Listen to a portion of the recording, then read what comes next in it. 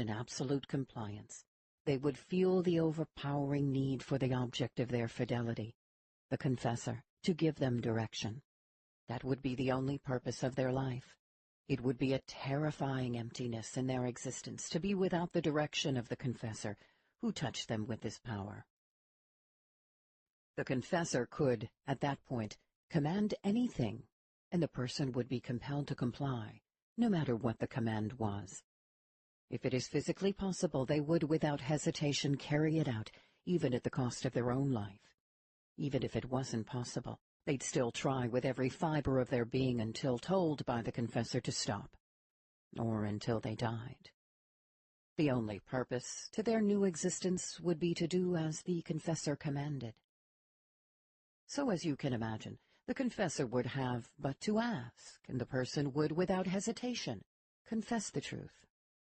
They would be utterly incapable of lying. That part of them, the desire, the need, the ability to lie, would have been destroyed and forever gone. Who they were is irretrievable.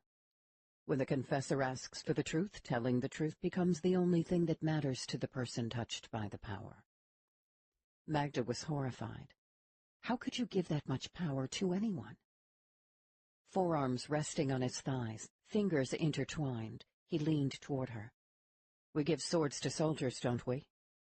The gifted have children who, through birthright, inherit deadly abilities. The men choose to serve as soldiers, or at least subjected to some degree of scrutiny. The child is gifted with powers without qualification and in fact may grow up to use those powers to cause great harm. Look at what Emperor Sulachen's followers do with their abilities granted to them through no precondition except birth. They use their power to destroy innocent people. On the other hand, the person chosen to be a confessor and invested with such power would have to be the right person, a rational person, a rare person who could be entrusted with such responsibility, as would the person entrusted to possess the key to the repositories of power. For the right person, either would be a tool. For the wrong person, either could be a weapon of evil. It is the mind behind that tool that matters.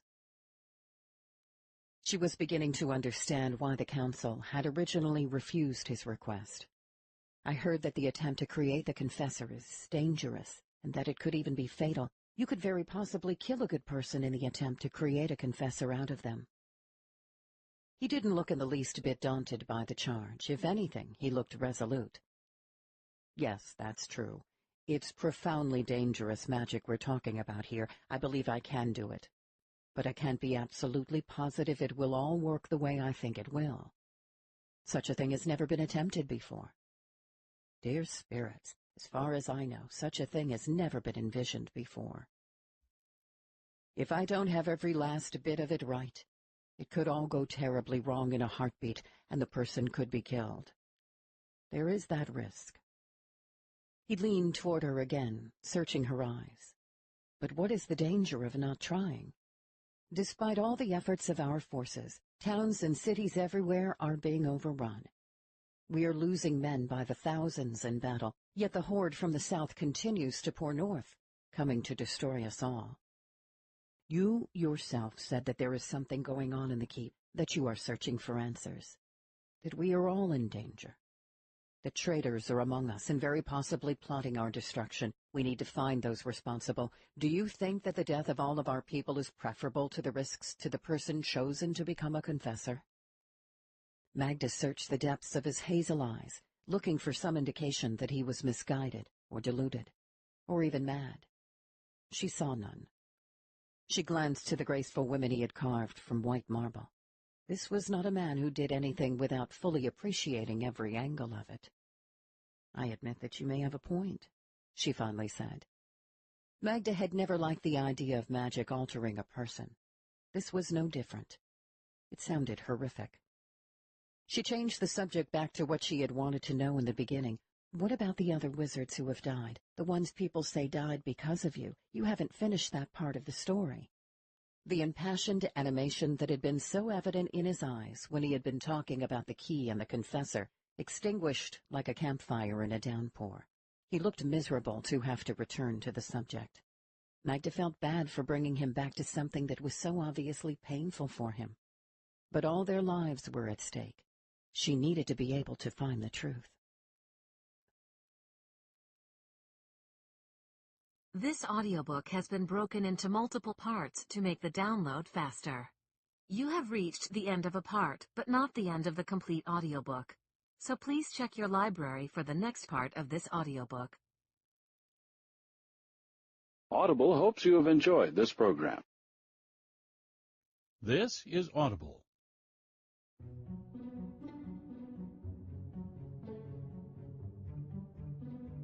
Terry Goodkind presents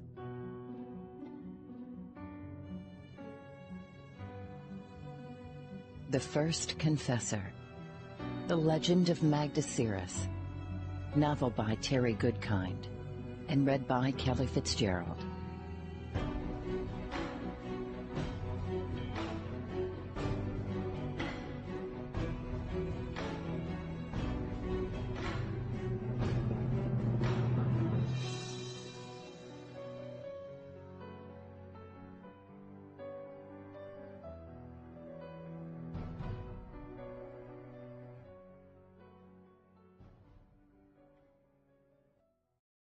Chapter 51.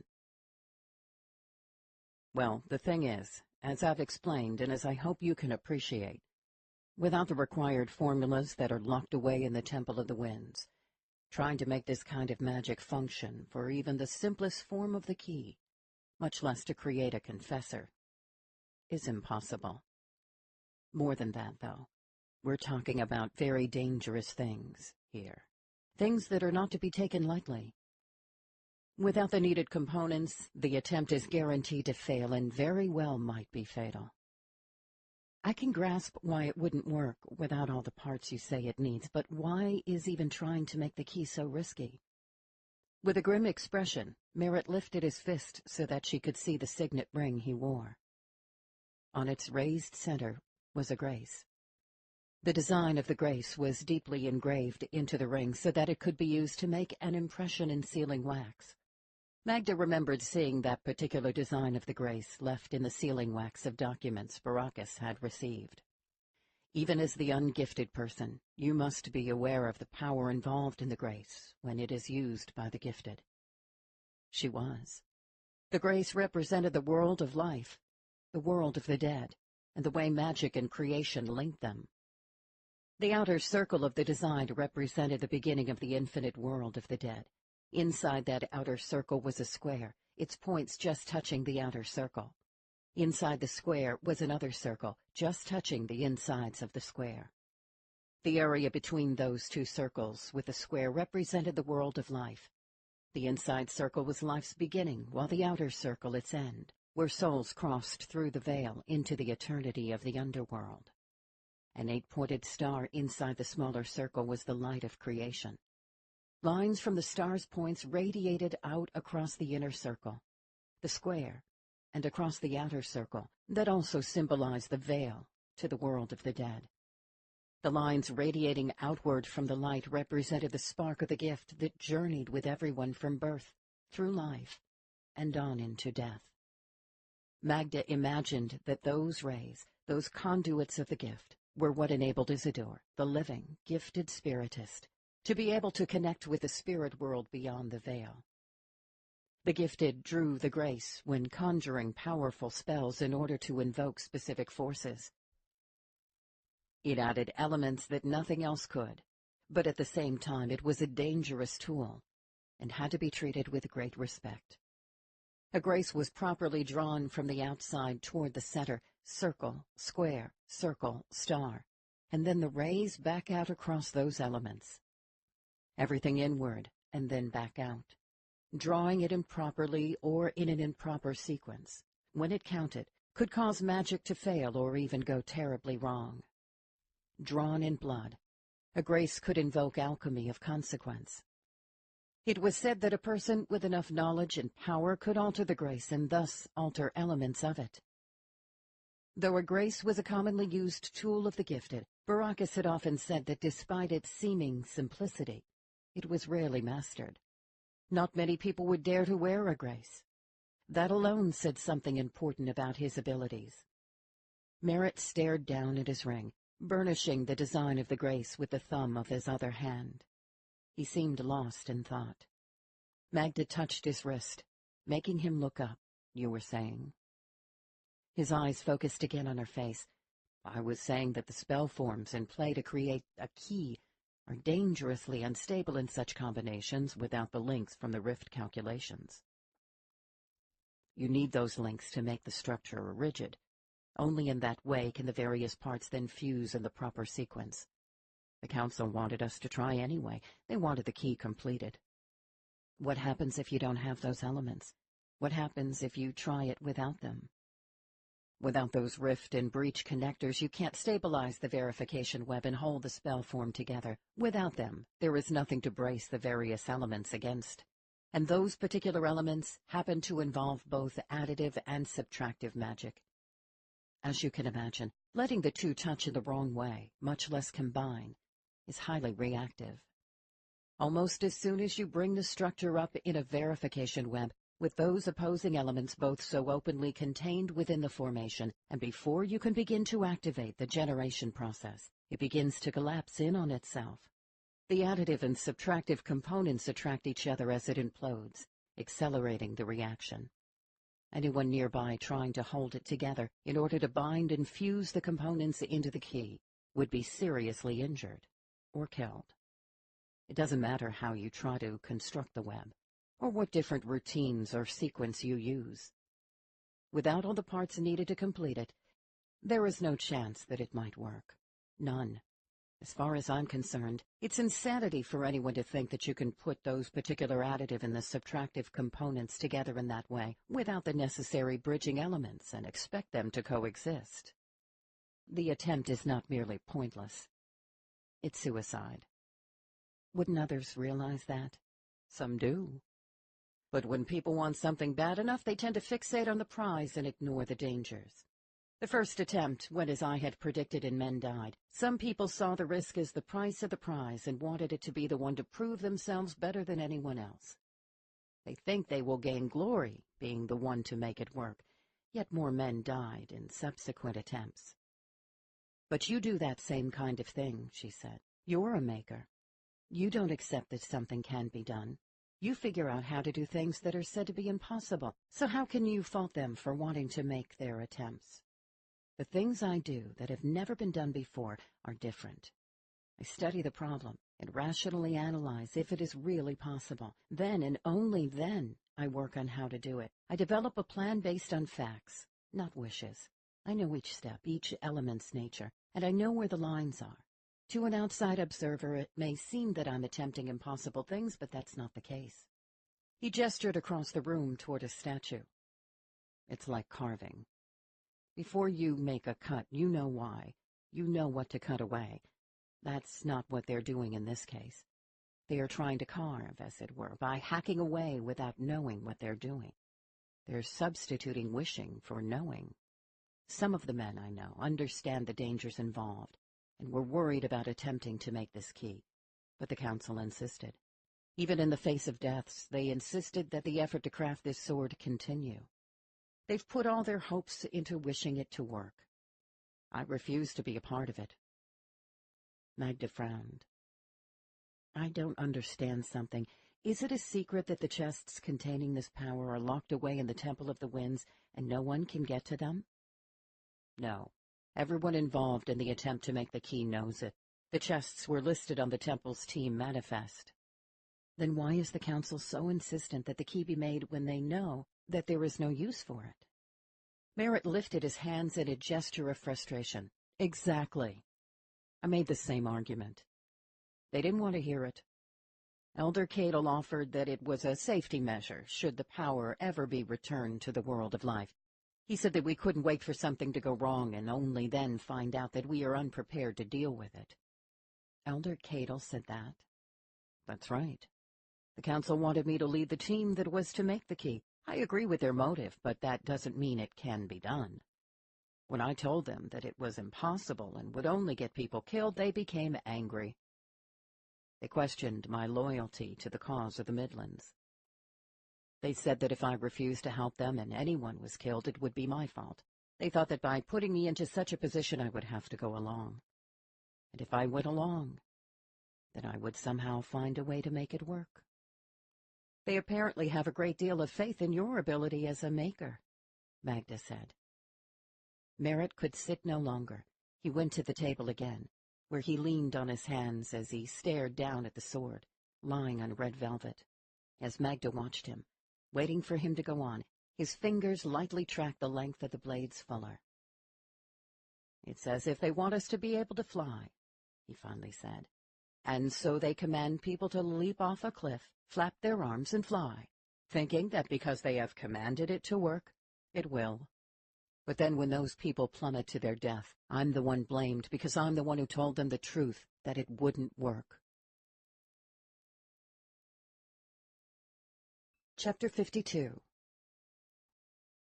"So you refused to lead them, and they went ahead with the attempt anyway," Magda said when he had been silent for a time. "Then what happened?" "What do you think happened? A lot of good men died for nothing, that's what happened." "I see." She remembered all too well the man down in the lower portion of the keep, lying sprawled on the floor dead, with a large fragment of a blade jutting from his chest. "Do you?" He shook his head without looking back. "You say that you think Baracus died for something worthwhile, so you at least have that consolation. These men died for nothing. What consolation is there for those they leave behind? Do you know what it's like to face the widows of such men? Men whose lives were wasted? Can you imagine the grief of those women, knowing that their husbands are dead, hearing that I'm responsible, hearing that I could have prevented it had I not been selfish, and instead helped them? Can you imagine what it's like to hear their children I've given rides on my shoulders, crying for fathers they will never see again? Can you imagine what it's like to have the widows, mothers, sisters, and daughters of men who died lie at your door all night, wailing inconsolably, blaming you for the death of their loved one? "No, I can't imagine it," Magda said into the stillness. She felt shame for being one of those who had so easily thought him guilty of the charge merely because she had heard it made. She had formed an opinion of him without ever meeting him. She felt a fool for so willingly embracing lies. "How could I convince people in such pain that I tried to prevent such needless deaths? They wouldn't listen. They wouldn't hear it. They believe the council's word that had I helped it wouldn't have happened. It's easier for the families to blame me than to try to grasp the complexities of the issue.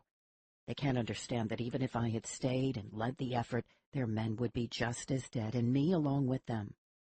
Easier for them to embrace lies than the truth." Magda could hear children running up the street, playing a game as their barking dog bounded after them. She could only imagine the anguish of children very much like them losing a father.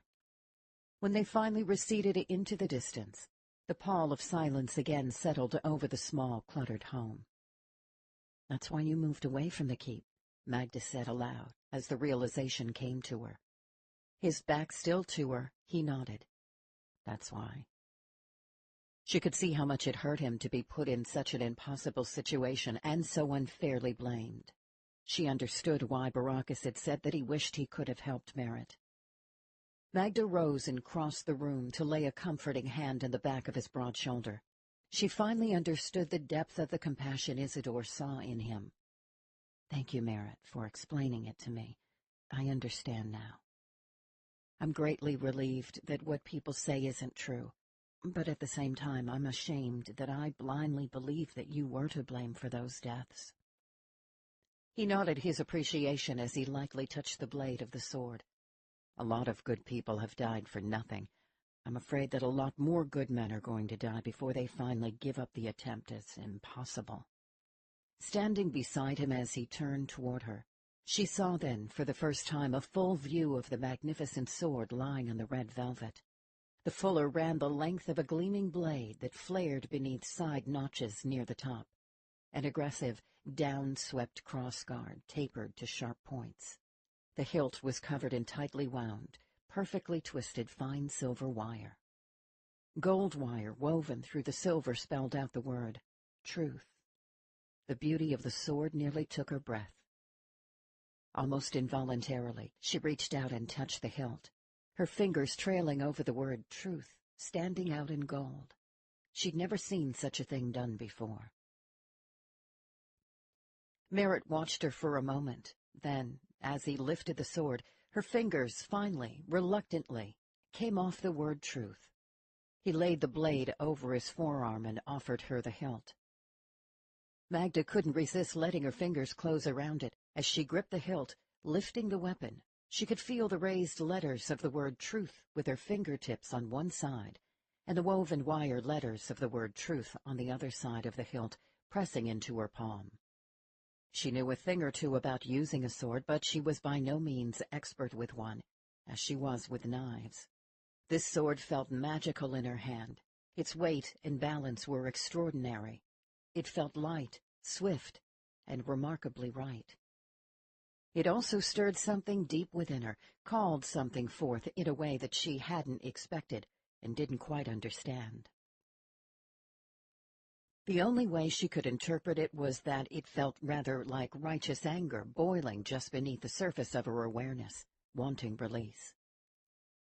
"This is meant to be the key," she whispered half to herself. He was watching her eyes. "Indeed it is, but as I've explained, I can't complete it." "It all makes sense now," she said, still speaking to herself as much as to him. "I understand what you meant about the magic of the key serving truth, and at the same time protecting the power. The power needs truth to work. Truth is reality, the laws of nature. They're inseparable. That relationship is represented by the sword woven into the hilt. That makes this a sword meant to serve more than just the power. It is also meant to serve truth." She at last looked up into his eyes as the realization came to her. This is the sword of truth. A warm smile softened his expression. "That's a good name for it. In fact, it's perfect. I don't know why I never thought of it myself. More than you realize, this sword serves truth on many levels and in many ways. I've always meant for the one who yields this sword to be a seeker of truth." "Thank you, Magda, for the clarity." He gestured to the sword in her hand. "From now on, it will always be known as the sword of truth." Magda lifted the blade upright, letting her eyes take in its graceful lines. Its fuller added not only lightness, which made it faster, but at the same time added strength to the blade. It was at once exquisite and deadly. Below the crossguard, the wire-wound hilt felt at home in her hand. "Where did you ever get something this magnificent?" His smile widened. "I made it." She again lifted the sword in astonishment, watching the light flare along the length of the blade. "You made this?" Merritt nodded. "Well, any would serve the purpose. This is the sword I made with the intent that it be the key. It has always been the sword I intended to invest with the power. I feel something. I can feel something stirring as I hold it." By his reaction, he was not at all surprised. "Like I explained before, we are all born with a spark of the gift. Though you are not gifted as such, you still respond to magic. This sword is invested with magic. That is what you feel." Magda frowned. "What sort of magic?" "In addition to preparing it to become the key, I also gave it abilities to help in its service to protect the power, as well as to serve truth. Those are the elements you feel." His smile ghosted away. "But that was before I knew that what I needed to complete it isn't in this world any longer. I won't let others use this sword to try to make the key because such a fruitful attempt would destroy it. At least the power is safe." Magda finally handed Merritt the sword. As his fist closed around the hilt, around the words truth on either side, she closed both hands around his, holding them tightly. They were close as she searched his eyes. "Answer a question for me." He shrugged, making no attempt to take the sword and his hand from under hers. "What do you want to know?" "How many chests contain the power that the sword of truth you hold is meant to protect?" He seemed reluctant, but finally answered. 3. Magda felt a tear well up and run down her cheek. The 3 boxes of Orden. Something more than the gift alone shone in his eyes. That's what the power was called before the star shift. How is it that you know that name? The name Orden is only used in the most ancient of sources. How is it that you know it? How could she tell him? How could she not? Chapter 53. Merritt, I have to tell you something. Concern creased his features. What is it? Magda cleared her throat, hoping that her voice wouldn't fail her. When Baracus returned from the Temple of the Winds, returned from the underworld, I was there in the first Wizard's Enclave waiting for him. I was, of course, happy to see him, and he was happy to return safely to me. But he was strangely quiet. I asked him what it was that so troubled him. Baracus told me that a great power, a very dangerous power, was no longer in the Temple of the Winds where it belonged. He said that it was supposed to be there, but it was gone. I asked him what he was talking about. He said that the 3 boxes of Orden were missing. Merritt's face went ashen. Missing? He said that much was not right in the Temple of the Winds. When I asked what he meant, he just stared off and was quiet for a time. He finally told me about the boxes of Orden and how important they were. I asked if he was certain they were gone. He said that the Temple of the Winds was a big place, but there was no doubt that the boxes were no longer there. Who else has he told about the boxes being gone? He said that he could tell no one but me. The Council doesn't know? No. I'm the only one who knows. And now you. I was waiting for the new First Wizard to be named. I had planned to tell him once he is named. One of her hands came off his holding the sword, so that she could grasp his muscular arm to urge his gaze back to her eyes. But I realize now that you are the one who needs to know, Merritt. You are the one I needed to tell. His face still hadn't regained its color. His gaze again drifted away to focus into distant thoughts. She couldn't imagine what he, having worked so long to create the protective key for the boxes of Orden, must be thinking. Thank you, Magda, for telling me, for trusting me. She nodded as her other hand finally slipped away from his on the sword. His expression abruptly turned expectant. Did Baracus say anything about the rift calculations for creating a 7th-level breach? Maybe he brought them back with him. Magda shook her head. I'm sorry. No, he didn't say anything at all about that. His momentary eagerness faded, to be replaced by suspicion. And the Council doesn't know about this? You're certain they don't know? Yes, I'm certain. Baracus said he could tell no one but me. I don't know why, but he was clear about it. He wouldn't have said such a thing unless he meant it. It makes no sense. How could the boxes of Orden not be in the Temple of the Winds? Merritt stared off again. I wonder if maybe someone else could go there to retrieve the formulas. I wonder if I could try it. I don't know how, but if I could— No, Magda said with an emphatic shake of her head. Baracus told me that there was much wrong at the temple. He said that it would be thousands of years before anyone again set foot there. That sounds ominous. I wonder why he said that. I don't know. But if Baracus said it, he must have known what he was talking about. That means that you or anyone wouldn't be able to get in. Merritt thought for a moment. The temple was supposed to be brought back to this world after the war is over and it's safe again here. Magda looked up at him from under her brow. Baracus was a war wizard. Part of that was his ability for prophecy. Maybe he meant that it wouldn't be safe in this world for thousands of years, and so it will have to remain banished.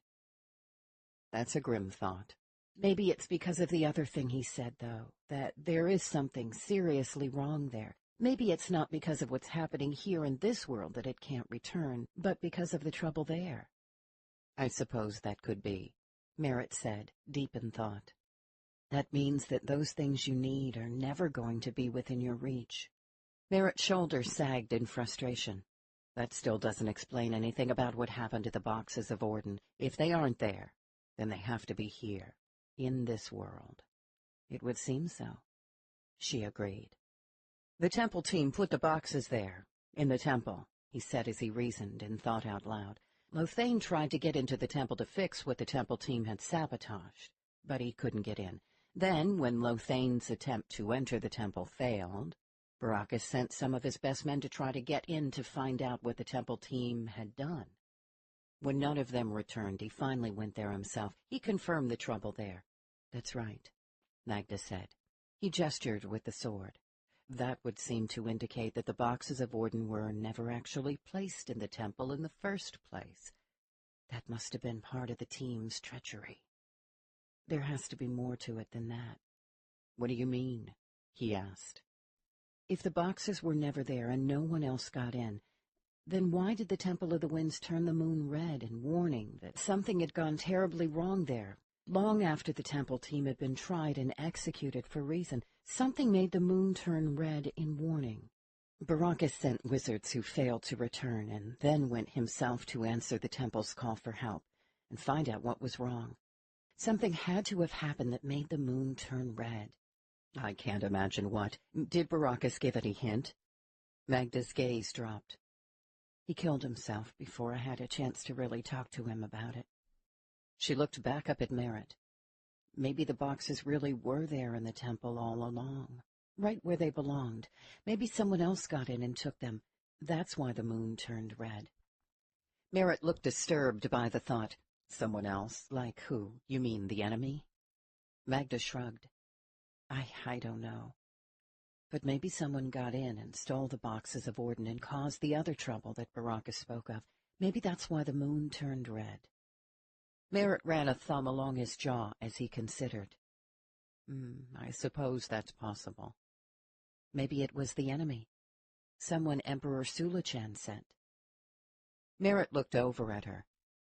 That's a troubling thought.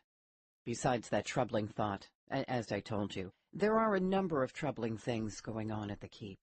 I heard rumors of some of our wizards bringing the dead back to life. Do you know anything about such efforts? I've heard that they are working to try to learn about the weapons Sulachan had developed. Besides that troubling thought, as I told you, there are a number of troubling things going on at the keep. I heard rumors of some of our wizards bringing the dead back to life. Do you know anything about such efforts? I've heard that they're working to try to learn about the weapons Sulachan has developed, he said. I think that Isidore was helping with just that sort of thing. She was dealing with matters from the spirit world. Now, other strange things are going on. Enemy forces are harvesting the dead. They took all the dead from Isidore's town of Grandingard. Reports I've heard say they've taken the bodies from other places as well, and from battlefields. Why would they do such a thing? Merritt heaved a sigh. I don't know. Magda went to the wicker couch and retrieved the bundle she had brought along. Take a look at this. Chapter 54. Magda unfurled the wispy cloth bundle and held it up so he could see it the way it had looked when it had hung in the maze of hallways outside Isidore's place. Merritt set the sword back down in the red velvet and crossed the room, drawn by what he was seeing. She could make out his silhouette through the silky cloth as he ran his fingers over the spell forms drawn on it. This is remarkable, he whispered. I certainly think so. It saved my life. Merritt pulled the edge of the cloth aside to peer at her. What do you mean? The monster who killed Isidore came after me. He was no less intent on killing me than he had been on killing Isidore. He chased me through your maze. I was lost and trying my best to stay out of his reach. He finally trapped me in a dead end behind this cloth, but he couldn't pass it to get to me. This cloth somehow stopped him. Merritt lifted the side of the cloth out so he could examine all the symbols crudely painted on it. I can see why, he said as he studied the symbols. Isidore told me that the spells she drew were derived from her work as a spiritist, and that they were both powerful and significant. He was still studying the drawings on the cloth. There is no doubt of that. He shook his head as his gaze wandered from one symbol to another. I taught her the basics of these spell forms, but she has added some very peculiar elements to them. Isidore told me that the dead must heed them. Merritt glanced her way but didn't say anything. So she did. I can testify to the truth of what she said. Magda joggled the cloth. This is what stopped the monster, that dead man, from getting at me. He wouldn't go past it. Isidore said that the dead must heed the things she drew. There's another reason that I believe that this man who killed her was trying to kill me was actually dead. He heeded this warning. Merritt glanced her way. That might be true, but it's not necessarily the case. He took the cloth, draping it over an arm as he paced across the room, pulling folds aside one at a time as he considered the symbols lying across his arm. This is very disturbing, though, he muttered. These are keeper spells, meant to ward the dead. Keeper spells? Merritt, why was Isidore worried about dead people? Why did she have these keeper spells drawn on hangings in the hallways around her that stopped the dead? He looked back at her a moment. Perhaps because she had a reason to fear them, or perhaps it was only a precaution. She was dealing with the world of the dead, after all. That was her profession. Besides that, she was searching for spirits that are trapped in this world. Those spirits belong to the corpses that General Kuno took from Grandengard. But those are spirits of the dead, not the dead themselves. What are you getting at? Well, if what I've heard is true, and some of those wizards down there really are able to bring the dead back to life, or not really life, but, well, you know what I mean. What if they are creating monsters out of dead people, mindless slaves to do their bidding? Merritt arched an eyebrow as he handed her back the silky cloth. I have learned not to dismiss things that sound preposterous, but do you really believe that? She took the cloth from him and folded it back up. I don't know what I believe. She lifted the bundle. But I sleep under this. She thought that he might laugh at her. He didn't. Good girl, he murmured as he turned away in thought. Merritt, there are too many things happening that make no sense. I fear that something terrible is going to happen before I can figure it out, and no one but me seems to care. I care, he said quietly. She was momentarily caught off guard. She hadn't expected him to say that. It was what she had hoped for, more than she had hoped for, in fact. It was why she had come to see him in the first place, but she hadn't expected it. Thank you, she whispered. You're right, there are too many unexplained things happening, not only the things you mentioned, but others as well.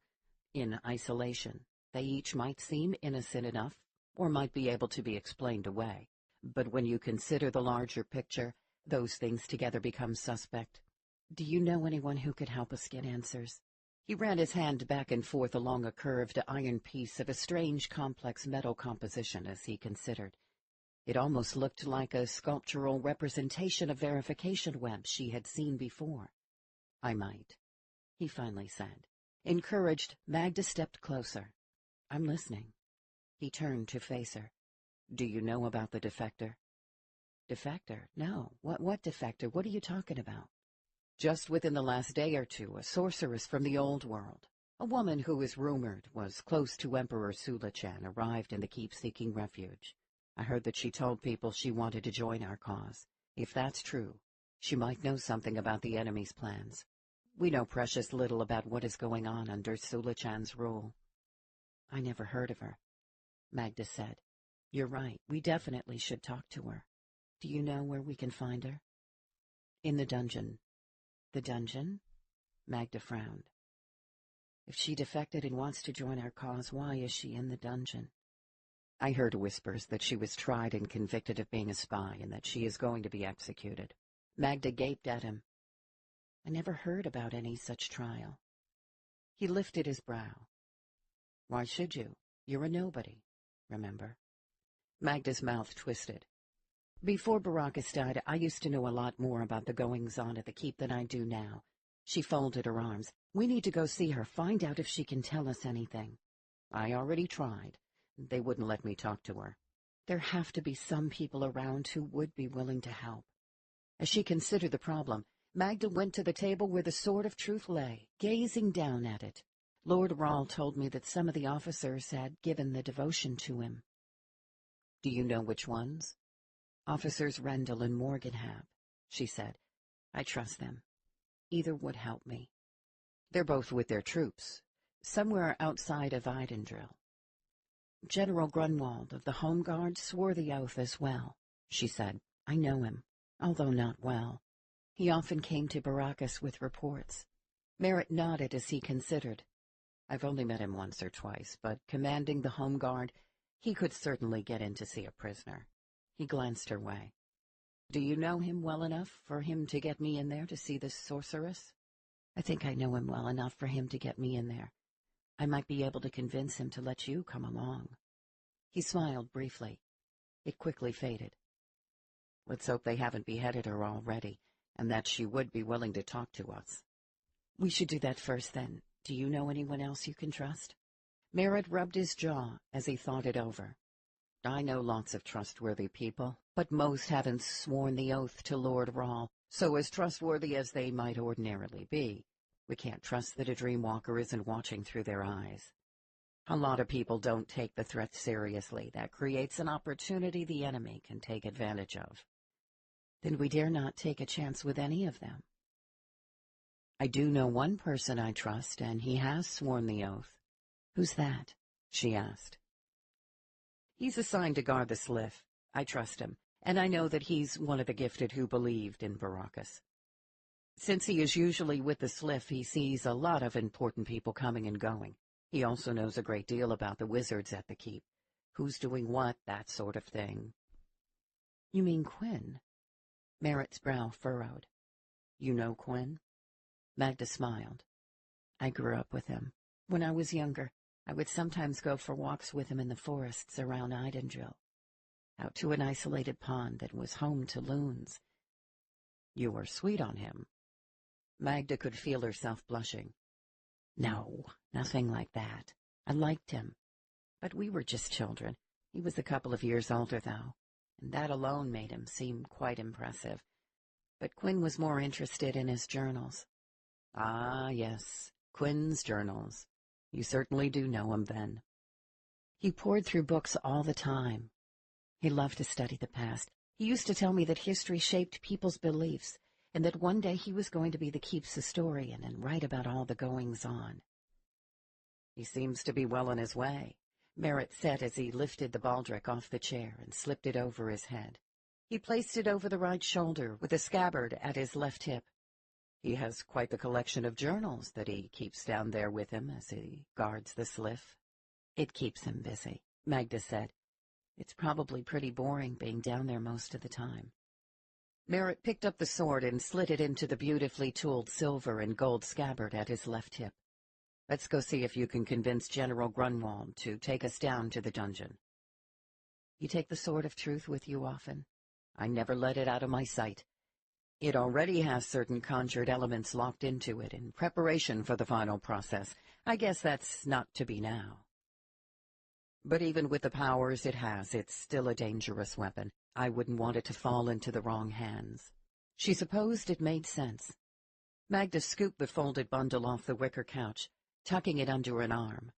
On her way past the bookshelf, she paused, pointing at the tiny clay figures of people floating in the air, just off the end of a small scroll sticking out from under the shelf. Merritt, do you mind me asking what in the world this is? Merritt pulled the scroll off the shelf. The little figures floated around through the air, staying close to it. I call it a gravity well. Smiling at the little figures hovering in the air, she turned back to him. A what? If you toss something in the air, it falls to the ground. In a way, we're all like these little figures, pulled to the ground by gravity. He unfurled the scroll to show her that it had a spell form drawn on it. She was a bit alarmed to see that part of the spell form was made up of an altered grace. You created gravity in a spell? Not exactly. I created a spell that attracts specific things. I guess you could say that it only mimics gravity. In this case, I had it attract these clay figures, so they always are compelled to stay near the spell form, like we must stay on the ground because of gravity, so I call it a gravity well. What's it for? She puzzled at the paper and its clay people drawn to it. What is its purpose? Merritt shrugged. Nothing, really. It's just something I came up with while I was working on something else more important. I've never thought of a use for it, so I guess that it's just for my amusement. He folded the scroll up small enough to fit in his hand, The figures floated close. He took her hand and placed the small folded paper in her palm.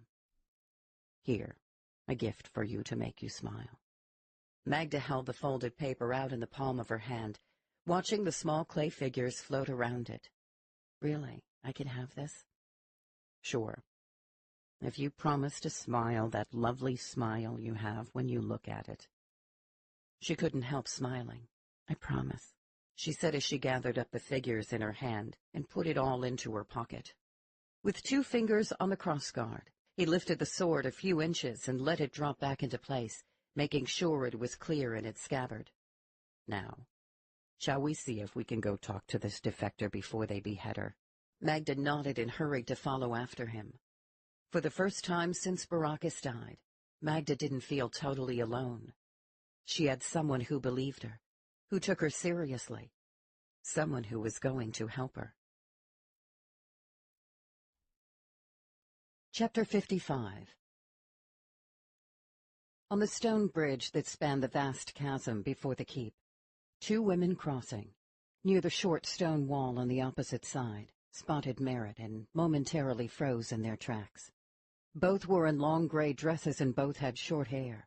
One was a couple of years older than Magda, while the other appeared old enough to be the first woman's mother. Magda saw blood on the younger woman's dress.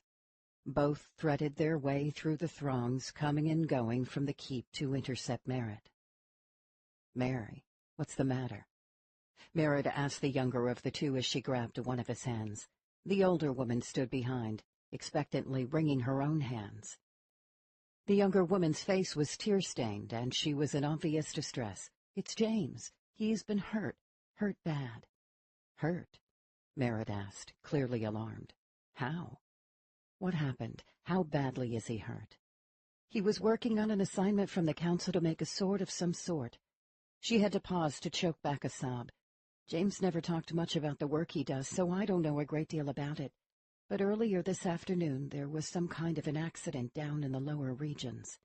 3 of the men with him were killed outright by a massive explosion.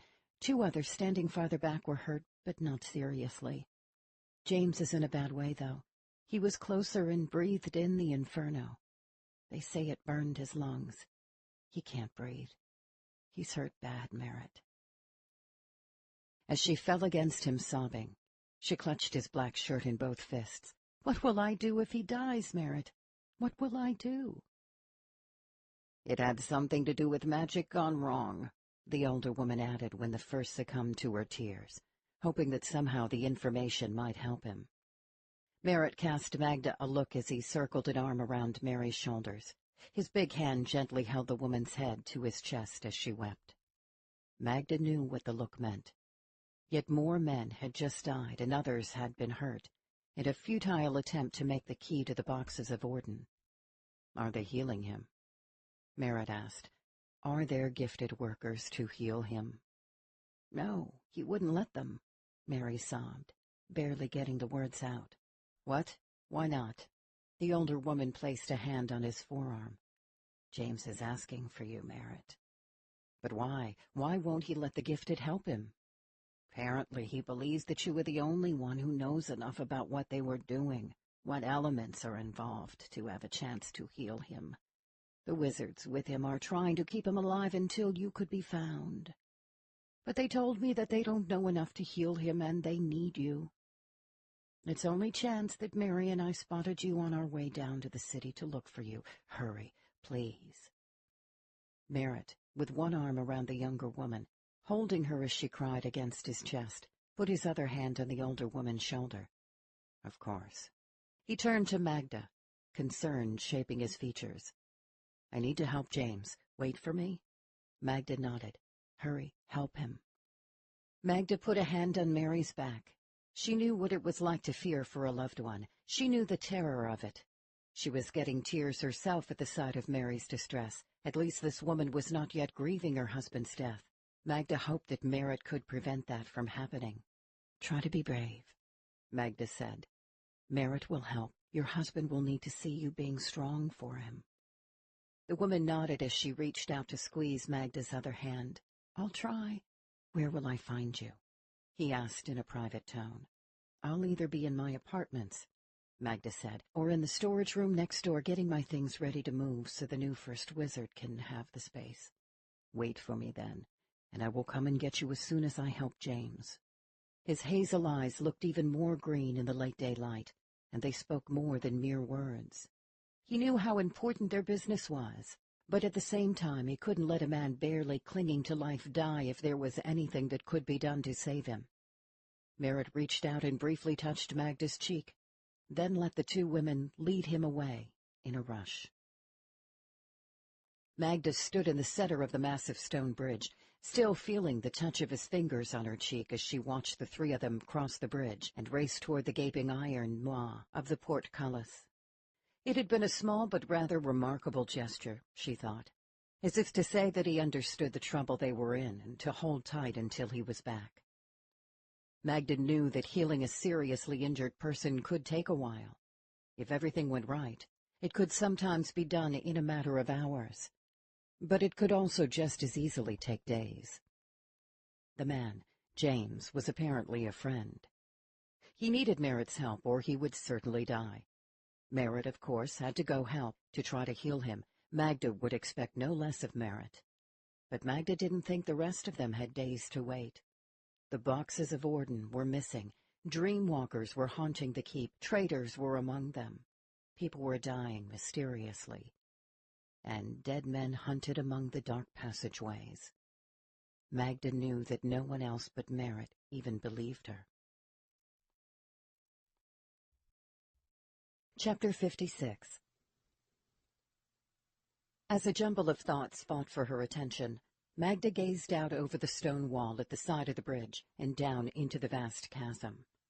The split in the mountain spanned by the stone bridge dropped nearly all the way to the very floor of the valley. Clouds frequently drifted by below the bridge, but not this day. This day a humid haze dimmed the details far below.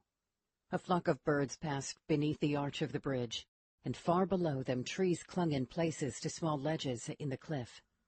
Far down at the bottom she could just make out boulders. The boulders reminded her of the ones below the cliff, where Baracus had jumped to his death, and she almost had. At that thought she had to turn away from the dizzying drop. The dark, soaring stone walls of the keep caught the last warm rays of the setting sun. The humid air had gone dead still as the day neared its end. Magda stood gazing out at the blue haze of mountains in the distance across the other side of the bridge, unsure what to do, unsure how long she dared wait for Merritt before she had to go without him, down to the dungeon to look for the enemy sorceress. Someone coming across the bridge caught her eye. It was Councilman Sadler. He looked grim as he strode resolutely across the bridge, head bent, watching the ground before him as if in a daze. Magda stepped out and gently caught him by the arm. "Councilman Sadler, good afternoon." "Magda." He blinked at being so suddenly jarred from his thoughts. "Good afternoon." As he started away, Magda held on to his arm, pulling him to a stop again and keeping him from leaving. "What's wrong?" she asked. He scowled unhappily. "Am I that obvious?" "No, not at all. Just a feeling I had when I saw you. Is there anything I can do for you?" He peered at her a moment. His clear eyes behind drooping lids finally looked away from her before he spoke. "The council has made some decisions," he said. "You caught me thinking over the matter." "And you don't like what was decided?" "I can't say that I'm entirely in agreement with their determinations." It was uncharacteristic for him to voice such personal feelings about matters decided by the council. He was usually quite stoic. With thoughts of all the trouble at the keep still in her head, she decided not to let the matter go. "May I ask what they have decided that troubles you?"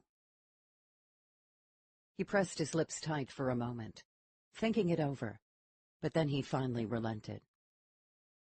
"People will know soon enough. Won't be a secret for long."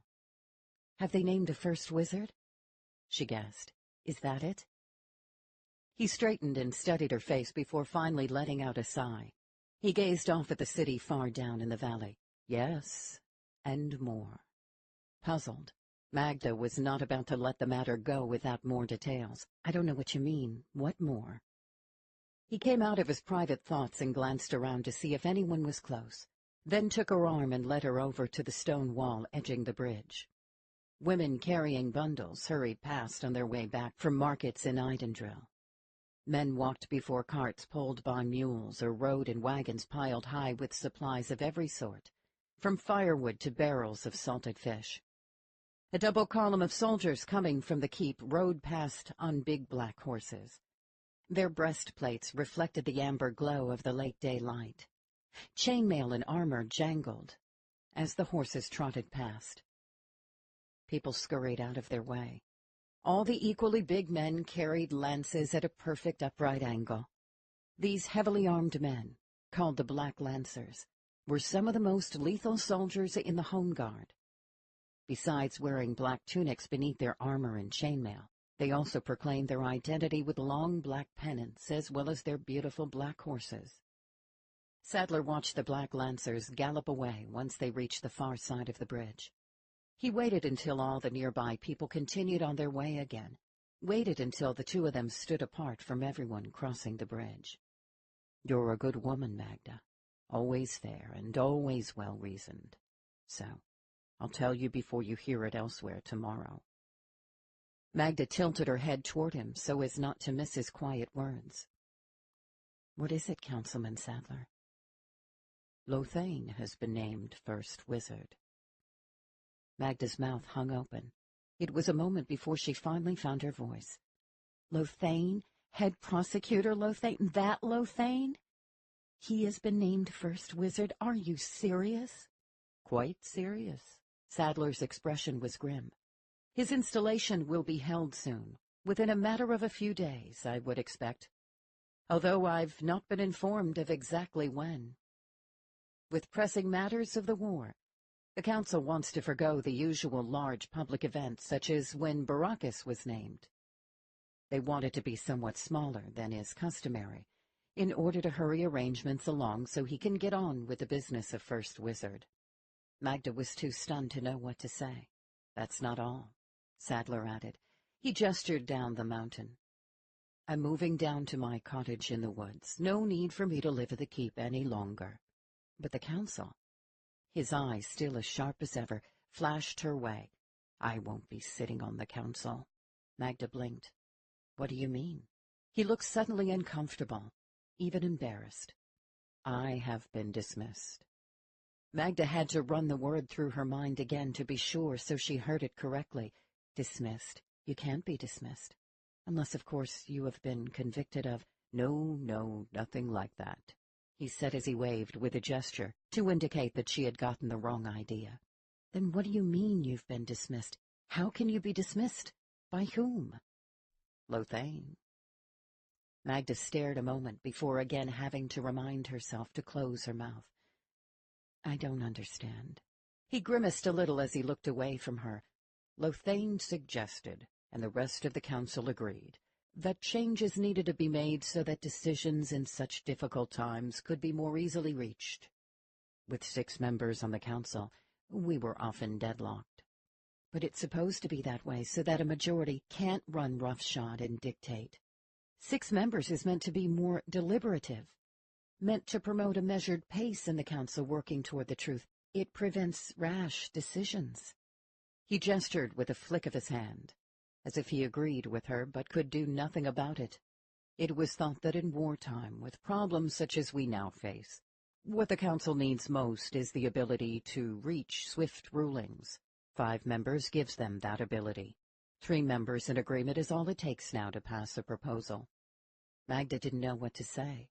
She had known Sadler for a long time. She had brought matters before him for several years. He hadn't always agreed with her, but unlike some of the others, he had always listened with an open mind. She reached out and laid a hand on his forearm. "I'm so sorry. Are you going to be all right?" He again waved off her concern. "Don't worry for me. I'll be fine. I always wanted to spend more time in my quiet little cottage in the woods. Since my wife passed, well, I guess that I could use some time to reflect. Worrying about matters of war are probably too harsh a burden for me anymore. At least, that was what the others said. A slight breath of breeze pulled some of her short hair across her face. Magda pushed it back. "Can I come see you sometime?" He grinned and pinched her cheek, something he had never done before. It was an extraordinary gesture that stunned her. "I'd like that, Magda. I'd like that." He seemed so much less reserved than, in her experience, he had always been. His weathered, wrinkled face looked tired. She thought it must be that he had believed he had to present a measured and resolute facade appropriate to being a councilman, now that mask had faded away to reveal the man beneath it. As he started away, she watched him turning his back on the keep, on a life's work. He looked hunched and older to her than he ever had before. Magda suddenly thought of something and called out to him. Chapter 57. Magda took a step away from the stone wall at the side of the bridge. "Councilman Sadler." He stopped and turned. "It's just Saul now. I am no longer a councilman, I am just Saul."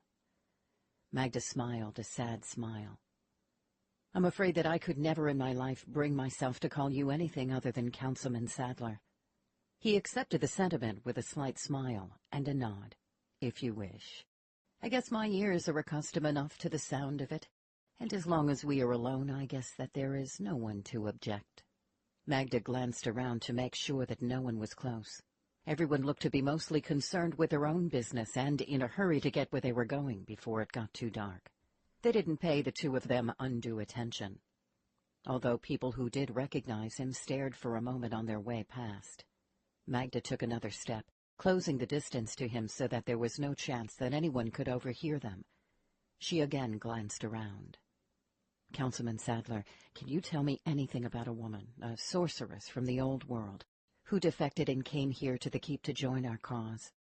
He rubbed a hand back and forth across his mouth as he thought it over. He lifted a finger.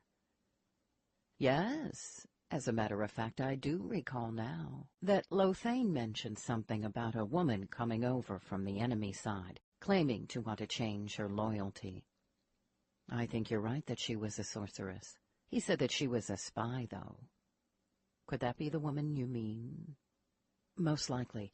Do you know anything about her?" "I'm afraid not. I never met her.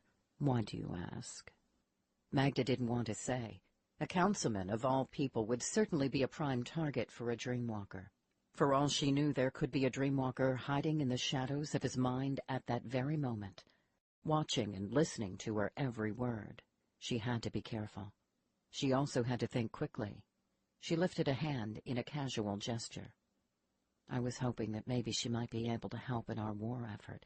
If she really did come from the old world, I was hoping that maybe a woman like that would know something that could help us." For the first time, his expression turned suspicious. "You mean, like, with information about the dreamwalkers? Such as what tasks occupy their attention and how far they've gotten?" Magda showed a brief, if insincere, smile. "Well, yes, that had crossed my mind, but I was thinking in a more general nature. We could use all the help we can get." He nodded. "Sorry, but I can't say. Not because I wouldn't tell you, Magda, but because I don't know anything." "I see. Well, thank you anyway, Councilman Sadler." She smiled again, but sincerely this time. "I'll try to visit you soon and see how you're getting along." He smiled warmly in return. "I'd like that, Magda. I'd like that very much." He took a step, but then paused and turned back to her. He laid a hand on her shoulder, his fingers tightening as he drew her a bit closer. "Of all the people who came before us, Magda, you were the one who always represented truth. I want you to know that." She suddenly felt a bit guilty for being deceptive in her answer about the sorceress. But it was a pretense necessary to protect lives. The dreamwalkers, after all, could be anywhere. "I came before you to represent those who have no voice." He smiled a sly smile as he let the hand drop. "No, not exactly. You did not speak up for the deceitful, the covetous, the greedy who have no voice. You spoke only on behalf of the innocent. or those of principle who have no voice. You came before us to represent truth. Others on the council may not have noticed the distinction, but I want you to know that I always did. Though you are not gifted, there is power in a voice such as yours, power in truth. Our reasoning minds, after all, are where our greatest ability lies. Though you are not gifted, that ring of truth resonates with people more than you know. There are things going on at the keep that I don't understand. Perhaps others do, perhaps even you do. But I don't. As a councilman, I was, in a way, shut off from many of the real goings-on around us. I saw only what was shown to me. In that capacity, I saw a great many people who came before us for a great many reasons. You, Magda Cirrus, were the only one who always came before us concerned only with the truth. We live in dangerous times. We may be living in the end of times. If we are to survive, we need truth more than anything else. Of all the people I have known, you are the only one who stood out to me as someone dedicated to finding the truth of things. I doubt that you have any idea how rare that is. Don't ever give up on that calling, Magda. Know yourself. Know who you are. Though few would admit it, even those on the council, I truly believe that we all need you. Magda was stunned to hear him say such things. But I'm not even gifted. She almost said that she was a nobody. I'm not able to do much on my own. His smile returned. Standing for truth is everything. Truth is power. Don't ever forget that. I won't. Thank you, Councilman Sadler. He smiled at the title. Oh, and Magda, I want you to know that I took your advice. My advice? What advice? He lifted an eyebrow. Your advice to give the oath, to Lord Raw, to protect our minds from the dreamwalkers. Magda stared at him. You did? When? He smiled. The night after you came to the council covered in blood. Like I said, I know that you are the only one who came before us concerned with nothing more than the truth. As soon as I was in my room that night, I went to my knees, as you had instructed, and gave the 3 devotions to Lord Raw. Magda hoped for his sake that he was telling the truth. Did any of the other council members swear the oath? He shrugged. I'm sorry, but I don't know. I would not tell any of them, and I'm sure they would not tell me. I just wanted you to know that if you do come to see me, you can speak your mind without worry of a dreamwalker hearing it. Magda grinned. Councilman Sadler, you are a devious man. He returned the grin. How do you think I have managed to live this long? Be well, Magda Cirrus, and be true to yourself. I will. And please take good care of yourself. You can never tell when the Midlands may have further need of you. As Sadler once again started out across the massive stone bridge, mingling into the crowds, Magda felt a breeze kick up. She glanced to the horizon and noticed a black band of clouds. The hot, humid weather had been a harbinger of approaching storms. Before passing under the iron fangs of the portcullis, she gazed up at the massive dark walls and towers of the keep, rising up into the darkening sky. The silent keep seemed to be waiting for her, waiting to swallow her up. Magda was alone, again. Even though she had only just met him, she missed Merritt being with her. There was something about him unlike anyone she had ever met. It felt easy, natural being with him. But now, she was alone.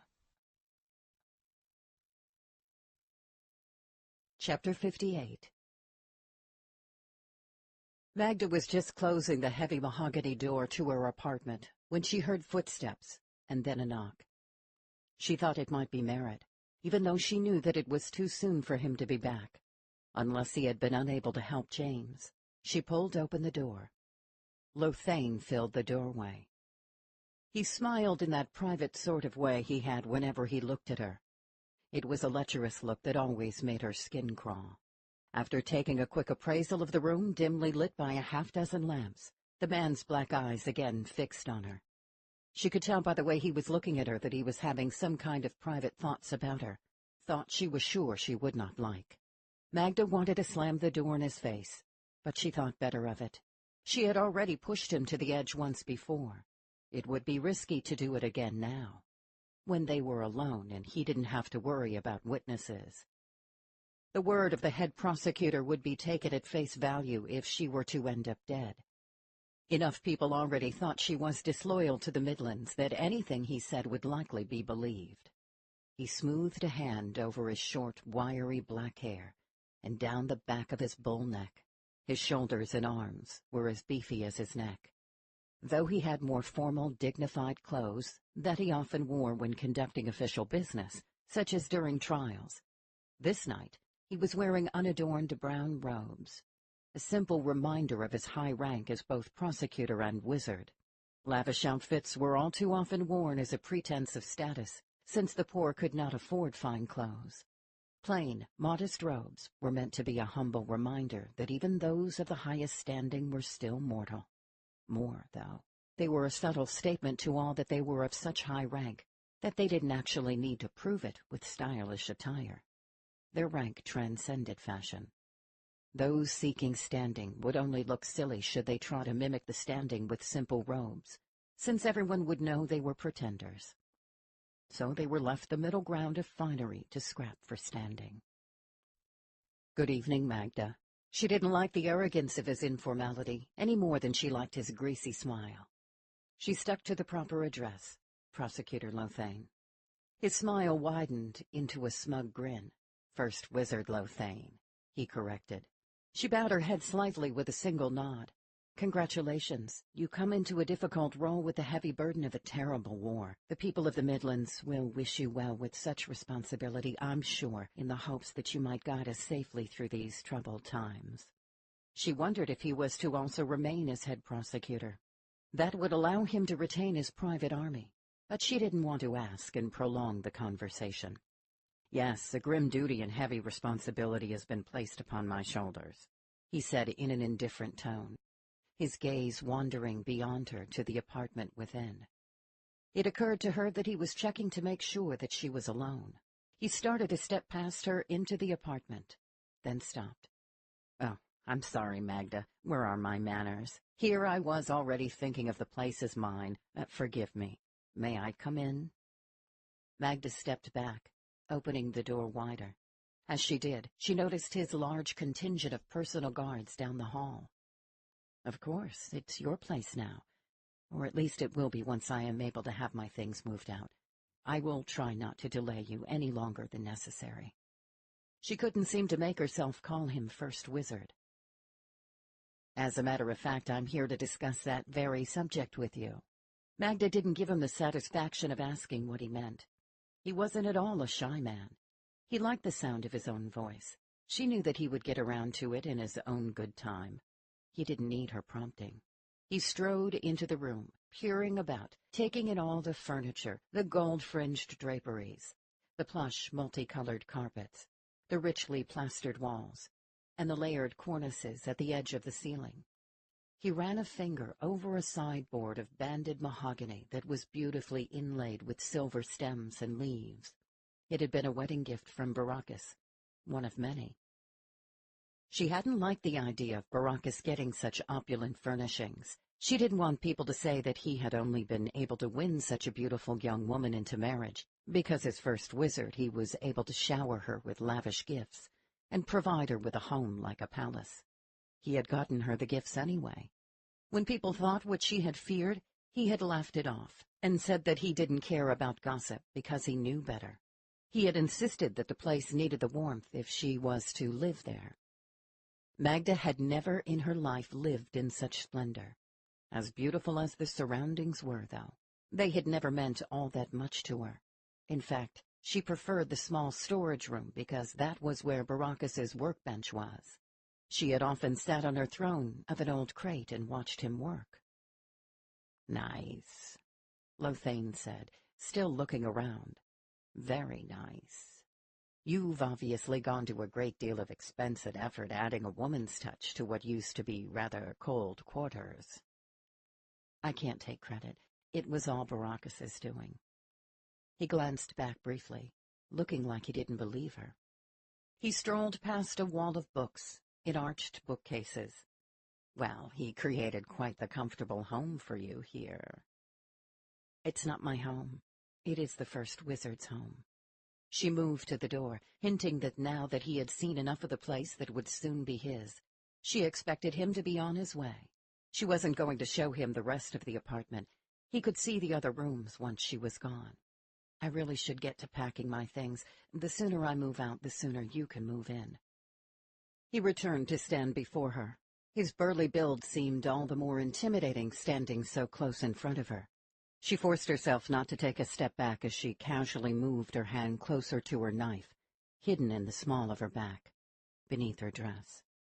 A small slit in the dress provided access to the weapon. His smile was back as he fixed her in his gaze again. That isn't necessary. I don't know what you mean, she said. Moving out, he said offhandedly. It isn't necessary. You see, I think that it's time that we came to an arrangement. Even though she was truly puzzled at his meaning, she didn't want to coax him into talking about it. She simply wanted him to leave.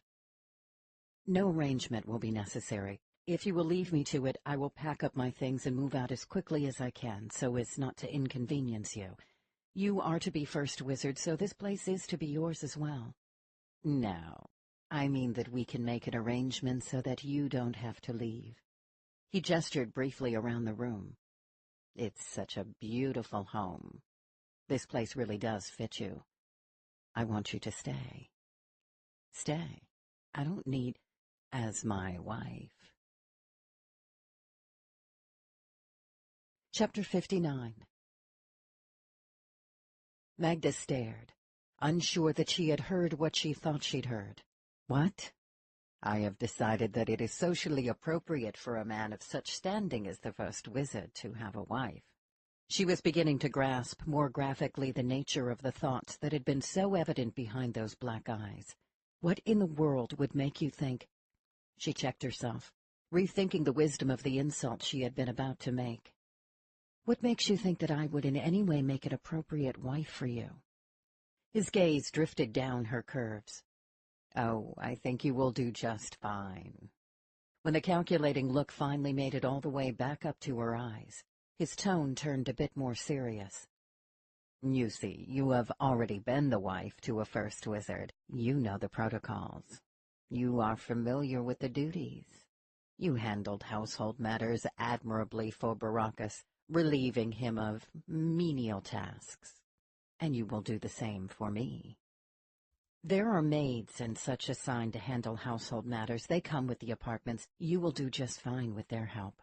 Be that as it may, there are larger issues at stake. You are a woman who also needs the protection of an important man.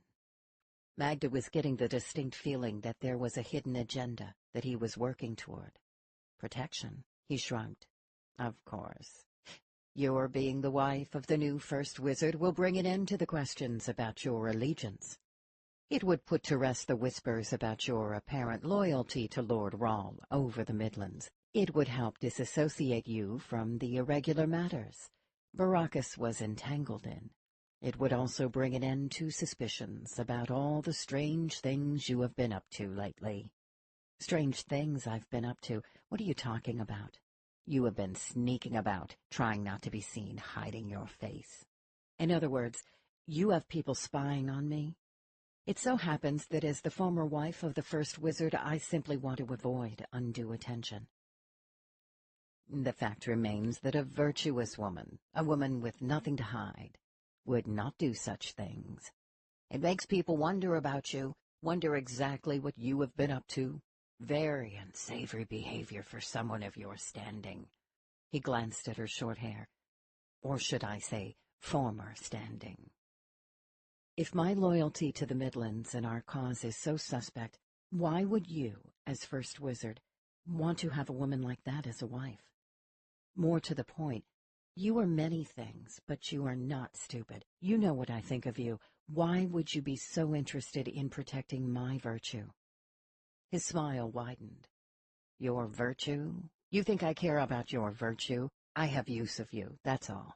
Saving your reputation and perhaps your hide is merely a plum I offer in return. You have use of me? What use could I possibly be to you? He glanced back over his shoulder, then returned his gaze to her eyes. Why don't you show me the bedroom, Magda? And I will make clear to you one of your many uses to me. Magda could feel the blood rush to her face. She worked to control her voice. Yelling at him was not going to get her to the bottom of what this was really all about. You're a powerful man. You can have your pick of most any women. A few of them might even be willing.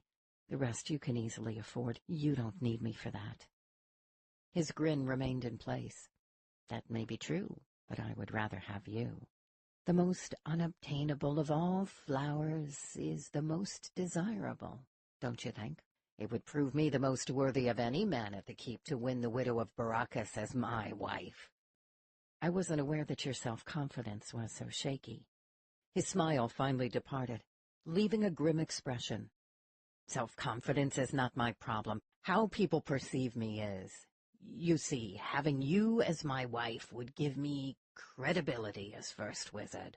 It would put people in mind of Baracus. It would put us on the same plane. I would be his equal, and as his equal, I would have the same woman at my side. Magda gritted her teeth.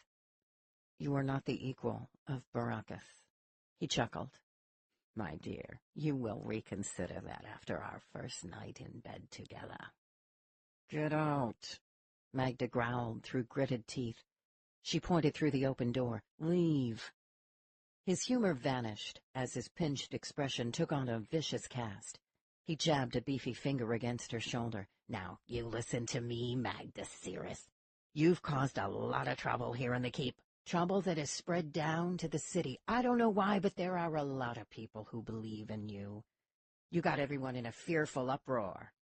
With your bloody show before the council session, when you put your wild theories about dreamwalkers out where people could hear them. Far worse, though, are your disrespectful and despicable accusations against me. Improbable as it seems, those insulting charges brought by a nobody have caught the attention of many. Those accusations have found support and created divisions within the keep. You have disgraced and discredited me in the eyes of some. Your allegations have made people less willing to trust me, to follow me.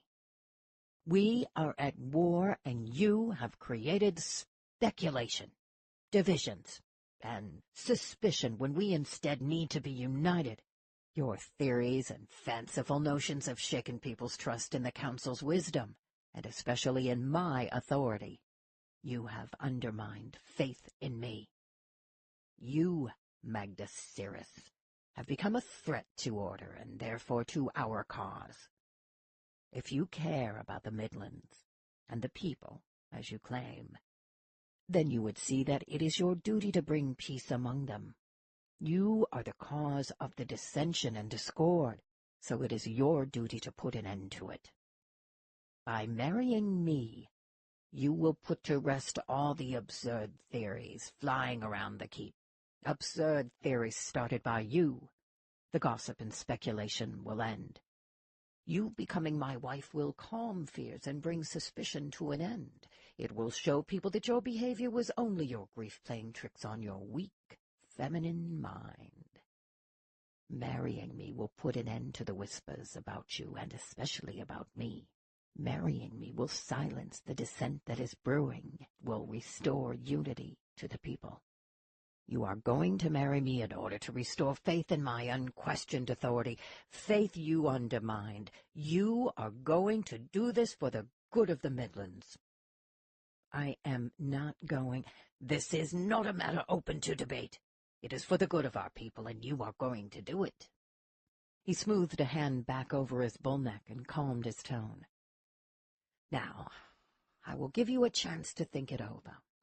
It's a big step, remarrying, but it will do you good and give you a renewed purpose here at the keep. I hope that you don't make it any more difficult for yourself than it needs to be. Either way, I can assume that you, in the end, one way or another, you will be married to me and serve me as a good and loyal wife should serve her man and her leader, the First Wizard. He leaned close, his teeth clenched. as he jabbed his fat finger into her shoulder over and over, punctuating his words. "That is the road of life you are going to travel. Don't make that road any harder than it needs to be." Magda ignored the throbbing pain from his finger jabbing her shoulder. "I told you to get out." He flashed her a cold, patronizing smile. "So you see, since you will be marrying me, you will be remaining in your apartment, or should I say, our apartment, surrounded by the luxury to which you are accustomed, living the privileged life of the wife of the first wizard. Fears and doubts about the leadership of the Midlands will soon be forgotten when people will see you faithfully at my side." "I asked you to leave." Magda's heart was hammering so hard with rage she couldn't think straight. He gestured. "You will have to let your hair grow out, of course. It's only fitting for the wife of the first wizard to have long hair. I told you." "Is there a problem here?" Magda turned. Merritt filled the doorway. Chapter 60. Merritt had Lothane fixed in a dangerous glare. "No, there's no problem," Magda said. "Prosecutor Lothane was just leaving. He had a minor issue to ask me about, but as it turns out, I'm afraid that I'm unable to help him with it." Lothane stared at her for a moment, as if to say that it was already decided, and he would have his way, before letting his icy look move to Merritt. "What are you doing here, Merritt?" The two men glared at each other like two stags unexpectedly encountering each other in an open meadow. She knew that she had to do something before one of them decided to. "I asked him to come," Magda said into the dangerous silence. Lothane's brow twitched as he looked over at her. "You asked him to come? Why?" Before Merritt could say anything, Magda replied, in an offhand manner, "Baracus was a maker." "What does that have to do with anything?" Lothane asked before Magda had a chance to explain.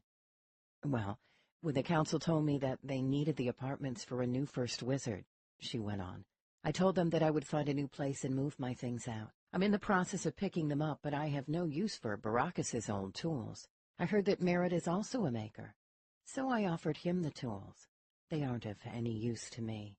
I thought they not only might be of some use to Merritt, but it would save me the trouble of moving them. Besides, I won't have the room for them in my new quarters." Lothane smoothed a hand over his head as he considered what she said. "I see." Lothane's legendary temper was balanced on a knife edge, and she knew that it could go either way. She was overwhelmed by what he had told her, and she needed time to think.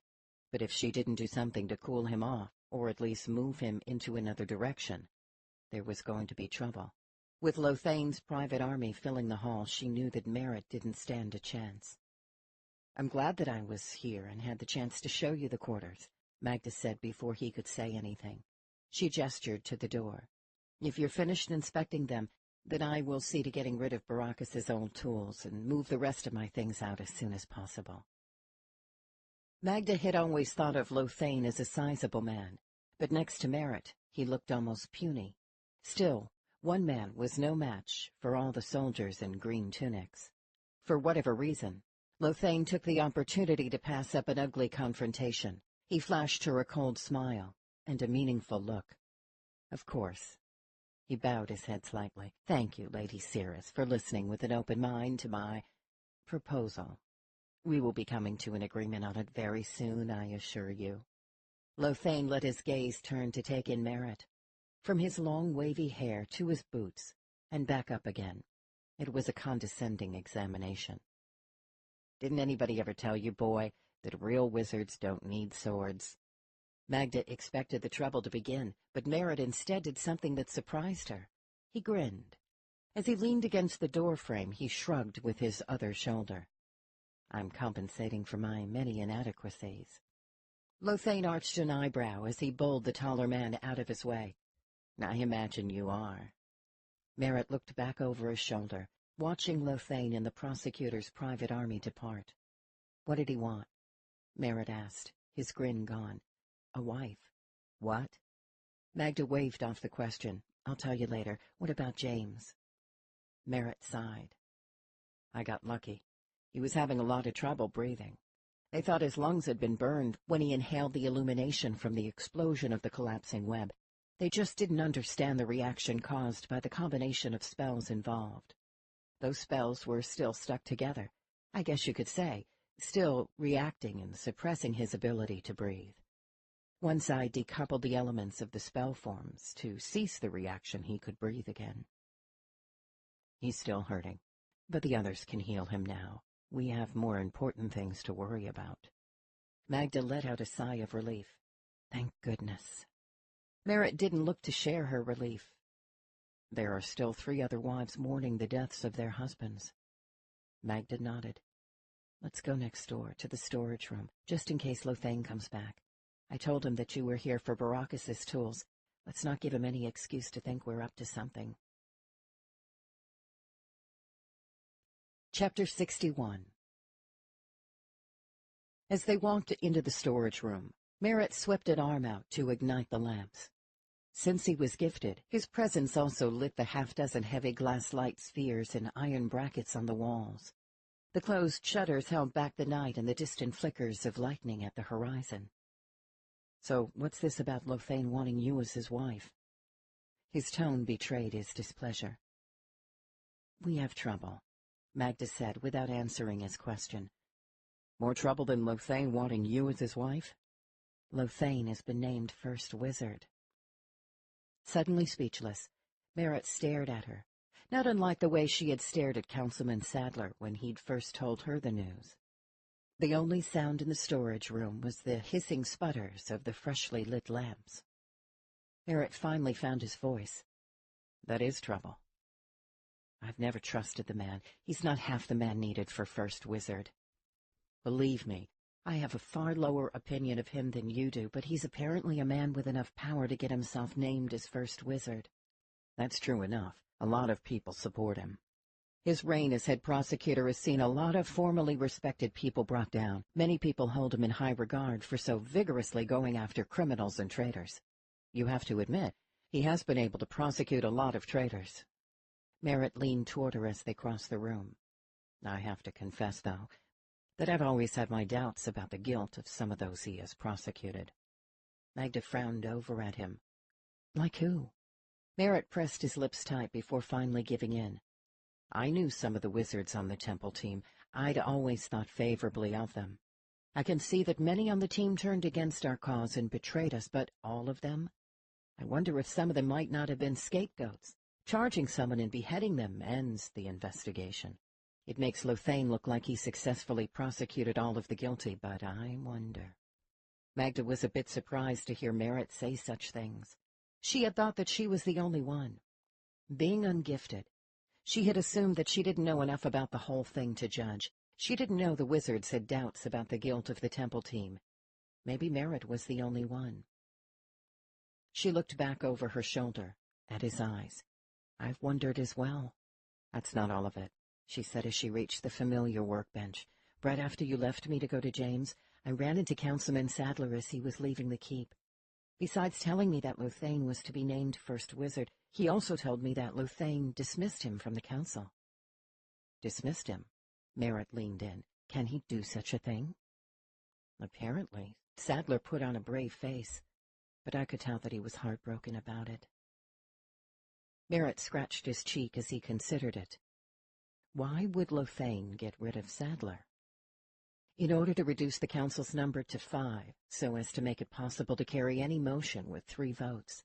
There were 6 members before, so the vote could be split 3-3, preventing action. Now, with 5 members, the council can't be evenly split anymore, as happened with difficult decisions. Now, no matter what, they are always guaranteed to have a majority to decide up or down on any matter. That is troubling. I've never really had much to do with the higher powers running the keep. But this doesn't sound good to me. What I'm more worried about, though, is what does Lothane know about running a war? He has his own private army. Merritt arched an eyebrow. It doesn't make him a general, it makes him a petty tyrant with muscle behind him. Well, if I'm right about him, he may now become a bigger tyrant. Merritt considered silently for a moment, and then folded his arms. All of this news is troubling enough, but what's this about you marrying him? Magda took a deep breath. She hated the whole subject. Well, Lothane says that I'm causing all kinds of trouble in the keep. He says that the keep has become divided and filled with discord and distrust. Apparently a lot of people besides us don't think he is the right man to be first wizard. Lothane thinks that his problems with credibility are chiefly my doing. He thinks that because of the things I said about him, I've undermined his authority and have made people doubt him. You said something about him. What did you say? When I was in front of a crowd in the council chambers, he accused me of making up the story about the Dreamwalkers in order to get people to switch allegiance to Dara. I, in turn, accused him of chasing phantoms, just to make a bigger name for himself. I said that he sees conspiracies lurking in every shadow, spies hiding around every corner, traitors behind every door. I said that he cared only about inventing wrongdoing in order to advance his own personal fame and power. Merritt let out a low whistle. You said that? Publicly? I'm afraid so. In front of everyone. I accused him of coming up with conspiracies that were only meant to promote his own status. I said that in order to elevate himself, he was deliberately ignoring the truth about the Dreamwalkers. No wonder he blames you for tarnishing his credibility. He also says that I've given birth to wild speculation about Dreamwalkers. He says that my groundless accusations have turned people in the keep against him. He says that such divisions are harmful to our cause. Merritt paced a few steps away, and then returned with heat in his voice. Then why in the world would he want to marry you? His solution to people's doubts about him, doubts that he says I created with what he calls my baseless accusations, is to have me marry him. He thinks that if I were to marry him, it would convince everyone that I've reconsidered my views shaped by my grief and not any true failing on his part. He says that my consent to marry him would show people that I'm putting my faith and trust in him, and so they should as well.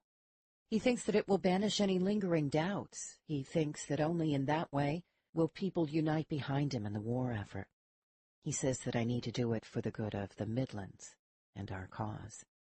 Merritt, arms still folded, stared at her with an unreadable look. Magda finally leaned toward him and said, I'm not going to marry him. He let his arms drop. Oh, all right then. Magda turned to the familiar worn workbench. She knew how angry the very idea of marrying Lothane made her, but she was a little surprised to see how upset it made Merritt. It made her feel good, though, that he cared that she didn't make the mistake of marrying Lothane. Shadow jumped out from the darkness among crates and supplies stacked on the floor and up onto the workbench. The silky black cat came close and rubbed against Magda's hand. As Magda stroked the cat's back, Shadow lifted her hind end, hoping to have it scratched. As she enjoyed the attention, her tail curled around Magda's wrist. "Who's this?" Merritt asked. "This is Shadow. Isidore told me that cats have some small capacity to see between worlds. She said that black cats scratch glimpses of the spirit world." Merritt held his hand out so that Shadow could get to know him. Isidore would know. Shadow inspected each finger in turn. Shadow detected the presence of that dead man that attacked us before we knew he was there. She definitely didn't like him. Magda smiled. "But I see that she really likes you." Shadow was rubbing against Merritt, purring in response to his touch. With his black shirt, the cat matched him, looked almost part of him. Magda wondered if Merritt, too, could detect the presence of spirits. The limits of the gift were often a mystery to her. I now sleep with the cloth from Isidore's maze as a blanket, and Shadow curled up beside my pillow. Magda scratched the cat's head. "Don't die, little one. But now you need to move." "I'm glad to hear it," Merritt said.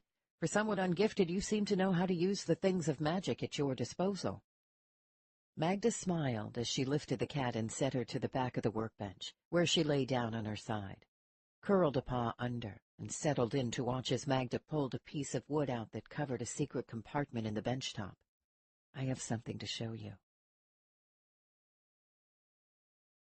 Chapter 62. "This is the note Baracus left for me," Magda said. You asked before about its exact wording.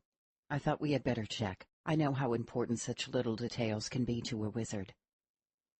Suddenly alert, Merritt stepped closer. Would you mind if I knew what the whole note said? Context can be important in such matters. Besides that, I might be able to pick up on something you missed. I mean, only if you're willing. Would you mind? Magda smiled.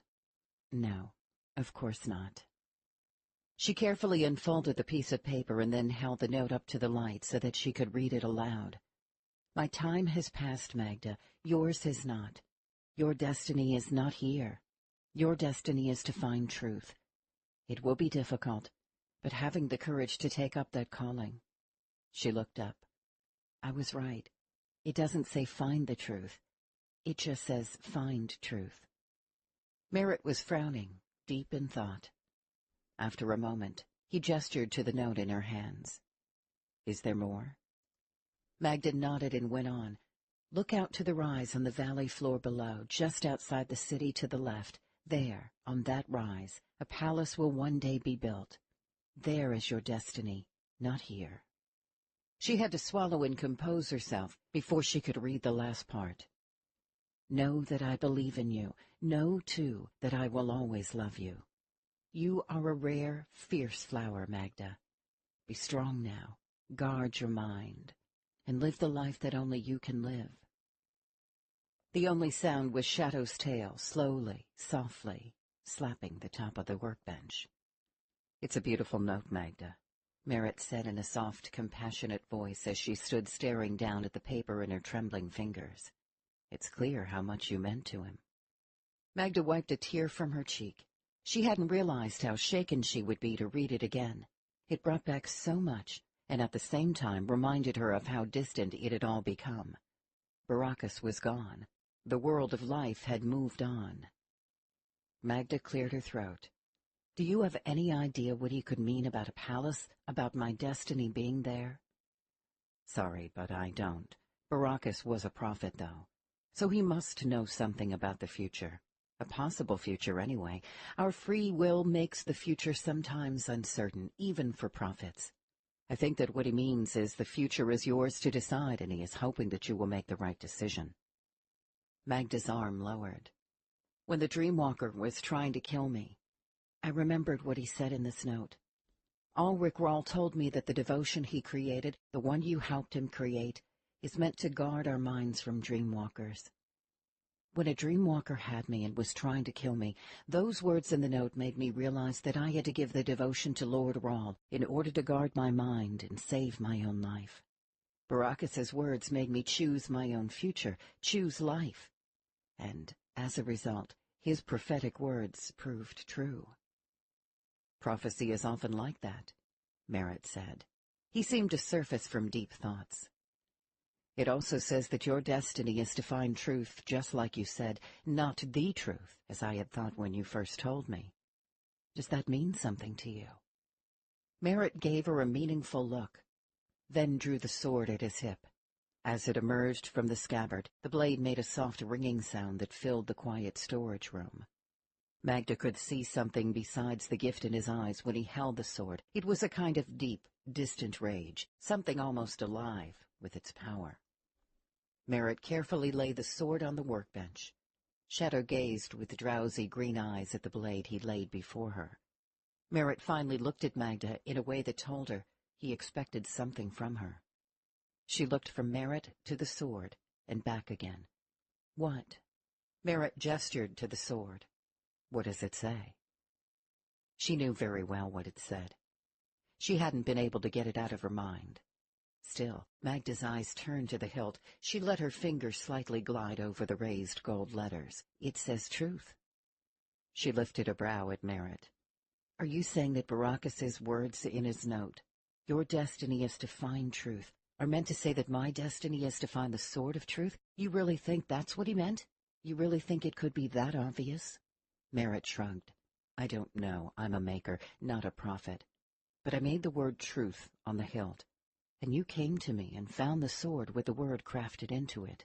You are the one who named it the Sword of Truth. A jumble of thoughts tumbled through Magda's mind. Was Baracus saying that her destiny was to find merit in the sword with truth on it?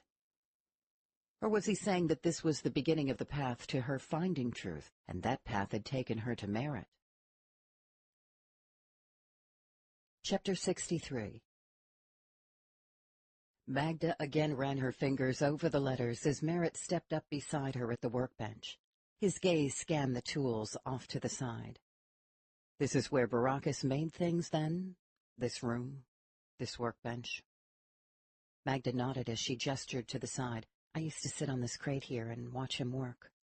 Magda glanced to the ornately engraved silver box to the side of the table that held treasured memories. Baracus seemed so distant now. In some ways it was all like only yesterday, but in other ways it all seemed so long ago in her life. She missed him, but even the pain was gradually fading as she worried about all the immediate problems. Did he make this as well? Merritt asked, gesturing to the silver box. Magda nodded as she pulled it closer to show him. She ran her fingers over the top, much as she had done with the letters on the sword, and then opened the lid. It just holds some small memories of things he gave me. Magda lifted out the white flower to show him. Merritt looked somewhat surprised. That's pretty rare. I've only seen one of those once before. Magda twirled the flower between a finger and thumb. You know what this is, then? Baracus said it was rare, but never mentioned the name. It's called a confession flower. Magda frowned. Really? A confession flower? Why would it be called that? Because a confession is a revelation of the truth. Truth is pure. White is pure. Thus the name. That's a lovely name for a lovely flower, she said as she replaced the flower and closed the lid. Maybe you could come watch me make something someday. Magda smiled. I'd like that.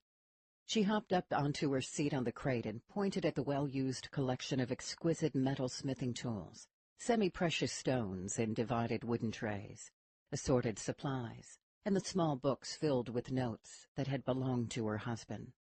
I was making an excuse at the time, she said, but I think Baracus would like you to have his tools. Merritt's eyes lit up. You really think so? Me, have the tools that belonged to a first wizard. I guess that they're my tools now. I know that I would like you to have them. I really do think that Baracus would approve. He would want them to go to a good use, to a good person. Merritt reached out and reverently touched some of the small tools in the collection. They really did seem to mean a great deal to Merritt. He respected their value. These are some of the finest tools I've ever seen. I'm glad you like them and that you can put them to good use, Magda said with a smile. He pointed then at the little books beside the tools. What are those? Magda lifted her head to see where he was pointing. Oh, those. Notes he took, I guess. Merritt gestured to the books. May I? Magda's smile widened at seeing how excited he was by such simple things such as tools and notes. She leaned forward enough to slide the stack of little books closer to him. Of course. Maybe they can be helpful to you. Merritt picked up the one on top and opened it, slowly turning the pages, taking a look at what was written there. She watched his hazel eyes move as he scanned the pages. As he read, his smile vanished. His eyes grew wide, and then the blood drained from his face. Dear spirits, he whispered. Magda frowned. What is it? What's wrong? He began rapidly turning the pages. He studied each briefly, then turned to the next page. Celestial calculations, he whispered to himself. That makes sense, Magda said. She didn't understand why he was so excited. Baracus was forever writing down celestial calculations and measurements. He would take distances and angles from stars to stars, or from certain stars to a distant spot on the horizon, or sometimes to the moon. I often heard Baracus speaking to other wizards about celestial calculations, measurements and equations. I thought all wizards knew about those kinds of things. No, you don't understand. He tapped the book as he held it before her face, as if maybe she, too, should be able to decipher the tangle of lines and numbers and formulas. These are celestial calculations. You said that before. I'm sorry, Merritt, but I can't make sense of them.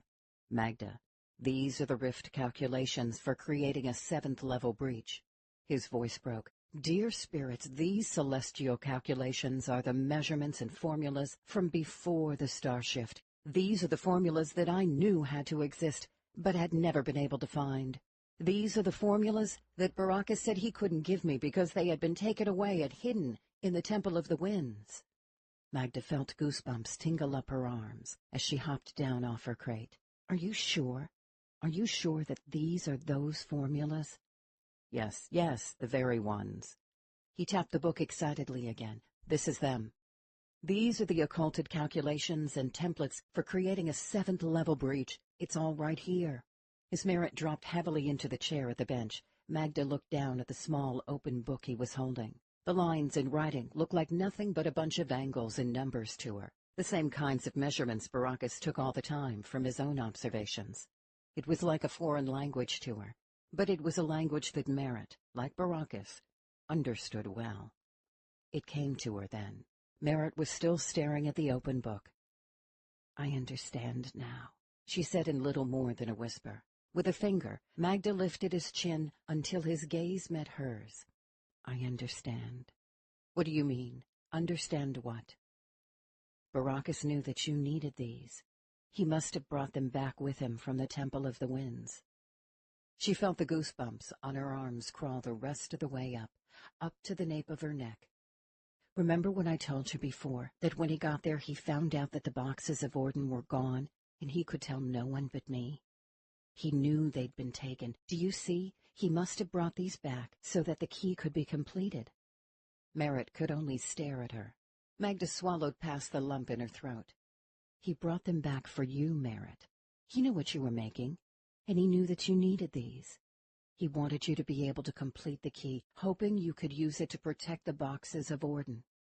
He said that my destiny was to find truth. That led me to you, so that I could bring you to what Baracus wanted you to have to complete the key. He put a hand to his forehead. You're making my head spin, Magda. Do you grasp the enormity of what you're saying? It's all so hard to believe. The truth is there in your hand, in that book. It certainly is. These formulas are staggeringly valuable. Some believe that their existence was only gossip and rumor. Some believe they never existed and were only a myth. But some of us knew from our work that they had to exist. And here they are, sitting on the first wizard's workbench. They've been here ever since he returned from the underworld with them. He hid them in plain sight. Merritt's eyes filled with tears as he stared up at her. His voice broke with emotion. Do you know how many good men have died trying to recreate these formulas? Died making wild guesses in the dark. And now you have what you need to finish the Sword of Truth. Merritt reached out and touched the blade. He lifted the little book. With these I do. I believe that I now have everything I need to complete it. You should be able to get some of the other men to help you finish the sword. The key will be complete. He went silent for a moment as he considered her words. I've already done all the preliminary work, and I did that by myself. No one helped me. I don't really need any of those men to complete it. Then why are the people trying to make the key always working in teams? The council ordered the key made, but they didn't know how to make it. They assumed it would take teams of wizards. A lot of things do. Didn't you tell them? Every chance I got. His face twisted with frustration. They wouldn't listen to anything I was telling them about how I thought the key needed to be made, since it was such a complicated task. They guessed that a team would be needed just like they guessed about everything else. They wouldn't listen. They thought that with more men, they would be able to cover more ground, overcome the difficulties and figure it out, but all that did was get more men killed.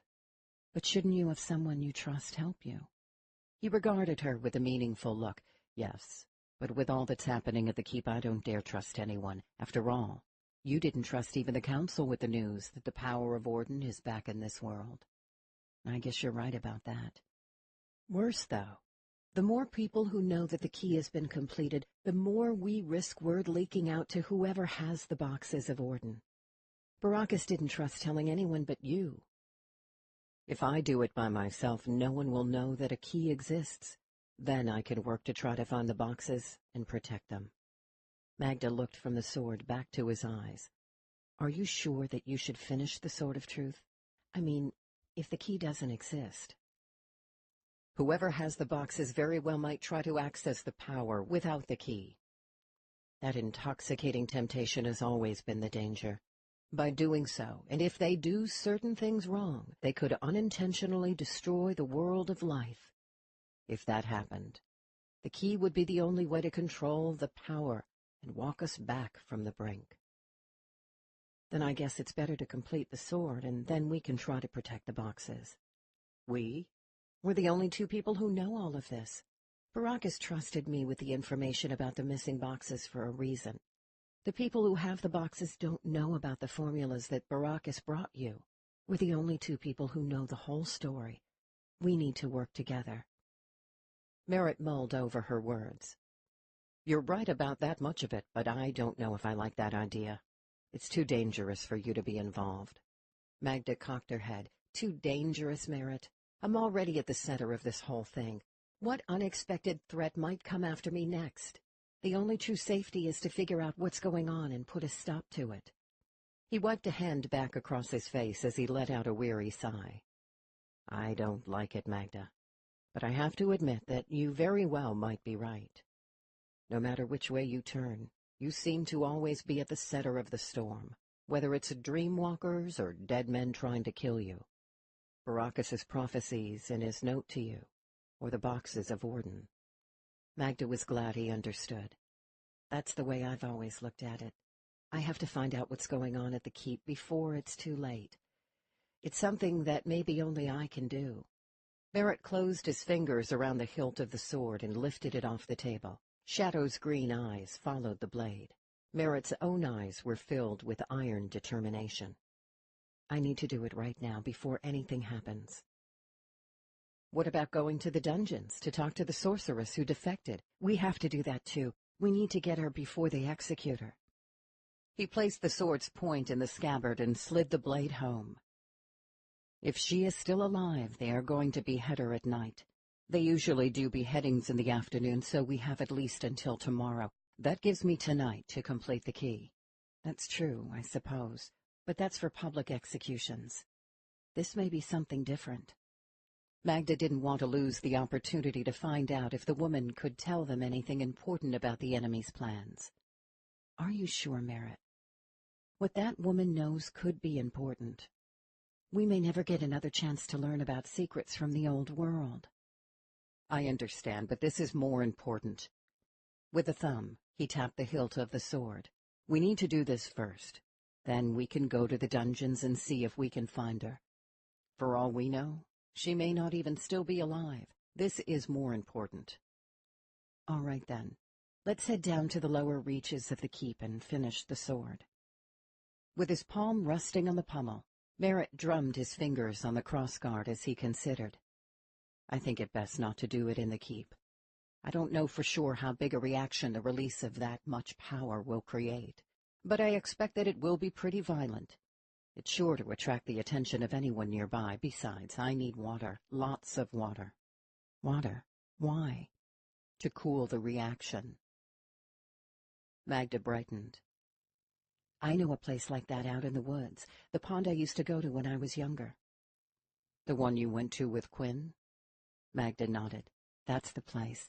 It's not too far, and it's not only secluded, it's deserted. We should go now. At night, we wouldn't chance anyone being out for a stroll in the woods. Merritt paced for a moment as he considered. Even though I have what I need, it's still profoundly dangerous.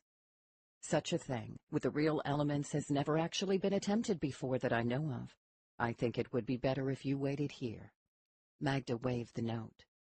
Baracus said that my destiny is to find truth. I name it the Sword of Truth. It's not complete yet, and it needs to be. I think my destiny is to be there with you when you complete it. Besides, she added, you said you needed help. Who else can you trust? He watched her eyes for a moment. He finally succumbed to a smile. I'd like that, Magda. I'd like that very much. Besides, like I said, I do need another person to help me. But I'm not gifted, she reminded him. What are we going to do about that? I don't need you to be gifted.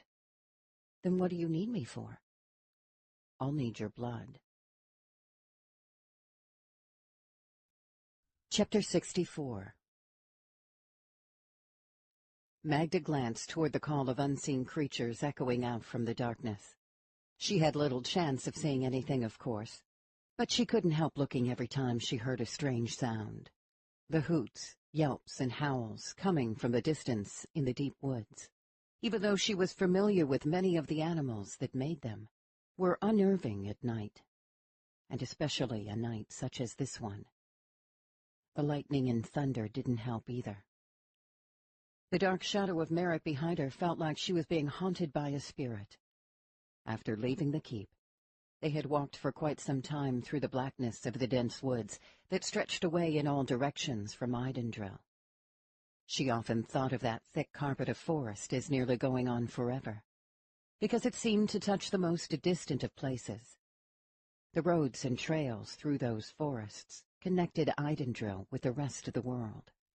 She had traveled the vast wilderness too many times to count as she journeyed to visit distant peoples of the Midlands. She had followed woodland trails through mountains to small kingdoms to the north, the routes off to the distant settlements to the west, the woods roads to cities in Dara in the east, and the nearly trackless stretches all the way down to the peoples that inhabited the open grassland of the wilds, far to the south. Beyond the wilds, farther south, lay the boundless mysteries of the old world. Though they were well-traveled trade routes down into the old world, she had never had a reason to venture to the distant empire. By some of the trade goods brought back from there, it seemed like it must be an exotic land. Not wanting to distance Merritt's mind from what he needed to do, she hadn't said much since they had left the city of Idendrill. He had considered the task that lay ahead in silence, as Magda had guided him along the little-used path in the deep woods. She couldn't imagine what Merritt must be feeling. He had worked toward this moment for years, only to come to believe that the goal was out of his reach. Men had died trying to do what he was now about to attempt, but now, because of Baracus, he had a real chance to complete the key. While it had been years since she had been on this particular trail, she used to walk it often enough that it was still familiar, although it seemed more overgrown and narrower to her now than it had as a young girl. The lantern Magda carried lit only a small patch of the trail close around her, but it lit enough between the flashes of lightning for her to make her way without difficulty. Since they had left Idendrill, the clouds had built and the lightning had taken on a kind of stormy urgency. Magda recognized a forked tree and then a particular jumble of granite ledges that abruptly loomed up out of the darkness. She knew that the rock led up and over the spine of a long descending ridge. Without having to think about it, she took the correct footholds in roots and cracks to smoothly make the brief but tricky switchback ascent. She noticed that Merritt followed in her footsteps, taking the exact same route so as to be able to make the climb without any trouble. He looked at ease in the dark woods. In his dark clothes, he blended right in. Being used to traveling herself, Magda could tell by the way he moved through the woods that he was used to being in the wilderness. A lot of wizards weren't. A lot of wizards rarely left the confines of the keep.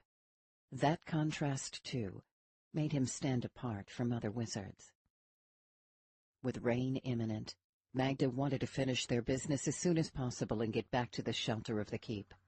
Since her encounter with Councilman Sadler, just before sunset, the cloud she had seen at the horizon had moved in to lower the sky into a brooding mass, seething with flashes, that revealed a menacing green cast deep inside.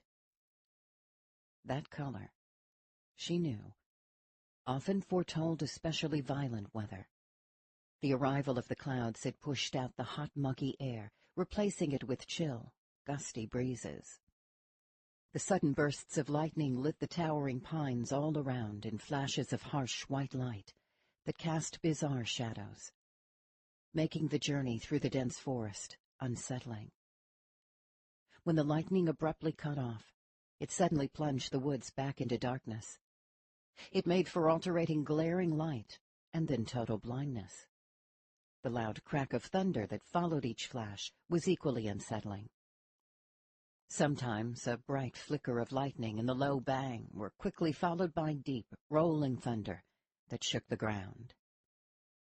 Unlike most storms, this lightning became ever more incessant. As they made their way between the towering trunks of pines and occasionally followed the trail as it tunneled through thick foliage, the lightning flashed relentlessly in a nearly continual display of crackling intensity.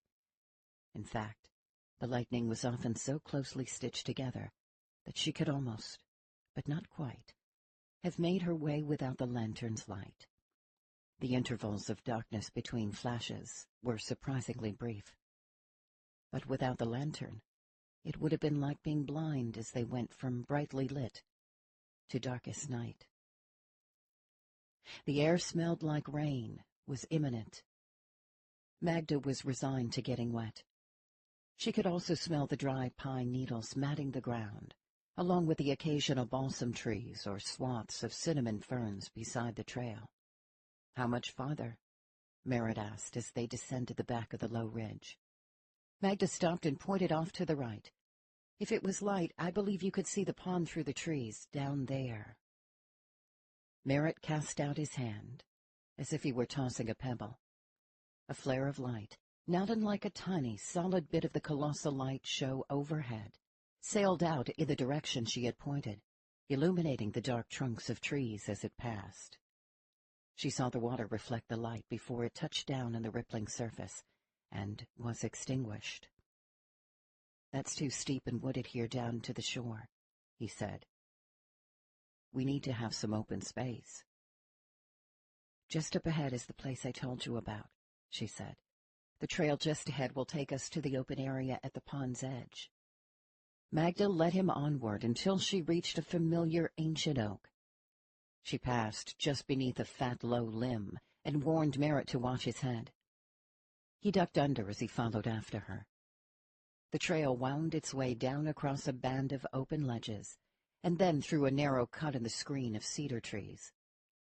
Dropping down a steep but brief slope, they arrived at a broad, flat, open area, with scattered tufts of grass. In the spring it was often flooded at the windward end of the pond, but by high summer it was dry and open. Lightning flashes revealed the pond before them, and the towering stand of trees to the sides that sheltered them somewhat from the wind. In the flashes of lightning, Magda could see that to the right the surface of the pond was thickly layered with lily pads, riding the choppy surface. Off to the left stood a band of rushes bending and whipping with each gust. Stretching out from the gravel shoreline was the black expanse of the pond, with a short cliff backing it at the far side. "It's perfect," Merritt said as he looked around. A bright, crackling flash of lightning, followed by booming thunder, silenced all the night creatures. When the thunder rolled away into the distance, it left an interlude of quiet in its wake. The only sound was the wind in the trees and the small waves lapping the shore. The quiet was quickly broken by yet more rolling thunder. When Magda turned back, she saw Merritt down on his knees, smoothing the sandy dirt among clumps of long grass. Once he had a clean, flat area. He stood and brushed his hands clean. "Set the lantern down over here, on this rock," he said, pointing beside the area he had just smoothed out.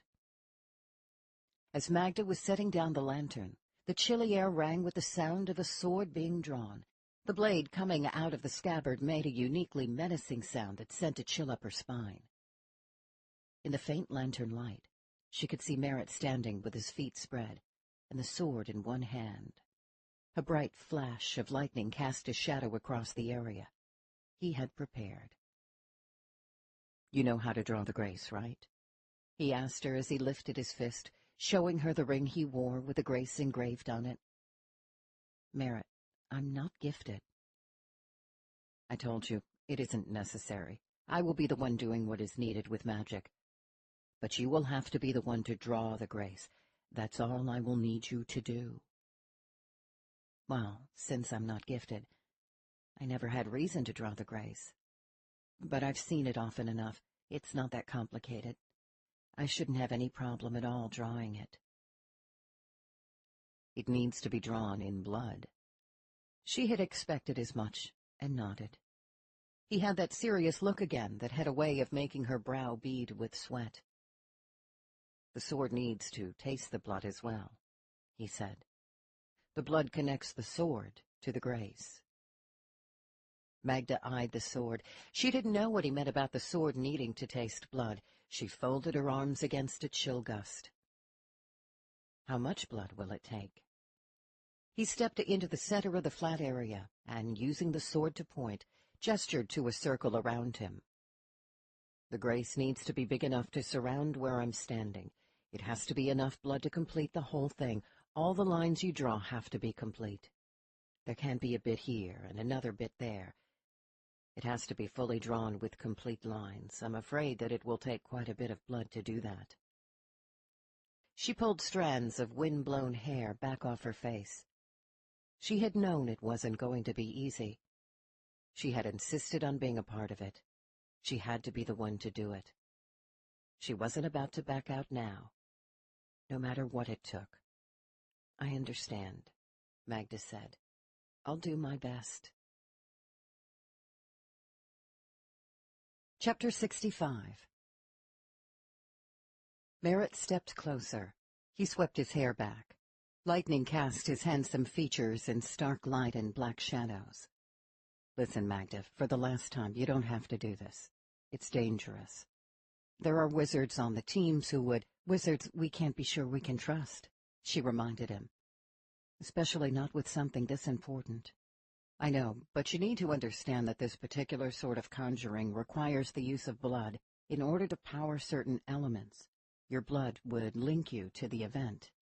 It ties you directly into the elements involved. Those elements contain not just additive magic, but subtractive. The mixing of those elements is what got a lot of wizards killed while trying to do this very thing. He had told her all that before, several times, when they had been crossing through the city as he began having second thoughts about her being a part of finishing the key. She hadn't let him dissuade her then, and she wasn't about to let him do so now. But she also hadn't asked for explanations of some of the things he'd said. She figured that what was necessary, and she would find out what she needed to know when the time came. That time had come. You said that before, but I don't even know what it means, actually, to be linked to the event. Merritt looked sympathetic. He stepped closer still, gazing down at her as he lifted her first to show her the ring he wore. The grace represents the interconnection of everything, the world of life and the world of dead, additive and subtractive, as well as the spark of the gift that runs through it all. The grace does more, though, than simply represent additive and subtractive magic. Creation and obliteration, life and death, it connects them into a cohesive whole. By using your blood to draw the grace, you are the one providing those living elements, that cohesive whole, to the completion of the key. What was missing before was the breach formulas that are supposed to guard those new links in the sword. While the combination routines allow the elements to coalesce, those breach formulas are meant to keep the whole thing stable while the additive and subtractive parts are fusing. They do that by actually breaching the nature of the grace long enough for the elements to fuse into the target. In this case, the key. That's how the others were killed. There was nothing breaching the grace until the two sides could combine in a stable fashion. That's what happens in life, when a wizard with both sides of the gift is born. Both sides are fused into him, but we're trying to do that same thing artificially. And we didn't have the formula to create the breach that would allow it to take place. Now, with the breach open, the whole process can draw what it needs from you, through the grace drawn in your blood, as it uses both sides, life and death, that are inherent in your existence. Much to her amazement, Magda was actually beginning to understand the principles involved. That wasn't making it any easier to work up the nerve to do it, but at least she was grasping the true nature of the danger. So I would be providing the power of death as well. Yes, we all will die one day. So I think that we also carry latent death within us from the moment we come into existence. Your spark of life is what powers the grace you draw with your blood. That grace thus contains both the power of life and the power of death because you do. The power of Orden deals with life, death, and the whole nature of existence. So the key also needs to have both sides. It needs both additive and subtractive, life and death, to be complete. Through the grace, you would be providing those forces. As I invest those elements in the sword, with the breach open, it will draw strength from your life force. But if something goes wrong because the formulas I use have flaws, or I make a mistake in conjuring spell forms, or if the 7th level breach doesn't open and then close properly, you could be caught between the veil to the underworld, just like those wizards Baraka sent to the Temple of the Winds in the underworld. They were caught beyond the veil and never returned. Magda twined her fingers together. I trust you, Merritt. You've been working on this for a long time. No one knows more about it than you. If it can be done, you can do it. I could be in no better hands. And what if I'm wrong about some part of it? He gestured vaguely.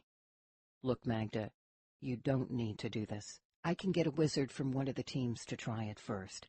This kind of thing is their job. They've devoted their lives to creating such dangerous things. I'm not sure that you should... Well, we've had this argument already, and it's settled. This is more important than my life, and you know it. This is the only life I have, and I don't want to lose it.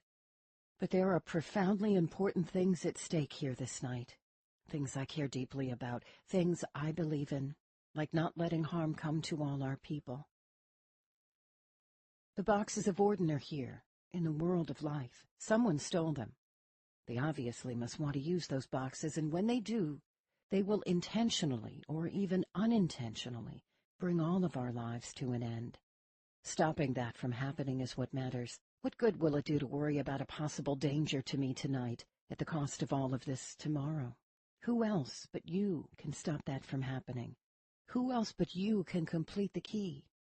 Who else but me can we trust to help you? I have to do this, Merritt. I trust you to take care with my life. But if I lose it in the attempt, then I will have died trying to save all life, and I don't want you to blame yourself. This is worth doing. I'd rather die trying to preserve the value of life than watch it all end because I failed to do what only I can. Trust in yourself, Merritt. Do what no other but you can do. Use me for what you need to complete the key. He watched her eyes for a long time as lightning flashed and thunder boomed. You're something else, Magda Cirrus. He slowly shook his head. You really are. She realized that she was glad he was having a difficult time putting her life at risk. She wouldn't want him to be indifferent. Merritt finally held out a hand, palm up. Give me your arm. Magda held her arm out for him. Merritt closed a big hand around her wrist and held it in a firm grip. Be still now, he said. I don't want you to jerk, or I might cut too deep. Magda took a deep breath and let it out slowly, trying to steady her racing heart. It wasn't the blade she feared as much as the unknown of the ordeal that was to follow. She glanced around, briefly wondering if she would ever see the world of life again. She met Merritt's gaze. I'm ready. Do it. Without preamble, he drew the blade across the inside of her forearm, close to her wrist.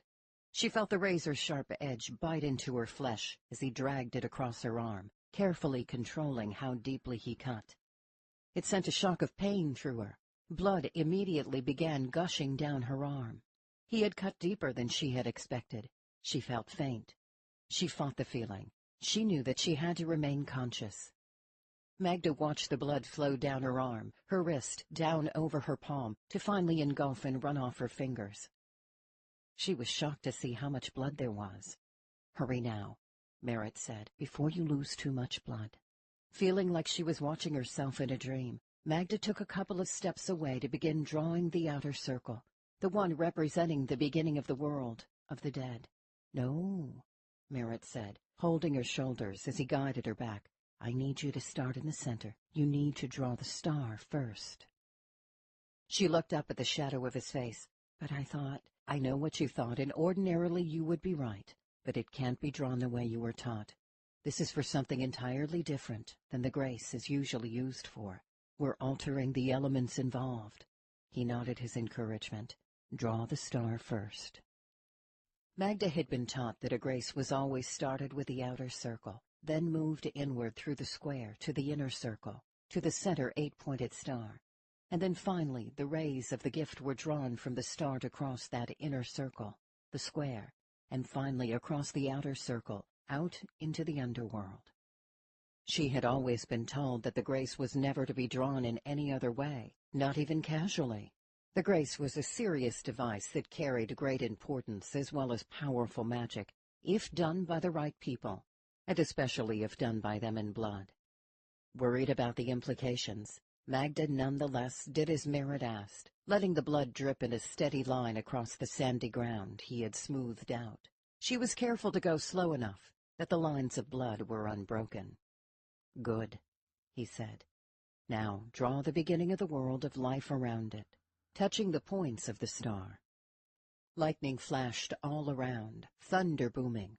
Magda followed his instructions. Wind whipped her hair across her face, and she had to pull it back to see what she was doing. When the lightning didn't light for her, the lantern did. After the circle was completed, he had her draw the square, and then the outer circle, where ordinarily a grace was begun.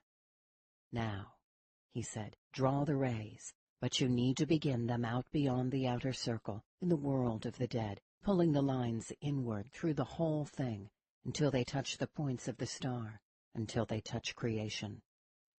Magda stared at him. "Merritt, are you sure? I've never heard of a grace being drawn that way. I've never heard of anyone daring to draw the rays inward from death toward the light of creation. It seemed sacrilege." He was nodding. "I know, but that's what I need you to do. We're mixing elements, remember? This is what the rift calculations are for. This is why I need the 7th-level breach formulas. Hurry, before you lose too much blood." By the time she was finished, she was feeling decidedly lightheaded. She tingled all over, except for her fingers. They had gone numb. Magda realized that the dim world all around her seemed to be tilting at an odd angle. Merritt caught her in his arms before she hit the ground. He set her down, leaning her against a log off to the side. He placed a hand over the cut. "You did good, Magda." She felt the heavy warmth of magic flowing into her arm. "This will stop the bleeding so that it can start to heal," he told her. She could hardly hear his voice. "While I'm working, I want you to sit right here and rest. Be strong for me now. I need you to be strong for the next part." Magda nodded, but he was already rushing back to the grace drawn in blood. Her blood. Chapter 66. Magda lay back against the log, watching the lightning flicker deep in the clouds overhead, turning them a greenish color deep inside. The lightning danced from place to place, running to jumping, jagged lines as it ripped across the sky, causing a great crackling, booming sound in its wake. She could feel the deep rumble of thunder through the sandy ground. Something about the greenish color tickled at the back of her mind, but she couldn't seem to bring it forth. When Magda realized that not all the lightning, not all the rumbling roar was coming from the sky, she used her elbows against the log to push herself a little more upright. Standing near the center of the grace, Merritt was using a finger and thumb to pull a line of light through the air, as if he were pulling yarn from a skein.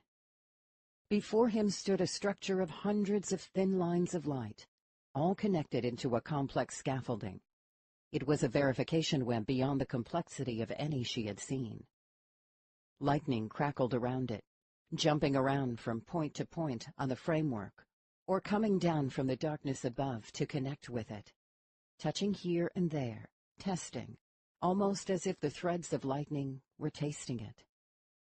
In the center of the armature, the sword of truth floated in the air, a goodly distance above the ground. It stuck halfway out at the top, turning slowly as if turning on a spit. As it turned, the blade reflected flashes of the colored light from the glowing lines in all directions out across the grace. As Merritt added more lines, and yet others spontaneously sprang on their own from various points to establish new junctures, the structure grew even taller, with the sword continuing to rotate inside.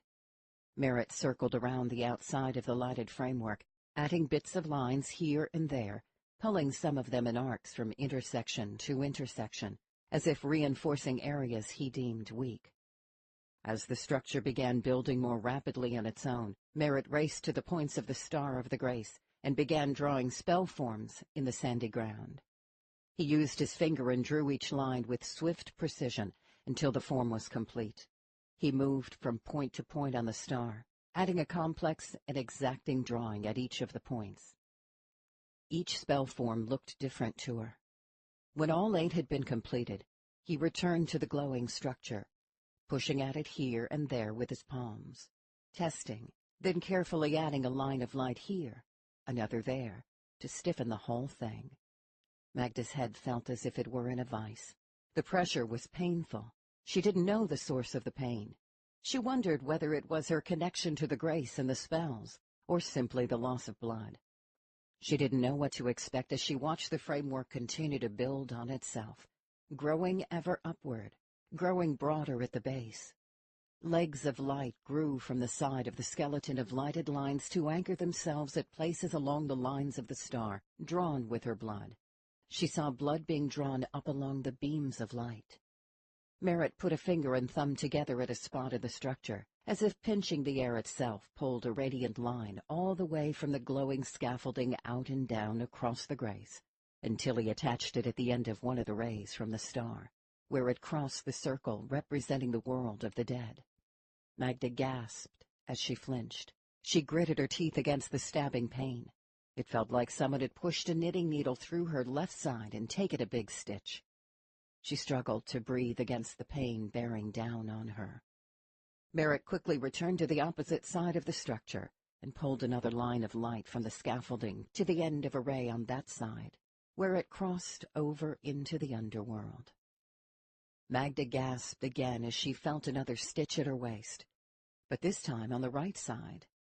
When Merritt pulled the next line of light across the grace, Magda felt yet another stitch of pain sear through her in the small of her back.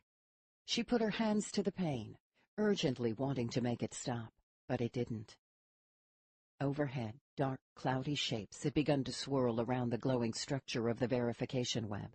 Threads of lightning flickered from the framework to the shapes moving in a circle high above it, as Magda felt yet more stitches of pain knitting around her waist, coinciding with Merritt pulling lines of light out past the veil of the grace.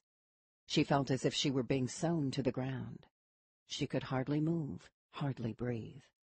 Above them, the lightning and the clouds had the whole sky boiling with a writhing greenish light that seemed to be spreading through the firmament. She saw then that the sword had begun to glow with a soft light that pulsed between a warm yellow and a green color, not unlike that green light deep within the clouds overhead. Merritt dropped to his knees, drawing yet more spell forms at various places in the grace. Magda couldn't move and could barely pull each shallow breath through gritted teeth.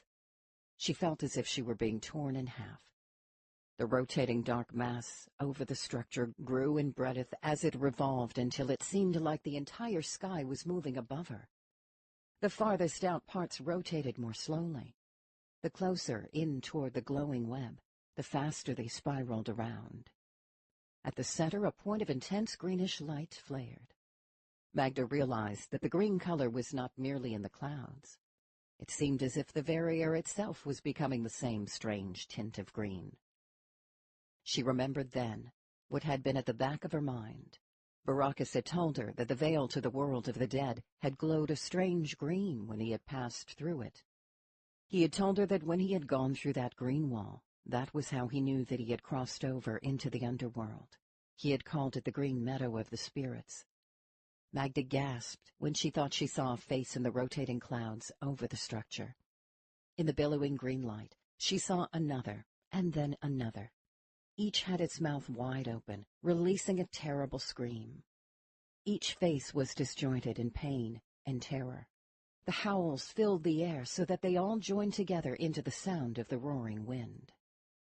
Before long, it seemed as if thousands of vague, filmy corpses were fluttering through the spinning air above the glowing structure. The sound they made was unbearable. It was terror, misery, and pain, all melted together into one long, ripping howl. The green air seemed packed full of writhing, diaphanous figures, like so many swimming, squirming, twisting souls, all fighting for space. None of them seemed real.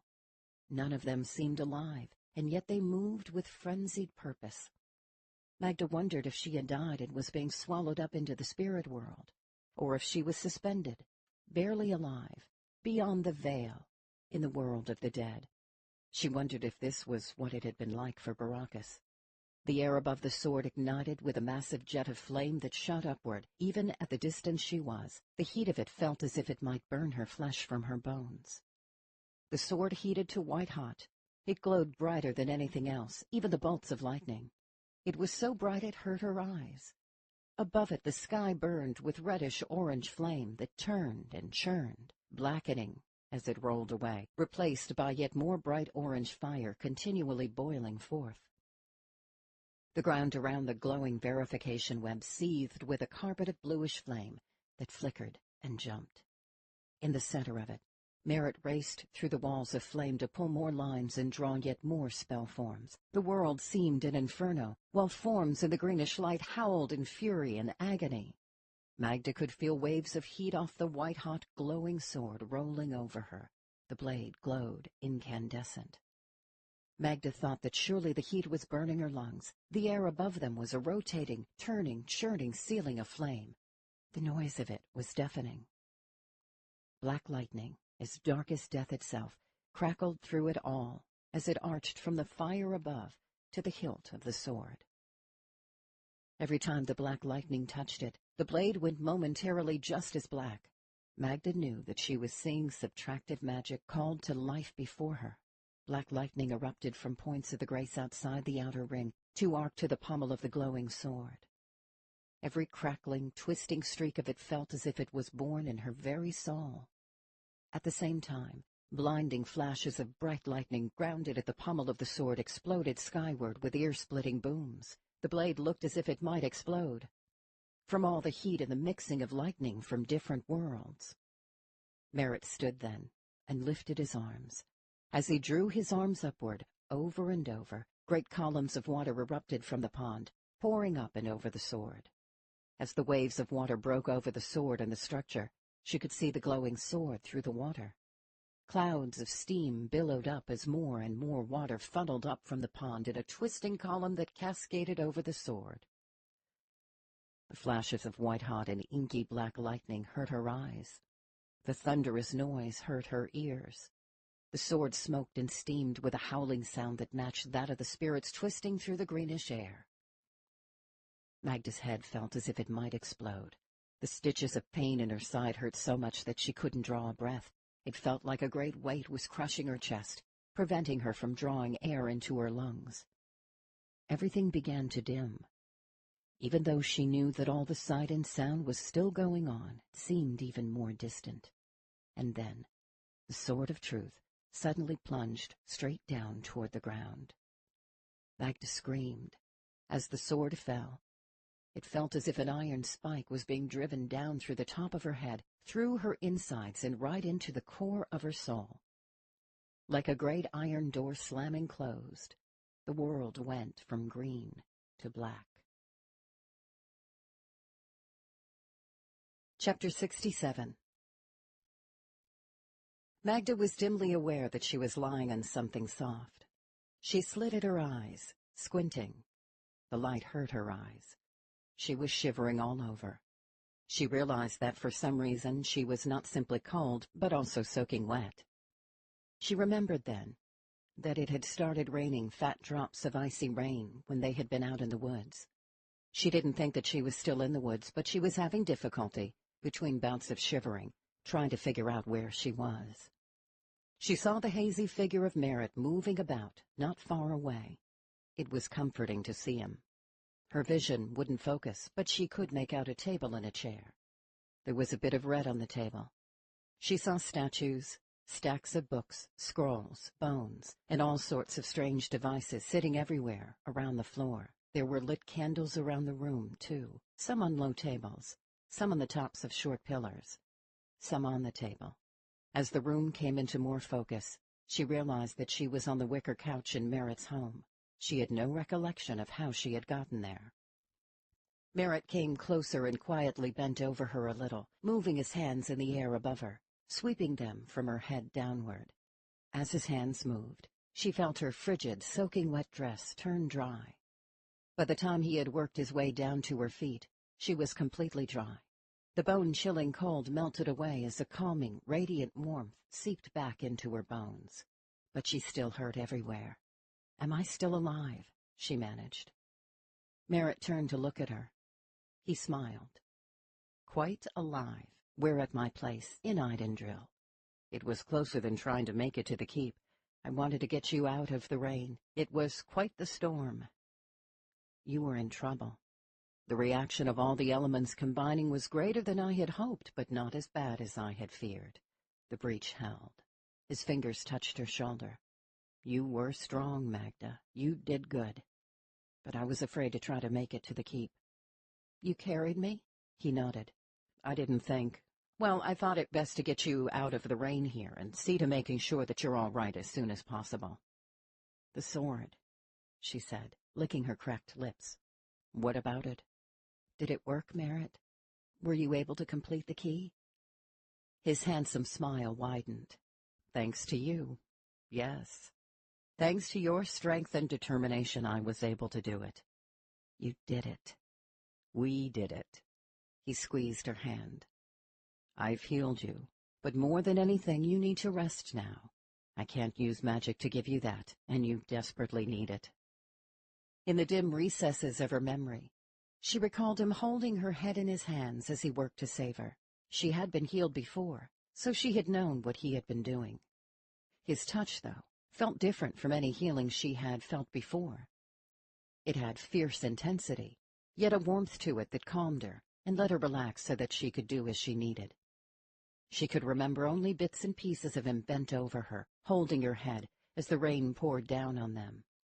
She did remember, though, how much she hurt, and how terrified she had been that she would have died there in the dark woods. Magda didn't know what she had needed healing, but she was aware that for a time she had been on the side of the veil of life. Merritt had come after her and brought her back. "Is it still night?" she asked. "No," he said. "It's morning." Morning? Magda tried to push herself up on her elbows, but she couldn't seem to muster the strength.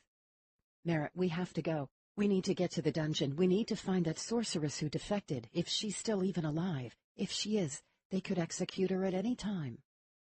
Merritt's hand on her shoulder gently pushed her back down. "I know. But right now you have to rest. I healed you, but if you are to recover, you still need to rest. I can't do that part for you, and you can't do anything if you don't finish getting better first."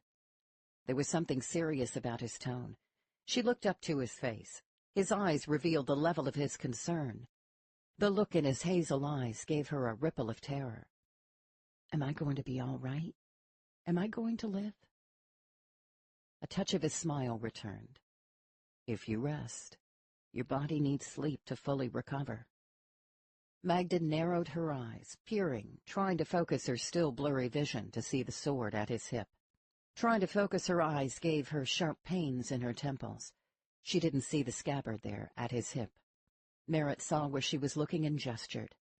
"It's hung on the chair." "Please," she managed past the pain in her throat. "Can I see it? I want to touch it." Merritt scratched his temple. "Sure." He went to the chair sitting before the table with the red velvet where the sword used to lie. When he drew the blade from its scabbard hanging on the chair, the room filled with a clear ring of steel. It sounded the same, yet somehow different. The ring had a nature to it that resonated with something deep inside her. He brought the sword to her, holding it out in both open hands. Magda reached up and touched the hilt, running her fingers over the raised letters of the word, truth. She stretched both hands toward it, wanting it, needing it. Merritt let her lift it from his hands. Magda laid the blade down the length of her body, feeling the satisfying weight of it against her. The hilt rested on her chest, just beneath her chin. At that moment, after all she had been through, it was more comforting than any blanket. Knowing that it was now complete was gratifying beyond words. She held the hilt with both hands, letting the deep satisfaction of knowing that they had done it seep through her. Merritt had accomplished the near impossible. The key was complete.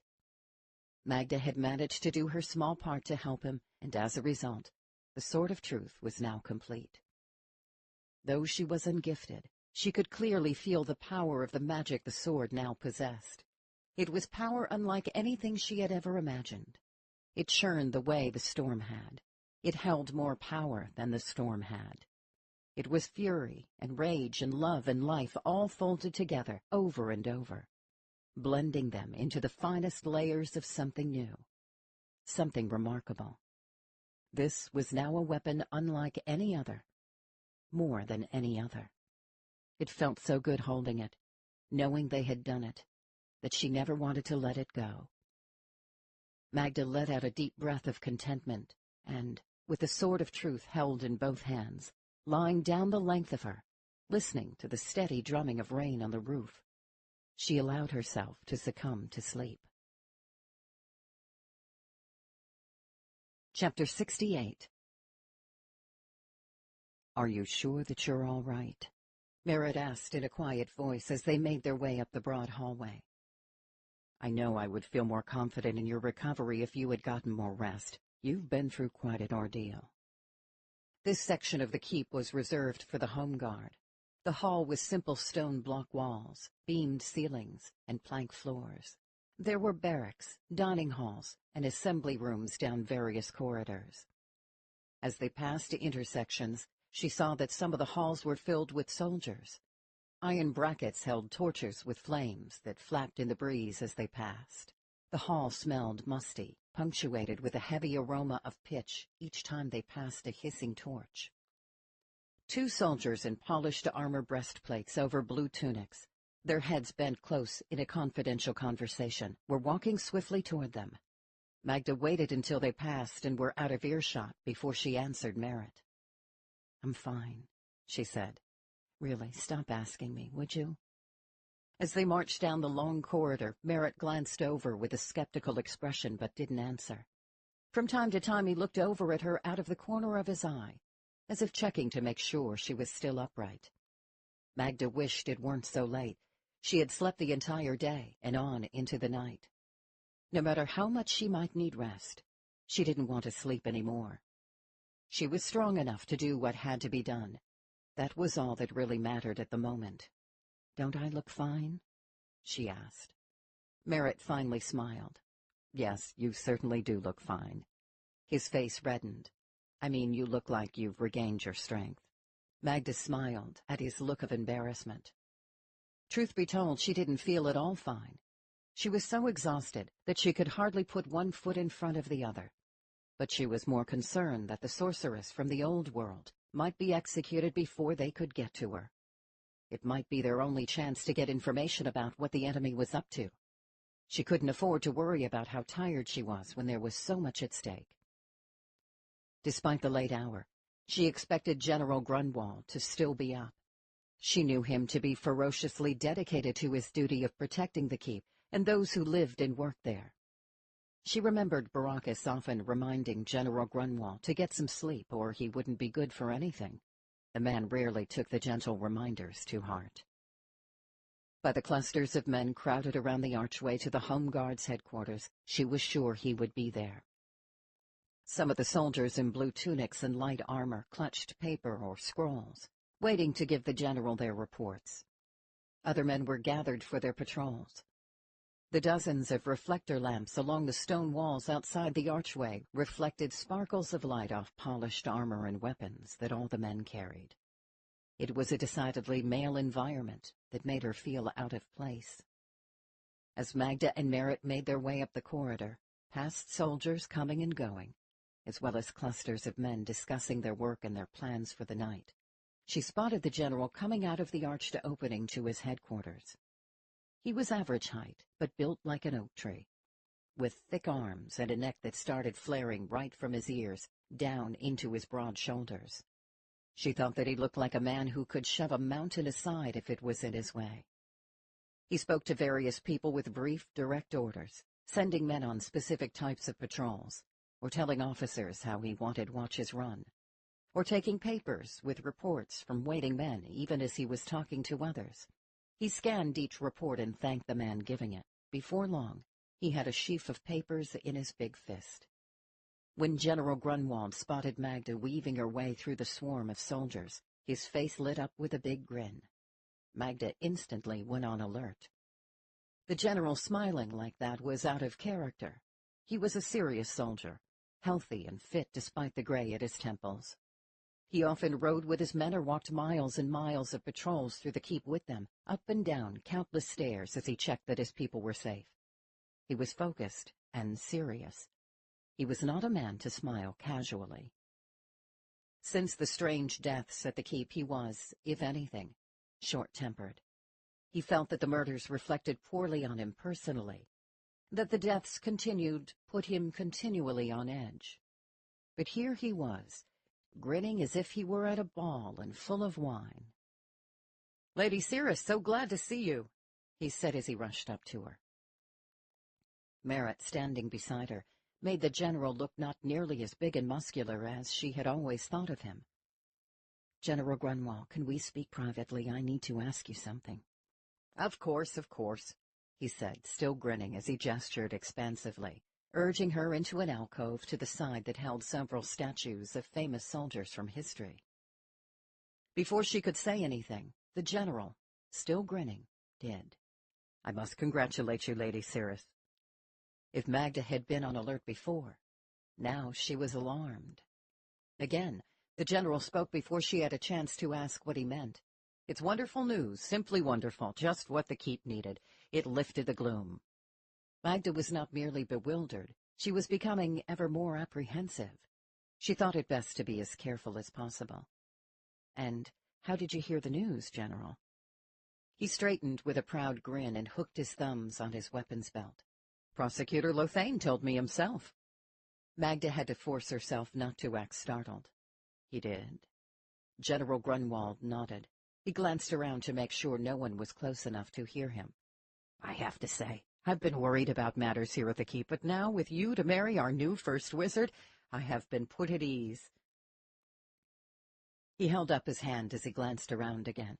"Don't worry, I haven't told my men yet that Lothane is to be named first wizard. I know that the news is supposed to be saved for an announcement at the council session. But the biggest news, as far as I'm concerned, is that you will once again be the wife of our first wizard. I can't tell you how relieved I am at that news." Out of the corner of her eye, Magda shared a look with Merritt. She couldn't help herself. "Why are you relieved?" His brow lifted. "Lady Cirrus, you are widely respected. You may not be aware of it, but your word is widely listened to and valued. People know of all the times you have spoken with measured reason before the council, oftentimes being their conscience. You have always spoken for those who have no voice before the council. That has earned you the quiet respect of many people in the keep. A lot of people have doubts about Lothane, and what you had to say about him before, well, your words put voice to the concerns of many. At the same time, though, there are others who believe in Lothane, believe that he is our savior for going after all the traitors among us. Those people who believe in Lothane would like to cut your throat. I have worried greatly for your safety because true believers are often quite vicious. But Lothane explained it all to me. He made it clear how your grief over Baracus' suicide weighed terribly on your nerves, that's all. As he says, such deep grief can make even good people act out in misguided ways, and so they must be forgiven. But by your marrying him, it will settle the matter and end any misgivings about Lothane being named first wizard. People will be very pleased to have the reassurance of your confidence in him. After all, you're marrying him." He thumped his chest with a fist. "I'm reassured. I'm pleased. I have to tell you, it will really quiet things down in the keep. I can't tell you how happy I am for you, and that you once again are to be the wife of the first wizard." Magda did her best to conceal her rage. "And who have we here?" the general asked as his typical suspicious gaze turned to Merritt. "I'm Merritt," Merritt said with a pleasant smile, a smile that she could see was forced. Merritt held out his hand. General Grunwald, still looking suspicious, shook the hand. "Merritt is a maker," Magda said, drawing the general's attention back to her. "Since I have no use for them, I am giving Baracus's tools to Merritt. Here, he will be able to put them to good use." "Ah," the general said with a nod, indicating that his suspicion had been allayed. "Well, that's a nice thing to do. I'm sure that First Wizard Baracus would have wanted that." "That's what I thought," Magda said. General Grunwald leaned close. "Now, what was it you wanted to ask me?" Magda was taken off guard, and her mind suddenly raced for an answer. If this man was now on the side of Lothane, she couldn't very well trust him to take her to see the sorceress that Lothane was intent on putting to death. She momentarily considered taking him into her confidence and telling him that she had no intention, under any circumstances, of marrying Lothane. She was furious at Lothane for having the audacity to tell people that she was going to marry him. As he stared at her, waiting for her answer, she reminded herself to focus. She couldn't take the chance of trusting him. "Well," she said, "I was taking Merritt to show him Baracus's tools. Like I said, we were passing nearby, and I hoped to run into you. I wanted to ask you if you had found the man who had murdered Isidore, the spiritist." "Oh, the spiritist." The general frowned. "No, we've not been able to find anything at all. Even more disturbing, she is not the only one to be murdered in such a horrific fashion." Magda let out a disappointed sigh. "I'm sorry to hear that the killer is still on the loose in the keep. I was hoping he would have been caught by now." The general nodded grimly. "A number of wizards working in the lower parts of the keep, and even a few a bit higher up, have been murdered." "Murdered? By murdered, do you mean murdered like Isidore was murdered? In that same fashion?" "That's right. Ripped apart. They aren't the only ones. I've had 2 patrols killed as well." Surprised, Magda leaned in a little. "Patrols? You mean soldiers? Armed soldiers?" He folded his meaty arms. "That's right. One of the patrols had 3 men. Then, several days later, a patrol of 4 men was also attacked and killed. They were torn apart. Blood, guts, and brains everywhere in the hallway where their remains were found. We didn't even know which body parts went with which men. We couldn't even identify the remains, and only determined who they were when we took a head count." "Dear spirits," she whispered. "That's terrible. I'm so sorry to hear about this. And you have no suspects?" None at all." His gaze had turned abruptly, penetrating and uncomfortable. "And you say the man who did it, the man you saw kill Isidore, was a dead man?" Magda shrugged, trying not to be argumentative. This was not the time or place. There were more important considerations. "He looked dead to me, that's all I can tell you. I suppose that maybe he was just disheveled and filthy. Maybe he used magic. Maybe that's why he appeared so strong and could do what he did." "Ah," the general nodded thoughtfully. "That makes sense." "It's quite frightening to hear that no one has been caught." He peered at Merritt for a moment, and then again eyed Magda carefully. "Are you all right? You look, I don't know, tired." "I am tired, I'm afraid. A lot has been going on in my life recently." His grin returned. "I understand." Magda could feel her renewed flash of anger heat her face. "Well, I must be going. Merritt here wants to pick up his tools and be on his way. I probably should get some rest."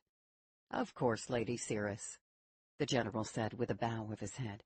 "Once again, my congratulations on your imminent marriage to our soon-to-be new first wizard. I'm sure that everyone else at the keep will be just as happy and relieved at this news as I am. People think a great deal of you, and will be encouraged by your decision." Magda nodded. "Thank you, General Grunwald." Before he could say anything else, Magda turned and headed away. Merritt jumped to quickly follow after her and stayed at her side.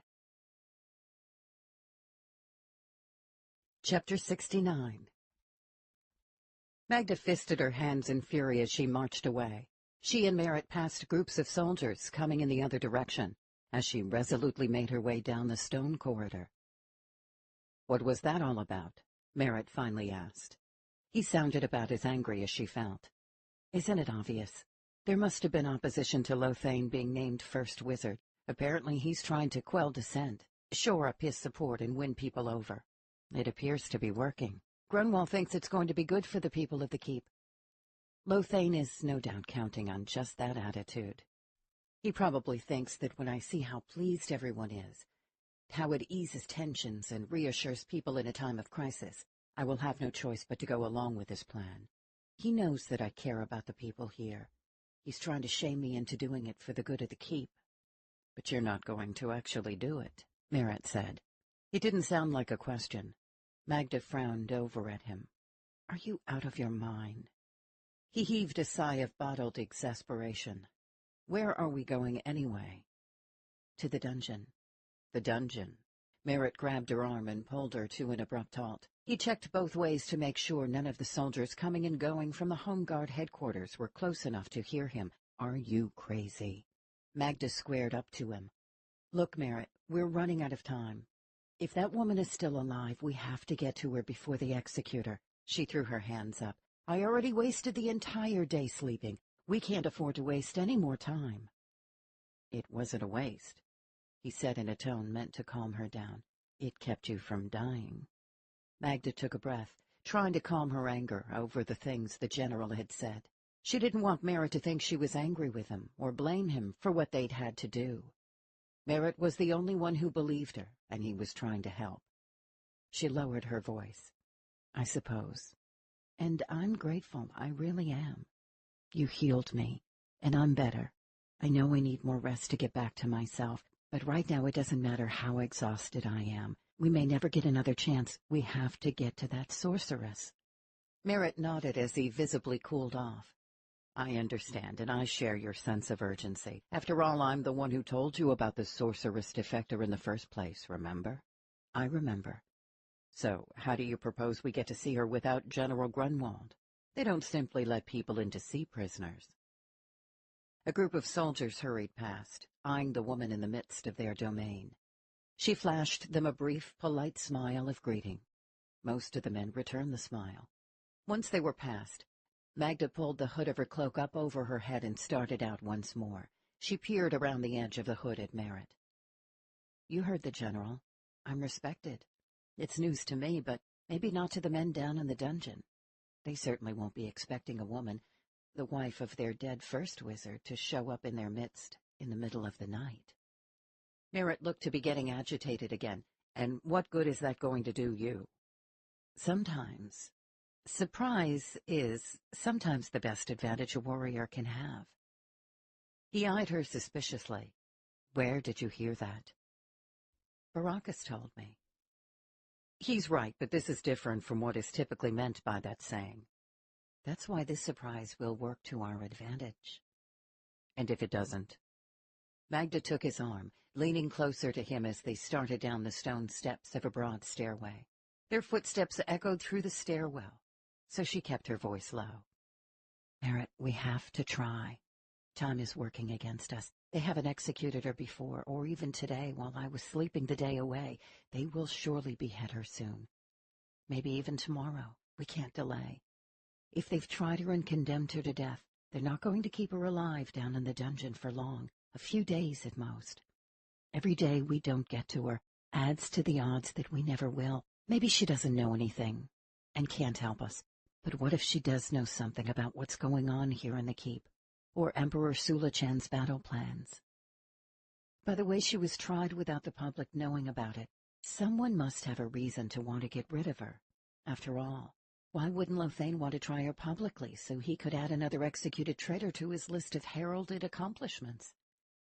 Could he be doing a favor, or protecting someone, maybe even protecting himself? Why was the trial conducted out of the public eye?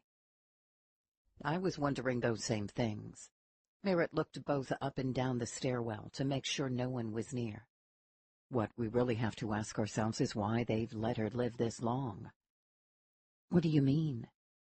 If they charged her with being a spy and sentenced her to death, maybe it's because someone had a reason to want her dead. Maybe it's to shut her up. So, if that's true, and they want to shut her up, then why don't they just put her to death immediately and find her guilty? Merritt leaned closer and arched an eyebrow. If they want her dead, then why have they kept her alive for this long? It dawned on her what Merritt was implying. You mean you think they're torturing her? You think they haven't killed her yet because they're torturing information out of her? Wouldn't any spy in the keep want to know if she has any companions defecting with her? And if she does know, how much they know about the people of Emperor Sula-Chan might have secretly slipped in here? Nor will killing her solve their problem if she's already spoken with people here at the keep and given them names of traitors working on behalf of the Emperor. They would need to know that before they killed her, don't you suppose? Magda glanced over at him. For a traitor worried about being discovered, finding out how much she knows would be reason enough to torture her. Merritt waved a hand. But this is all speculation. For all we know, maybe she really is a spy, or even an assassin, posing as a defector, intent on using her gift to kill our leaders. Maybe they want to keep the trial out of the public eye in order to find any accomplices. Maybe they did a good thing by uncovering her plans. For all we know, they may very well have beheaded her right in the beginning, right after convicting her. We don't know that she's even alive. All the more reason to get down to the dungeons as soon as we can. We may never get another chance to find out the truth. Maybe she is an assassin. Maybe she really is a defector who wants to help us, and if they're torturing her, she may soon enough be as good as dead as far as helping us is concerned.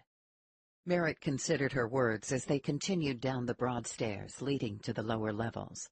The stairwell was a core passage used by the home guard to move quickly between different areas of the keep.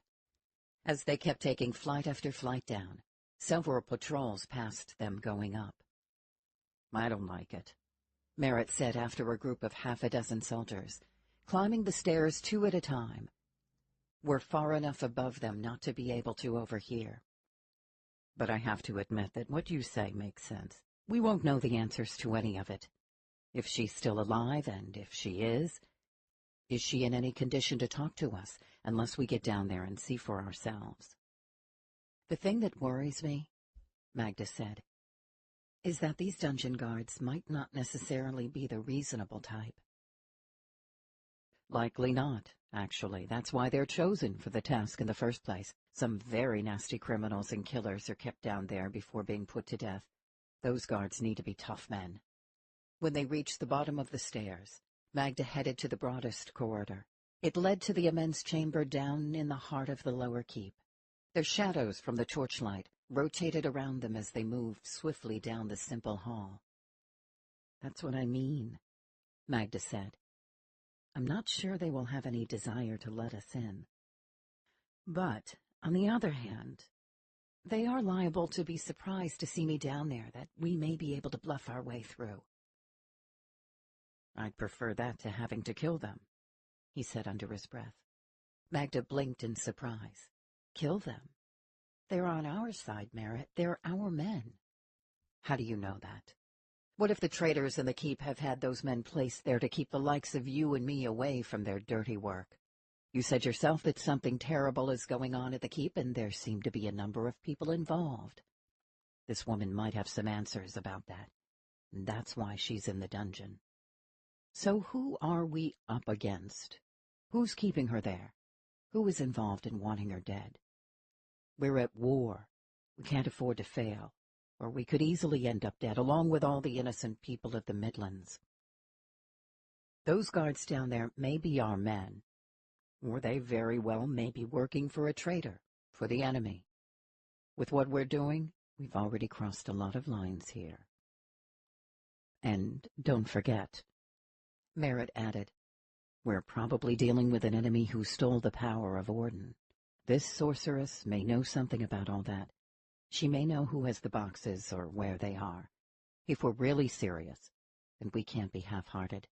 We dare not let this chance slip away, no matter who gets in our way. If we go down there, and those guards won't let us in to see this woman, we may have to end up killing them. Magda sighed in frustration. You're right. If we don't discover the enemy's plans before it's too late, everyone could die. The risk is too great. We're going to have to do what is necessary. She looked over at him as they turned down a carpeted corridor. Let's hope it doesn't come to that. Hope isn't a plan. We have to get in, and to do that, we may need to kill the guards. I'd rather bluff my way in. If it works, I'm with you, but I need to be ready to have your back. Magic doesn't work in the dungeon, she reminded him. The dungeons are shielded to prevent any gifted prisoner from using magic to escape, or from any gifted ally of a prisoner from getting in and using their magic to break them out. Down in the dungeons, it's muscle that matters. That's why they have the kind of guards they do down there. Without looking over at her, he said, the sword will still work down there. When they crafted the shields, they didn't shield against the magic. I invested in the sword. How do you know? Because it didn't exist at the time. No one had ever thought of the kind of power I put into the sword until I did. It never existed until I created it. So it's impossible for them to have shielded against it. So if you have a way to defeat our shields, it would be foolish to think the enemy didn't as well. That thought had occurred to me. Magda nodded, already thinking about the journey down into the lower reaches of the keep, into the place of the dead. Chapter 70. Magda's legs ached from the long descent down into the place of the dead. She was so exhausted that at times she felt she might fall over. She knew that what she was feeling was more than normal fatigue. She hated to think about the eventual long climb back up. Magda knew that Merritt was telling her the truth about needing rest to complete her recovery from the ordeal of creating the key. Healing alone hadn't been enough. From little things he had done at the time, to hints in the way he had acted, she suspected that the use of her blood and life force in the effort to create the key had come close to costing her her life. Before she could rest, though, they needed to get down to the dungeon. That was the prime concern. If the sorceress was still alive, they had to talk to her. The deserted corridor they hurried through, carved from banded, tannish sandstone, created a maze of twisting passageways. None of the walls were square or straight. For the most part, the passageways were little more than a warren of tunnels gouged out through the stone. She hadn't been in these particular underground passages the last time she'd come down into the catacombs. This area was considerably deeper beneath the section she'd been in before, where not only were there resting places for the dead, but rooms where wizards also worked. That level was also where Isidore's place had been. Over time, as ever more people had died, the available space in the catacombs had been filled to capacity. The living then had to dig even deeper to create more room for the newly deceased. That meant that some of the areas they were entering were not nearly as old as the places above where she had been before. Up above, some of the tombs were centuries old. Some were said to be thousands of years old. Magda didn't know if that much was true or not, but it was clear enough that some sections of the catacombs higher up were ancient. This part, though, was newer. In fact, it was repulsively new. The stagnant stench of death hung in the air down in this place. Even the scent of the stone all around, and the smell of burning pitch from the occasional torches stuck in holes drilled in the soft rock of the walls, as well as pots of aromatic oils, was not enough to mask the smell of death. In spots, some of the rooms they passed with the recently dead reeked so strong of rotting flesh that it gagged her and spurred her to hurry past. As they made their way through the tunnels, Magda couldn't help glancing off into the dark recesses where the dead were laid to rest. The light spear Merritt carried cast a greenish glow into the hollowed-out chambers. In the tunnels, the light sphere helped fill in shadowy stretches between torches. In that greenish light, Magda could see countless corpses lying in niches. Some of the dusty finery was filled with bones and nothing more. In other places, the dead were desiccated, with mouths hanging open and eye sockets staring up at nothing. In some of the rooms they passed, the places that smelled the worst, The bodies had grotesquely swollen tongues protruding from gaping mouths and eyes bulging out of sockets. It was a natural process that bodies went through as they rotted, but it was horrifying to see. It was one of the reasons she was glad that they had reduced Baracus's remains to ashes. Magda speculated that the sites they passed were also one of the reasons the dungeons were down below the catacombs.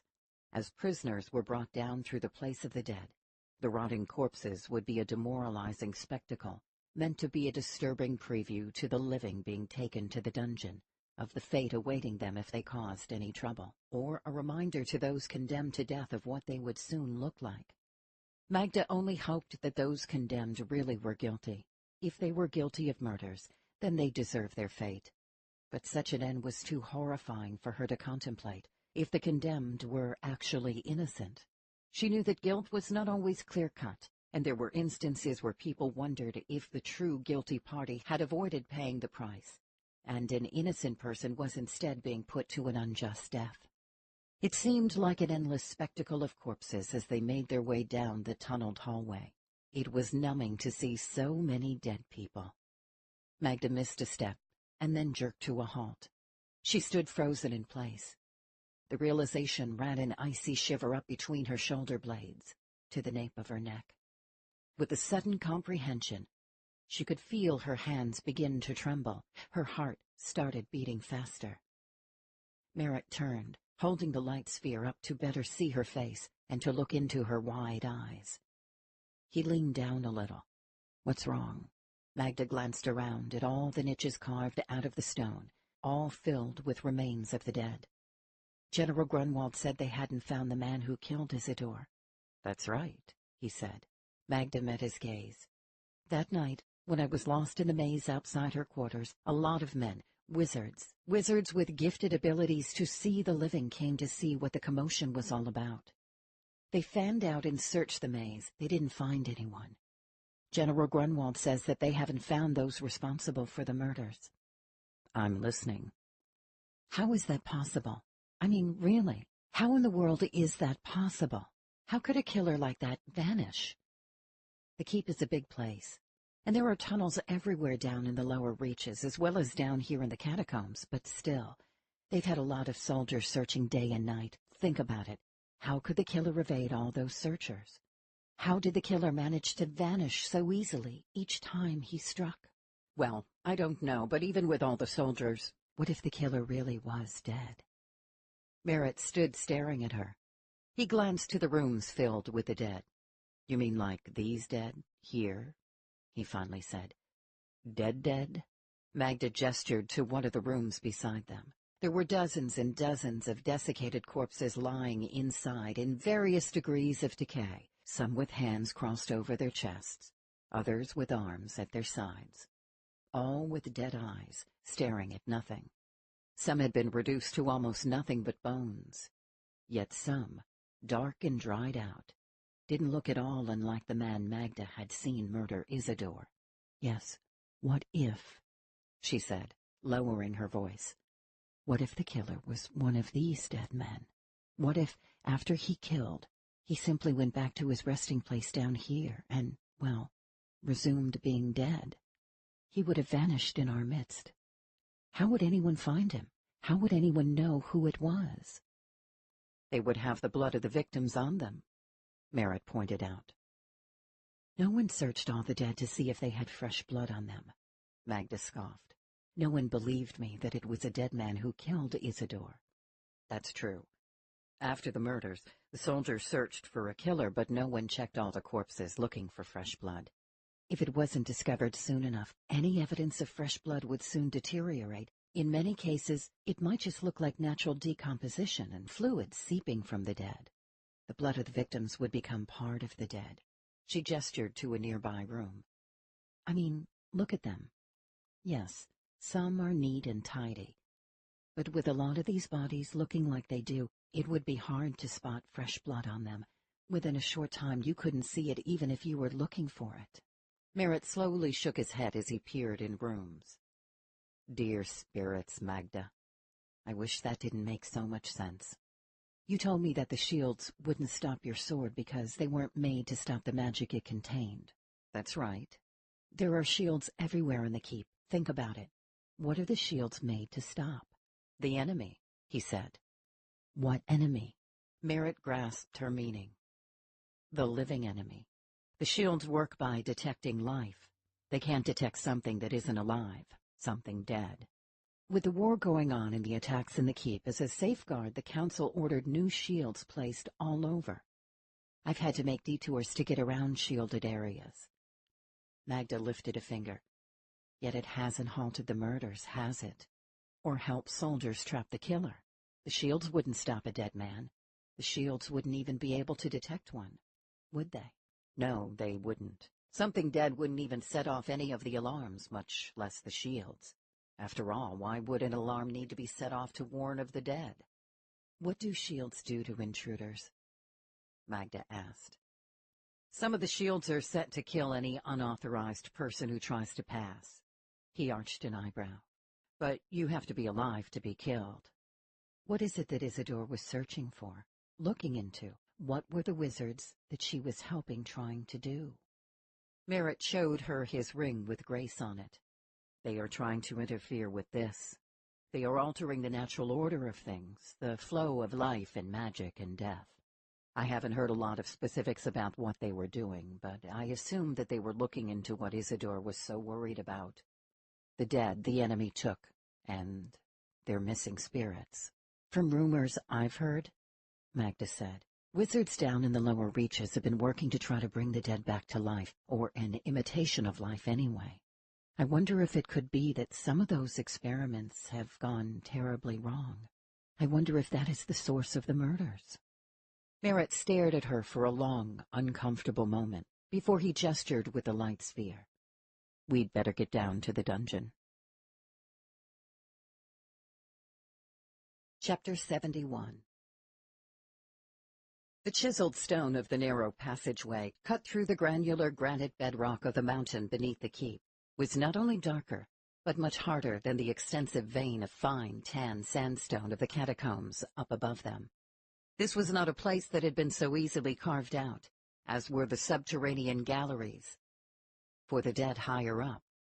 This place had required a great deal of muscle, sweat, and effort to construct. All to confine evil. At least, that had been the original intent. The smell of stale sweated acrid rat droppings permeated the dark, dank tunnel just above the entrance to the dungeon. Magda wrapped her cloak tighter against the chill air and wrinkled her nose at the stink. When they reached the iron stairs at the end of the single shaft, she started down without hesitation. Gritty rust and crumbled bits of remaining paint from the iron railing stained her hands. At the bottom of the long, steep descent, a pair of burly men waited. They had clearly heard the visitors to the dungeon approaching. Both were shirtless, and as round-shouldered and hairy as bears. In the illumination of the light sphere Merritt carried, their white eyes peered out from dark, grimy faces stained by soot from torches. They were clearly surprised to see a woman and suspicious of Merritt. An oil lamp sitting off to the side on a small, simple plank table provided the only light.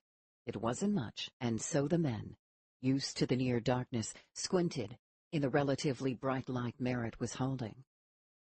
They were as filthy as a pair of moles. Before the men could speak, Magda did. "You have a woman prisoner, a spy. We're here to see her."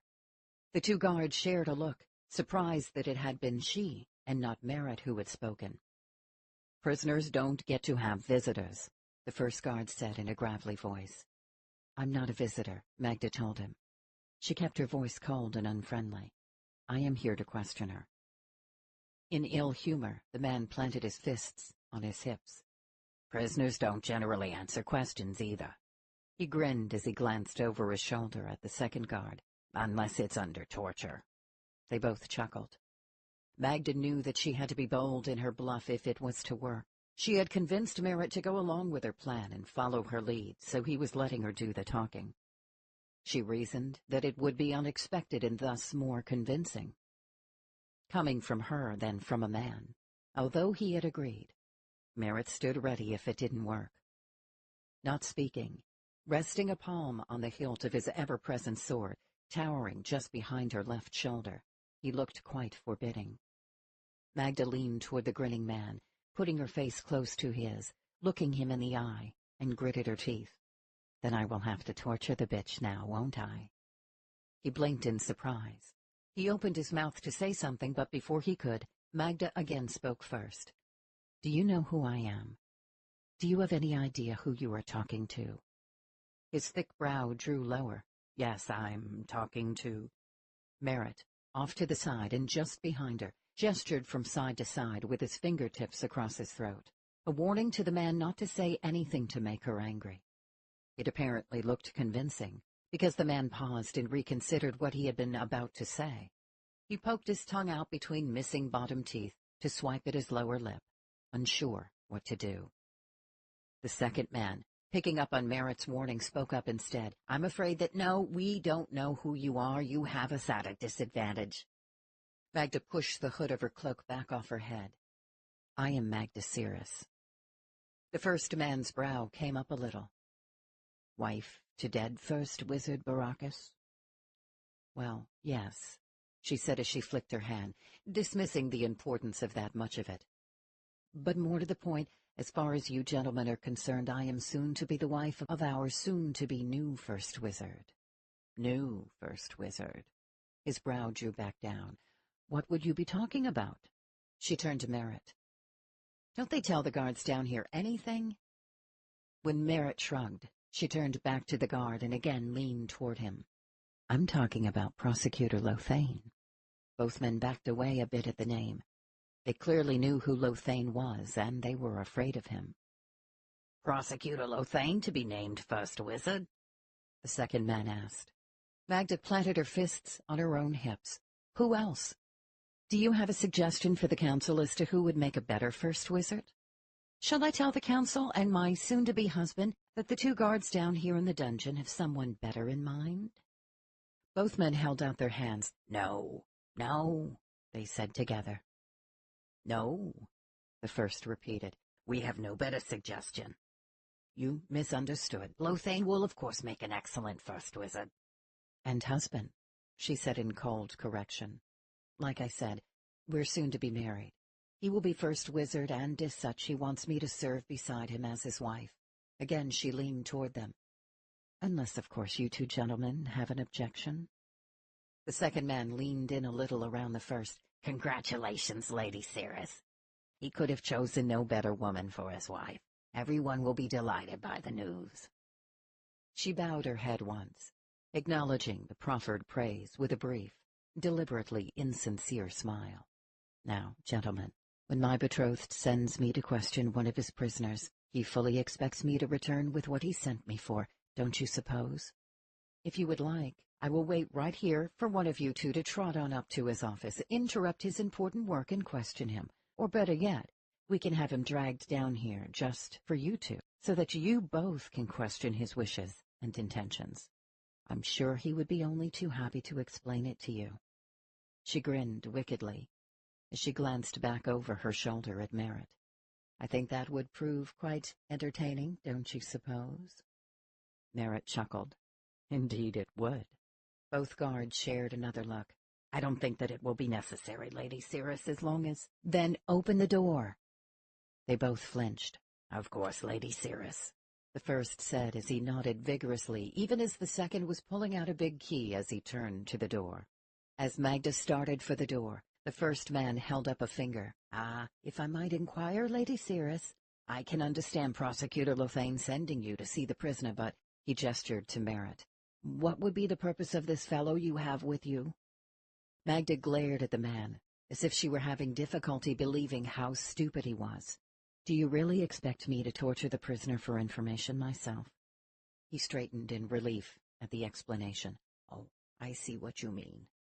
He glanced at Merritt's stony expression, and then bowed quickly.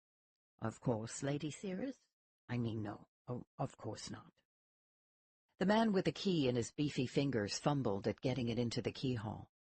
The first man backhanded the side of his meaty arm and told him to hurry. Once the man got the key into the lock, his mouth twisted with the effort of turning it. He strained to turn the key. and it finally threw the bolt back with a loud clang. Both men seized the iron handles. Together, they pulled and tugged. The door appeared to be too heavy to be opened by one man alone. Rusty hinges protested as, inch by inch, the door was jerked open.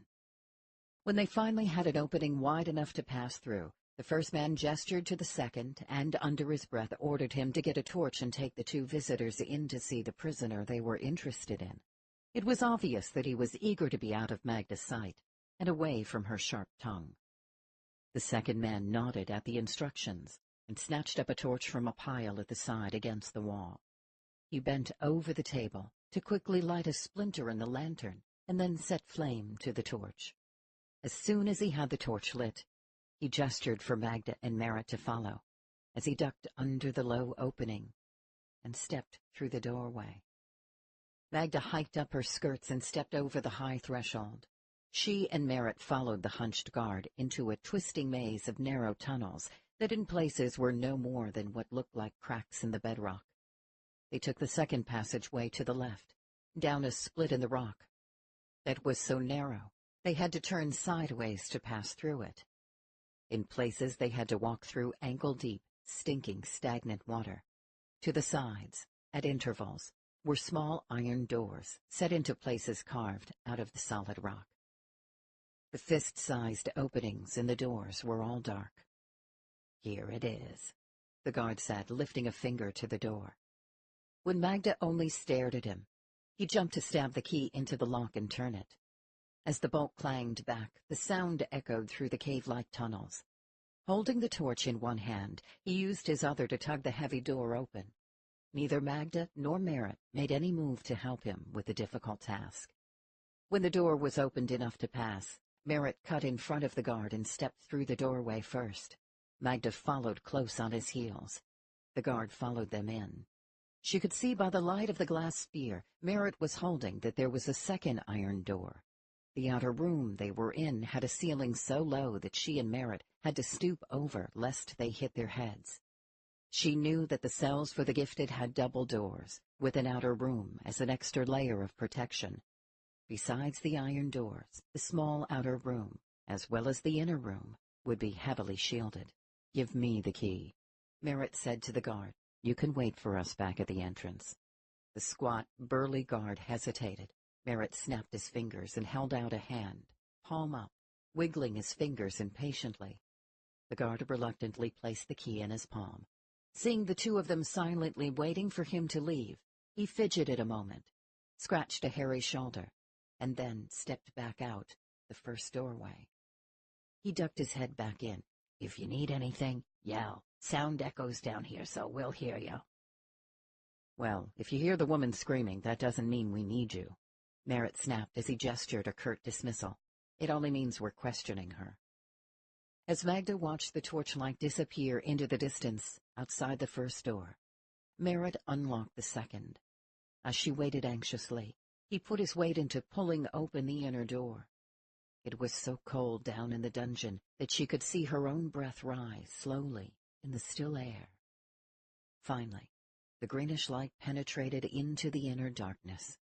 There, hanging by chains from manacles attached to the wrists of her spread arms, was a bloody, naked woman.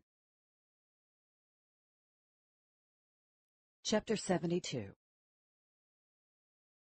The woman in the center of the inner room, hanging by her wrists, appeared to be nearly unconscious. She barely slitted her eyelids to see in the dim greenish light from the light sphere who was entering her cell. Only her eyes moved to take in Magda and Merritt.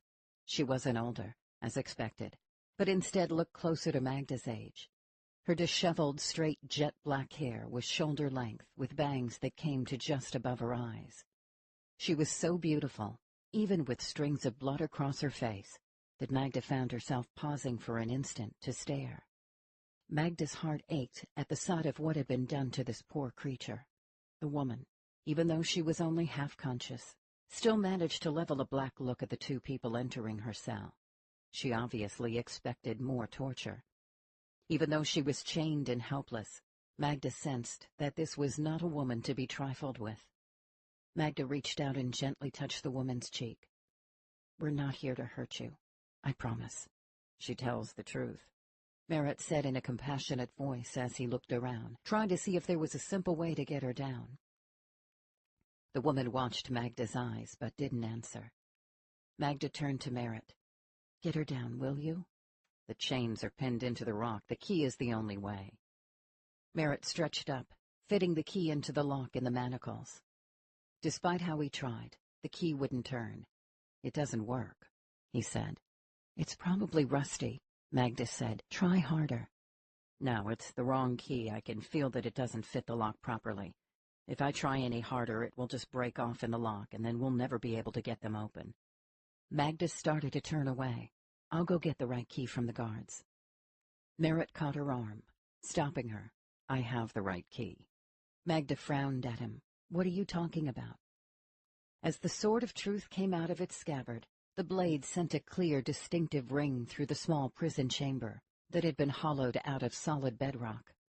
The steel looked as menacing as the greenish light flared off it as it sounded. The woman's eyes widened, expecting the worst.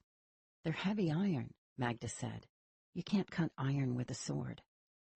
Merritt flashed her a private, one-sided smile before turning to the woman hanging before them. As he lifted her a bit by her forearm and held her steady, he carefully slid the blade of the sword under the iron manacle around her wrist. Don't move, he told the woman. I'm going to get these off you.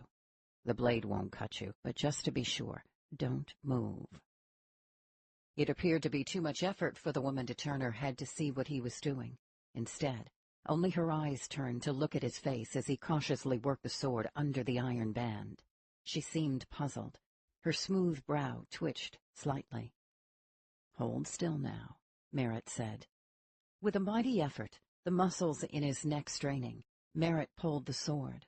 A loud crack rang out as the metal band shattered. As the blade of the sword of truth erupted from under the iron manacle, bits of metal ricocheted off the stone walls and clattered across the floor. With one arm suddenly freed, the woman's weight dropped. Her bare feet were finally able to touch the ground, but she was unable to hold her weight, and her knees buckled. She hung limp by her other wrist.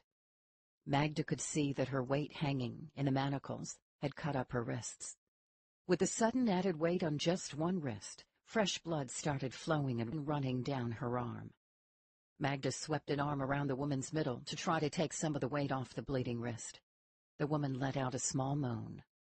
Magda pulled off her cloak and wrapped it around the woman, covering her as best she could, even though the woman still had one arm trapped and hanging from the chain pinned in the ceiling.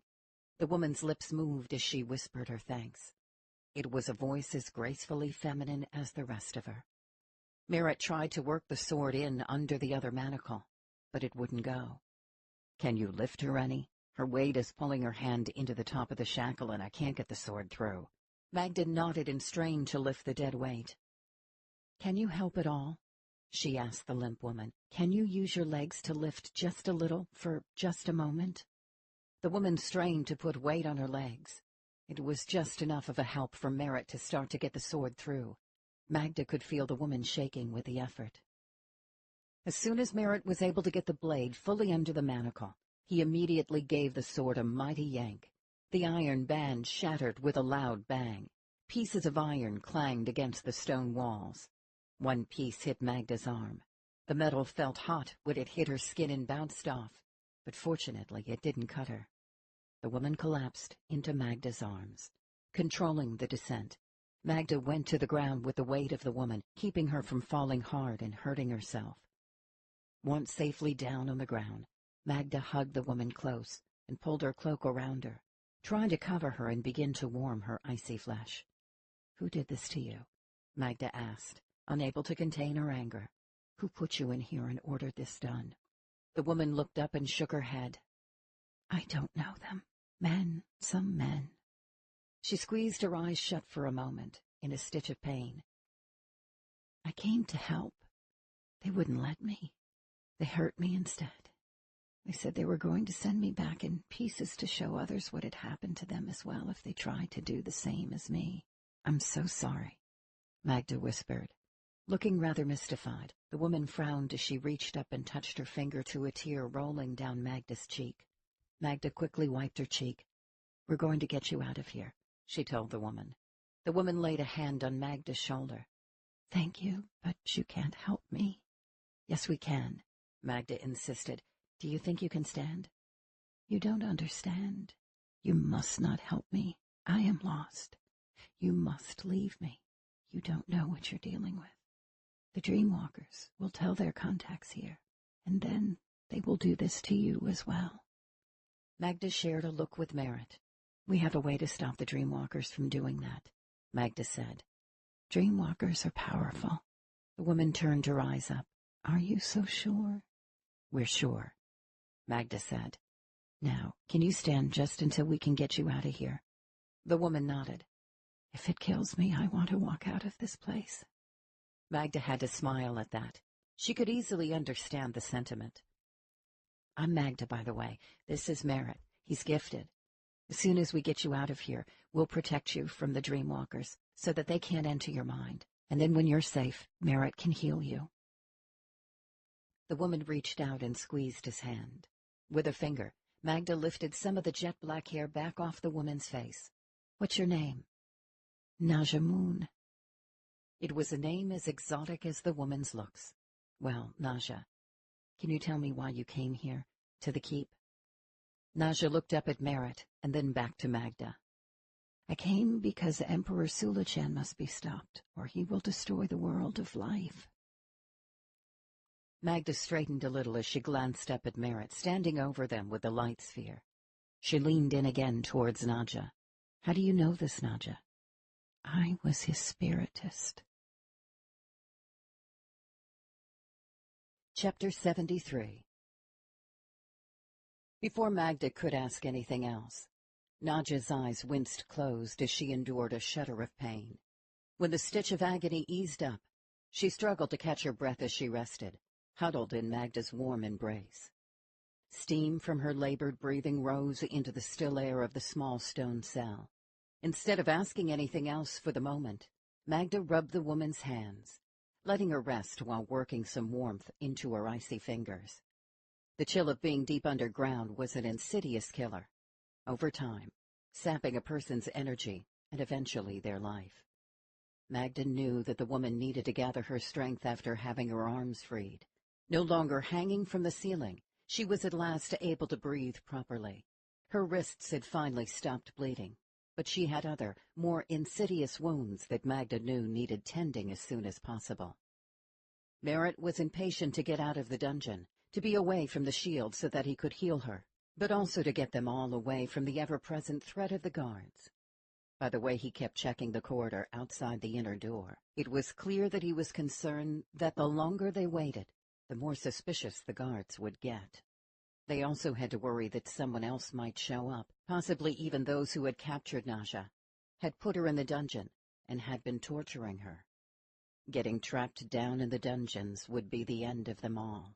No one knew they were there, and if they were locked in, no one would be coming to help them. After catching her breath for a short time, Naja, without being asked, started to try putting weight on her legs. She looked to be even more impatient than Merritt to get out before the guards returned. Naja finally stood to her full height. The woman's clothes were nowhere to be found in the cell, but fortunately Magda's cloak was big enough to wrap around her. Naja was thankful to have it and clutched it to herself as she stood, testing her legs. She was proving to be stronger than Magda had expected. The cloak would have to do for the time being. She was close to the same height and build as Magda, so Magda would be able to give her some of her own clothes.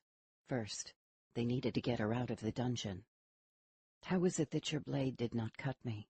Naja asked Merritt as she moved her arms about, working the circulation back into them. He looked back after checking out the doorway. "It is magic that prevented it from cutting you." "Magic does not work down here. I tried. I tried very hard." "This magic is not obstructed by the shields down here. It's something similar to the way the magic of the light sphere isn't blocked by the shields. It's complicated, and I don't want to oversimplify it. But basically the sword's magic won't harm an innocent or a person believed to be a friend. I don't consider you the enemy, so the sword didn't cut you. I hadn't tested that aspect of it, though, so I had to be careful. It appears to work as it should. It also appears, by the way it cut through those iron manacles, that the other side of its magic is working as well. This was news to Magda. He hadn't told her the part about its magic not being able to harm innocent people. Merritt was full of wonders. "Why are you two helping me?" Nadja's voice was clearly laced with pain and justifiably some suspicion. "We're actually hoping that you can help us," Merritt said. "I heard that you wanted to join our cause. When we found out where you were, we knew we had to get you out." "I thought that the people here did not want my help. I thought I was wrong about the New World and the wizards who live and work here. Instead of my help, they chained me up in this awful place. They said that I was a spy and I was to eventually be put to death." "We believe that there are traitors here in the keep," Magda told her. "I think they had put you down here to keep you from helping our people. I thought that I had made the worst mistake of my life in coming here," Nadja said, shaking her head. "I'm glad to learn that what I believed really is true, that there are good people here, as I had heard, but maybe it is not that there are traitors here." Magda frowned. "What are you talking about? Why would the men who captured you put you down here if they weren't collaborators with those in the old world?"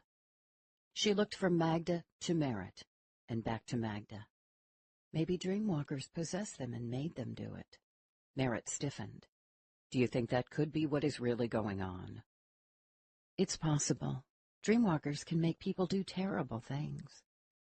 Magda let out a sigh. "We don't know what is really going on. That's why we came down here looking for you.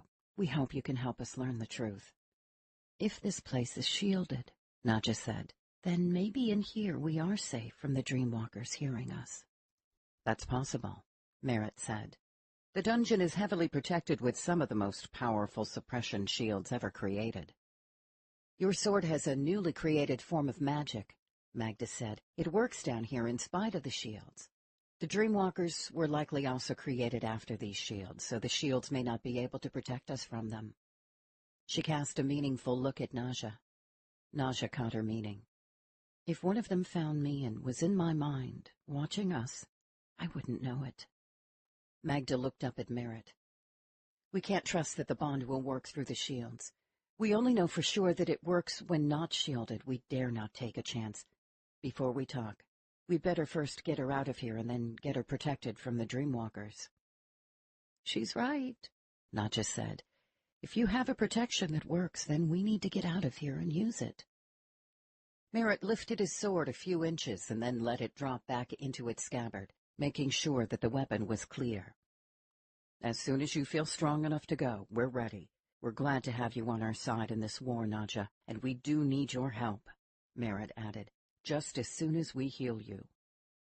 "If there are traitors in the keep, spies who are working for Emperor Sulichan, and not merely Dreamwalkers using people, then you need my help more than you realize." Magda didn't like the sound of that. Before she could say anything more, Nadja started sinking again toward the ground. Both Magda and Merritt held her up. "We need to get her out of here," Merritt said to Magda. "I think that she's as recovered as she is going to get until I can heal her. We can't wait any longer. We need to get her out of here, bonded and healed. She's strong, but her injuries are serious. It can't wait any longer." "He's right," Nadja said through gritted teeth from a stitch of pain. "I'm able to stand now. Let's go." Magda nodded. "We'll help hold you up as best we can, but it's narrow, and you have to be strong for a little bit longer. Merritt can carry you once we're out of the dungeon." "Thank you both," Nadja managed between gasps of increasing pain. Chapter 74. Now that the surge of excitement from being cut down from the chains was wearing off, it was clear that Nadja's strength was flagging. By the twitches of her brow, Magda could see that even though she didn't complain, she was enduring increasingly serious waves of pain. Her determination was keeping her moving better than Magda would have thought possible. Nadja had difficulty trying to make it out through the small doorway of her cell. It was proving easier to stand than to bend. Merritt held an arm on the outside of the door, while Magda, still in her inner cell, held her other arm. After Nadja was through, Merritt picked the woman up in his arms and carried her across the outer room. He stopped before the outer door, still holding Nadja in his arms. He gestured with the tip of his head. "Check outside. Check outside," he whispered to Magda. Magda carefully stuck her head out of the door and peered into the darkness. "It's too dark to see," she told him. "Take the light. I'll carry her." Magda lifted the heavy glass light sphere from his hand. Merritt rearranged his hold on Nadja, while Magda struck the light out into the passageway, checking. She signaled to Merritt that she didn't see anything. Nadja wrapped her arms around his neck to help hold on as he bent low to pass through the slightly larger outer doorway and follow Magda into the narrow tunnel. Merritt was easily able to carry the woman, but in places it was so narrow that he had to turn sideways, and even then it was a tight squeeze. "How are we going to get her past the guards?" Merritt asked as he followed behind Magda. Magda looked back over her shoulder without slowing. "I guess we bluff our way out the same way we bluffed our way in." Merritt looked more than a little skeptical. "You really think that they'll go for that with us trying to leave with her?" "I'll tell them that we have to take her to my soon-to-be new husband because he personally wants to question her." Merritt let out a sigh as if to say how unhappy he was with such a sketchy plan, and that he didn't think for a minute that it was going to work. "Unless you have a better idea," she said. "We can try it. You know my backup plan." Magda hadn't liked his backup plan of killing the guards, but now that she'd seen the condition Nadja was in, Merritt's suggestion that they might have to kill the guards was not sounding like nearly such a bad idea. She still didn't know, though. If the two guards actually had anything to do with what had happened to Nadja, they might be nothing more than they seemed. Guards who didn't know what was really going on. Before they reached the outer door to the dungeon entrance, where the two guards would be waiting, Merritt came to a halt. "Do you think you can walk?" he asked Nadja in a quiet voice. "Just until we get past the two guards. I may need to get at my sword." She nodded. "I'm getting some of my strength back. Put me down." He set her on her bare feet. For a moment, Magda wondered if the woman was going to be able to stand, but she steadied herself, and with an effort straightened her back. "I'll go first and do the talking," Magda whispered. "Nadja, stay close behind me. We're going to try to walk you right out of here before they have a chance to argue." The three of them made their way silently the remaining distance down the stone tunnel toward the light coming from the outer door. The lamplight from the doorway was a relief, because that meant the heavy iron door was still standing open. Magda hiked up her skirts and boldly stepped over the raised threshold out to the area where the guards waited. Nadja's hand lightly touched Magda's back for guidance as she stayed close behind. The two burly men stood waiting, one a little in front of the other, blocking the iron stairway up out of the dungeon. The big man in front had his thumbs hooked onto his belt. The men were close enough that she could smell how badly they stunk. There wasn't a lot of room to maneuver. Magda hoped that Merritt had enough room to use his sword if needed. If he did have to go for his sword, Magda intended to pull Nadja out of the way and protect her. "Well, well," the guard in front said. A depraved grin widened as he spotted Nadja in Magda's shadow. "Look who we have here out in the light." "We need to take her for further questioning," Magda said in an icy voice, not wanting to discuss anything with the man. "Stand aside." "Well, the thing is," the man said, scratching the stubble on his chin, and no longer looking the least bit cowed. "You forgot what I told you." Magda glared at him. "What are you talking about?" "I told you that sound carries through these tunnels. We heard what you said. We're going to try to walk you right out of here before they had a chance to argue, I believe is the way you put it. Did I get it right?" Magda felt a quick touch, a light pressure at the small of her back. Before she could fully make sense of it, Nadja flew past her. Nadja had Magda's knife. The woman struck like lightning. The blade slashed the first guard's throat open from the side of his neck under his right ear, clean across his windpipe. Blood erupted in great throbbing gouts from a severed artery at the side of his neck. His open windpipe blew clouds of red mist as he struggled to breathe. As Nadja twisted around, completing the powerful slashing strike, the second man's big hand clamped down around her other wrist, where the manacle had been. Without pause, Nadja used his hand holding her wrist for leverage to spin herself around. Using the hold on her wrist, she deliberately yanked herself forcefully toward the hulking guard. As she flew toward him, she whipped the knife in her other fist around in an arc and hammered it straight into his heart. His eyes opened wide in shock. The first man hit the floor with a heavy thud. Blood from the severed artery in his neck pumped out into a spreading pool. His last breath gurgled from his lungs. The man with the knife in his chest toppled back. The back of his head hit the stone floor with a loud crack. Blood oozed out from under his greasy hair. He was as still as the stone that had cracked open his head. He stared with wide-open, dead eyes. It had happened so swiftly that only then did Magda even realize that she heard the sound of steel being drawn. Merritt stood with the sword in his hand and rage in his eyes. Magda had to catch Nadja where she stumbled back a few steps. She weakly got her balance, and then straightened herself to stand tall and glare down at the bodies at her feet. In the lamplight, Magda could finally see that Nadja's eyes were as blue as the sky on a bright summer day. Her jet-black hair and bangs made her blue eyes all the more dazzling. Now, though, those blue eyes were filled with fiery rage. "They both took turns having their way with me," Nadja said defiantly. "If I had had the time, I would not have given them the mercy of a swift death." Magda couldn't blame the woman. She would have felt no differently. The surprising strength she had shown reminded Magda again that Nadja Moon was not a woman to be trifled with or underestimated. "Then you have carried out justice," Magda told her. "You'll get no condemnation from me." Nadja smiled with triumphant satisfaction. "Well, that simplifies things," Merritt said under his breath. He slid the sword home into its scabbard. "No one knew we were coming down here. No one else but these two knew that we were in here, or would be aware that we freed Nadja, and they aren't going to do any talking. Right now we're anonymous," Magda said. "Let's get out of here before someone else shows up and identifies us." Nadja bent and yanked the knife from the man's chest. She carefully wiped it clean on his pant leg. She flipped the knife and caught it by the point, then offered Magda the hilt. "I apologize for borrowing your weapon without permission. Had my gift worked down here, I would have handled it without needing to use your knife. I don't blame you. The men got what they deserved," Magda said as she replaced the knife in its sheath under the slit in her dress at the small of her back.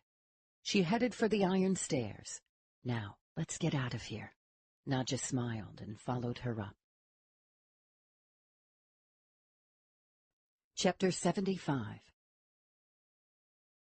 Magda carefully slid the flimsy door aside, just enough to peek through the small opening. At the moment she didn't see anyone out in the passageway through the catacombs, but a few minutes earlier she had seen two wizards, deep in conversation, hurry by. Across the way she could see one of the nearly countless chambers filled with the dead.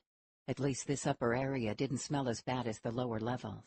She didn't know how long Merritt was going to take with Nadja, but Magda hated to have to spend any time in the small catacombs library near where the wizards worked, because it was not at all far from the dungeon. The library was utilitarian, little more than a small space hollowed from the soft rock. It was only large enough for 3 short rows of simple plank shelves for books. Between 2 of the shelves sat a simple bench. There was not even any room for a table. Nadja lay on the bench, Merritt kneeling beside her, working as quickly as he could to heal the wounds that required the most urgent attention. He had said that the library was seldom used, but Magda worried that this night someone might come looking for a rare volume and happen upon the 3 of them. She couldn't think of a plausible story as to why they were there, who Nadja was, and what had happened to her. They'd had to stop somewhere, though. Merritt wouldn't have been able to carry Nadja far before someone saw them and started asking questions. The small library was the first place they could find that Merritt thought would be somewhat safe, for a brief time. Nadja had a number of injuries, including torn muscles in her legs, a few broken bones in her feet, and, most concerning, a serious abdominal wound that threatened her life. Killing the 2 guards might have been satisfying retribution, but it had ruptured her abdomen wound, and it needed to be closed. Before they'd done anything else, though, even before healing her or addressing any of their other problems, as soon as they'd gotten out from the influence of the shields down in the dungeon, Nadja had gone to her knees and given the devotion to Lord Rawl. She was so eager to be protected from the Dreamwalkers that she ignored the pain long enough to say the devotion 3 times and gain the protection of the bond. Magda ached to have the woman healed. But more than anything, she had wanted to know that they would be safe from the view of dreamwalkers. When they had finished with the devotion, they had immediately turned to the problem of finding a place to tend to her injuries. Merritt had said that healing the sorceress was going to take some time, hours at least, possibly all night. Since they knew that they couldn't risk staying in the catacombs library that long, he had decided to use the place just long enough to get her out of imminent danger of dying, and able to walk on her own, so they could get her to a safer place. Once they were able to move from the little library to a safe place, Merritt would then be able to take the time to heal the rest of her serious injuries, without the risk of being interrupted at a critical moment. In the meantime, he would do what he could as quickly as he could. Magda was nervous, though, about getting caught in the catacomb library. She knew that if someone went down in the dungeons and found the two dead guards, they would raise an alarm, and the whole place would soon be crawling with soldiers. They would look in every corner. Magda didn't know if they would know who Nadja was, or be aware that she had been in the dungeon and had escaped. But if Merritt and Magda were discovered in the library, healing an injured woman, the soldiers would certainly ask a lot of questions, and they would expect answers. Merritt had worked down in the area on occasion, so he was familiar with this part of the catacombs. He had known of a storage cabinet where wizards and sorceresses kept supplies. There, he'd found a spare sorceress's robe and some clean rags. The flaxen robes were decorated at the neck with red and yellow beads, sewn in the ancient symbols of the profession. Merritt had then taken them to the little library and stood watch at the door, while Magda cleaned Nadja up enough so that she wouldn't draw suspicion if anyone saw her. After using a damp rag to gently wash some of the blood off the face of an only half-conscious Nadja, Magda had managed to get the robe onto her. While only partially responsive, Nadja had been aware enough to be grateful to have the robe to wear. After that, Magda had let Merritt hurry and get to work healing the woman while Magda stood watch. Merritt finally stepped up behind Magda. "Anyone out there?" "No, not for a while." Magda looked back and saw Nadja standing close behind him. "How are you?" she asked the sorceress. "Merritt helped me enough for now. He is very talented. I think I will be strong enough to walk to a safer place where he can finish." "Your house?" Magda asked Merritt. He pressed his lips tight as he considered it. He glanced back briefly at Nadja. "I wish we could get there. We'd be secluded and alone. But I really think it needs to be someplace closer. She can walk for a short while, but I'm afraid she wouldn't make it that far, and then we'd be in trouble." Nadja looked past Magda to peer out the crack in the door. She abruptly stepped back in surprise. "There are dead people out there." Merritt nodded. "This is the catacombs, down under the keep, where the dead are laid to rest. We're just a ways above the dungeon where we found you." Nadja was clearly alarmed. "We need to leave now." "They're dead," Merritt said. "They can't hurt you." "Yes, they can," Nadja said. Magda slid the door closed and turned to the woman. "What do you mean?" "Emperor Sulichan uses the dead." Both Merritt and Magda stared. Magda, having fought a dead man, was not at all surprised by Nadja's claim. "Uses them how?" she asked. "To serve him." "How can the dead serve him?" Merritt asked. "For Emperor Sulichan, the dead can serve him as well as the living, in some cases better." "Better," Merritt repeated as he stared at her. "They have no heartbeat. They have no life in them. How can they do anything?" "Chickens can move and flop for hours after their heads are cut off. They have no heartbeat either," Nadja said. "And that doesn't even involve any magic." "The Emperor has rare, gifted people called makers," she said, leaning in, speaking in a quiet, reverent tone. "I never met any myself, but I do know that makers have remarkable powers of originality. They imagine what others never envisioned before, and through that mechanism are somehow able to create what others never could." Magda glanced up at Merritt. "We understand. We have makers as well." Then you understand the wide range of the totally new and unexpected creations they can sometimes come up with. Most people's minds travel along the same road, traveled by everyone else, never straying off the route of conventional wisdom. Makers know no such boundaries. They have a rare ability to make their own roads of thought. Their minds venture through the wilderness of all that exists, combining random bits of knowledge in ways that have never been imagined before. We understand that much of it, Magda said. What does this have to do with making the dead walk again? The Emperor's makers have created new forms of magic, new spells, that function in part by altering the nature of the grace. Through the new forms of power envisioned by the makers, along with the help of the Emperor's many gifted, they have learned to use magic to control the dead. How do you know all of this? Merritt asked. I know because I was one of the gifted who helped them. Through the manipulation of the spirits of the dead in the underworld and investing powerful magic into the corpses that those spirits came from, the dead are made to respond.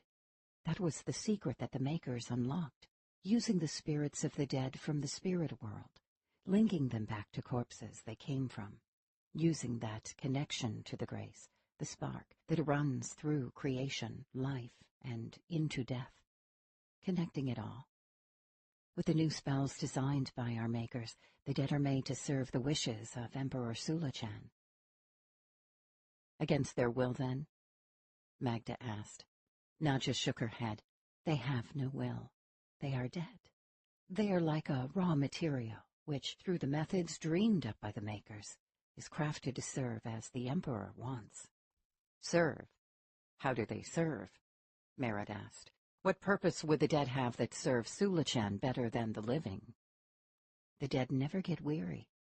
They don't know hunger or pain or pity. They don't need to eat or sleep or rest or stay warm, so they don't need any supplies. They have no ambition but the one given to them. They have no capacity for fear, so they act without hesitation. Act how? Magda asked. What do the Emperor's forces use these dead people for? For all those reasons I mentioned, they make perfect assassins. She gestured behind the door. They can be right there, in your midst, and you never know it. You walk by them and never see them for what they are. The dead can be animated as needed. They are then given a single-minded purpose. They never stop trying to carry out that purpose. For these reasons, they also make the perfect warriors. The dead have their limits of service, though. There are things for which Emperor Sulachan cannot use them. When he needs the same sorts of things done that the dead do well, but with some intelligence behind them, he uses the half-people. Half-people? Magda leaned in. What are half-people? Living people he has stripped of their souls. Chapter 76. Merritt folded his arms across his chest. How much exactly do you really know about all of this? How complete is your understanding of it? I told you, I was Emperor Sulachan's spiritist. Nadja heaved an impatient sigh. Must we discuss this now? Can we please go and talk about it later? We need to know some things first, Merritt said. Nadja gestured toward the door. What you need to know is that any one of those dead could be a servant of the Emperor. You wouldn't know it until one of them sat up, grabbed you by your throat, and ripped your arms off. If the Emperor or his minions knew we were in here, they could set one or a dozen of the dead on us to tear us apart. She's right, Magda said, recalling the horror of what had happened with Isidore. We should get out of here. How could he get any of those dead people down here to do his bidding? Merritt asked, not ready to leave before he had a better grasp of it all and exactly what they faced. He may be powerful, but he's all the way down in the old world. How could he do a thing like that from such a great distance? Easy. One of those loyal to him prepares a dead body, here, at the keep or in Idendrill, and then has it laid to rest out there in your catacombs, among the other dead people. How would you know? How would you know that the body that was being laid to rest down here wasn't one of the ones that had been prepared to serve Sulichan's purpose. Any of his people hidden here as spies or traitors at the keep could then bring the dead out of their death sleep. She snapped her fingers. As quickly as that. Magda had to remind herself to breathe. Dear spirits, I never thought of that. I hadn't either, Merritt admitted. Is there a way to check the dead to know which have been prepared in this way? Before they are called into service, they are nothing more than a corpse. There is no way to tell, unless you were to find a way to contact their spirit in the underworld. As a spiritist, I can tell you that would not be an easy task. I could probably venture into the spirit world to probe for the spirit of a dead body, but that could take days of searching, and that's for one dead body. You have thousands out there. Do you have thousands of spiritists who could be assigned to such a monumental task? We might have a handful of such gifted, Magda said, but I'm afraid that the only one I actually know of was killed by one of the Emperor's dead servants. Then you have no way to test a corpse being laid to rest, even if you wanted to. Worse, though, those seeking to use the dead wouldn't even have to go to that much trouble. Do you have guards who check the people who come and go from the catacombs? Escort them to see what they might be doing? Merritt arched an eyebrow as he grasped her meaning. No. There are wizards who work down here on countermeasures to Sulichan's weapons. They come and go all the time.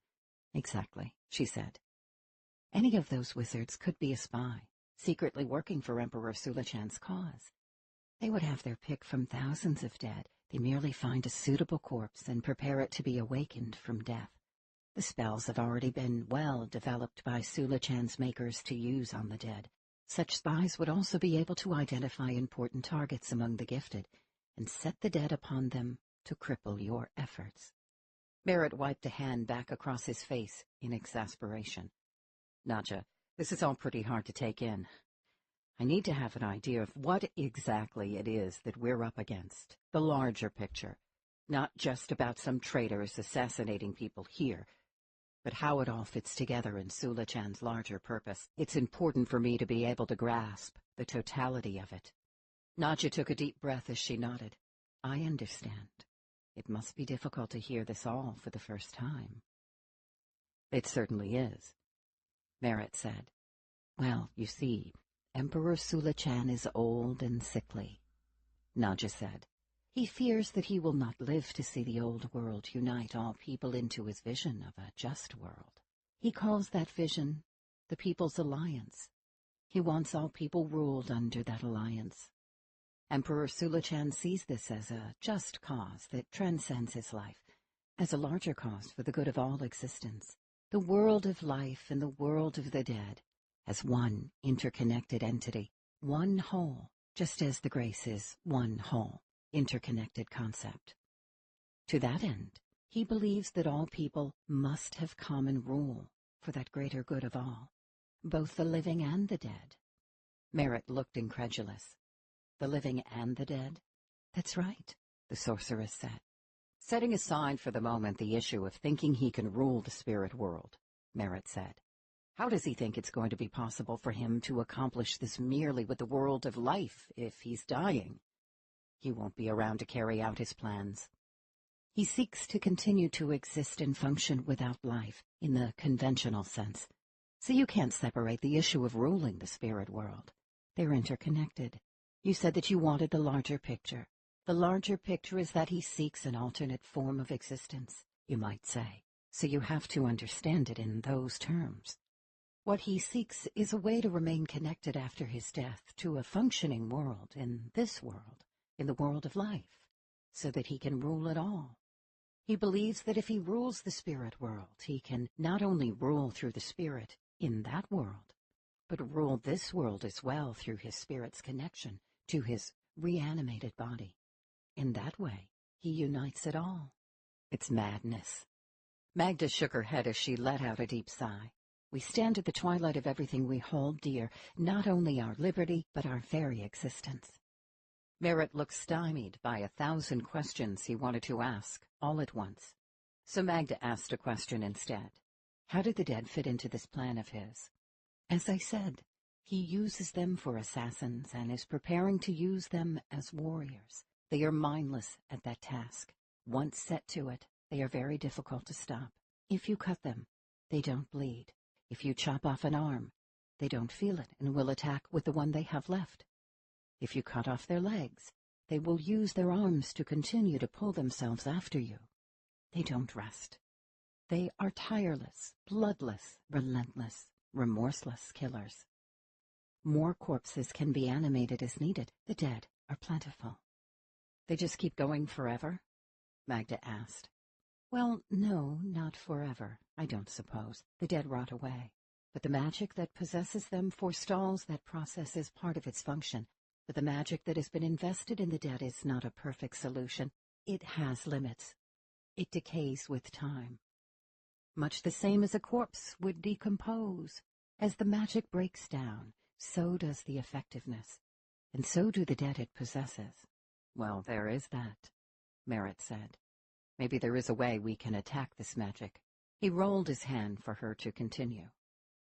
The army intends to start using them at the front line as they advance in battle. Arrows and spears are of little use against the dead. Stabbing them over and over is futile. They can't really be killed because they are already dead.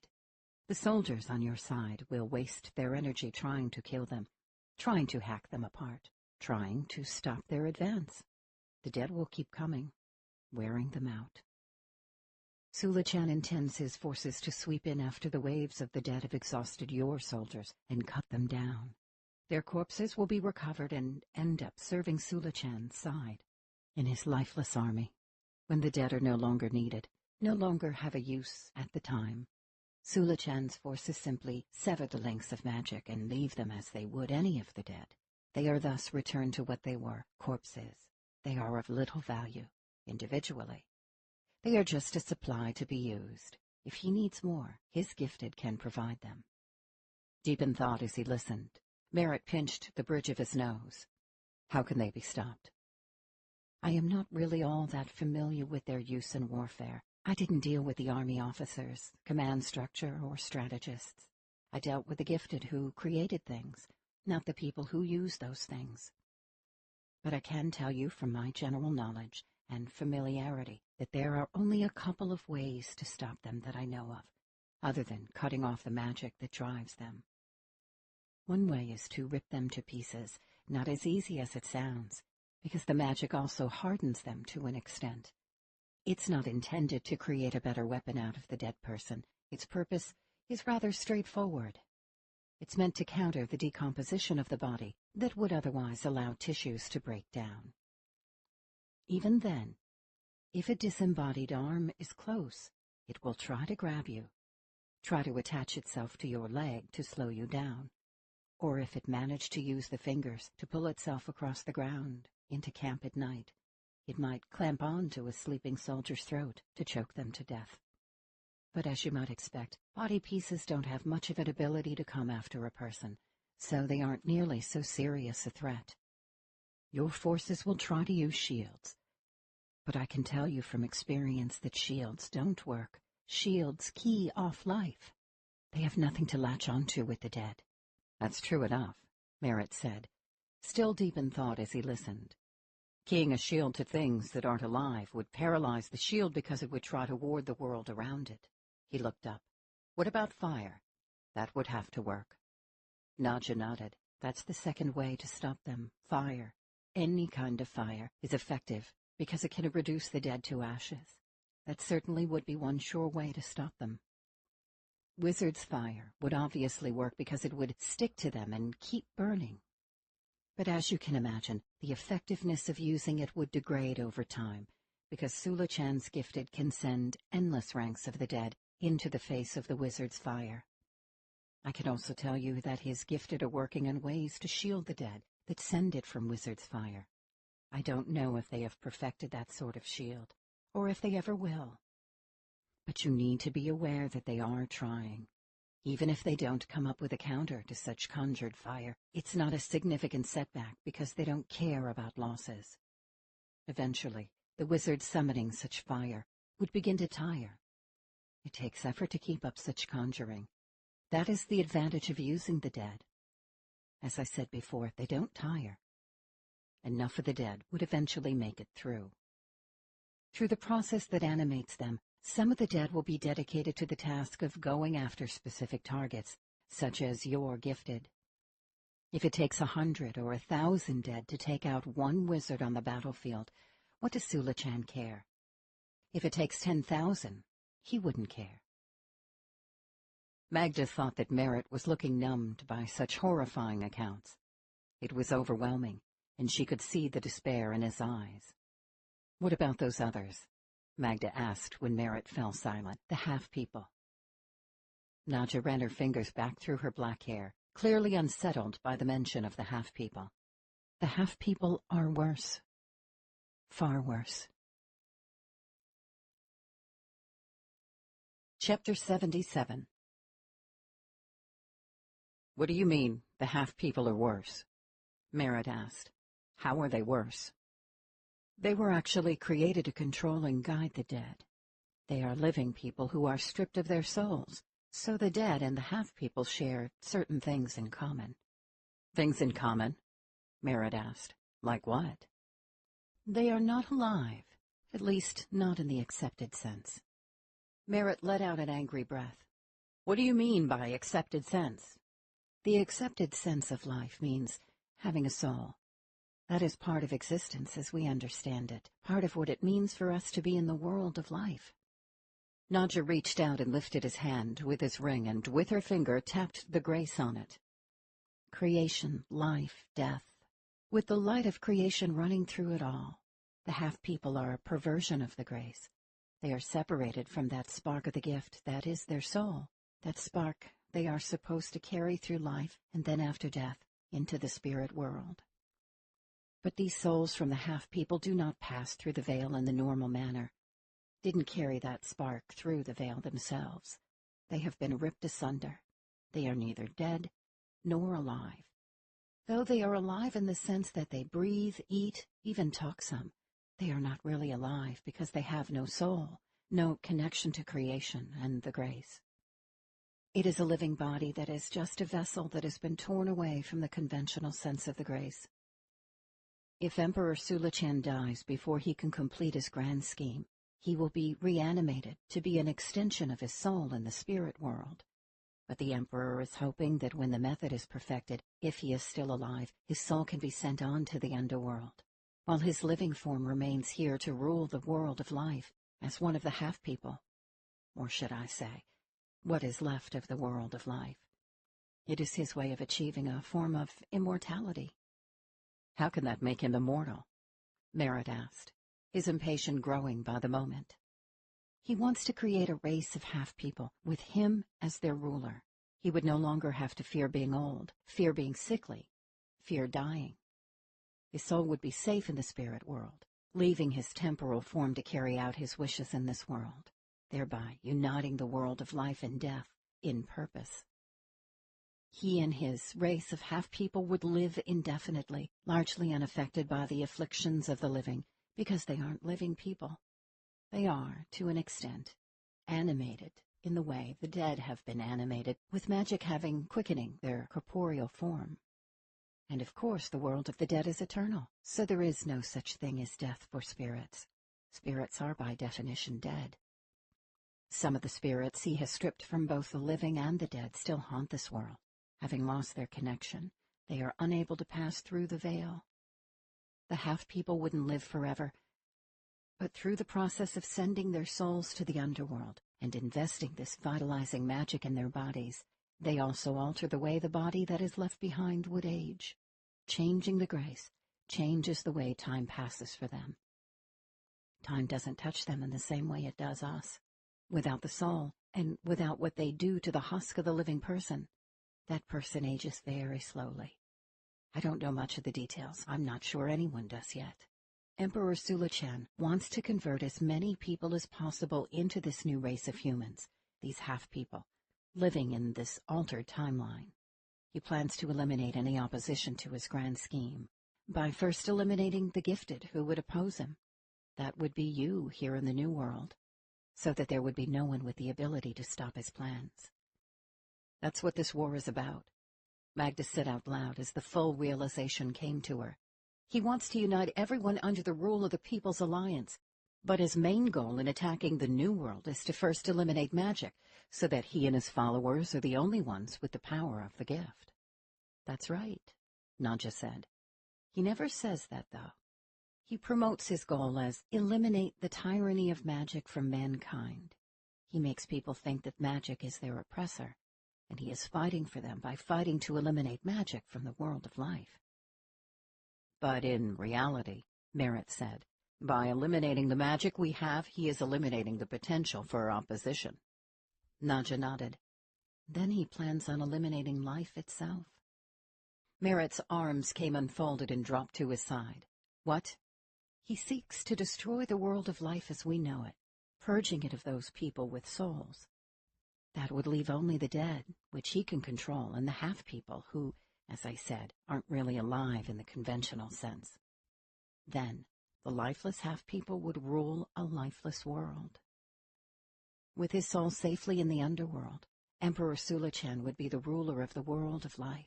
But the world of life would no longer contain life as we know it now. There would be plants and birds and beasts, but the people here would no longer be the race of man as we are now. The people would be nothing more than animals, really. The world of life, as we know it, would no longer exist. There would no longer be any purpose in life, no ambition, no initiative, no accomplishment, no joy, no love. Magda and Merritt shared a look. She could see in his eyes what he was thinking. The boxes of Orden.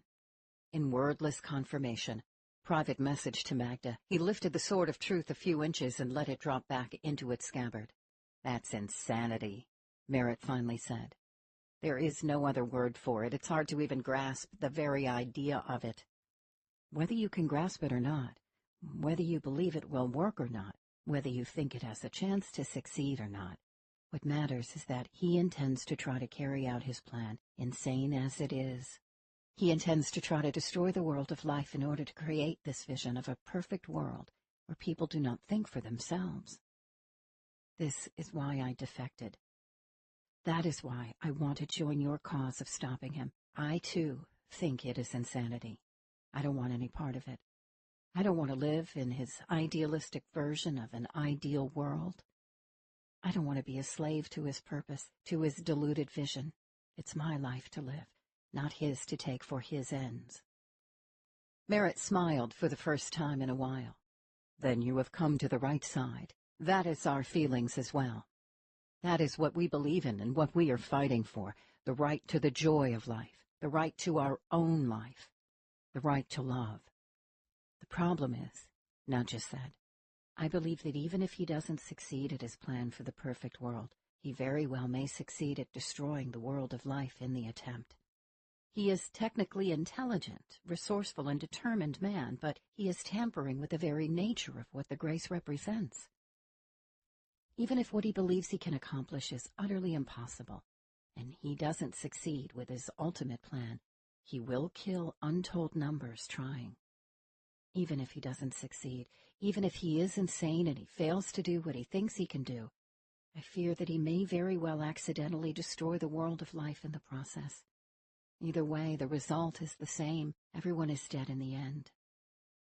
Are you certain about all this? Merritt asked, in a careful tone. Were you close enough to him to know this to all be true?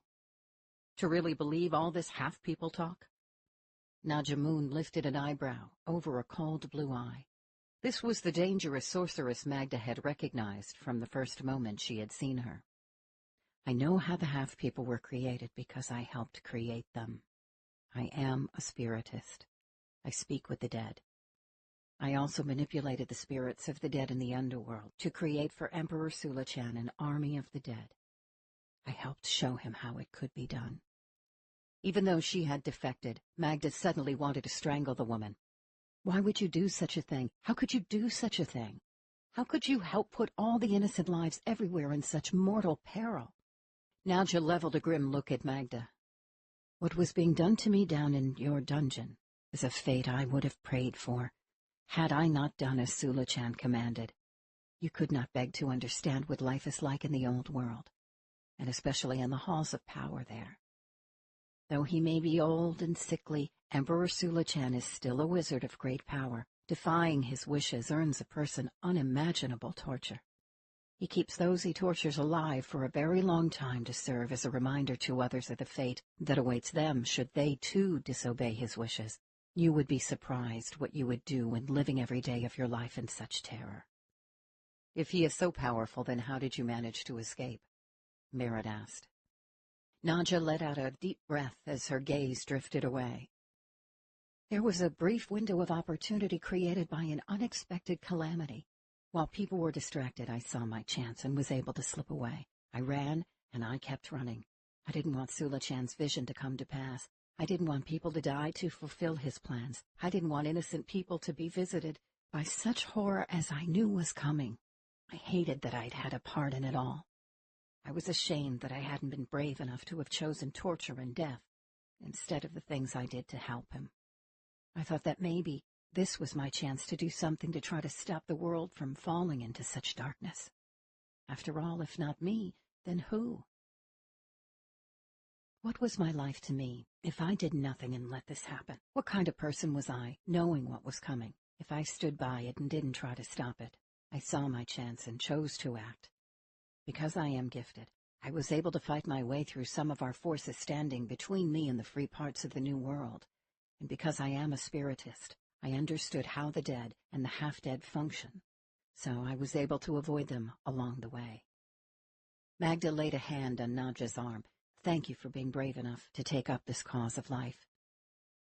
Yes, we appreciate it, Nadja, Merritt said. Your help will be invaluable. So what was the calamity you mentioned? An unexpected complexity developed in the Emperor's plan. The half-people he created took to eating humans. Merritt and Magda both leaned in together, and together they both said, What? At first there was no evidence of the behavior, but then without warning the half-people began attacking and eating the living. I had warned the Emperor of that possibility, but he wouldn't be dissuaded. He wouldn't listen to any warning that went against what he wanted. Why would they start eating people? Magda asked. What would make them do such a thing? I believe that the half-people crave the soul they no longer have. That emptiness drives them with a form of insanity that compels them to eat living people in a futile effort to try to pull a soul into themselves. It doesn't work that way, of course, but you can't exactly talk sense into the half-people.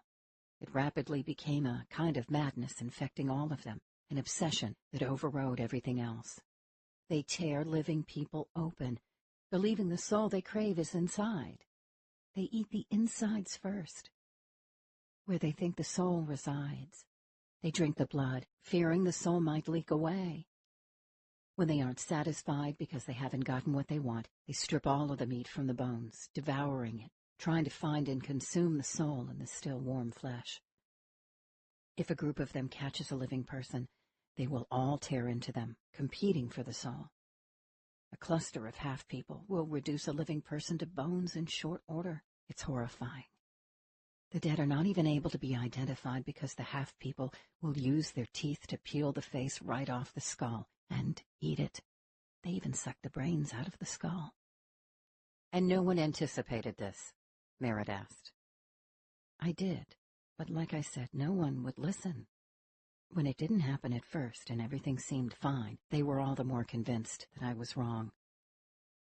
The evolution in their nature took a little time, but when it happened quickly. They attacked people in the palace, feeding like wolves off the living who were trying desperately to control them. It was chaos for a time. That was when I saw my chance and escaped. For all I know, those in charge may believe that I was eaten, as were a number of the gifted involved in the project. It was a terrifying and very bloody time.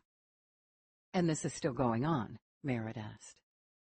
Yes, but I think they've managed to gain some degree of control over the situation. They would have been able to do that, to some extent at least, because they have altered the grace in order to use the spirits of these people. Merritt frowned. Use their spirits?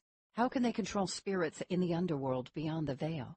When they take the souls of the living people to create the half-people, Those souls are not allowed to go to the spirit world. The spirits of the dead they also use are pulled back from the world of the dead as well. These spirits are kept trapped between realms, unable to get back to the underworld. They sometimes drift back in this direction and haunt this plane of existence. When I left, the gifted were attempting to channel the need to eat the living into the need to instead eat the flesh of the enemy. That way, rather than having to try to find a way to counter such a powerful drive, they instead redirected it to serve their objective. That makes them an even more terrifying weapon. The half-people are hard to put down. And if they get near your people and get the chance, they will rip them open, eating them from the inside out, trying to consume their souls. Why are they hard to put down? Merritt asked. Because they still have a functioning brain. They can think, plan, scheme, plot, hide, evade, and then attack. Merritt let out a sigh. Great, just great. Nadja spread her hands. She was starting to look worse again. I hate to sound ungrateful to you both, and I want to help. That's why I'm here. But I think that you need to get me to a place where you can finish healing me. Magda looked up at Merritt. She's right. We need to get out of here. We can talk more later. Merritt circled an arm around Nadja's waist as she started sagging. I know just the place.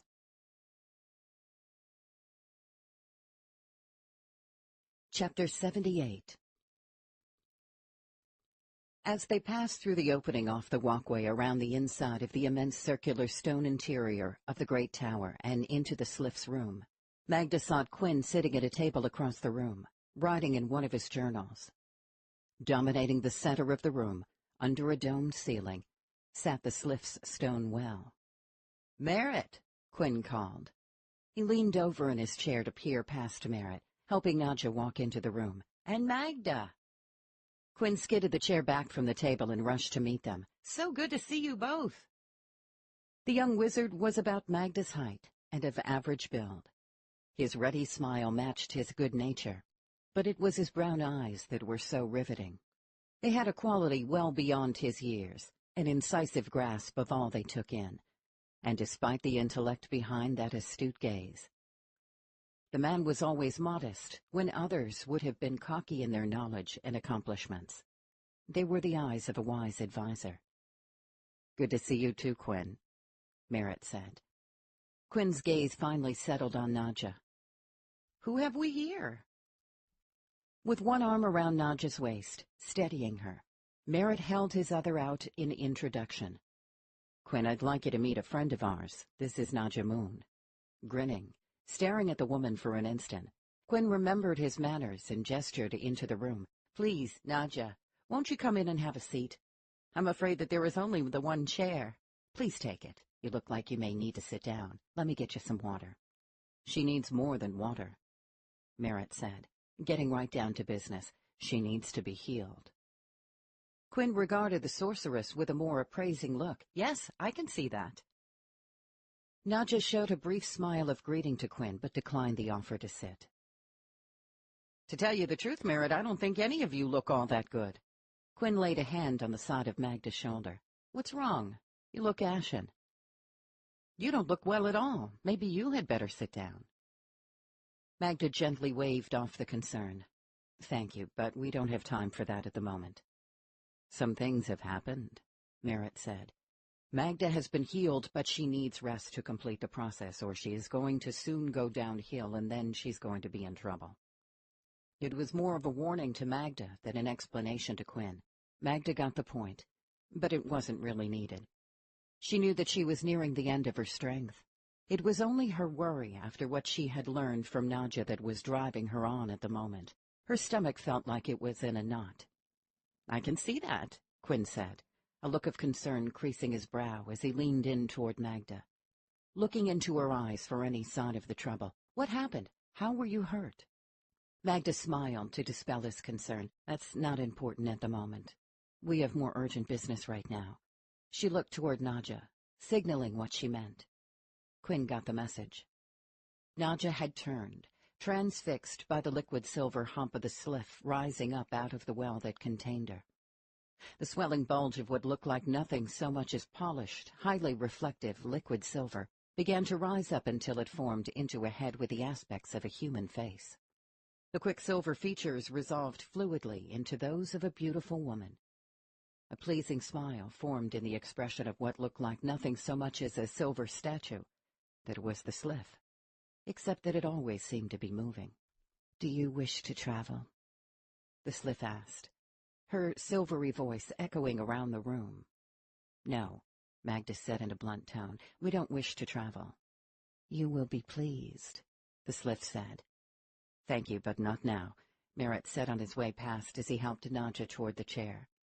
"I've heard rumors of such a creature, but I never imagined she was real," Nadja said as she dragged Merritt to a halt in order to stare at the silver face watching her. Quinn cast a rather fond look at the creature in the well. "She's real, there's no doubt of that. She likes to watch me record things in my journals as I watch over her." "May I touch you?" Nadja asked the Sliff, as she stepped close to the waist-high stone wall of the Sliff's well. "If it pleases you," came the haunting reply. Nadja reached out and carefully touched her fingers to the gently rolling silver surface. The Sliff watched, feeling no ill effects. Nadja submerged her entire hand below the surface. "You have both sides," the Sliff said with a satisfied smile. "You may travel." "Thank you, but I don't wish to travel right now," Nadja said. "Maybe another time." "When you are ready, I will take you where it pleases you." Nadja looked back over her shoulder at Merritt and Magda. "This is remarkable." Magda folded her arms. That's one way to put it. Magda held no favor with the Sliff. Not only had the Sliff often taken Baracus away, she took him away as she cooed to him and made gentle promises that he would be pleased. Baracus had told Magda that it was just the nature of the Sliff, that it didn't mean anything, and that in any event there was nothing that could be done about it. Magda still hadn't liked the manner in which the perfect quicksilver face had spoken so intimately to her husband. Of course, the Sliff talked to everyone that way. Baracus was right. It was her nature. That didn't make Magda feel any better about it. The Sliff had even talked to Magda the same way when Magda had needed to travel. She wasn't gifted, as was required, but Baracus had instilled in Magda some bit of magic that enabled her to travel. Traveling was at once a wildly exhilarating and a terrifying sensation. She hoped never to have to experience it again. Nadja withdrew her hand and stepped away from the well. "No, you don't understand. What is remarkable is that this creature has been altered in a similar way to the half-people. Her soul has been fragmented." Quinn swept his sandy blonde hair back. "Half-people? What are half-people? What are you talking about?" Merritt held a hand up. "Listen, Quinn, we have problems." Quinn's features took on a serious cast. "So then you've heard the rumors that Prosecutor Lethane is going to be named First Wizard? Is that the trouble you mean?" "That's not the problem I was referring to," Merritt said. "And it's not a rumor," Magda told him. "It's true." Quinn's serious expression turned worried. "Is it really going to happen tomorrow, as some say?" "Tomorrow? I haven't heard that part of it," Magda said. "What have you heard?" "There's a lot of rush planning going on. Something big is in the works for tomorrow afternoon in the council chambers. I don't know what, but it only makes sense that it would be the naming of the new First Wizard." As he gestured to Nadja, his eyes again took on that discerning look that Magda knew so well. "Now, what's this about half-people? What are half-people?"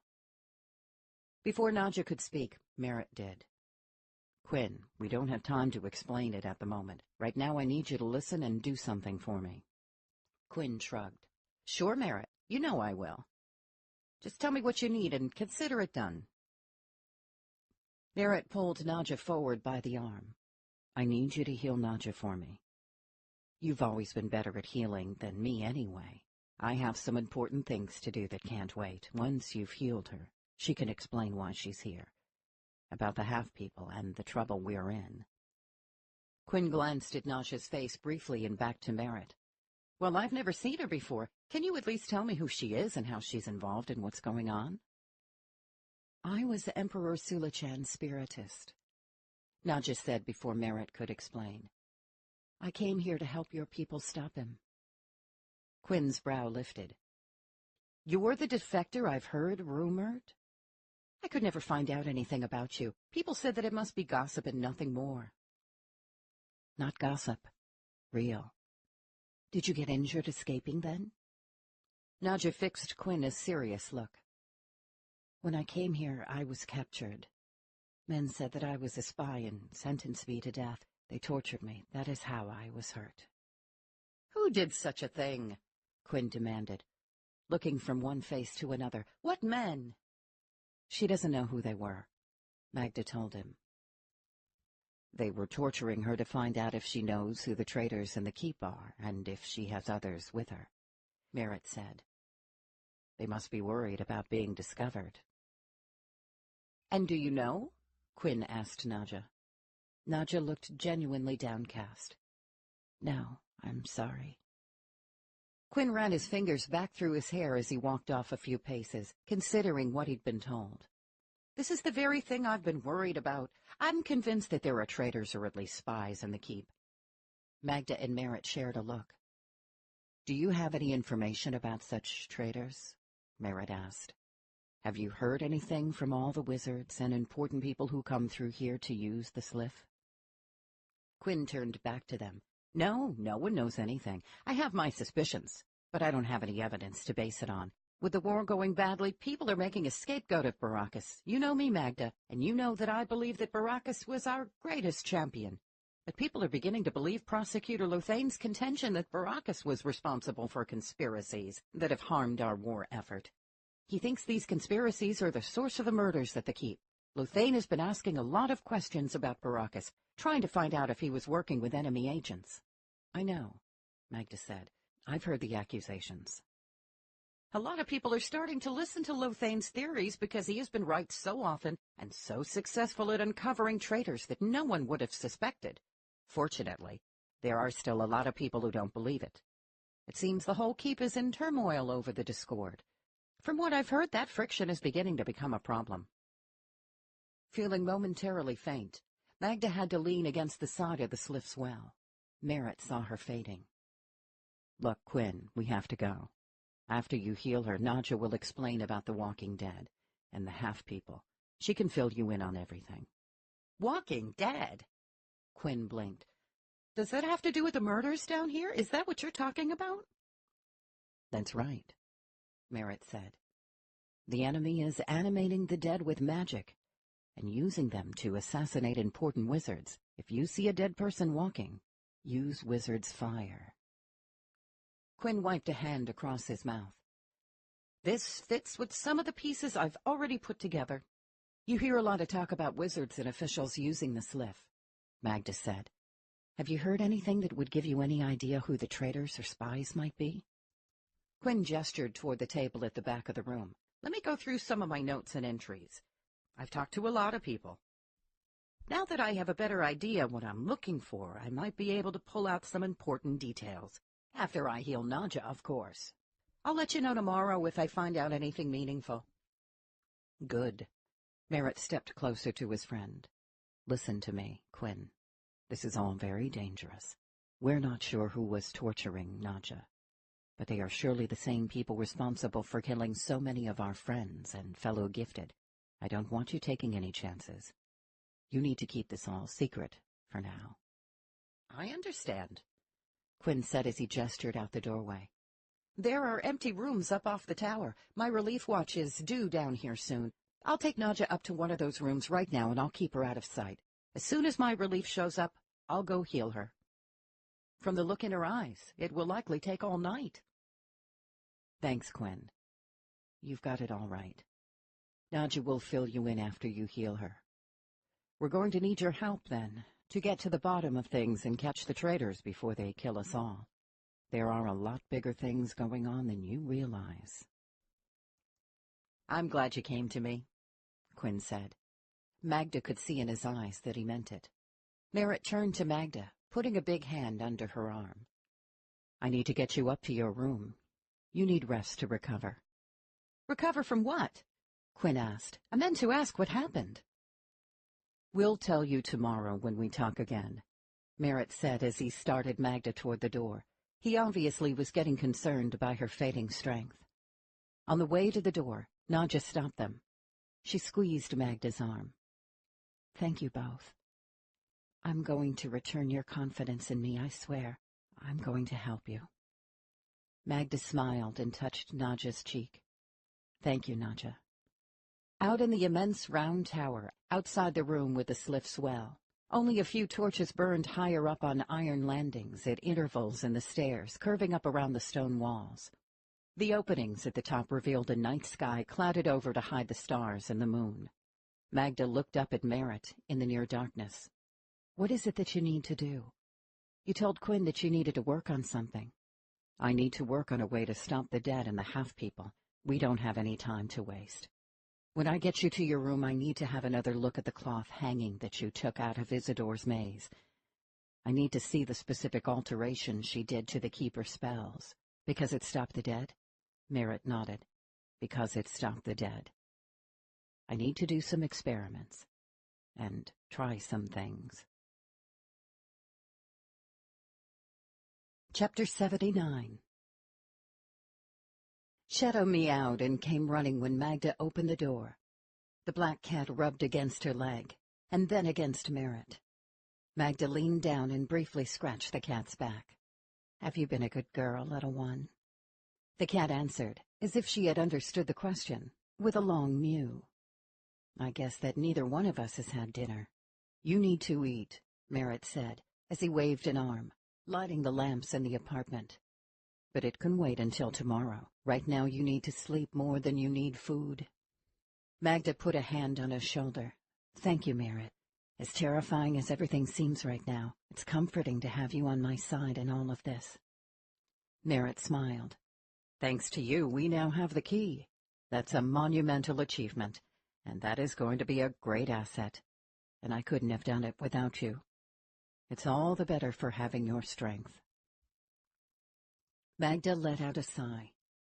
"It certainly did seem to have taken my strength. I can't believe how weak I feel." "It's the sword borrowing your life force. As soon as you get some sleep to finish your recovery, you'll feel a lot better. I promise." He gestured off into the apartment. "Before I leave you, I need to see the cloth from Isidore again, so that I can work on some things tonight while you're resting." Magda nodded and went back through the white, carved double doors into her bedroom. The bed looked inviting. She retrieved the silky cloth and hurried back out with it. Merritt was gazing around at the place in wonder. She had often forgot what a beautiful retreat the apartment really was. She was eager to move, though, because it was going to be Lothain's place now. "Do you want to take it with you?" she asked as she handed him the folded fabric. Merritt unfolded the long cloth, holding it up to get a good look at the symbols. "No. With you in a deep sleep, I'd feel a lot better knowing that you have this over you, warding off any of the monsters Nadja told us about. So far as I know, all the murders have been down lower in the keep. Do you really think that the dead would come all the way up here?" Merritt stretched the cloth out, looking at it as he spoke. "Your life isn't worth the risk. I'm the one who gave Isidore the basic Keeper spells. I just need to check some minor details about the modifications she did to them, make sure I have it right in my memory. With something this critical, I don't want to get it wrong." She put her hand over his, drawing his gaze. "Merritt, what are we going to do about all this? How are we going to go about putting a stop to it?" Satisfied with his inspection, Merritt handed her back the cloth as he showed her a brave smile. She thought that it was a nice gesture of him to pretend for her sake. "Tomorrow, Magda, sleep. Get the rest you need. And tomorrow, we'll worry about it. You'll be able to think more clearly after you get the rest you need to finish healing. We have Quinn working with us now. He'll be a big help, as will Nadja." Magda smiled at the memory of the stunning sorceress. "I don't think I've ever seen a woman that beautiful." Merritt's eyes searched hers. "She's not nearly as beautiful as you, Magda," he said in a quiet voice that surprised her, with not only the words themselves, but the sincerity in his tone. Merritt caught himself and looked away, I'm sorry, Magda. I should never have said that. You are wife to Baracus. She laid a finger along the side of his jaw, turning his face back to hers. Baracus is dead. We're not. Still. It's all right, Merritt, she said as she took his arm and walked him to the door. Merritt bent and scratched the top of the cat's head. You watch out for your mistress, will you? Watch over her. Shadow pushed her head against him as she squeezed her eyes closed in contentment. Magda was glad to see that Shadow liked him. The cat was a good judge of character. Where will you be? She asked. Where will I be able to find you? I'm going to go back to my place down in the city. I have some ideas. I need to try some modifications to Isidore's spell forms, and then I want to run some integrity checks on them. You're going to try to make something to keep the dead in their place? Magda guessed. It's not that simple. Sleep. I'll come back to the keep tomorrow. I'll wait for you with Quinn. When you're rested, we can talk about it tomorrow. Maybe by then we'll know what the big event is for tomorrow afternoon. By then Nadja will be healed, too. She'll be able to help. We'll start fresh in the morning. Magda held the edge of the door and leaned against it. All right. As he started away, she called out to him. Merritt, who do you think is responsible for all the trouble at the keep? He turned back and looked at her for a long moment. I have my suspicions. Magda did as well. But she couldn't be positive. She didn't want to make a mistake in something so important. Getting it wrong could cost all of them their lives. Sleep, he said, pointing back at her in command before starting away down the dark hallway. It made Magda smile. She went to a cupboard and checked inside. She was thankful to find some pieces of salted dried fish in a jar, where she thought she remembered seeing them.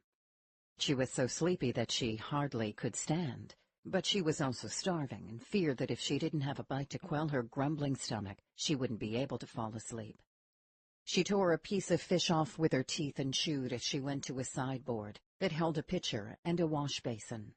Shadow followed her, looking up, tail high in the air, meowing the entire way.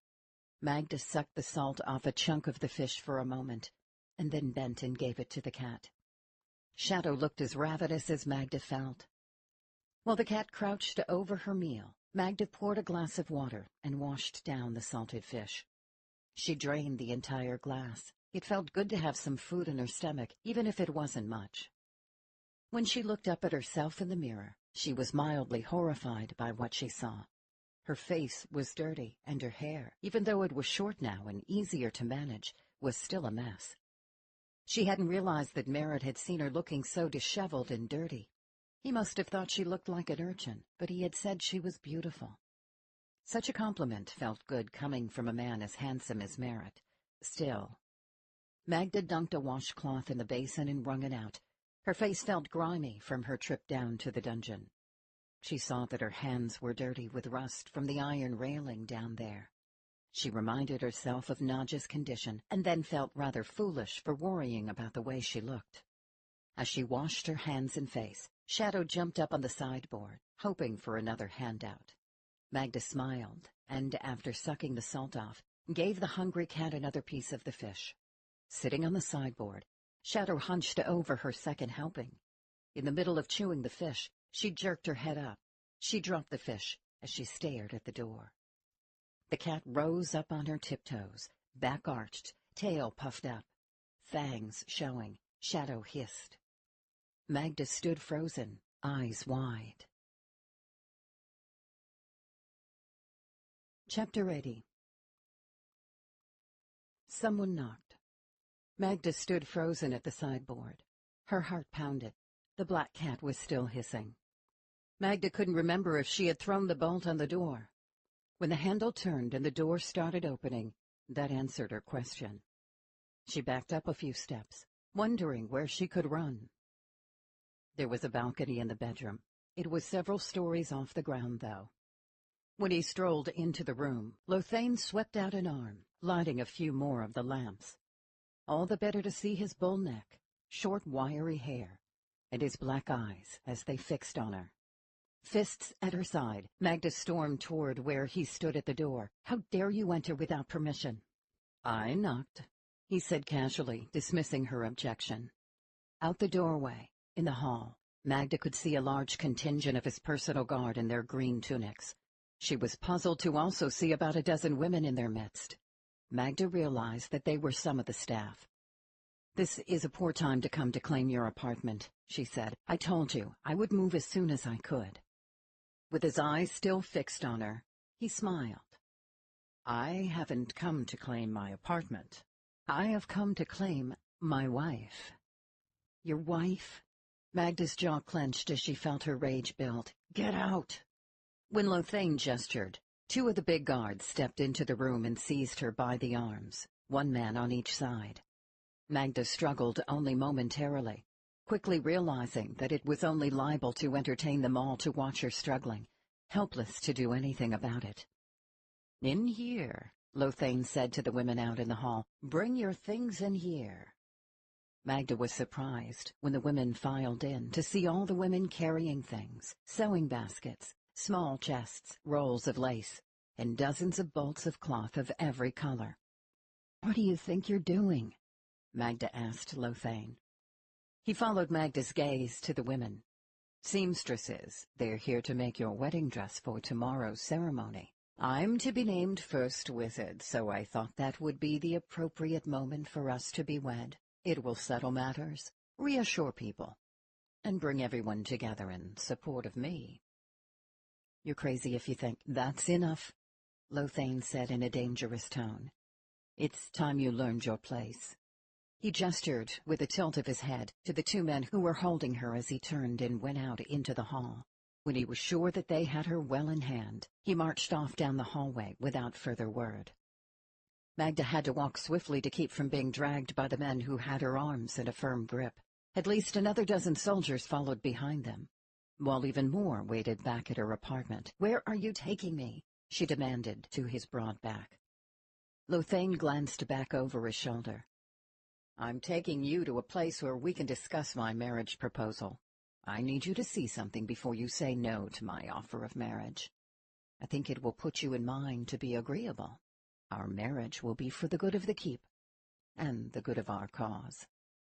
I'm going to show you one of the great benefits of your agreeing that it is best for all if you agree to marry me." Magda decided not to waste her energy telling him that there was nothing that could make her agree to marry him. She tried not to fight, the men dragging her along. Several times she stumbled, but it didn't slow them. She didn't fight them. She needed to conserve what strength she had. If she could ever get to her knife, she was going to need her strength. Lothane took several turns as he led them down a series of halls to a service area.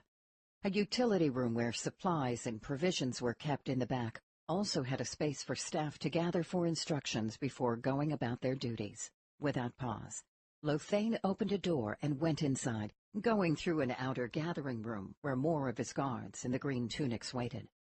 He went through an open door in the back, into a darker inner room. There, tied in a chair, sagged a weeping Tilly. She was a bloody mess. Guards towered all around her. "Tilly!"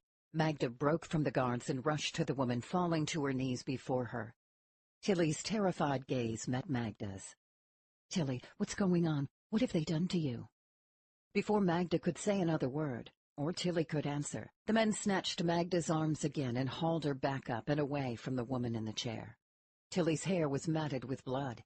It looked like some of her teeth had been knocked out when her face had been pounded.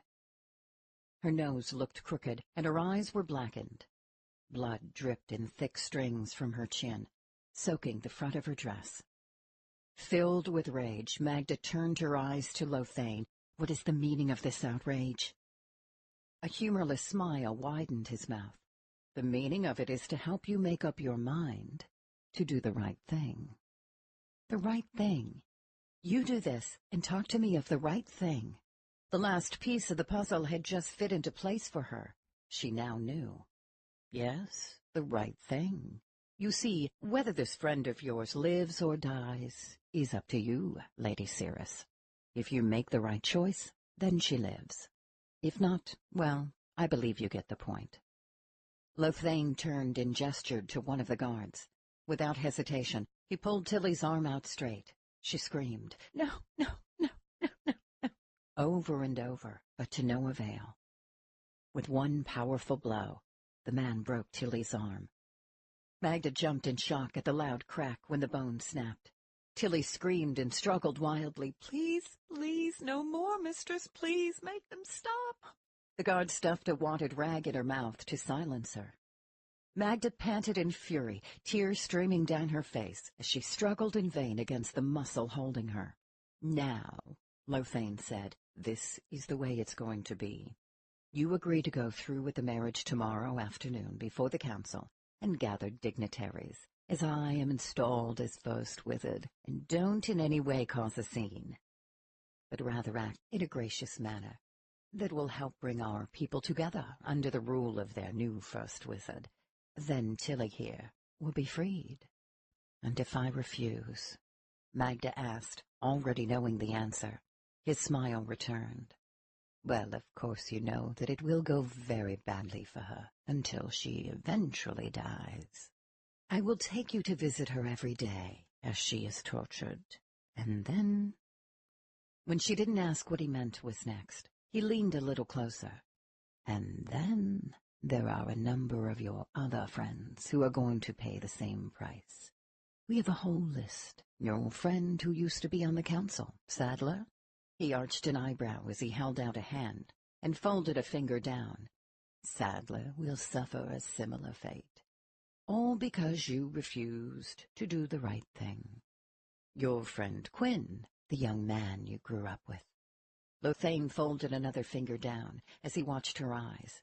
He went on to name other longtime friends, folding a finger down each time he spoke a name. When he ran out of fingers, he opened his hand and started over, naming people she knew and folding over a finger with a mention of each one.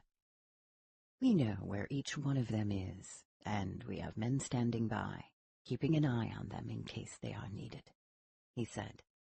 "I have but to give them the word, and every one of these people will be suffering, just like Tilly, here, by the end of tomorrow. Each one of those people will know that it is because you have demonstrated through your selfishness, your unwillingness to help the people of the Midlands, that it is because you are a traitor, and you have brought the same fate down on them, since they too must be part of your conspiracy. Like you, they will be charged and found guilty of treason against the Midlands, under torture. They will all eventually confess. They will all go to their eventual deaths cursing your name. You will be able to hear them cursing your name because you will be chained up close enough to hear their every scream. And then, when every one of them passes beyond the veil into the world of the dead, we will start in on you, and I can assure you, for being the leader of such a vile conspiracy against the Midlands, we will save the best till last. And I promise you, when we are finished with you, you will confess publicly." Magda swallowed. She was trembling all over. "Now, Lady Circe, we have seamstresses standing by, back in the apartment of the First Wizard, my apartment, waiting to make you the wedding dress of your choice. I'm a generous man. The choice is to be up to you.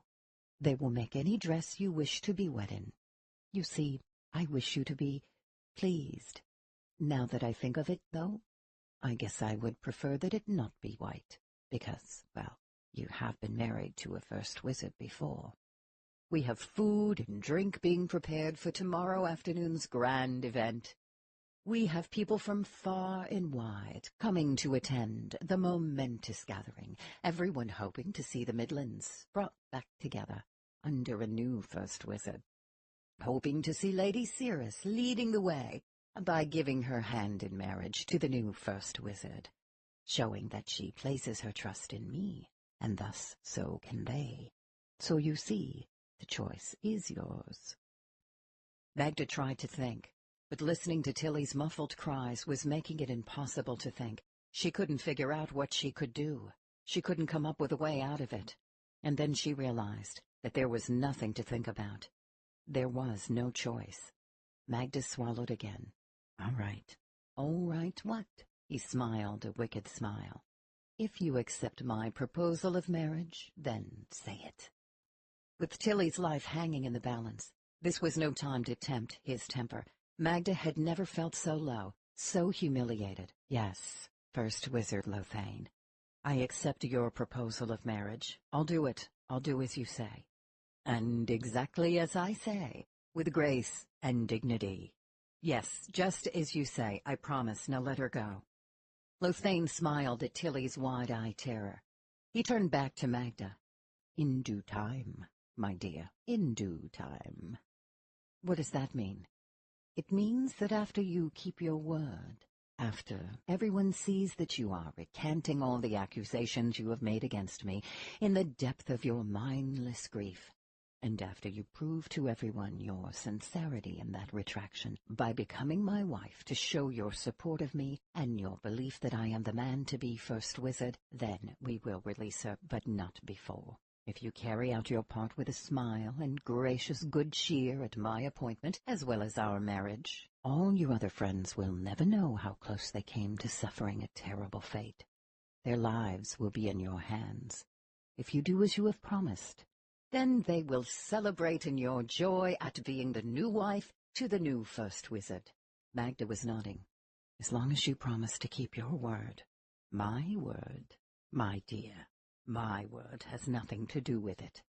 You carry out your part, do as you are told, and I will see if you have been cooperative enough to warrant me granting mercy to Tilly here, and to all the rest of your friends. But I can tell you that if you do it all correctly and make everyone believe in your sincerity, then I will be in such a good mood that I will be far more interested in the pleasure you will bring me on our wedding night than harming anyone. Do we understand each other? Magda swallowed back her rage. Yes. Good. He smiled. Lothane turned and patted Tilly on the cheek. She is a good person, is she not? Tilly, tears of pain and terror streaming down her cheeks, nodded. Magda doubted that Tilly even knew why she was nodding. Don't worry, Tilly, Magda said. I will do what I have to keep you safe. Tilly's eyes squeezed closed as she wept. Magda could just make out her muffled words of gratitude. Lothane lifted Magda's chin. You know, I was going to kill you for all the trouble you've caused, but then it came to me that it would be much better to subvert you instead, and have you undo all the harm yourself. Much better solution all around, don't you think? Better that you live to see it, than to be dead and unaware of my triumph. You had better let her go after I do what you want. Lothane chuckled. I don't care about this scrub woman. She means nothing to me. I have no need to kill her. It's all up to you what happens to her. I told you that I would do as you say. Indeed you did, and I believe you mean it. He leaned back a little as he took her in with an appraising look. You are so weak that you would do it to save a handful of lives. You foolishly value the life of an individual over the greater good. You don't have the courage it takes to be a part of such an epic struggle. That is why you are a nobody. He gestured to the guards. Take her back to her room so that she can have the women there make her wedding dress. Stand guard out in the hall tonight. No one goes in or leaves but the seamstresses. The men saluted before yanking Magda away. She could hear Tilly weeping behind her. The corridors she was dragged through were empty. The home guard had apparently been dismissed by the prosecutor's private army. The men's bootsteps echoed through the halls. The keep was gradually being subverted by Lothane's looming rule. His influence, his control, was tainting everything and everyone. In the depths of her despair, as the men were dragging Magda down the hall, in a crystal-clear instant of inspiration, it came to her. Magda knew what she had to do. More clearly than anything she had ever known before, Magda knew what she had to do. Chapter 81. Are you sure, mistress? The seamstress stretched her arm out to indicate all the choices that had been laid out. Wouldn't you like something a little more resplendent? After all, this is a big occasion, a big moment in your life in front of so many people. Wouldn't something with more dazzle be appropriate? Magda smiled her assurance to the concerned woman. Thank you, but I believe that my choice is quite striking. Adding layers of lace, needlepoint, and beads isn't necessarily an improvement. There is power in simplicity. The woman's face was a tapestry of worry lines. "If you say so, mistress." "I do." Magda, driven by an overriding purpose, made an effort to sound pleasant. "Please, make it exactly as I have shown you I want it done." The seamstress nodded reluctantly. "Yes, mistress." It was clear that the women were concerned that they would be blamed for less than a masterpiece of layered glamour. "And I don't want any of you to worry," Magda said to all the women watching her. "I will let it be known that the dress was my choice, and my choice alone." That seemed to ease the tension in the room somewhat. Having forced herself to set aside her outrage and horror, Magda had managed to gather her senses as she had been dragged back to her apartment. She knew that she had to think everything through clearly and deliberately. If she gave in to panic, or worse, resignation, she would be unable to act effectively. Magda held no illusions about Lothain's potential for cruelty. So while she was worried for Tilly, she knew that she had done everything she could for the moment to give Tilly the best chance. She couldn't dwell on it. With a firm plan in mind, she had felt a resolute calm come over her. She knew what she had to do. "And which material, Lady Cirrus?" the seamstress asked. Dozens of bolts of cloth were laid out on 2 of the couches. There were beautiful prints as well as a wide variety of colors and exotic tone-on-tone fabrics. In addition, there were yards and yards of lacework of every sort. But Magda had spotted the right one the very first moment. As far as Magda was concerned, there was only one choice among the wide assortment. She wanted no other. She pointed to a simple silken material. "This one." The woman looked up. Worry returned to etch itself back into her expression. "Are you sure, mistress? Master Lothain said he didn't think it should be white." "I'm sure that he was referring to a bright white. This isn't exactly a brilliant white. I'm sure he meant that he didn't want it to be a glaring white, that's all. Besides, my future husband is not the one who will be wearing the dress. I am. This will be my day. I want to look my best." Magda smiled warmly and sought to make it clear that she would not be dissuaded. "I think this one, this slightly off-white material, is absolutely beautiful for the purpose. Don't you agree? I love the sheen of it. It's the most elegant of all the material here. There is none its match. It's beautiful. I love it. It's perfect for the purpose." "The purpose? My rebirth." The woman blinked.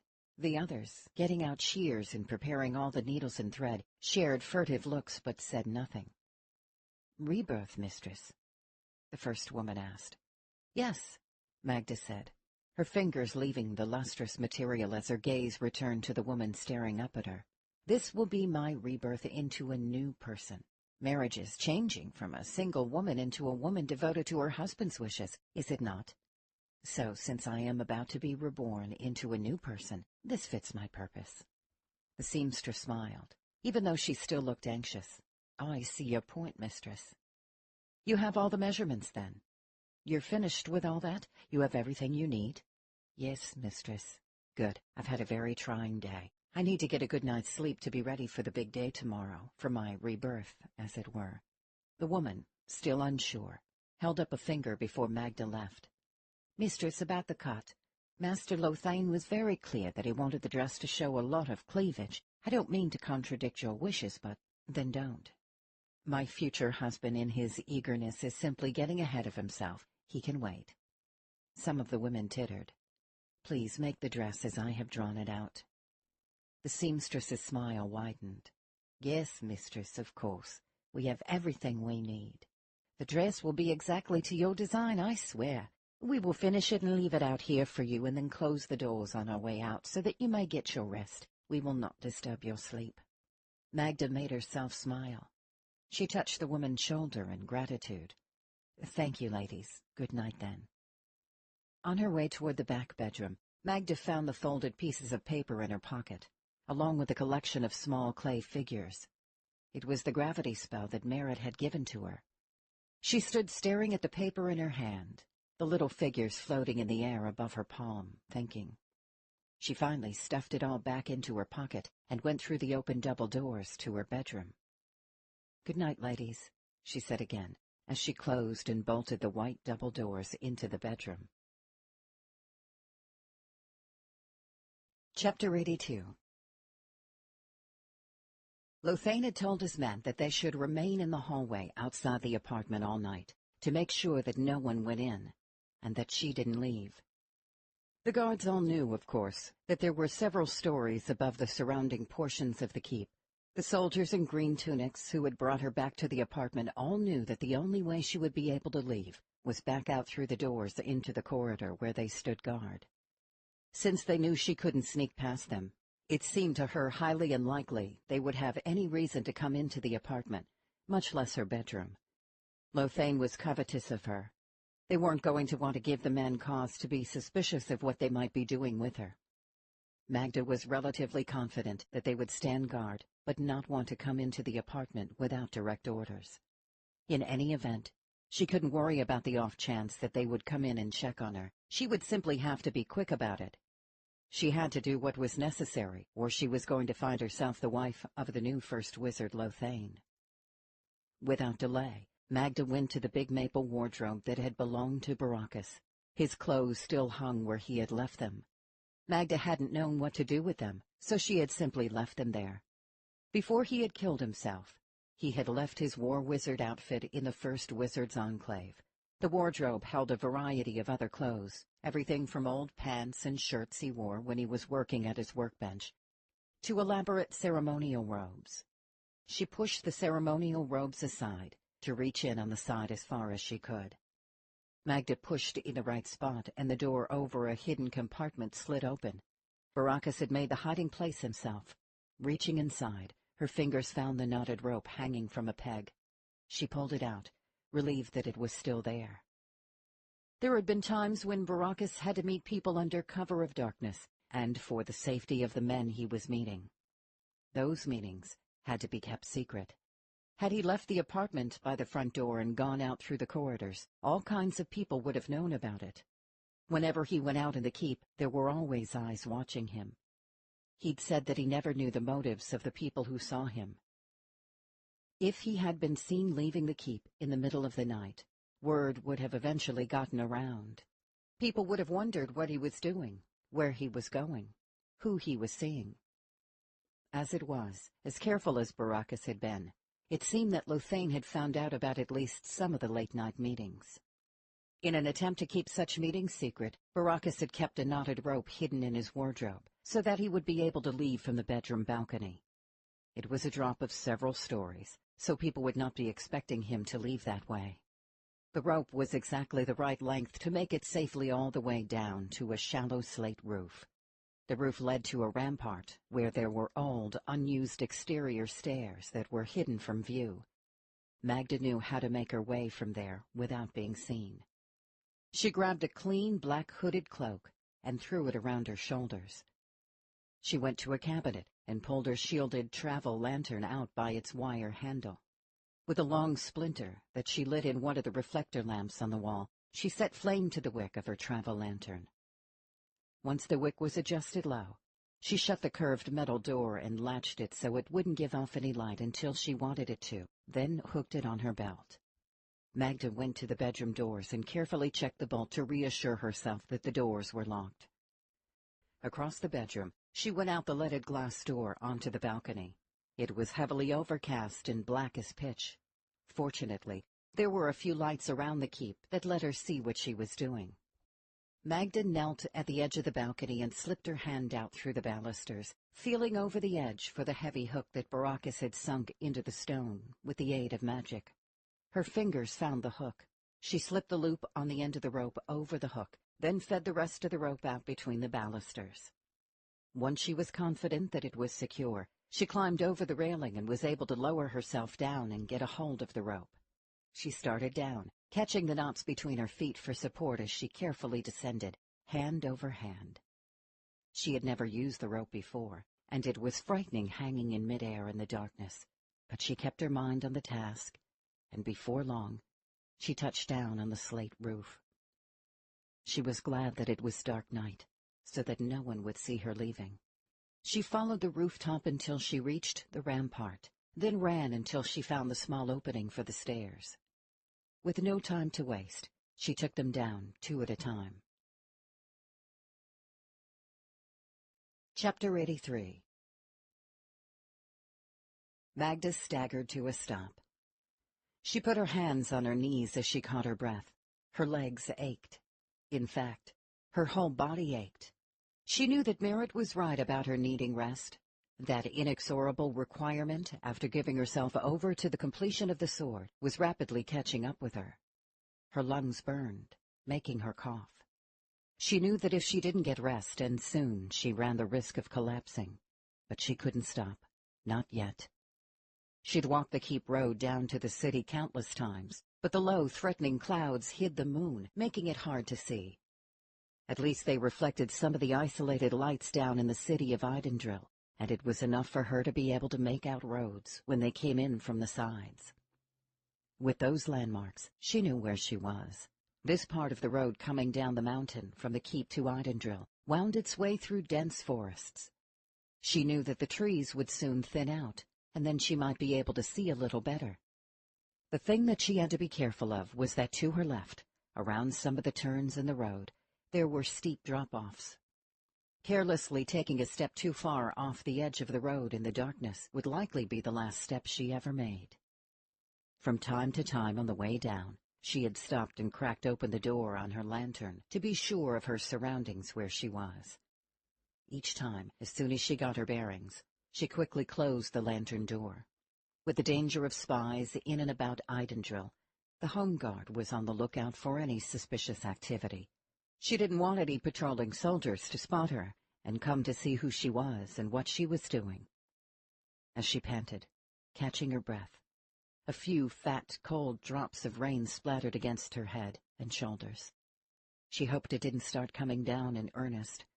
Her breath back, she started running again. Before long, as she entered the city, the reflected light off the clouds was enough for her to make out the road and the buildings to the sides. A little farther into the city, the street narrowed, because it passed between buildings that were shops on the first floor, with living space above. They were all dark. It was still quite a distance to Merritt's house, so, head down, she ignored her burning leg muscles and drove herself on at a quick pace.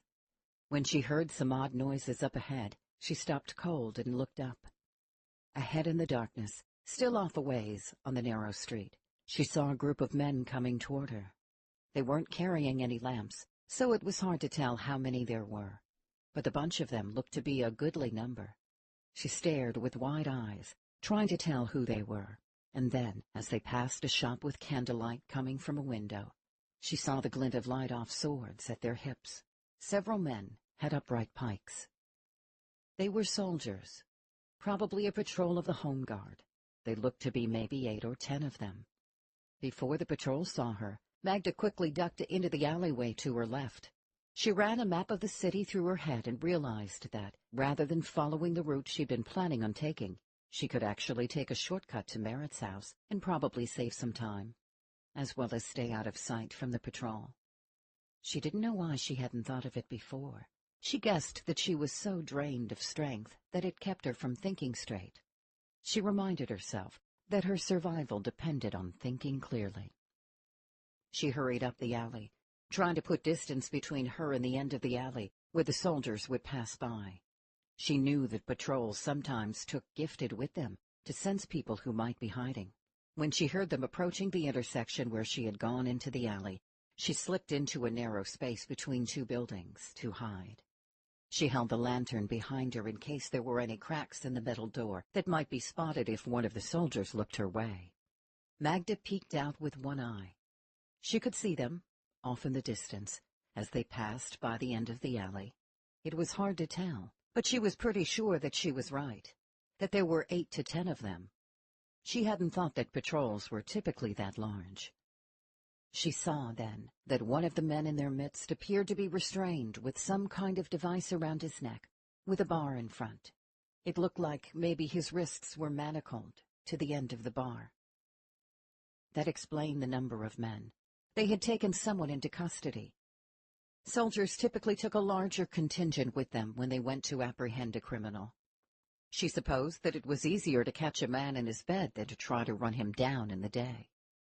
Once the soldiers and their prisoner had gone past the alley, Magda cautiously emerged from her hiding place and checked in all directions for any sign of other soldiers. When she saw nothing, and everything was dead quiet, she rushed off up the alley. She trotted to cover ground as quickly as possible. She didn't think she had it in her to run anymore. At least the brief sprinkle had stopped. But she worried that the clouds still threatened rain. When she reached a cross street with a 2-story brick building that she remembered, she squinted in the darkness across the road. She saw a sign hanging over a door. It was the right size, but she couldn't tell if it had a blue peg painted on it. Around the corner, though, she could see the narrow street following rolling, uneven ground. It was the right place. She turned up the street toward Merritt's house. When she at last saw a forked plum tree in the middle of the little porch, she let out a sigh, thankful to have found the place so quickly in the dark. Light came from the window to the side of the house, so she knew that Merritt was still up working. She knocked just loud enough that she thought he would hear her, but the neighbors wouldn't. She hoped the dogs didn't start barking and rouse people. When Merritt didn't answer the door, she knocked a little harder. When she knocked harder, the door swung in a little. It wasn't latched. "Merritt," she called out in a quiet voice. "Merritt." She thought that maybe he was out back, so she slipped inside. She pushed the door closed behind her as she looked around. She didn't see him. A few lanterns were lit in the room, but Merritt wasn't there. She went to the back, looking out, but it was pitch black. She went to a dark doorway and opened the metal cover of her lantern, throwing light into the dark bedroom. The bed was empty. She couldn't imagine where he could be. On the way back through the house, weaving her way through the assortment of objects lying about, all over the floor, she froze in mid-stride, in front of the table with the red velvet cloth. The chair was lying on its side. The sword of truth, in its sheath, still hanging from the back of the chair, lay on the floor. Magda righted the chair. She stood staring at the sword. Merritt wouldn't leave the sword. He had never left it before, and he certainly wouldn't leave it since completing its transition into the key to the boxes of Orden. And then she saw a small piece of green cloth snagged on one of the metal objects standing nearby. It was the same wool material and the exact same green color as the tunics worn by the soldiers of the prosecutor's office, the same soldiers in green tunics who were guarding her apartment, the same soldiers in green tunics who had brutalized Tilly. The same soldiers in green tunics that were Lothain's private army. She remembered, then, the soldiers with a prisoner she had seen only a short time before. They were headed toward the keep. It was too much of a coincidence. Magda pulled off her black cloak and threw it on the table. She slipped the baldric over her head, laying it on her right shoulder, placing the scabbard with the sword at her left hip. Once it was securely in place, she put her cloak back on, hiding the sword, and headed for the door. In her mind, she swiftly plotted a variety of routes through the city. All the times where she had been a young girl, running with friends through the city, were paying off as she considered the fastest way to intercept the soldiers. She needed to get out ahead of them and cut them off. She wondered briefly what she thought she was going to do to make them release Merritt. As she ran out the door of his house, she knew only that she had to get Merritt away from those big soldiers in the green tunics. Chapter 84.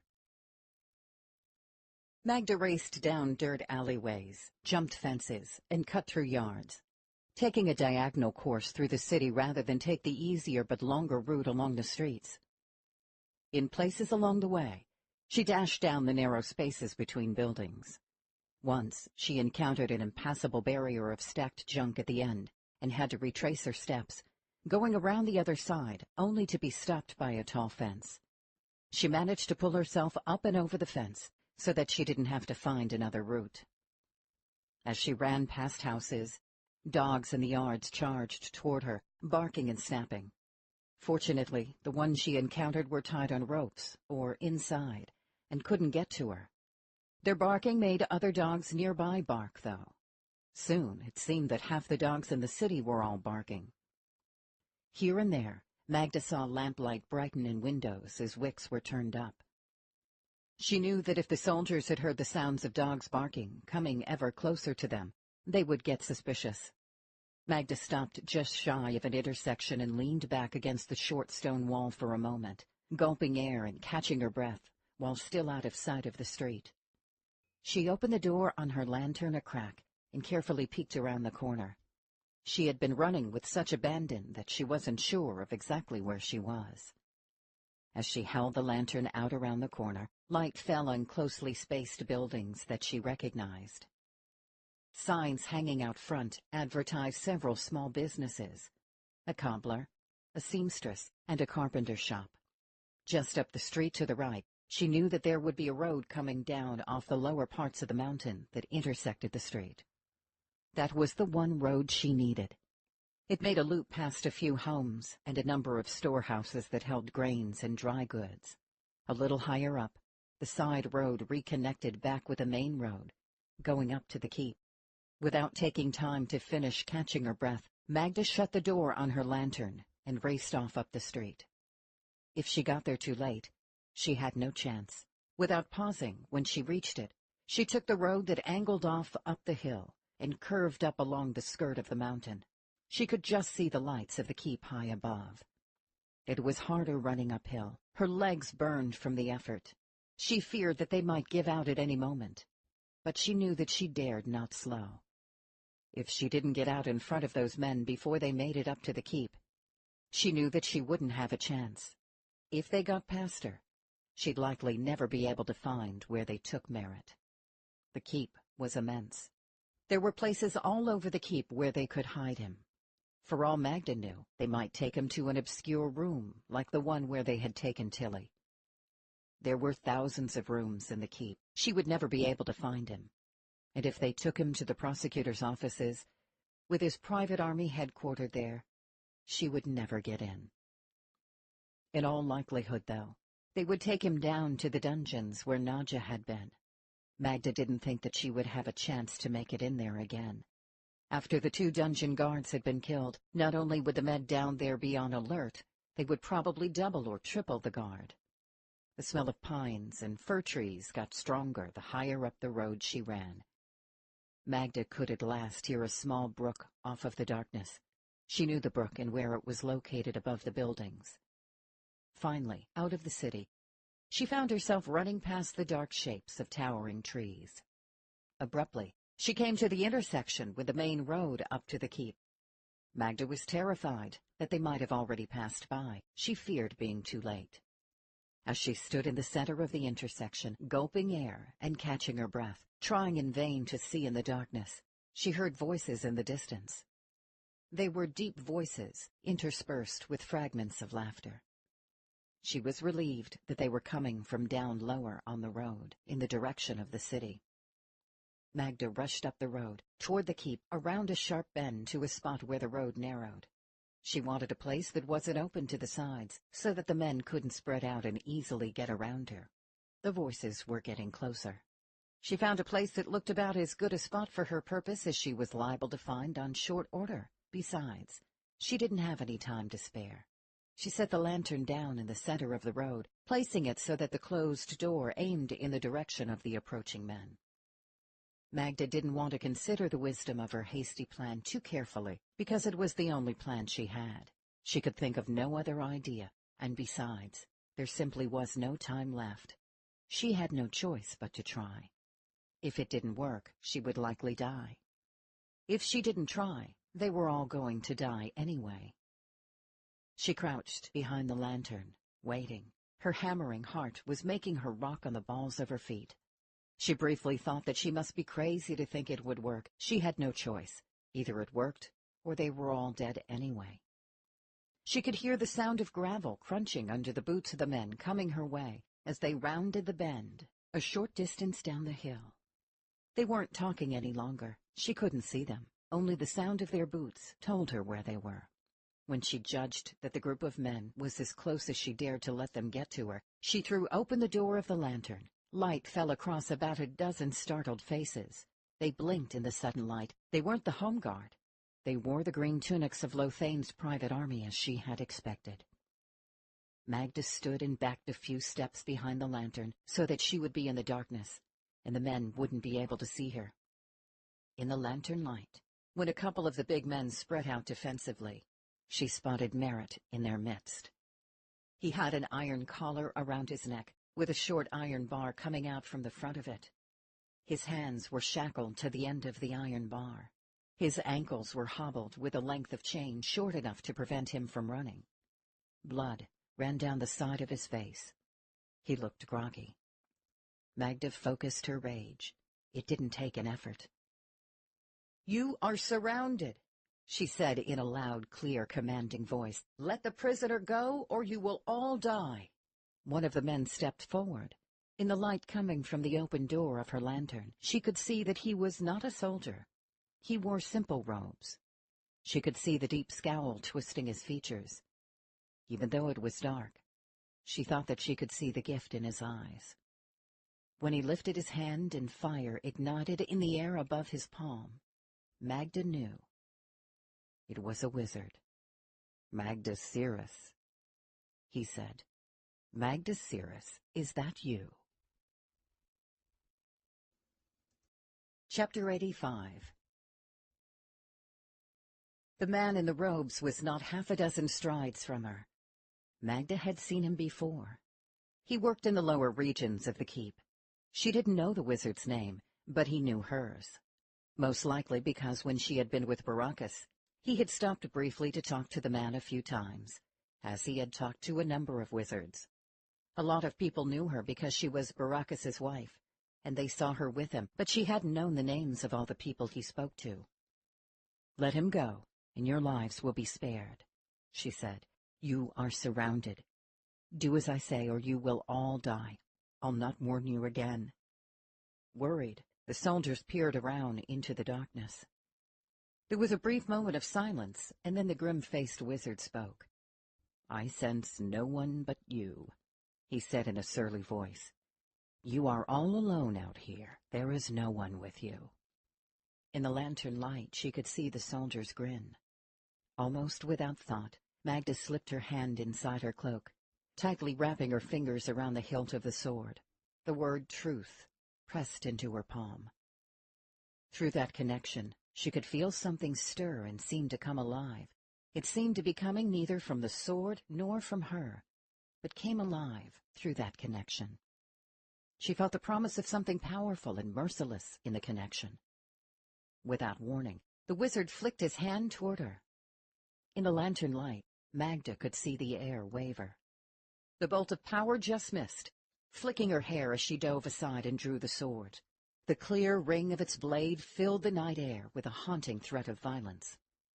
With the blade free, Magda felt a storm of power surge from the hilt and up through her. As it inundated her, it made her flesh tingle and took her breath. Exquisite rage thundered through every fiber of her being. The men all drew weapons. The wizard, angry that he had missed, pulled his arm back to conjure yet more magic. He looked more annoyed than angry that she had not fallen to his first strike. She knew that this time he would not be so timid at what he called forth. A roiling ball of fire ignited in his palm. The liquid flames rolled and burned with a sinister bluish light. Indeed, he did not intend to take any more chances. He was intending to loose Wizard's fire against her. Magda knew that she had to act fast, or she would die.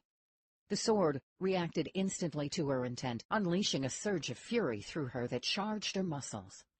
Even as the wizard was cocking his arm back, Magda was already flying toward the man, closing the distance, trying to get to him before he was able to send the deadly fire toward her. As she ran, the blade swept around with lightning speed, whistling through the air. Her glare was locked on the wizard's murderous scowl. She was only dimly aware of the sword's tremendous momentum. She knew only that it felt right. It felt good. She guided its track through her intent. As the blade made its way inexorably toward where her eyes were fixed, she wanted this man dead. She focused all her rage at everything that had happened into her need to end this traitor's life. It seemed to take forever to close the distance. She could see the wizard frantically working with both hands to expand the wizard's fire between his palms, to make it more deadly and ready to kill. She could see the indignation in his eyes that she would dare to come at him. She intended far more than merely to come at him. For both of them, it was a race to kill or be killed. The blade won the race. With a loud crack, it intercepted the side of the wizard's skull. Fragments of bone and gore filled the night. In the lantern's light, she could see the cloud of blood and brain matter explode away from most of where his head had been only an instant before. Only the base of his skull and his jaw remained. A trail of blood followed the arc of the blade. The wizard hadn't even had time to scream. But Magda heard herself screaming with ferocity that was a match for the swords. The killing strike thrilled her, filled her with wild joy. It was nothing short of a sense of magnificent completion. As the blade came around, his headless body was still falling. Parts of his head still sailed away into the night. His arms were lifted out at his sides, the wizard's fire smothered by his instant death and massive loss of blood. Behind the wizard, the soldiers were momentarily frozen in shock at the sight. That shock broke all at once. With weapons raised, they screamed as they charged in toward her. Magda sidestepped the first man to rush in. As she did, she came around, bringing the blade with her in a circle to split his skull from behind. The strike took off the top of his head. A clump of dark hair flew off into the darkness. His forward momentum drove him, face first, into the hard ground. Magda ducked under a mighty swing of another man's sword. He wasn't used to fighting someone as small and fast as Magda. His method was mighty blows, not swift, precise strikes. As Magda came up, she drove her sword straight through his heart. She heard men roaring in rage as they came after her. She didn't have time to think. She acted on instinct acquired in part from learning to use a knife to fight, and in part out of the single-minded drive to kill them. She struck without hesitation or pause as they got close enough, using her smaller size to move faster than they did, and to stay out of the way of their reach and weapons. She didn't try any clever moves, any fancy tricks. With every opening she saw, she simply went in for the kill. She kept moving, ducking, rolling, and twisting to avoid their blades. Not being a soldier, she didn't move the way they expected. There was no time for her to plan her moves. As they swung, she followed up with a strike of her own, allowing them no time for another try. She pulled back as the man's arm shot past her, his stabbing move narrowly missing making contact. Still, in the grip of rage, Magda whipped the sword around with a scream of power, taking off the arm he had thrust out toward her. As the man fell to the ground screaming, she let the swing of the sword follow around, bringing it up behind her to run it through a man rushing in with his sword raised to chop her from behind. As he was collapsing to the side, she yanked the sword free and brought it around in a circle, gripped the hilt in both fists, and drove it straight down into the armless man writhing on the ground. She hammered it down so hard that the blade stuck in the ground. Before she could yank it free, another man charged her, his sword flashing through the night air. She knew instinctively that she wouldn't be able to get out of the way fast enough. At the last instant, just before the blade made it to her, Merritt crashed into him from the side, knocking him off balance. The big soldier stumbled from the impact and fell to a knee. Before he could get up, Magda brought the sword down from above, splitting him all the way from the top of his head to the center of his chest. The man toppled, hitting the ground with a wet thwack that spilled organs out the gaping split and across the ground. The night was suddenly still. There were no more men coming at her. Chapter 86. Magda, on her knees, sword gripped in both hands, eyes wide, ready to defend herself, gasped for breath. The night was silent. There were no men screaming battle cries. There were no more blades coming at her. Her head swiveled, looking everywhere, scanning for threats. She was surrounded by bodies. Blood and gore and unrecognizable bits of flesh lay scattered all around her. There were no men left standing to come at her. Not far away, Merritt, in the iron collar and hand restraints, struggled to get to his feet.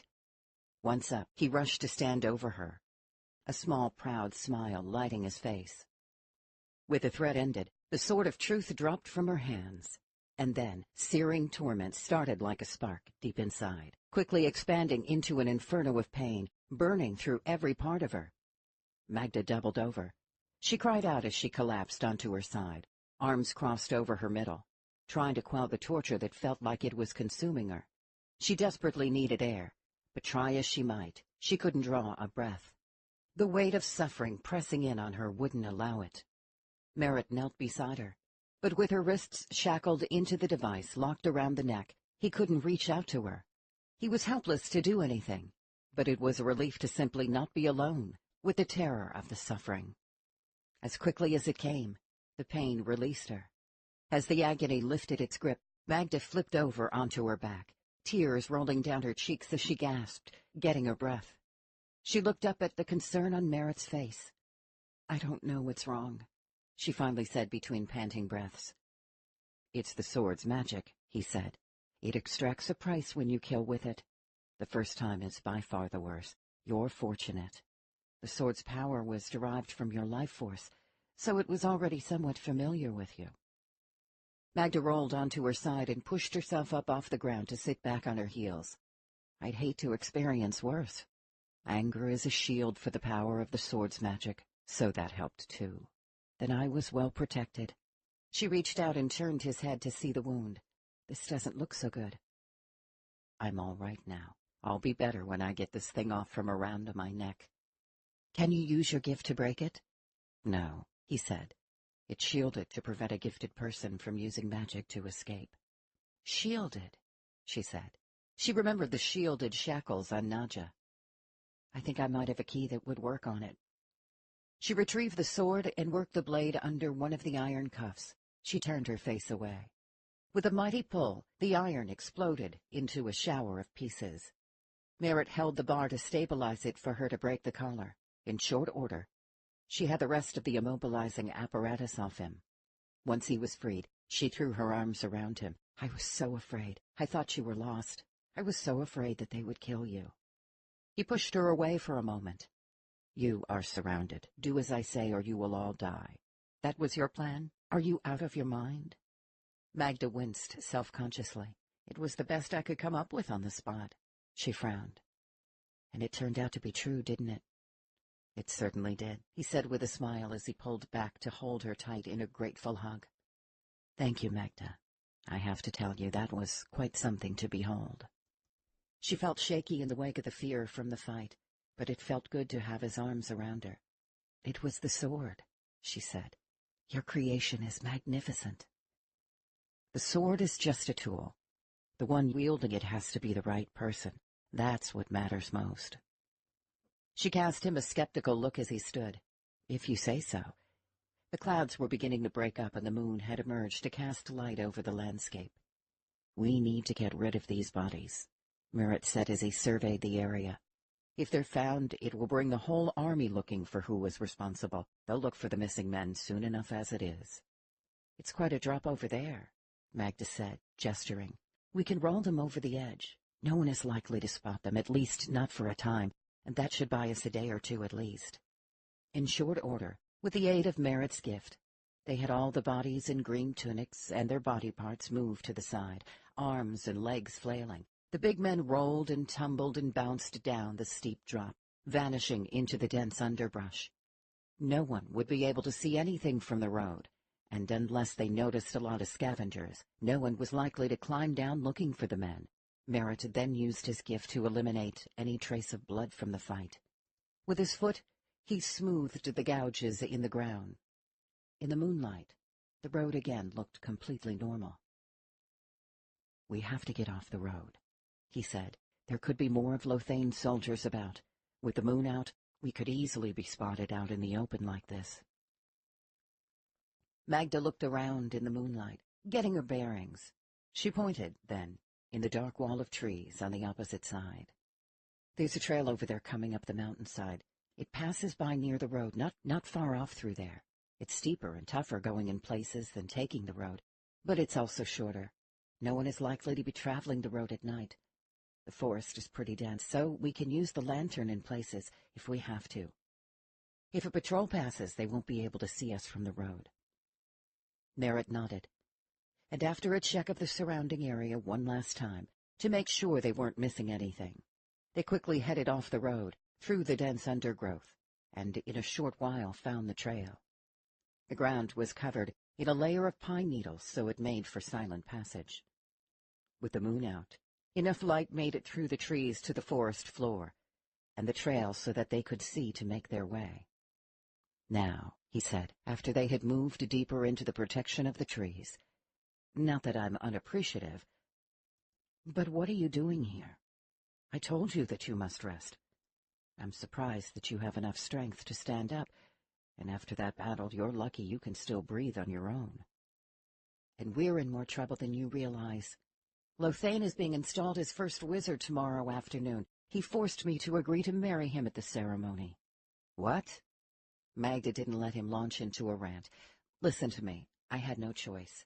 He said that he would start killing everyone I know if I didn't agree. He had Tilly, and had done terrible things to her just to show me that he was serious. Had I said no, he would have killed her on the spot.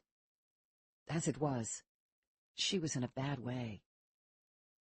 She was just the first of many he would start in on. If I didn't agree, I just couldn't allow that." "Dear spirits," he said under his breath.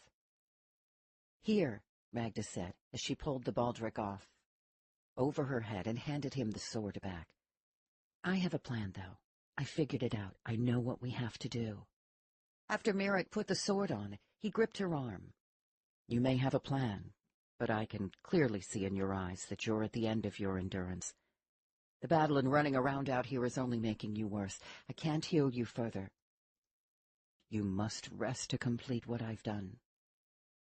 "That wasn't my choice, Merritt," she said impatiently. He sighed. "I suppose not, but I'd better get you back to the keep. We can talk about your plan after you rest." "We don't have time for that," Magda insisted as she pulled her arm away from his grasp. "We have something much more important to do, and it has to be done right now. I know that I need rest. Do you think I don't know how weak I am? But we don't have any choice. This can't wait." He appraised the resolve in her eyes. "What are you talking about?" "Merritt, we're in a lot of trouble. Lothane obviously intended to get rid of you, so he must suspect that you're working to find the truth of what's going on. You were surely being taken back to be tried and executed, and you can bet that they would have tortured a confession out of you first. Lothane needs to end the doubts about himself and subvert any opposition to a last step to seize rule of the keep.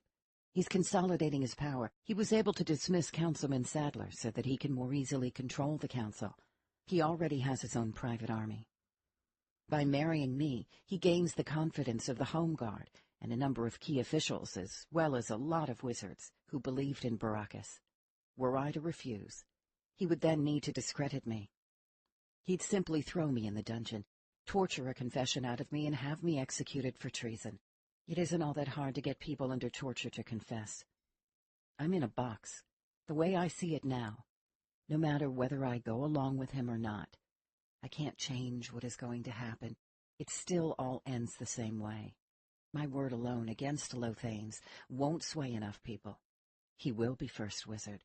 He will rule the Midlands. By agreeing to marry him during the ceremony tomorrow, when he's named first wizard, that at least keeps people from dying tonight. But that's all the time it buys. If I refuse, a lot of innocent people are going to die immediately. But I hold no illusions. Once he uses me to win the popular support in the keep, and has an iron grip on rule, he will purge the army and the officials of anyone who doesn't fully support him, and then I will encounter an unfortunate end.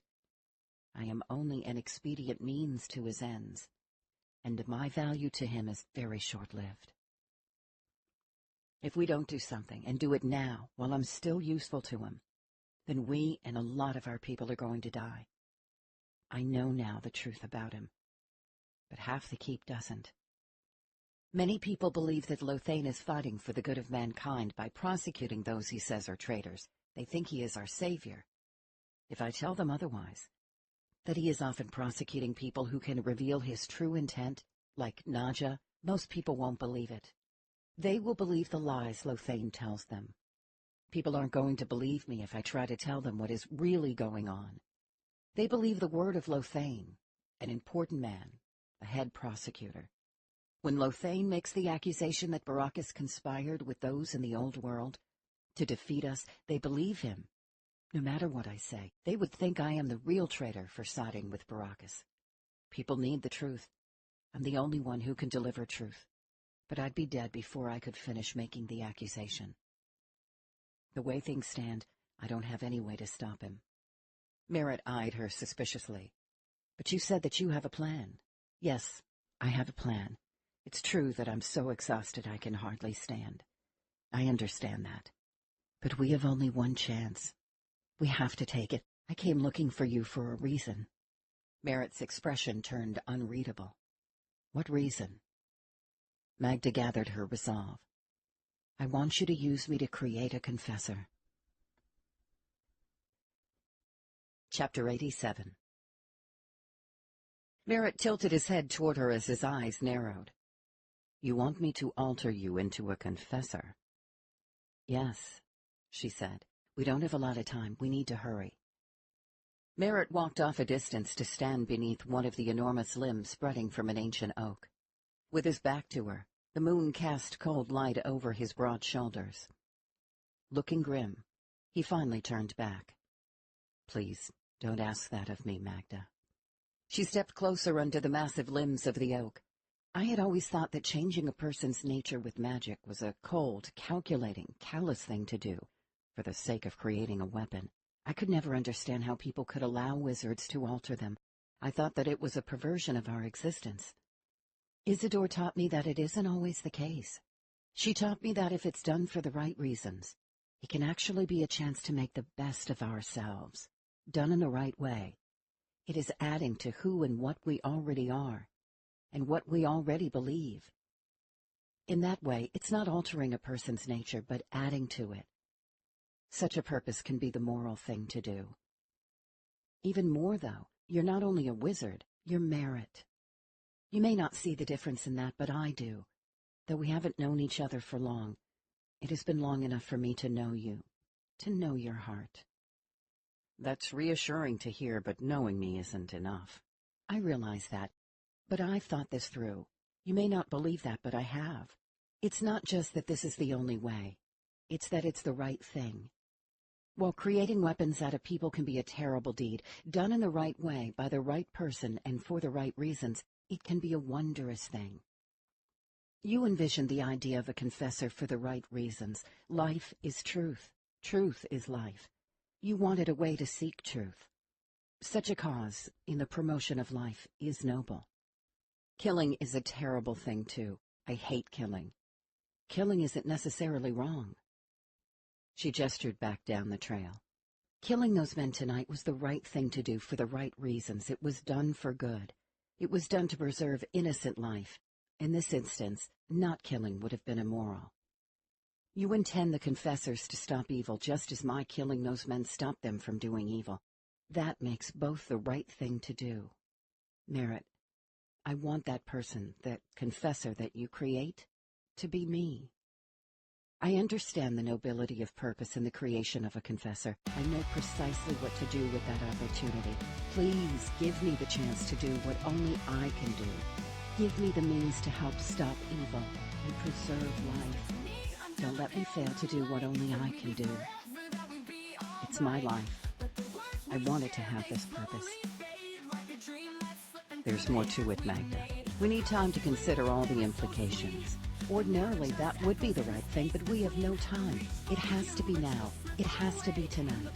I have to use that confessor power to expose the truth. I wish I could wait, but it can't. This is our only chance. Baracus told me that my destiny is to find truth. Merritt threw an arm up, gesturing angrily. Life is not about fulfilling a destiny. Your life has no destiny but what you make of it. And this is what I want to make of it. Baracus also told me to live the life that only I can live. He told me to have the courage to take up that calling. He was asking me to choose my destiny. Prophecy is not only about destiny, but the balance, free will. Becoming a confessor is my calling. But it's not preordained. It's a chance. a fork in the road of my life. I have to have the courage to take it on my own free will. In that way, the balance of prophecy and free will is the magic of the future. He looked to have calmed down considerably. I have to admit that you have that much of it right. Merritt, this is the life that only I can live. I've always been the person trying to uncover the truth of things. I found you for a reason. Destiny brought me to you so that the choice could be laid before me to make. I rejected any such choice for my life until I came to know you, and to understand the real nature of what such a choice means. I found you because I need to make the choice for my life. Since then, I've come to understand that I need this mission for my life. I am that person, Merritt. I've made the choice. I am your confessor. Merritt looked down and turned away. After a moment, he cleared his throat. Magda, you don't know all that is involved, all that it means. You don't know what you're asking. Then you tell me, and tell me now, because we are rapidly running out of time. He turned to look her in the eye. This would alter the nature of who you are. The confessor power would become part of you, much as eyesight and hearing are part of your nature. You would be a confessor in much the way I am a wizard. That means that just as any child you have would carry other traits from you, such as sight and hearing, they would also carry this trait. Any child you bear would be a confessor. Their children would inherit the same power, and theirs, and so on. Once created, the power is part of you. It is you. Magda paced off a short distance, chewing a thumbnail, thinking. It would be part of them by birth? Yes. You would be deciding not only for you, but for them as well. In a way, you would be creating their destiny. She turned back. No more than giving them the kind of destiny of eyesight. I would be giving them a different kind of vision. But Merritt, if we don't do this, I will have no chance to have any offspring, because I will be dead. If I live, I will only be able to bring a child into a tortured existence of half-people crafted to fit Emperor Sula-chan's deluded notions for the world of life. I may even be changed into one of those half-people, giving birth to a soulless offspring. Is that better? Don't you see? I'm not deciding their destiny. I am giving them the possibility of a life worth living. Merritt squeezed his temples between the thumb and fingers of one hand. Look, Magda, even if I wanted to do this, I can't. Running out of patience, she folded her arms. Why not?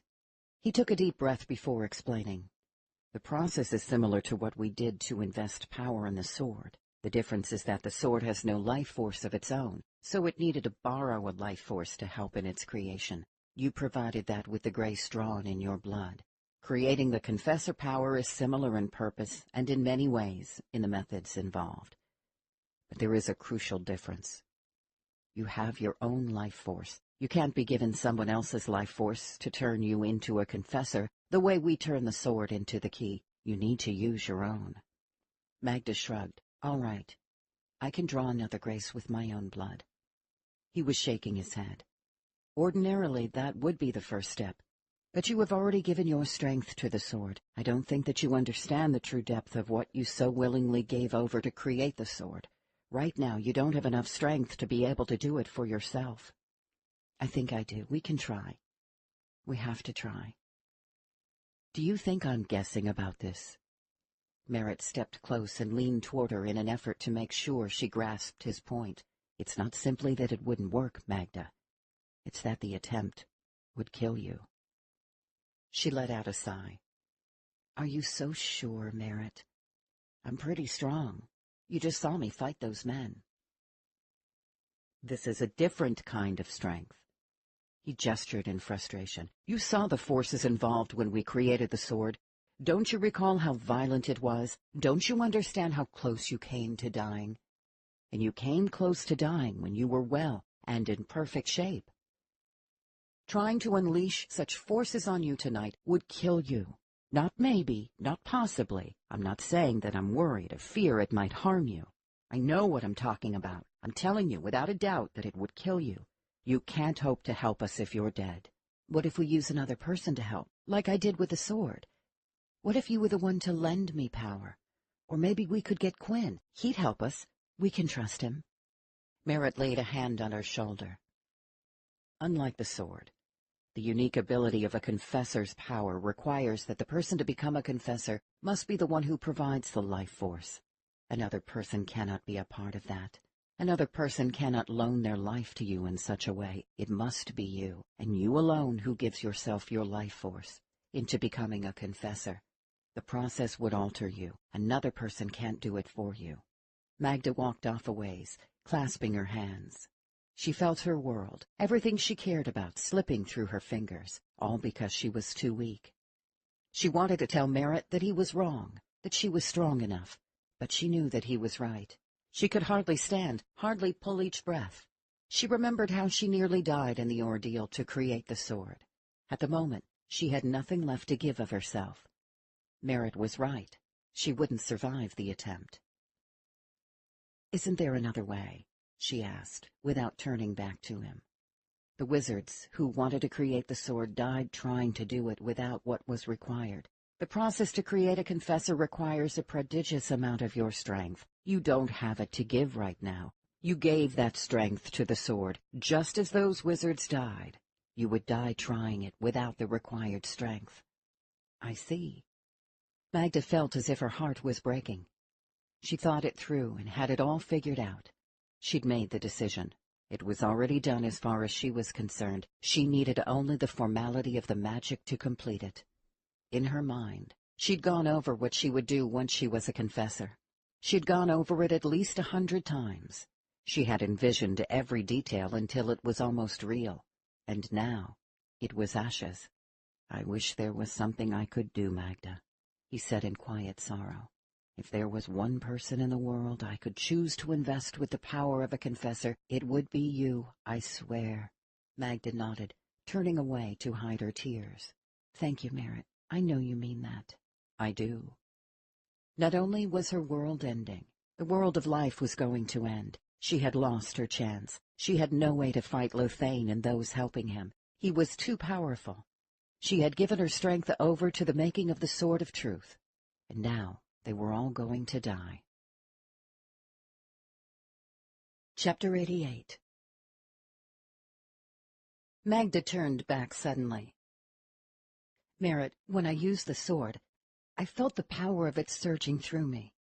It was unlike anything I'd ever experienced." He nodded. "I know. I'm the one who created the thing, remember? It holds immense power, in part because of what you gave it during its creation. As long as you live, you will always share a connection with the sword. I guess you could say that as long as it exists, it carries some of you." Magda stepped close to him. "So, investing my life force into it made its creation possible." Merritt shrugged at the obvious connection. "That's right." She watched his face lit by the moonlight. "What if we used the sword, had it loan some of that power back to me, in turn giving me the strength I need to get through the ordeal of becoming a confessor? It's my life force, after all. You said that it couldn't be from someone else. Coming from the sword, it wouldn't be." Merritt's gaze searched her eyes, but he didn't answer. "I'd just be borrowing some of my own life force," she added. He had that odd frown again. "I already thought of that. And it's too dangerous. Creating a confessor is dangerous enough in and of itself. It's a process that has never been attempted before and very well could be lethal, and that's if there weren't any other complications involved. Trying to do it the way you're suggesting is theoretically impossible, but it would be an order of magnitude most perilous. Are you saying that you don't have the skill or that it's dangerous for me?" "My skill has nothing to do with it. It's too dangerous for you for a variety—" "We don't have a choice. We have to try." He shook his head. "Magda, please don't ask me to do that. You have no idea at all what you're asking." She leaned toward him in the moonlight. "Merritt, I know exactly what I'm asking. I'm asking for a chance at life. Without trying, I'm going to die. You're going to die. Our people are going to die. You heard Nadja. Those in power in the old world seek to end the world of life, even if their ideas are crazy, even if their plans are completely unworkable and impossible, and they fail at accomplishing their ultimate aim. They are still slaughtering our people just the same. They still intend to rule the world of life one way or another. Untold thousands of innocent people will die in their attempts, and even more will die if they succeed in winning the war. If they win, at the very best, the people of the New World will be enslaved. And what if they really can succeed at what Sula-chan wants to accomplish? What if he has the boxes of Orden and he uses them to end the world of life as we know it? The war is going badly. I believe it's because the keep is infected with spies and traitors helping the enemy. That's what Baracus wanted me to uncover. I now know who is at the center of it anyway. It's Lothane. He's been hiding right under our noses, posing as our champion, prosecuting traitors. But if we kill him, his secrets die with him. If we capture him instead and he gives others names under torture, how would we ever know if they are really his accomplices? He might hold back the names of important spies or accuse innocent people. How can we be sure? With something this important, how could we be sure that we have rooted out the entire nest of traitors and spies? If we don't get to all those who are helping him, they will still be able to work from inside the keep to undo our cause, still activate the dead to assassinate key people. If we kill the man at the head of it, we'll never know who the rest are until it's too late. But if I can get a confession out of Lothane, a true confession, and we can expose the extent of the subversion within our ranks, then we might have a real chance to counter it. We would have a chance to save the keep. Think of what is going to happen to us and our people if we don't stop the enemy wizards among us. They will breach the grace. We won't merely die. Our souls will be kept from crossing over into the underworld. We will be like those people of Isidor's town of Grandingart. Our bodies will be used by the wizards from the old world, while our spirits are trapped between worlds. Our spirits will wander, lost, in this world.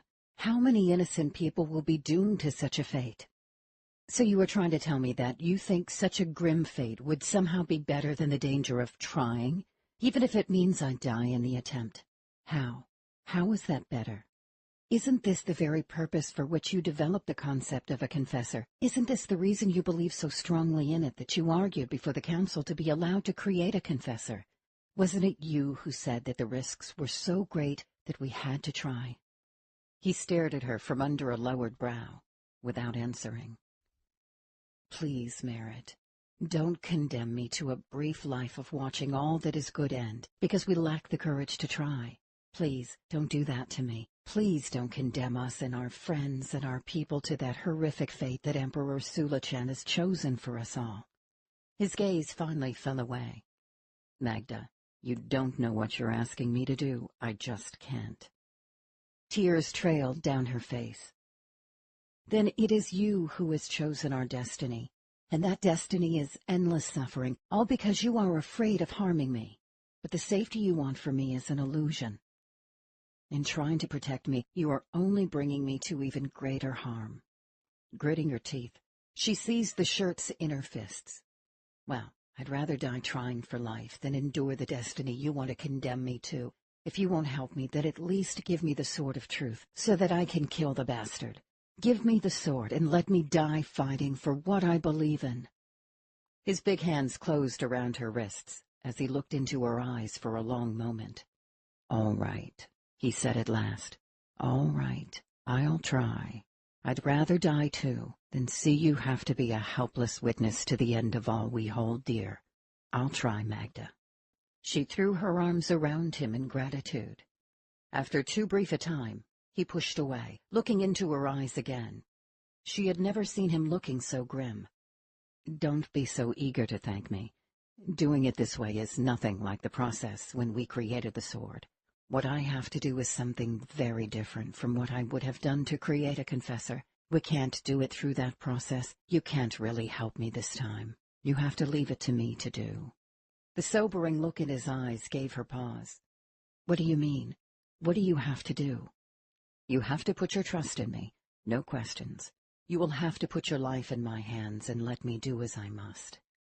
Magda swallowed back her rising sense of alarm and nodded.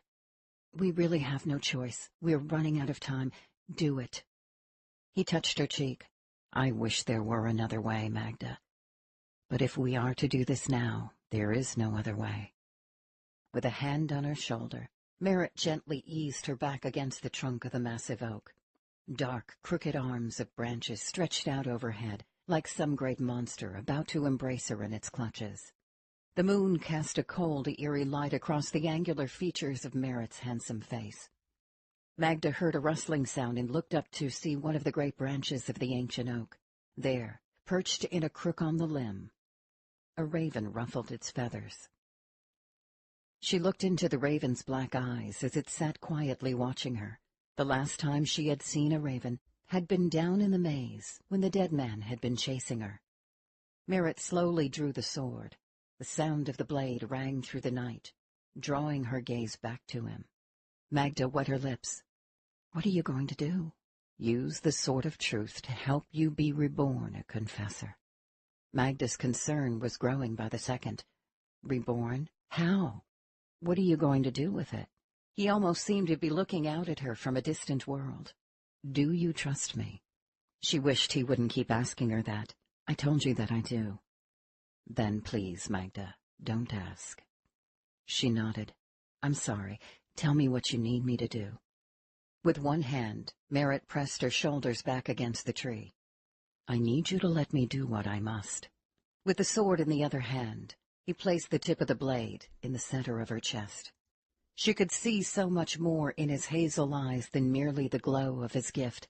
His eyes were gentle, yet at the same time they were charged with fierce intensity. More than that, though, she could see wisdom, integrity, competence, and the sort of rage she'd never seen before. Some of that, she knew, was coming from the sword of truth. Some, though, was all his. She had seen the hint of that rage when she had first met him, and told him that Isidore was dead. His was a temper that had the potential to be devastatingly violent, and yet at the same time, he was also a man able to control it and focus it. He was focusing it now. Combined with the rage from the sword, such fury was frightening to behold. Magda glanced down and saw the blade glowing white. Merritt. The blade turned from a white glow to an inky black that was like looking into the depths of the underworld. The air around her crackled with threads of light, both the pure white light of additive magic and the sinister void of subtractive. They wrapped her in a cocoon of magic that dimmed the world. Magda couldn't seem to stop herself from trembling. Merritt, are you sure about this, Magda? Are you certain? Behind the shadow of quiet sorrow, she could see love in his eyes. Yes, with all my heart and soul, who I was, who I will be, is in your hands. Tonight, Magda Cirrus, you are reborn a confessor. A tear ran down his cheek. If I fail, may the good spirits take me, for I would not want to live in a world without you. She blinked in surprise at his words. Glowing white light and inky black darkness rolled up the length of the blade in dizzying, undulating waves. Now, you must trust me, he said with finality. Magda wet the roof of her mouth with her tongue. I do, Merritt. I trust you with my life. And then, as he held her shoulders back against the tree, he pushed the sword straight through her heart. Thunder, without sound, silently shook the world around her. Oak leaves and pine needles rained down in the forest all around, as dust rose in a rapidly expanding ring spreading away into the night. Magda's eyes went wide in shock at what he had just done. She let out a last scream as she died. Chapter 89. People had gathered in great numbers. They crowded around the towering, polished black marble columns to each side of the gallery, leading toward the council chambers, and gathered beside the statues of robed figures, leaning around the people in front of them, rising up on tiptoes, all trying to see. The soft rumble of their collective voices echoed from the vaulted ceiling hung with a procession of long red silk banners, meant to represent the blood that had been shed in defense of the people of the Midlands. The carpet, with the names of battles woven along the edges, was also red, meant to be a reminder of the struggles fought and the lives laid down so that others might live. This day was no less a battle for the survival of the Midlands, a battle for the survival of all innocent lives in peril. Before the day was done, there was a good chance that more blood would be shed in that seemingly endless battle for survival. Magda wore a blank expression, showing no emotion as she strode in a measured pace past the gathered throngs.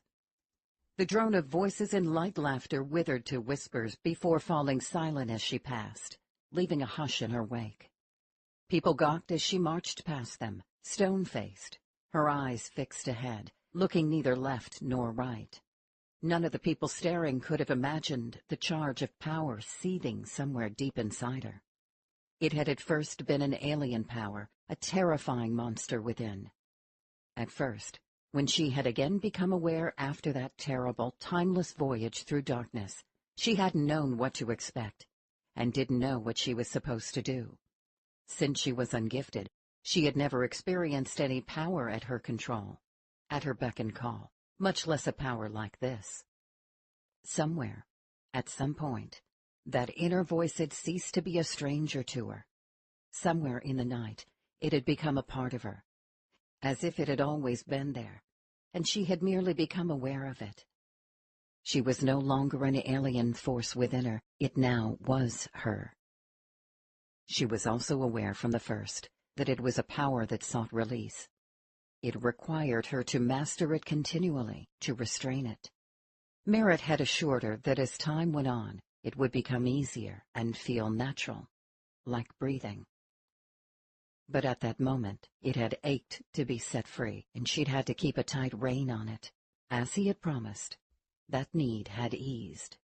She had never felt such a thing before, and had no idea what to expect when she eventually did release it. Merritt had offered some advice based on some of the component elements, but to a large extent he didn't know either. As she entered the great rotunda, not far from the council chambers, Magda saw spectators crowded all through the enormous room, all hoping to get a glimpse of the grand event, a look at the arrival of the future wife of the future first wizard. Afternoon sunlight flooded in through the high windows around the lower border of the golden dome, making the towering reddish marble pillars around the edge of the room glow.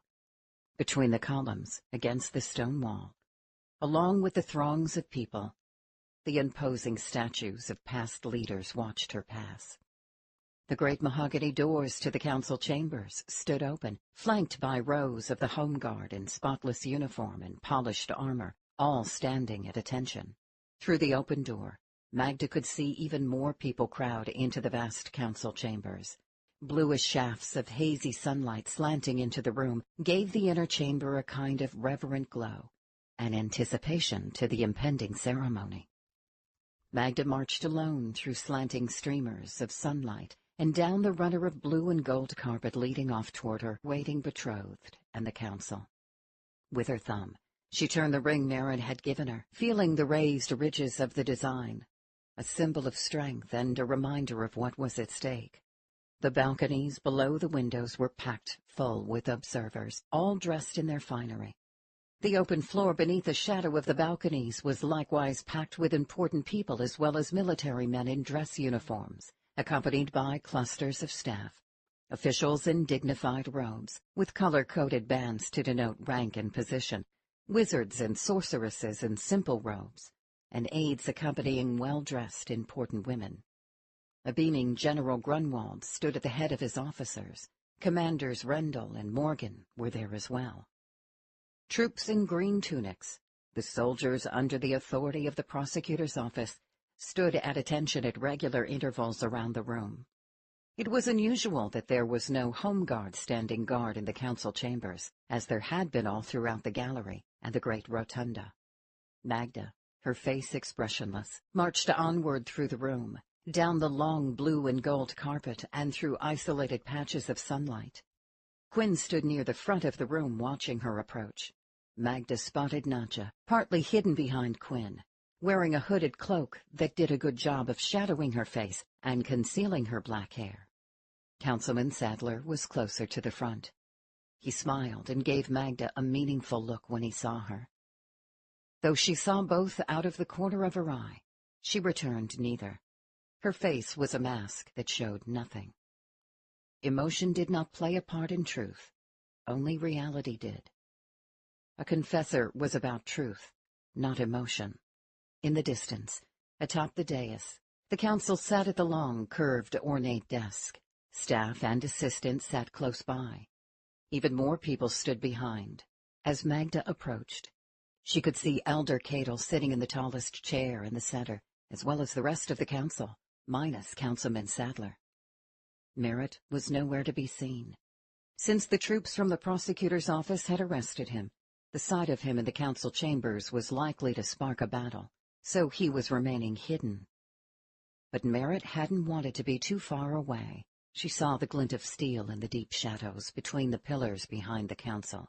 Magda expected that it was the sort of truth she was seeing. At least she hoped it was. Lothane, in his elaborate silk brocade ceremonial robes of office, stood in the center of the dais where everyone could see him. The desk of the council framed him in its half-circle. His black eyes watched her approach. As Lothane stepped to the left side of the dais, several officials in gold robes intercepted Magda. She was surprised to be stopped by them. Not knowing what was going on, she let them guide her to the right side of the dais, where they directed her to turn to face Lothane. One of them whispered to her that she was standing there for the ceremony. This wasn't what she had expected. She needed to be closer to Lothane. She had expected to be standing at his side. She needed to be close. She needed to be able to touch him. She wasn't far. She considered trying to run at him in order to touch him, but Lothane was acting unusually cautious, which was making her suspicious. He had forced her to agree to the marriage. He was well aware that she was not happy about it. She guessed that he might fear that she would try to assassinate him with a knife. But she had no knife on her. There was no place for it in the dress the seamstresses had made for her overnight. Other than her power, she was unarmed. Lothane wouldn't know that, though. If she ran toward him, he was likely to fear an attack and use his gift to drop her halfway there. He was so close. But he was far enough away to kill her if he wanted, and she would never get her chance. Magda didn't know what to do.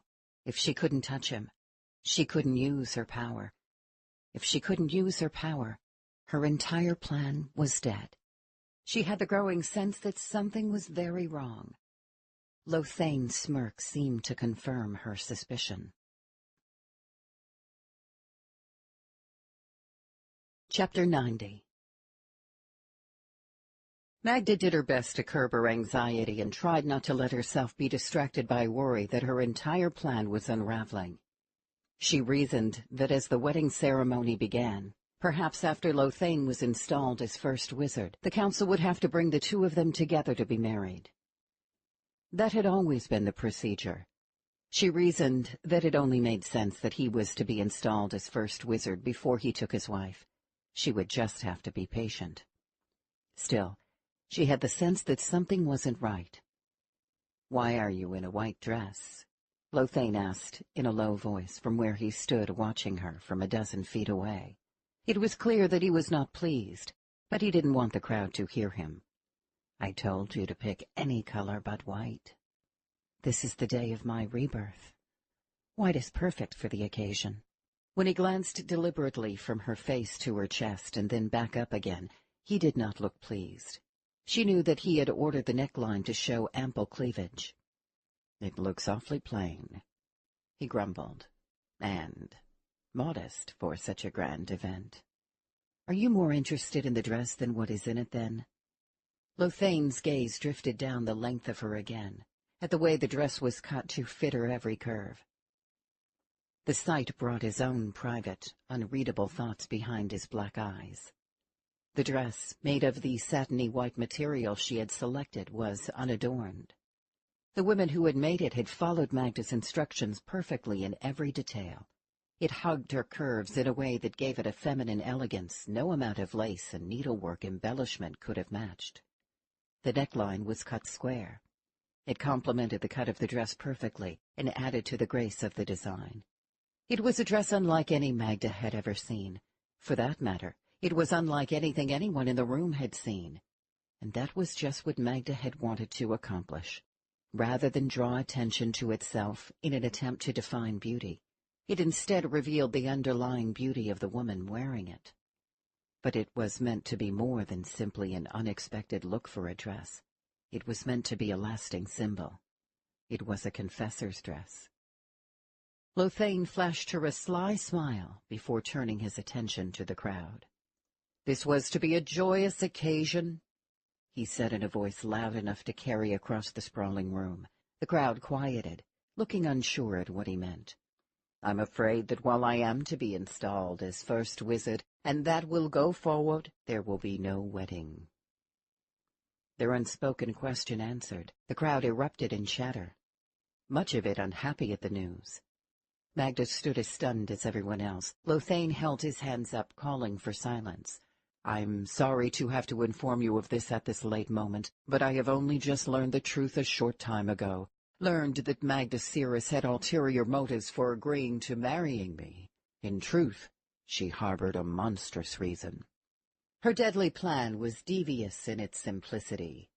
It turns out that she only wanted to marry me so that she could bed me as her husband." Lothane let the scattering of chuckles spread, only to die out when he didn't join in. Magda could sense more than she saw. Soldiers closing in behind her. There was nowhere to run. "She wanted to bed me as her husband," he said in a clear voice that everyone could hear.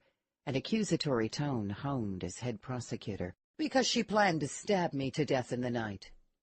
She only wanted to marry me to be able to get past those brave men who protect me, get close enough so that she could assassinate me as I slept beside her." He lifted an arm toward her as he gazed out over the crowd. "You see, Magda Cirrus is a traitor, but she is no ordinary traitor. She is the architect of all the strange murders that have been taking place here at the Keep." He held up a hand, forestalling the questions. "I've thoroughly investigated her nefarious activities. Multiple witnesses have come forth. They testified to having seen her sneaking around in the night, hiding her face, meeting with mysterious people in the shadows." Magda stared toward the man. Two of Lothane's private guards seized her arms from behind, preventing her from getting close to Lothane. "You accuse me of treason because I was seen outside at night? Where is your proof of such a charge?" Magda called across the dais. "Proof? You would like proof." He cast a glance across the stunned crowd, watching rapt attention. "Yes, I think proof is in order." He gestured off over the heads of people standing behind the council desk, and men dragged someone forward out of the shadows. It was Tilly, the woman covered in filth and blood.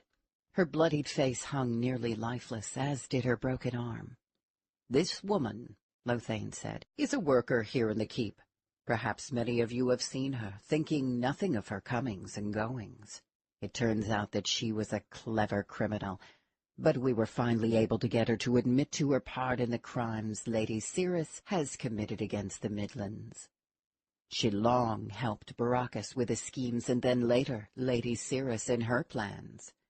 She guided Lady Cirrus through the lower reaches of the Keep, where together they murdered our spiritist." The crowd gasped. People have heard the terrifying stories of Isidore's murder. Whispers broke out, swelling to fill the council chambers. Magda said nothing. She knew it was useless. No one was going to listen to her, and besides, Lothane would simply use his gift to silence her.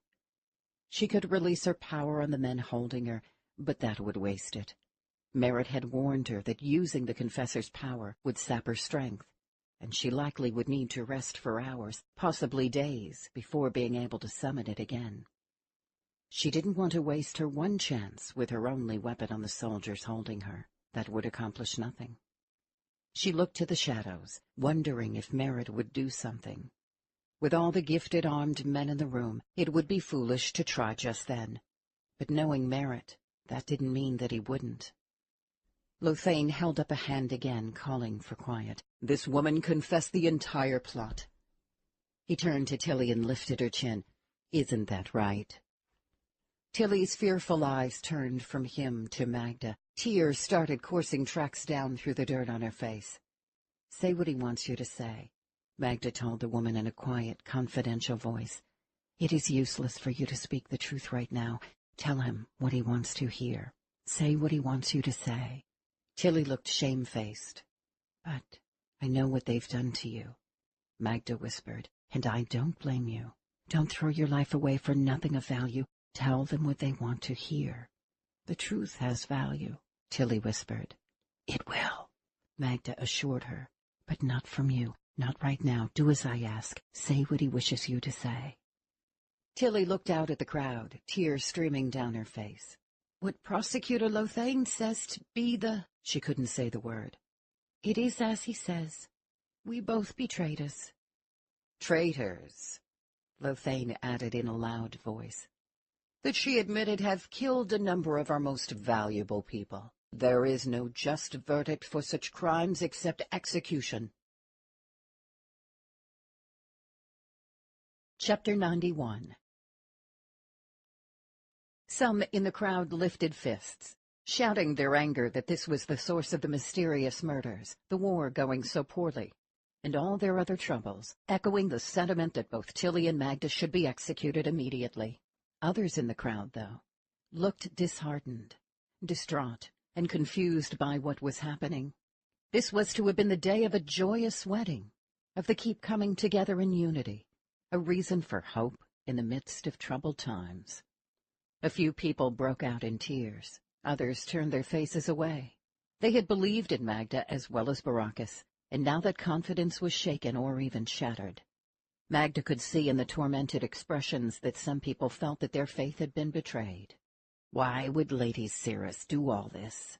Elder Cadle asked from behind the desk, his voice carrying out over the crowd.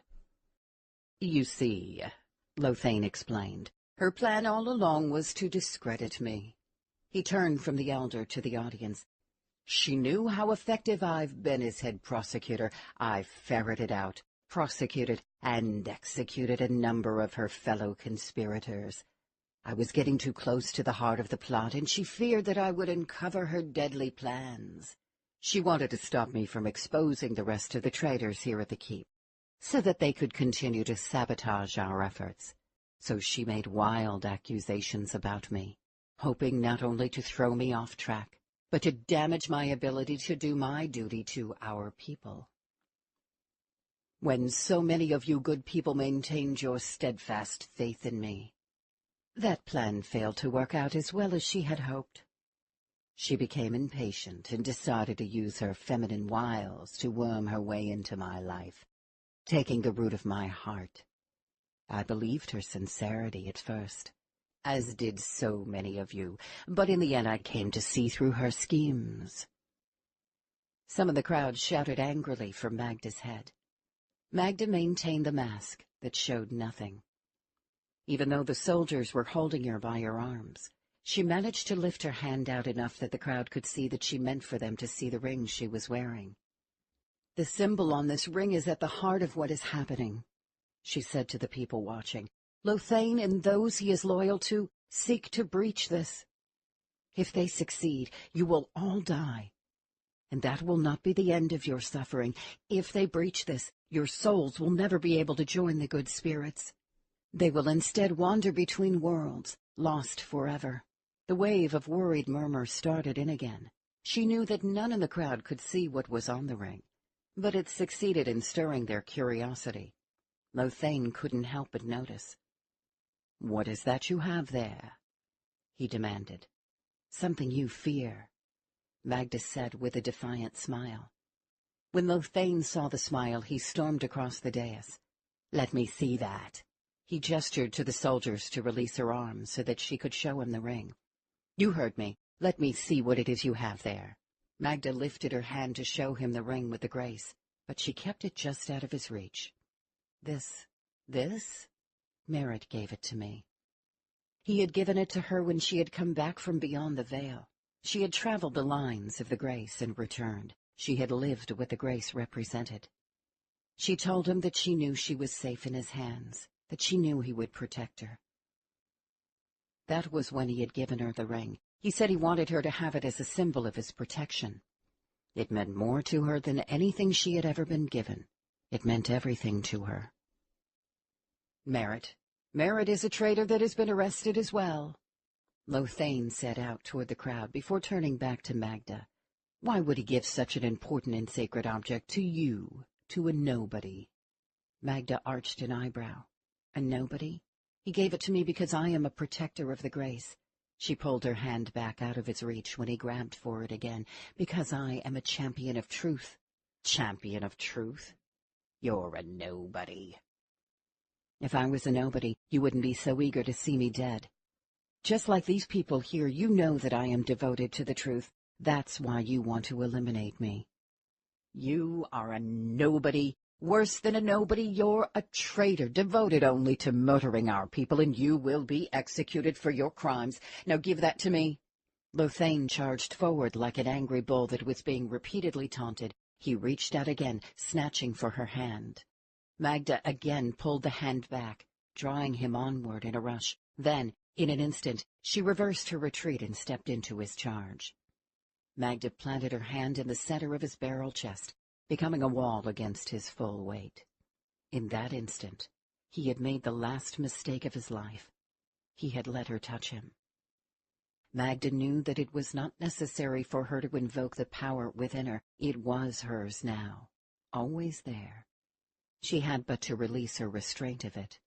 She felt no pressure of his advance against her hand because the world had already stopped in that instant that she made contact. Lothane might as well have been a feather coming at her. Time was hers. This was the man who, along with his fellow spies, directed the Dreamwalkers toward the mines they wanted to sneak into and snatch. This was the man, along with his fellow spies, who awakened the dead and sent them out in the night to kill people.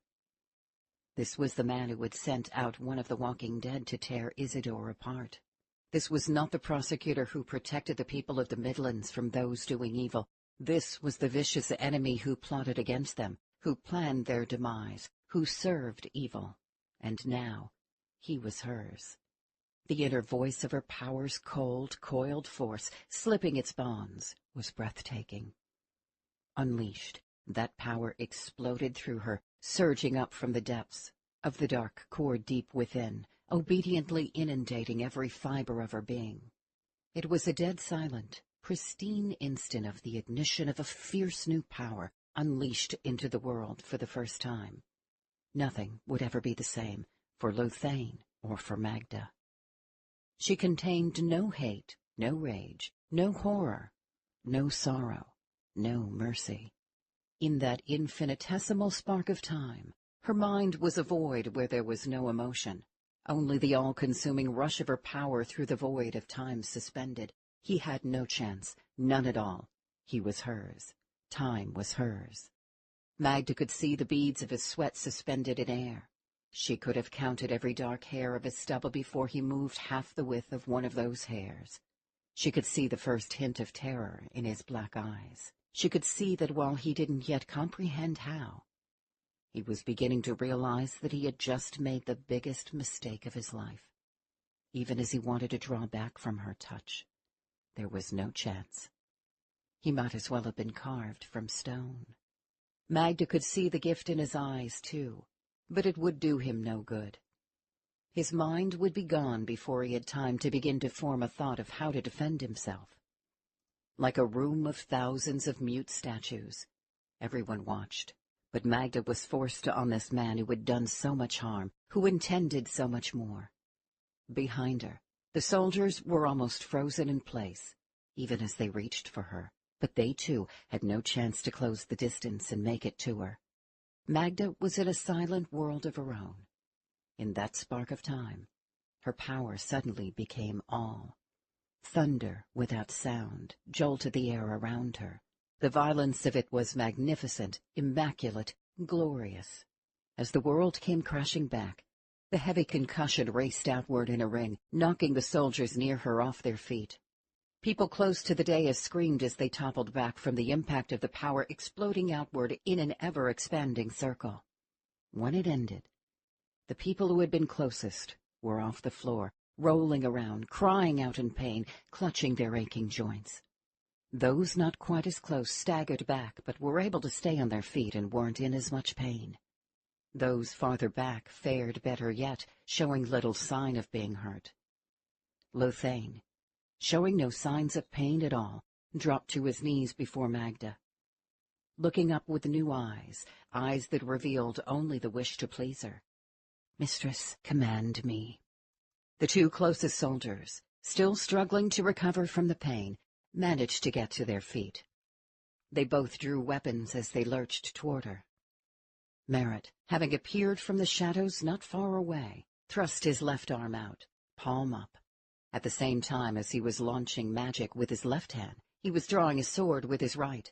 The bolt of power he hurled streaked across the dais, the air wavering in its wake, and slamming into the two men with the force of an avalanche. Both men disintegrated in blackened bits of flesh and bone. As they hit the floor, unrecognizable, gooey, sooty fragments spilled out from their uniforms and across the floor in the direction they had been running. There was nothing recognizable left. The air smelled of burned flesh and hair. It was a staggering demonstration of power that stopped a few of the men in green tunics in their tracks. Magda had never seen the gift used in such a shocking way. She wasn't sure if anyone in the room had. Other soldiers, though, off to the sides and farther away, big men, angry and eager to fight, raced forward to take out the threat that had felled their fellow soldiers. Merritt was already spinning, sword already arcing around. When the blade caught the men, the air exploded with a fog of blood. Bone fragments hit the columns with a sickening sound. Merritt was in a full rage, unleashed. Battle erupted in the council chambers, with men falling to Merritt's swords or bolts of power as fast as they went after Magda.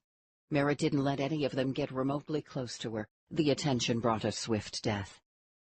In the calm of the center of the chaos, at Magda's feet, Lothane put his hands together. "Please, mistress, command me." Magda glanced around at the battle, then back down at Lothane. "Tell your men to stop. Stand up and command them to stop." Lothane jumped to his feet. "Stop!" he called out. "All of you who serve me, I command you to stop." Magda could see the men of the home guard pouring in the doors at the rear of the room, weapons to hand, as the men in green tunics came to a confused halt on Lothane's command. "Tell them to lay down their weapons and surrender to the home guard," Magda told Lothane. "Soldiers of the prosecutor's office," Lothane screamed, "lay down your weapons and surrender." Bewildered, many of the men looked around and cautiously began following his orders. Others who didn't were overpowered by the soldiers of the home guard and disarmed. The few who wouldn't listen and fought on were cut down. Soon, all of Lothane's private army were either dead or subdued. The men in green tunics who had been holding Tilly likewise unbuckled their weapons belts and let them drop to the floor as soldiers with swords drawn closed in. With no one holding her up, Tilly collapsed. Magda gestured to a young sorceress she knew standing close to the front of the spectators. "Please, Davina, can you help Tilly?" The sorceress nodded, lifted her skirts, and rushed up onto the dais to see to helping the woman. Elder Cadle shot to his feet. "What is the meaning of all of this outrage, Magda? What do you think you're doing?" "Sit down," she said in a deadly cold voice. "Prosecutor Lothane is about to confess so that everyone can know the truth." "The truth? What do you think?" "I said sit down," she repeated through gritted teeth. When he saw the look in her eyes, he sank back down into his tall chair. Chapter 92. "Now," Magda said to Lothane as a winded Merritt joined her at her side, "I want you to tell everyone here who you are loyal to." The crowd, having seen the likes of such an event and not understanding what was really going on, inched closer. The sea of faces stretched away as far as Magda could see. Everyone tried to crowd in closer in order to hear. Lothane again fell to his knees. again clasping his hands as he gazed up at her with wide eyes filled with the desperate need to please her. She had always thought of the prosecutor as a bull of a man, a commanding figure feared for his dogged pursuit of his quarry, as well as his intimidating presence. Now he looked weak and powerless. She supposed that he was. The man that he had been was no more. Now he was a man who suddenly appeared to be in great distress as he hesitated. "I'm not sure what you mean, mistress." Magda frowned as she looked down the length of her white dress at him. "It's a simple question. Who are you loyal to? Answer the question." "To you, mistress. I am loyal to you, and no other." Magda shared a look with Merritt. "That's not the right answer," she whispered. "You have to be more specific," Merritt whispered back. "He is trying to follow your instructions exactly." Magda understood. She looked back down at the concern on the stocky face peering up at her, waiting expectantly. "No, that's not what I meant." Lothane cried out in anguish at hearing that he had displeased her. He fell to the floor, grasping the hem of her white confessor's dress. "I'm sorry, mistress," he sobbed. "Please forgive me. I'll tell you whatever you want to hear. I want to hear the truth. I meant that I want to know where your loyalties used to lie before you became loyal to me." Relief washed over his creased face at understanding what she wanted. Relief that he now knew how to please her. He sat back on his heels. "I was loyal to Emperor Sulichan, mistress. I was a spy for him. I did his bidding." The crowd gasped. Some of the people were still helping those in pain on the floor, as others were pushing around them, trying to get in closer to be able to hear. "How can that be?" one of the older wizards near the front asked. "How is it possible for our prosecutor to be loyal to Sulichan, and even if he was, why would he admit it to you?" Magda gestured to Merritt, for the first time really noticing how much blood was all over him. She paused momentarily to take him in, then turned to the watching faces. "This is Wizard Merritt. He is a maker." That sent ripples of whispering back through the crowd. Some people, she knew, thought that makers were a myth. Other people had known that Merritt was gifted, but hadn't known that he was a maker. A number of the gifted, though, nodded knowingly, some even with pride. "I want you all to understand what has happened and why this traitor is confessing. You see, with a gift as a maker, Merritt created an entirely new form of magic never conceived of before." Excited whispering swept back through the crowd at the news. Magda waited for the crowd to quiet down, wanting to hear what she would say next. They quickly did. That magic was crafted specifically to get the truth from a person. Touched by this power, anyone will reveal the truth. No matter what the truth may be, no matter how guilty they have been, no matter what evil they have committed. Once touched by this power, anyone, no matter how much they may have wished to hide it before, is changed forever. And they will reveal the truth. This is not the time to go into a detailed explanation of how it works. That doesn't matter right now. Right now, the important thing for you to understand is that this powerful magic is infallible at what it is designed to do. A person touched by this power confesses the truth about anything they are asked. They cannot lie. What kind of power were you using for this? A wizard in plain robes standing in the front of the crowd asked. I've never heard of such magic. In part, I used the calculations for a 7th-level breach, Merritt explained with casual finality. Eyebrows around the room lifted, wizards shared grim looks. Merritt stepped up closer beside Magda. You've seen the terrible weapons that have been created out of people, things such as the Dreamwalkers. This one was created to help us. This power creates a new kind of weapon that serves the cause of truth. That's what matters. Lady Cirrus volunteered her life to the attempt. It was a perilous journey she undertook for our sake, for the sake of being able to know truth from deception and lies. I guarantee that none of you can imagine the sacrifice she made to do this, or the personal risks she took for our cause. In the end, it worked. and she has been reborn with this new power. Merritt held a hand out in introduction. Please, meet Magda Cirrus, the first confessor. Chapter 93. Magda could hear the word confessor whispered over and over, repeated countless times back through the mass of people watching. Lothane, still on his knees, continued to gaze up at her, patiently awaiting her further instructions. When Magda signaled, Quinn brought Nadja forward. Nadja pushed her hood back so that Lothane could see her. Rage reddened her face. Magda could see the dangerous aura of the gift simmering in her icy blue eyes. Nadja pointed at Lothane. This is the man who put me in the dungeon. This is the man who tortured me, and Quinn grabbed her and pulled her back as she lunged, trying to kick him between his legs. We need him to be able to talk, he whispered in Nadja's ear. Magda needs to get all the truth out of him. Let her do it.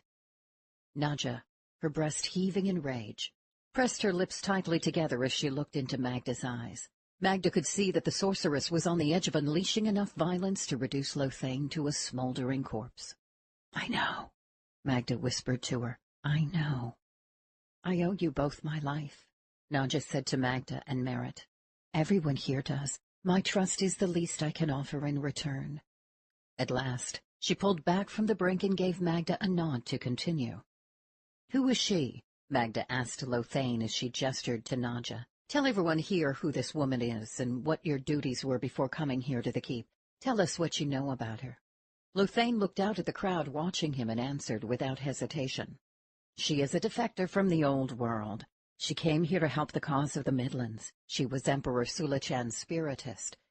She knows about the ways of the wizards in the old world. She knows how they have been able to use the dead to serve the ends of Emperor Sulachan. She knows how we are able to control the souls of the dead in order to use their corpses to do our bidding.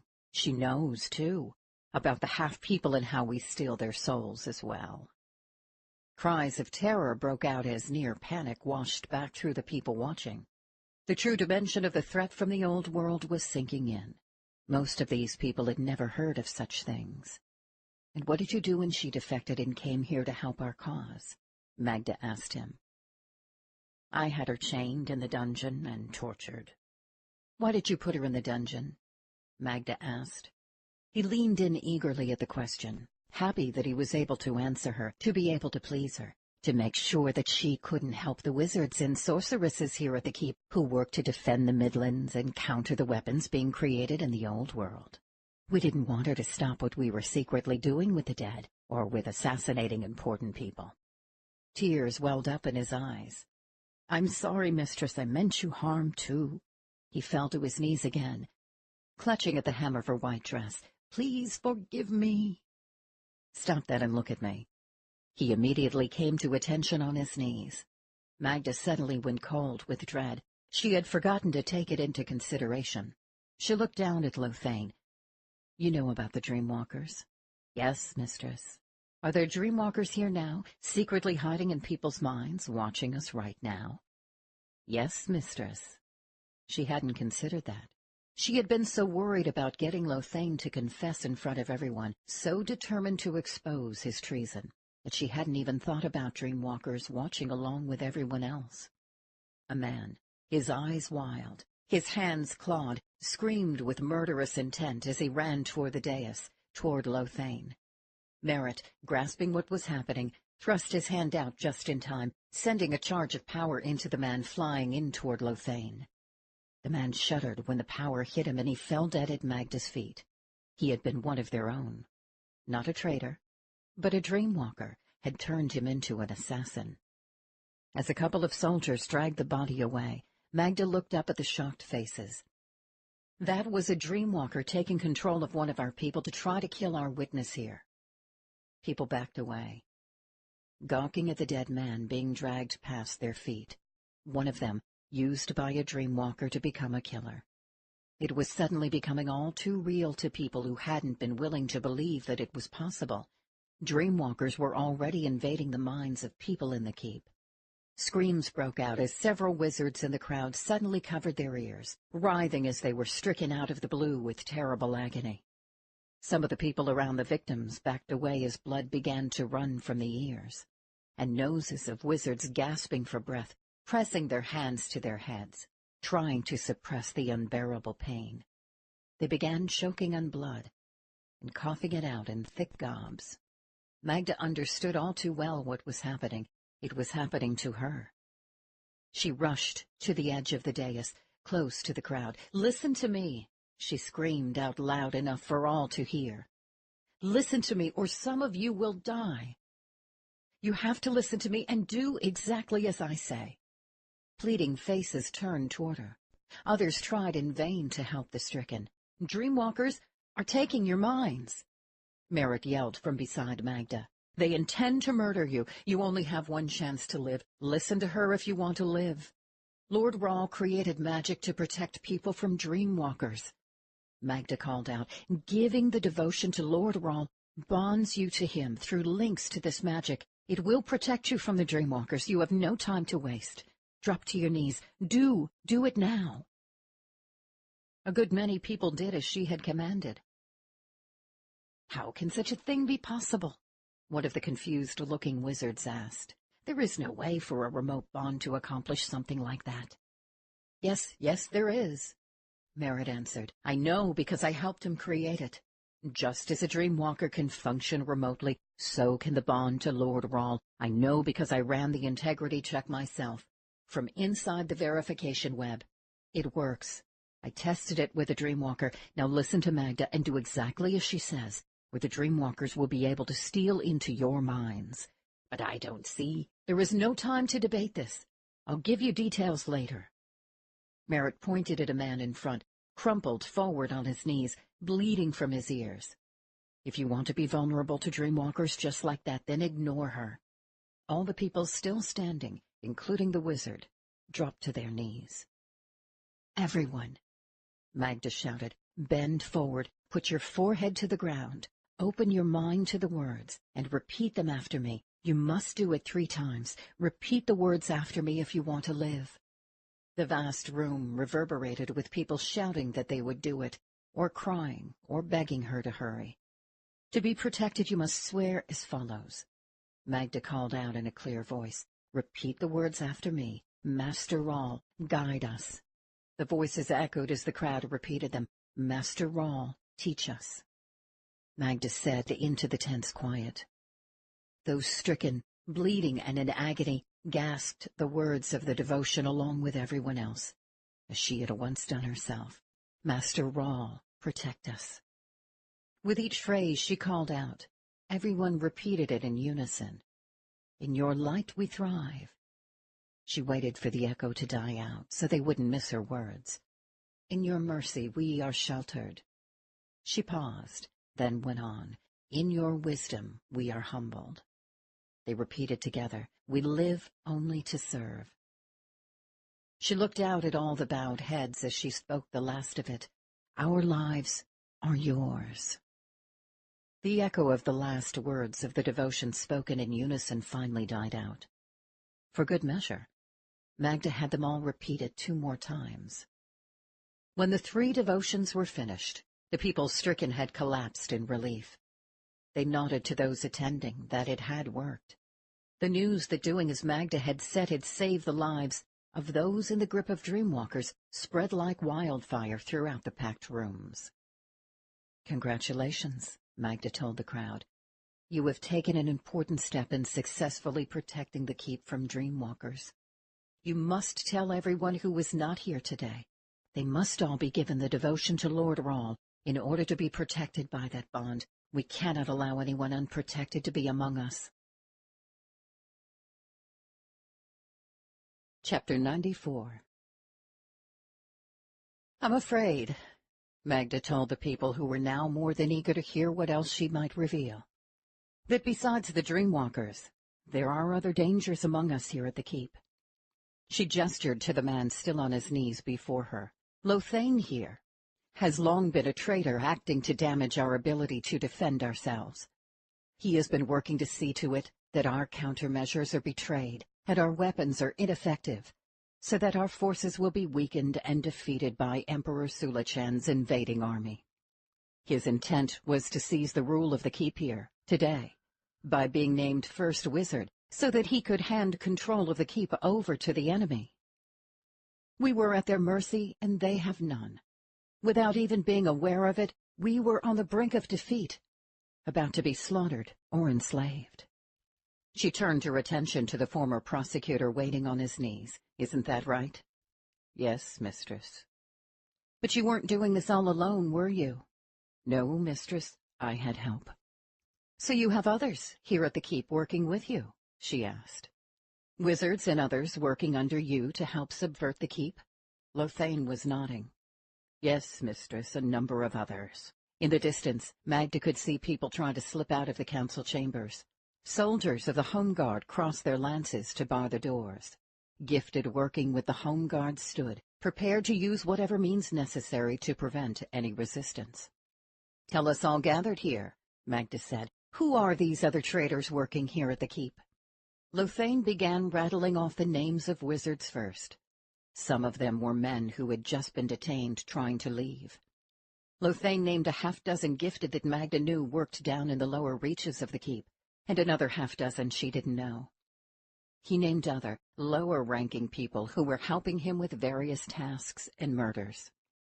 He named the captain of the prosecutor's private guard, and in a rapid ramble named off a good 30 names of soldiers loyal to the old world, who were helping him take control of the keep. Magda had to stop him and have him repeat names because in his eagerness to answer her questions, they couldn't easily understand him. Lothane burst into tears that he had displeased her.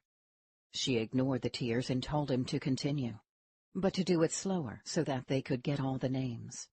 General Grunwald stood grim-faced nearby, listening to all the names. Aides worked feverishly to scribble down each one.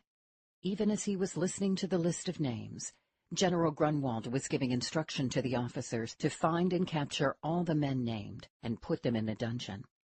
He ordered the outer portcullis closed to seal the keep until they were all caught. And those wizards took orders from you? Magda asked once he finished the names. Yes, mistress. I was the one commanding the efforts here. And those men working down in the lower part of the keep, what were they to do? Lothane again looked overjoyed to be able to answer her question. Some were helping wizards who worked on defenses against Emperor Sulachan's weapons so that we would know what countermeasures the people of the New World had developed.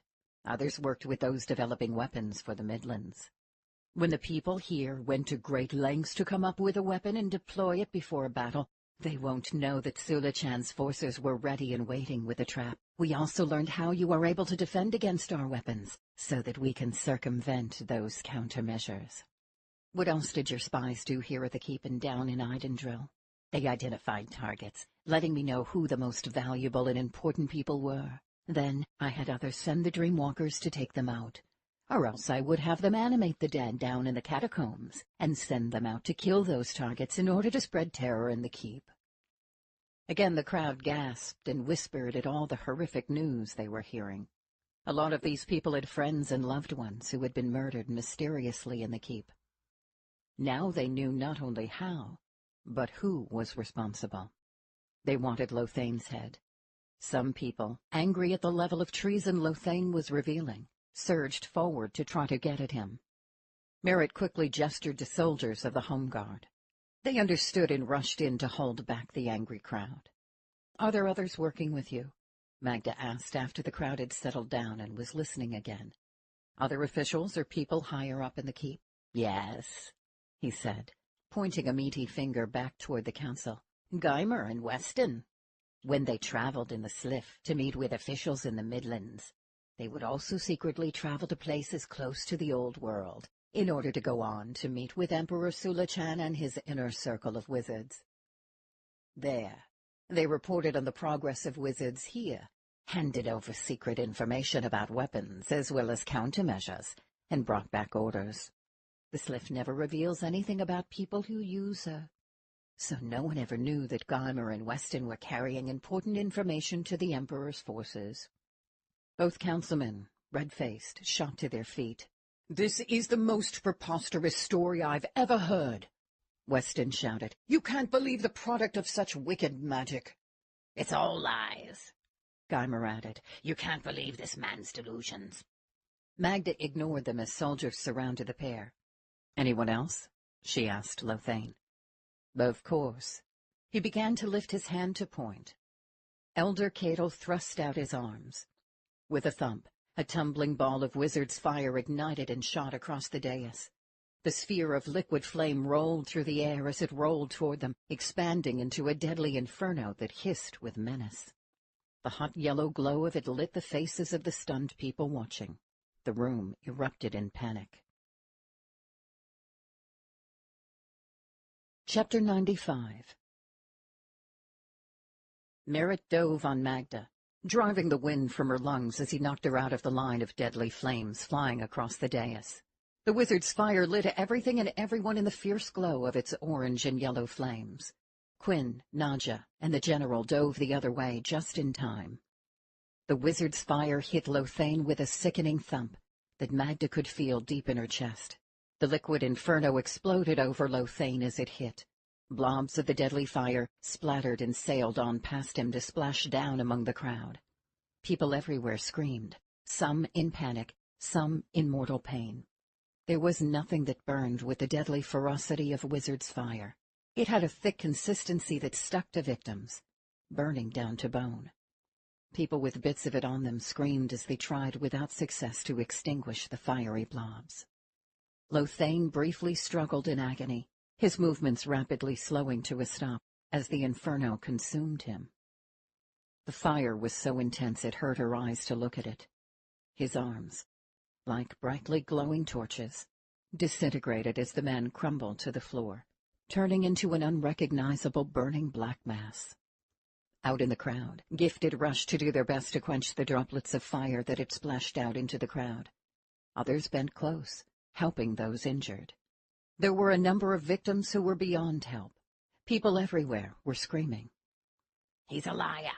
This is all lies," Elder Cadle cried out as he stood in front of his taller chair at the center of the council desk. "This confessor power is a curse that brings forth nothing but terrible lies. The council forbade Merritt from creating such a power because we knew it would become a tyranny of magic controlling us all." Nadja, her ice-blue eyes as cold as anything Magda had ever seen, pointed at the elder as she addressed the crowd. The term, the tyranny of magic, is the excuse Emperor Sulichan uses to go to war. It is a cover for his true aim of disarming all those who oppose him. He wants to eliminate magic to keep anyone from fighting back effectively. "She's a liar. She's a liar, and so is she." Elder Cadle screamed as he pointed at Magda. "She's a traitor. They are both traitors. This is the tyranny of magic right before our very eyes. This sham of a confessor power is an evil contrivance of an unscrupulous wizard meant to thwart the common good and control our lives. Arrest her!" Elder Cadle yelled as he gestured wildly at the soldiers nearby. "Lady Cirrus is a traitor. Lothane proved it. She must be put to death. She must." The elder's words were cut off when a frightening blast of power from Councilman Sadler slammed into him. The elder staggered back a step, his hands clawing as his flesh blackened and boiled. He only had time to let out the briefest of cries before his shriveling flesh melted and sloughed away, leaving the top of his skull exposed. His eye sockets opened up as his eyes liquefied. His shriveled lips fell away, revealing a skeletal grin. Elder Cadle collapsed dead across the council desk, a smoking corpse.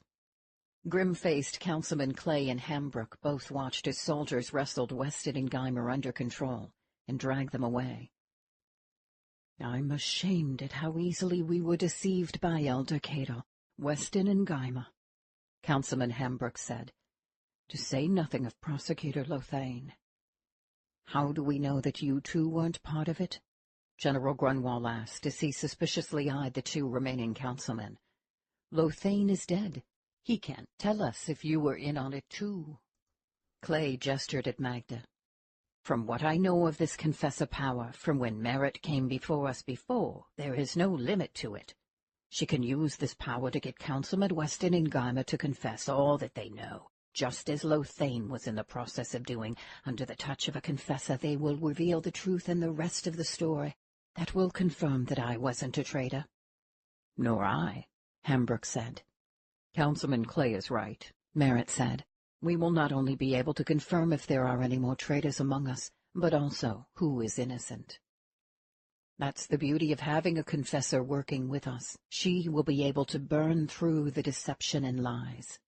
As a confessor, Magda will, for the first time, reveal for us the truth. Chapter 96. Councilman Clay watched as the two treasonous councilmen were led away. At least Magda can use her power on them and discover if anyone else is involved. We'll have to move quickly, General Grunwald said, before any of them can cause trouble before they are caught. How did this nest of traitors come about? Councilman Clay asked. How were they able to work so effectively right under our noses? Magda stepped away from what was left of the smoldering remains of Lothane. She had never trusted Lothane, but she had believed in Elder Cato. She was angry that he had fooled her for so long, and that he had betrayed them all. Nadja was forced to help Emperor Sula-Chan with his twisted objectives.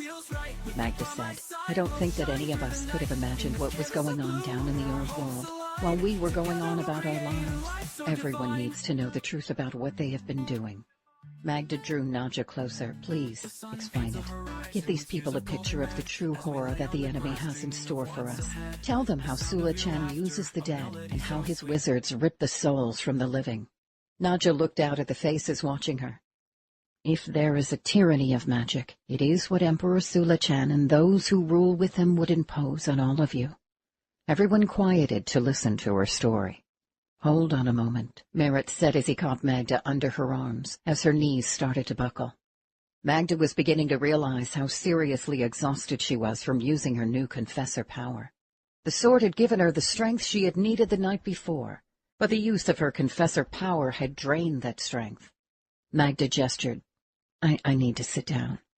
Merritt guided her around the desk. He seized the robes at Elder Cato's back and heaved the corpse aside. He gave quick orders. Soldiers rushed up and dragged the body away. Merritt held out the tall chair for Magda. When she sat, he stood behind her, resting a hand on the carved top of the chair. The council has lost members. We need a council, Magda said from behind the chair in the center of the council table. As a start, I hereby reinstate Councilman Sadler. No one objected. When Magda gestured to him, Councilman Sadler smiled and took a seat to her left. Clay and Hambrook sat on her right again, at their traditional places. Magda nodded for Nadja to go on, then sat quietly listening to what she already knew, as the sorceress revealed those terrors being hatched by the rulers in the old world. Wide-eyed people listened as Nadja explained what they had never heard before and told them what they really faced. When Nadja finished her brief summation, Magda, having regained a bit of strength, stood. When you hear the words, the tyranny of magic, as we heard from Elder Cato, you will know that it is the calling card of killers. Don't be fooled by their platitudes that it is for the common good. Their real purpose is to strip us of our abilities so that they may more easily conquer and rule us. If we are to survive, we need magic now more than ever to defend ourselves from those in the old world. We need to learn, discover, create. We need to use our reasoning minds and truth. You have now heard the confession of the traitor Lothane, and how he subverted the keep. You have heard from Nadja what Sula-Chan has planned. We now know the real nature of the war that is upon us. If we lose this war, we lose more than our lives. We lose more than the future for our good people. We will lose our connection to all that is good. Magda lifted her hand, showing them the ring with the grace on it. We will lose our connection to the very nature of creation, life, and our souls. We did not choose this war, but if we don't defeat Sula-Chan's forces, these thieves of souls, then we and future generations will live in a half-world of the half-people and the enslaved dead, disconnected from the grace forever. We will be ruled by Sula-Chan, who will be nothing more than the embodiment of the keeper of the underworld. Her gaze carefully moved across everyone in the room. Every eye was on her. People listened in rapt attention. Every face was serious. Everyone knew that they were hearing the truth. To win, we must have the truth, Magda said. Today, the true war for our survival begins. I intend to help see to it that we win this war, that our people not only survive, but thrive. The Midlands is my home. I promise you all that I will not abandon you, our cause, the Midlands, or truth. As she looked out from her seat at the tall center chair, the crowd erupted in cheers. Chapter 97. The first thing we need to do, Magda said when the crowd had finally quieted, is to seal the catacombs. Councilman Sadler frowned. Seal the catacombs? But wizards work down there. The dead also work from down there, she said. The dead hide in their resting place, only to come up in the darkness and murder us. We don't know how many of those dead down there may have been prepared by the enemy to be able to be awakened. We don't know how many of the dead have been laid to rest there were really being placed by spies. We have no way of knowing which corpses might sit up and strangle us. How would we find them? The wizards will have to be moved to other work areas. But seal the catacombs? Councilman Hambrook sounded incredulous. That's sacred ground. The people of the keep have been laying loved ones to rest there for centuries. Visiting ancestors is a deeply valued tradition. Are you sure there isn't another way? Maybe it isn't necessary. Maybe our gifted could find a way to reveal the dangerous bodies and remove only those so that we wouldn't have to take such a drastic step. Magda looked out at all the faces watching. Do any of you feel comfortable risking having the dead walk the halls of the keep at night, looking for more victims to rip limb from limb? I know that I certainly don't. The crowd assured her that they did not like the idea one bit. She looked back at Hambrook. I understand your concerns, but we are fighting for the survival of the living, not the dead. They are gone. We have to let go of those who have died and move on to devote ourselves to the living. Magda's own words abruptly hit a painful place, deep within her. She still could not let go of Baracus. As much as she knew that he was gone, and as much as she realized that she had to move on with her life, she couldn't seem to let him go. Magda is right, Merritt said. Even if we thought that we had come up with a way to detect the dangerous dead from all the rest, how would we ever know for sure that we were right? A day could come when we tragically learn that we had only been fooling ourselves. Aren't the living what really matter? Would any of us want to lose the life of a loved one on such a risk? Would anyone here want to lose a mother, a father, a child? None in the onlookers indicated that they would. Councilman Hambrook sighed in resignation. I have to admit it. That makes sense. I wouldn't want to risk loved ones. Nor would I, Councilman Clay added. Councilman Sadler nodded. We have a responsibility to life. The living should be our only concern. Then seal the catacombs, Magda said with finality. We will need to use magic to be sure, Merritt cautioned. We'll need some of those keeper spells that Isidore developed. They will ensure that none of the dead can escape to hunt us. Please advise our wizards what they will need to do, Councilman Sadler said. General, please assemble a team as swiftly as possible. General Grunwald clapped a fist to his heart in salute. At once. And let it be done before Lady Cirrus's nightmare comes to life, Sadler added. Confessor Cirrus, Merritt corrected under his breath. Councilman Sadler lifted a finger and addressed the onlookers. I meant to say, Confessor Cirrus. The crowd seemed to like the title. Chapter 98. As Magda and Merritt made their way from the walkway around the inside of the great tower and into the stone room with the Sliff's well, Quinn heard their footsteps and looked back over his shoulder. Seeing who it was, he set down his pen and stood, smiling, eager to see them. He flipped his journal closed and put it back with all the others. Magda, how are you feeling? He asked as he came past the Sliff's well to greet them. She smiled. A night's rest did me wonders. She glanced at the well, but the Sliff didn't emerge to take a look at the visitors. Magda couldn't say that she was unhappy about that. The Sliff was probably off traveling. How were things going? Quinn asked. Merritt rested the palm of his left hand on the hilt of his sword. I talked to General Grunwald this morning. Overnight the Home Guard captured most of those named by Lothane. They should soon have the rest in hand. Magda will have to use her confessor power on some of the worst of them in order to get them to confess the details we otherwise would have gotten from Lothane had he not died. That will enable us to be sure we've rooted out all of the traitors and collaborators. What about the councilmen, Weston and Geimer? Quinn lifted a finger toward the Sliff's well. Lothane told us that they used the Sliff to travel to the south to collaborate with Emperor Sulachan and his officers. Quinn's task was to guard the Sliff to make sure that the enemy didn't use her to secretly slip into the keep to do them harm. It had been Baracus who had asked Quinn to take up the duty after they'd had some unfortunate penetrations by dangerous people. Now anyone unauthorized and not a friendly force would not live long enough to climb out of the Sliff's well, after using it to try to sneak into the keep. In the beginning, Quinn had killed a number of the enemy gifted who had thought they could slip into the keep through the Sliff,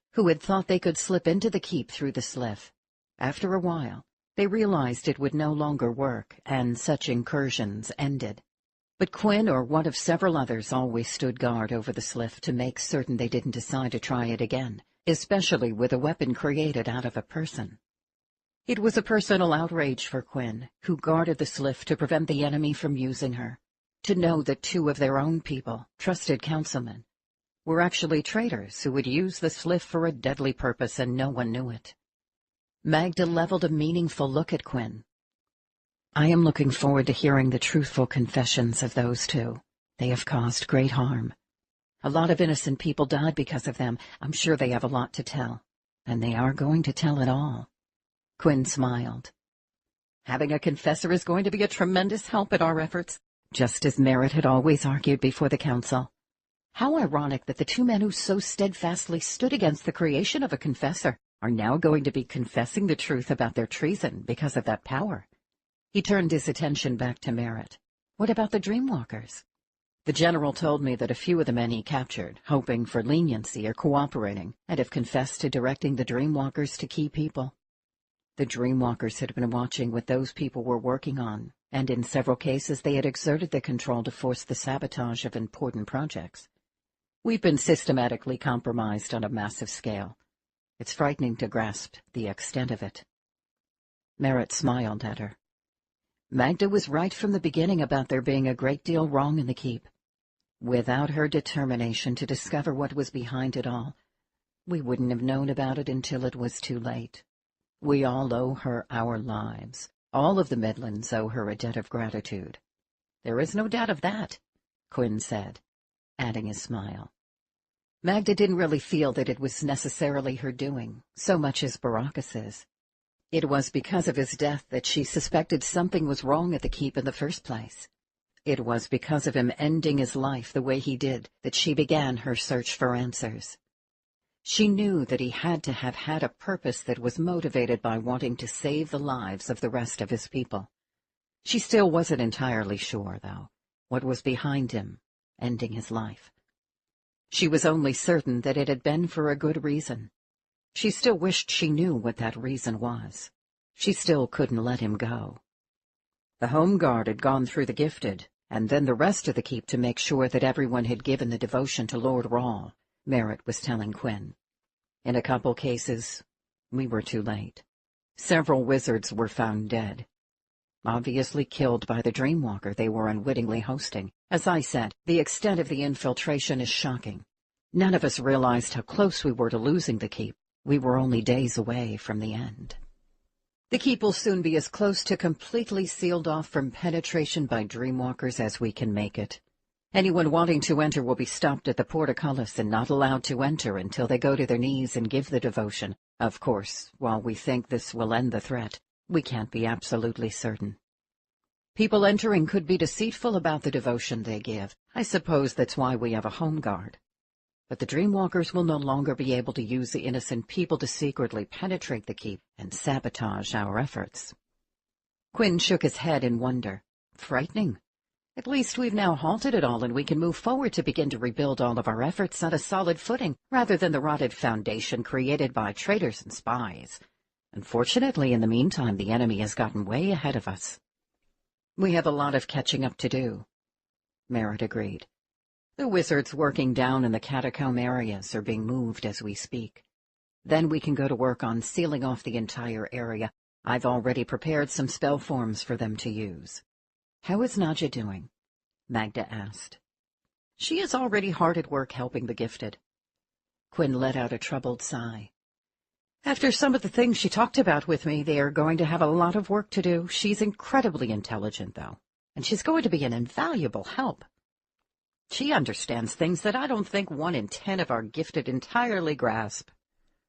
As Quinn was talking to Magda, Merritt selected a journal from the row standing on the desk. "Do you mind?" he asked. Quinn looked back and then gestured.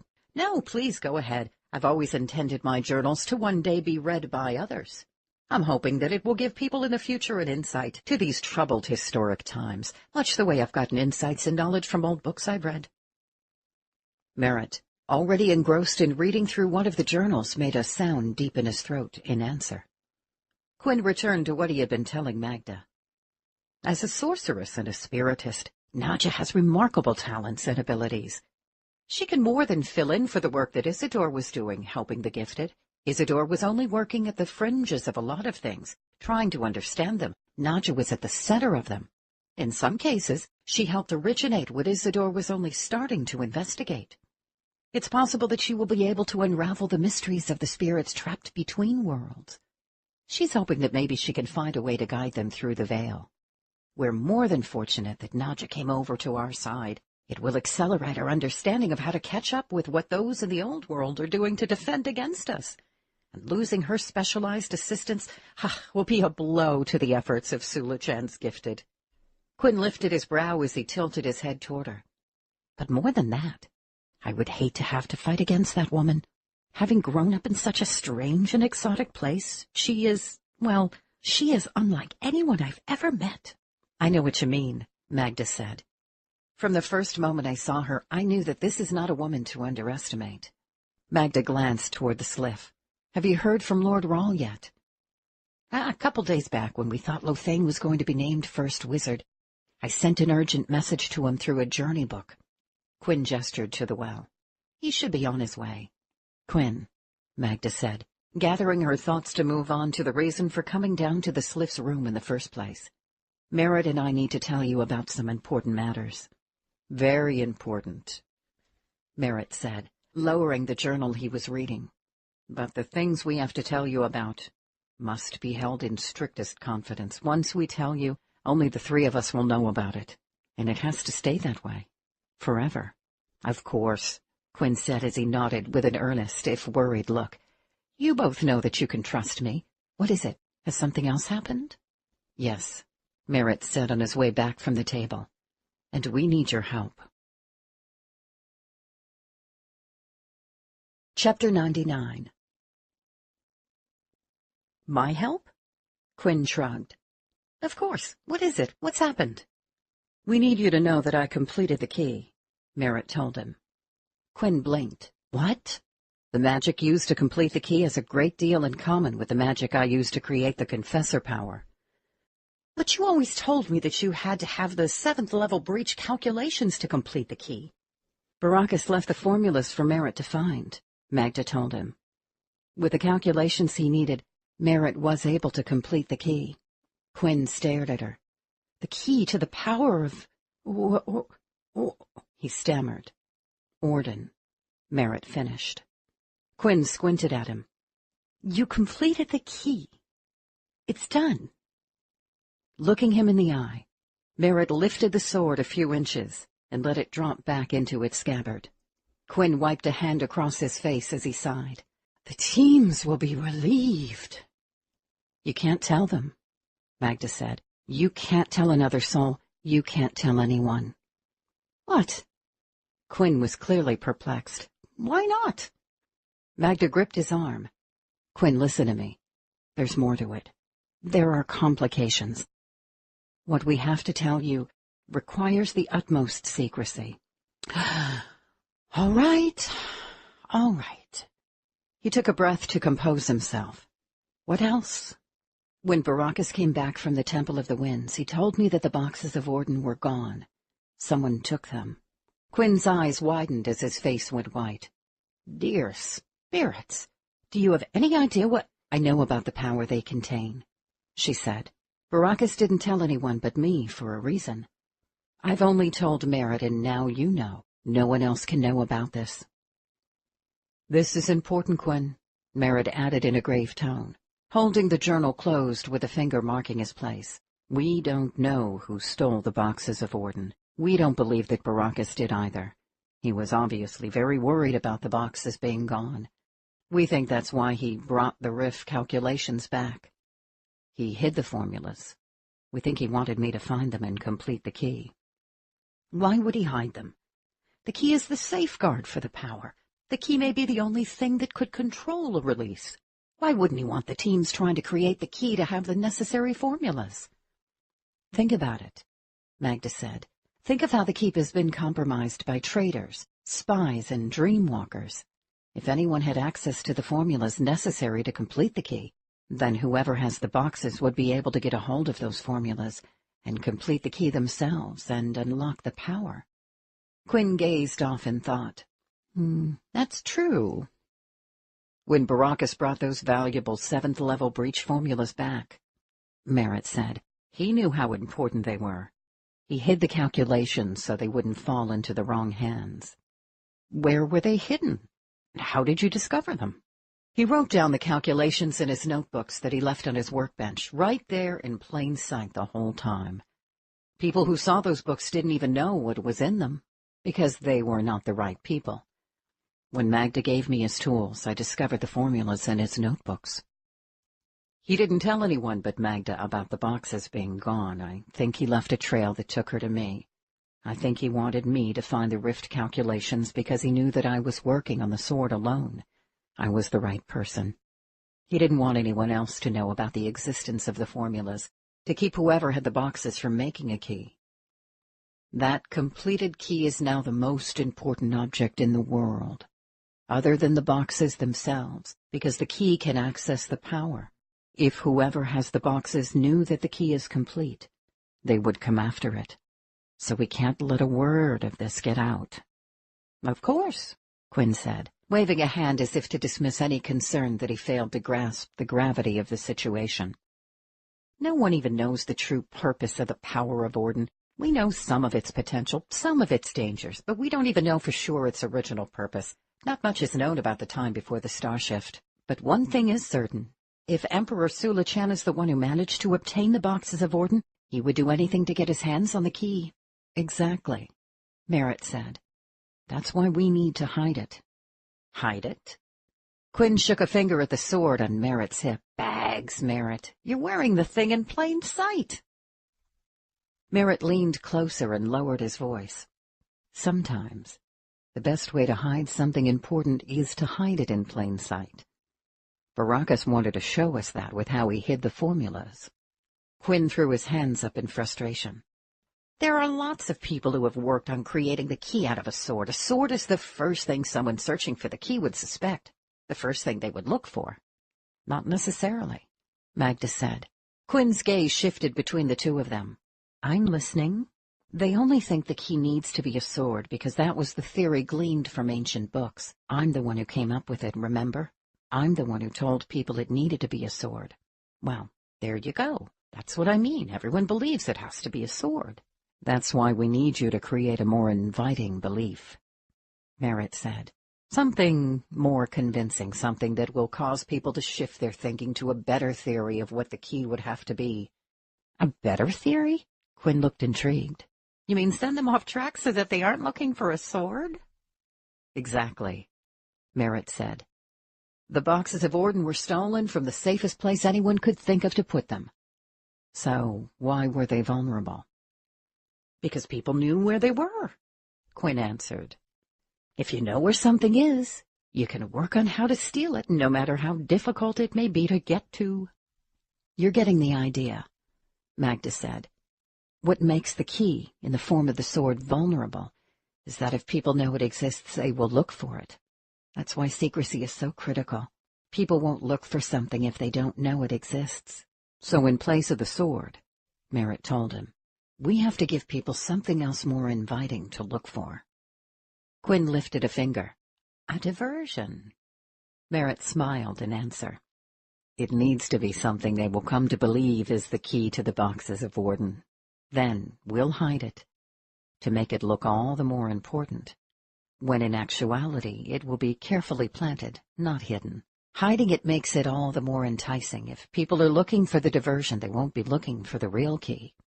In the meantime, Magda told him, we'll have the real key. Merritt smiled. Magda named it the Sword of Truth, so that's what it will be. A tool, a weapon in its own right. As its own end. It is powerful magic designed around truth in order to protect the power of Orden, not just unlock it. So it will have a purpose. Seeking truth. That will give it a purpose, a life of its own, a reason to explain its existence. Since it is the Sword of Truth, a weapon created to fight for truth, people won't have reason to expect that it could also actually be the key to the power of Orden. Quinn slapped his forehead. I never knew that my two old friends were this devious. Merritt smiled with one side of his mouth. In the meantime, with the sword at my side, I'll search for the boxes of Orden. If I can find them, we'll protect them, with no one knowing about the existence of the true key hiding in plain sight. Then hopefully the rumors of our diversion key will entice whoever has the boxes to look for that fake key, instead of trying to use the power without it. We have to understand, though, that the power of Orden has existed for longer than any of us knows. It's ancient. We have to realize that this search, this struggle to protect such an ancient power, may be a struggle and a search that is part of mankind itself, and very well may stretch beyond our lives. It may go on for centuries or even for thousands of years. This is something more important than the three of us. It is our struggle right now, but we have to keep in mind that we may in the end be passing the struggle on to future generations.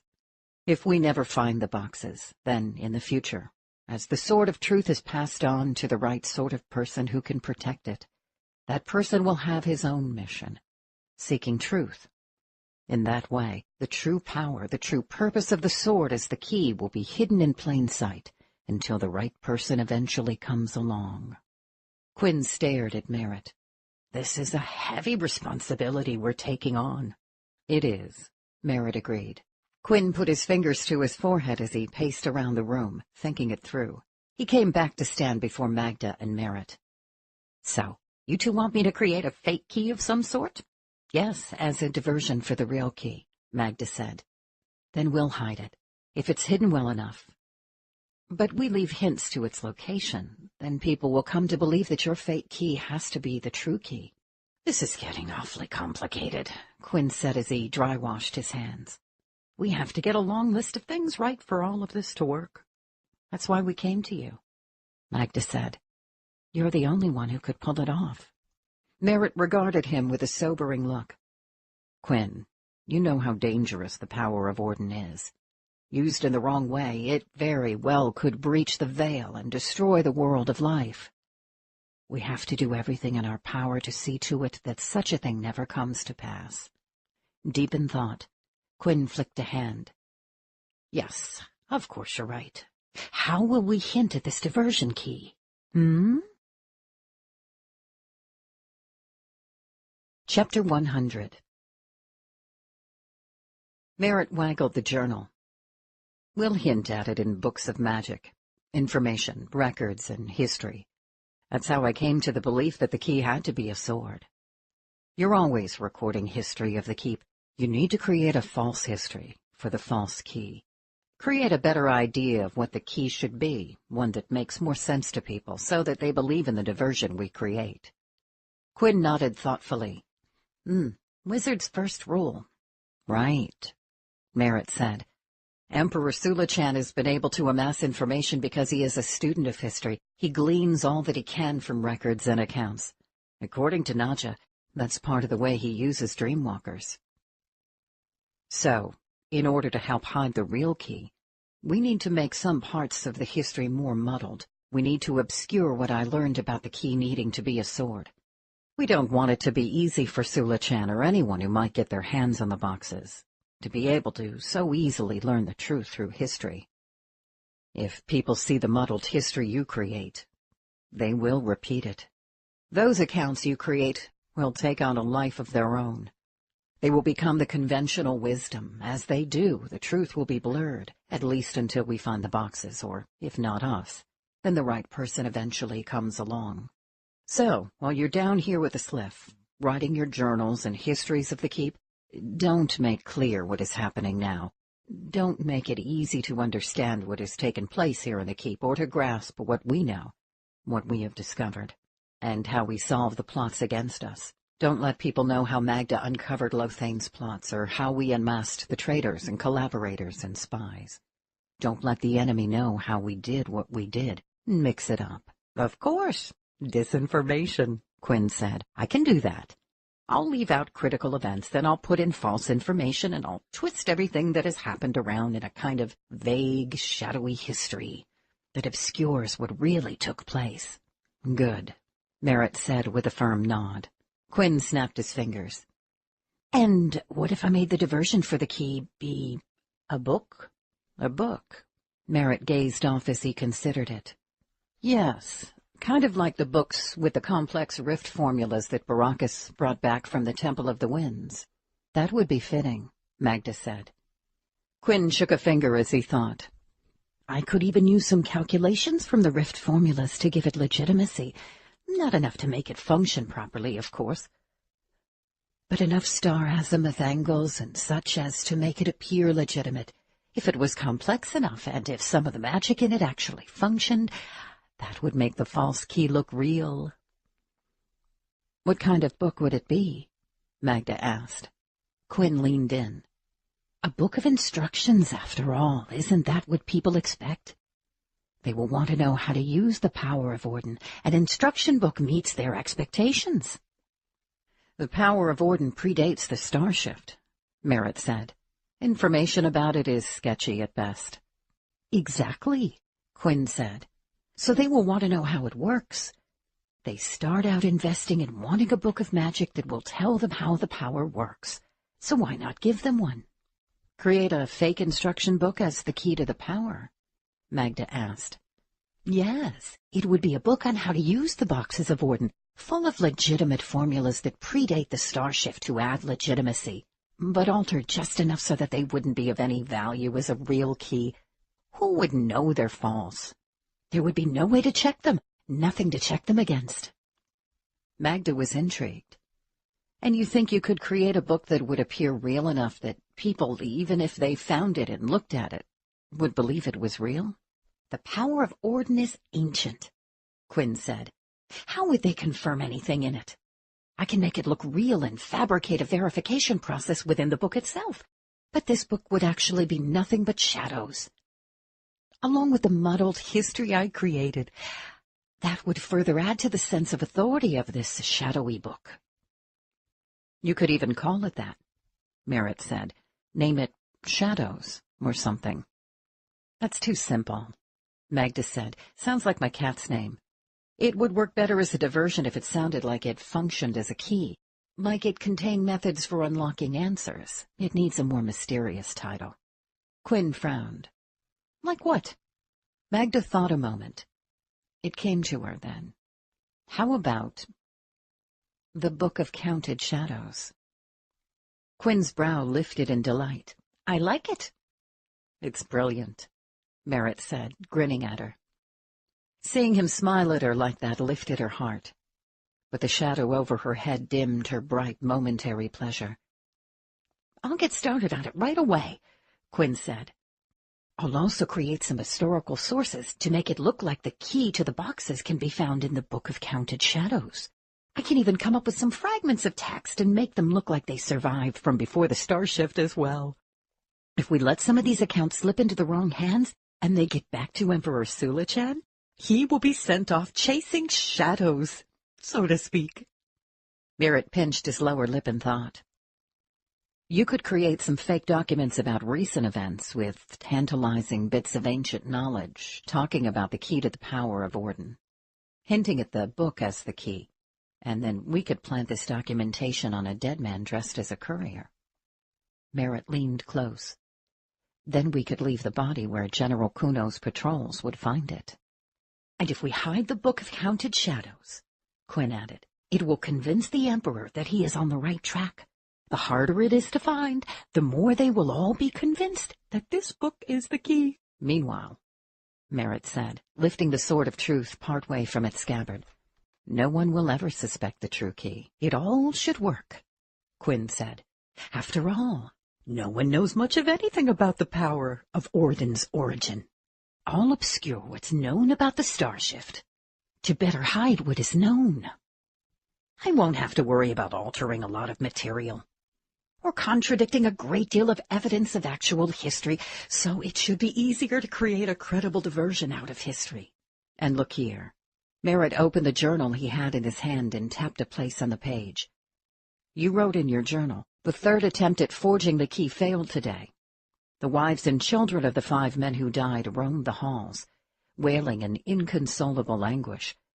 How many men will die before we succeed, or until we abandon the attempt as impossible? The goal may be worthy, but the price is becoming terrible to bear. I see what you mean. That's the kind of thing that's too obvious in pointing people to the sword as the key. I know, Quinn said as he swiped a finger across the first words, making them disappear. I'll change the part so that it says, the third attempt at forging a sword of truth failed today. How's that sound? That way it disassociates the key from the sword and makes the sword look like a special object of its own. Merritt smiled. Perfect. That adds credibility to the sword being something other than the key.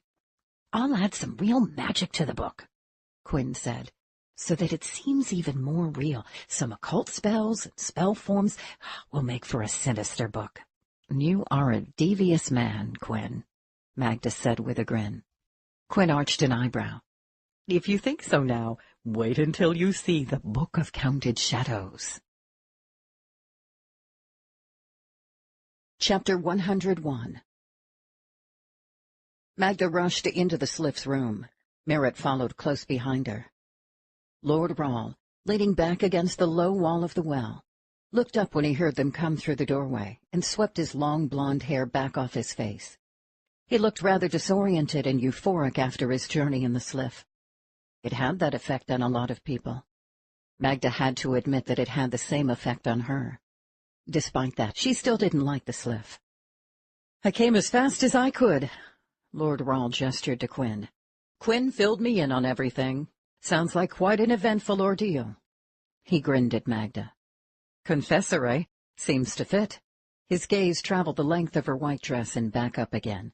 I must say, so does that dress. Quite well, in fact. Thank you, she said, not knowing exactly what to say. When I first got your message, I was pretty worried that for some crazy reason you were actually going to marry that pig of a prosecutor. I should have known better. Good job, Magda. Good job. You indeed did have a reason to stay at the keep, as you told me the last time I saw you. Merritt nodded his agreement. Even though Magda uncovered the plot and brought Lothain's treason to light, I'm afraid that we still have a lot of work to do, and a difficult war ahead of us. Did Quinn tell you about the half-people as well? Ulrich Rawl sighed as he nodded. And these walking dead people things. We wanted you to know what your soldiers were facing, Merritt said. They're going to be hard to fight. I haven't worked out a method yet to keep them away from us.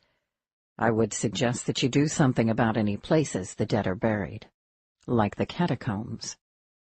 I always worried about men with a weapon in their hand or a gifted conjuring magic. I never thought I'd have to worry about the dead people.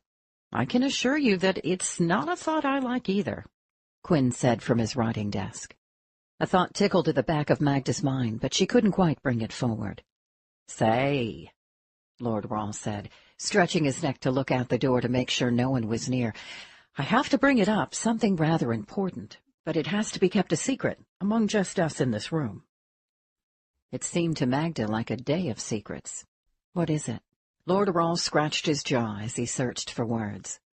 We found something quite important. You found it? Merritt asked suspiciously. Where did you find this important something? Lord Rawl heaved a sigh. It was on a man we killed. Well, actually, we killed a whole bunch of men until we finally killed this particular one. By how well he was being protected, we knew that he had to be an important person, or if something mighty important on him. It turned out to be the latter. So what was it? Magda asked. Lord Rahl put his hands on the short stone wall of the Sliff's well and leaned back to look up at them with blue eyes. It was covered in jewels. Merritt was still looking suspicious. You're telling us that you found important treasure? You might say so. These jewels were covering a box. He gave them each a meaningful look. A box, Merritt repeated carefully. What sort of box? Ulrich Rahl arched an eyebrow as he folded his arms. A box as black as the keeper's heart and containing great power, if you catch my drift. Magda glanced at Merritt before looking back at Lord Rahl. And what makes you think that this box contains great power? Did you try to open it? He frowned indignantly. Do you take me for a fool? No, Magda said. But you said that it contained great power. What do you know about this box? He shot her a look.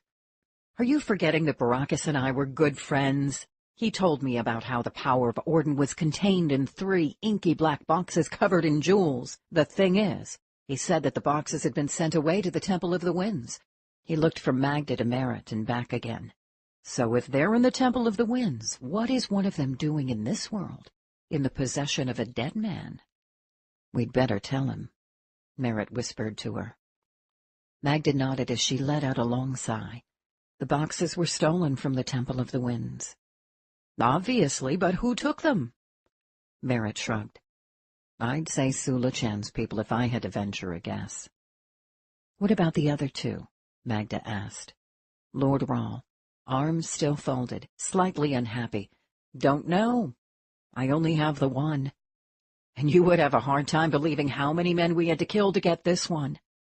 I can only imagine, Merritt said. But if it was Sula Chan who had it, you had better believe that a lot more men than that are going to come to get it back. No doubt, Lord Rahl said. We have to hide it, Magda said to Merritt. Try to protect it is too risky. It must be hidden. That sounds well and good, but where? Merritt asked. I don't know a place safe enough that Emperor Sula Chan couldn't get to it.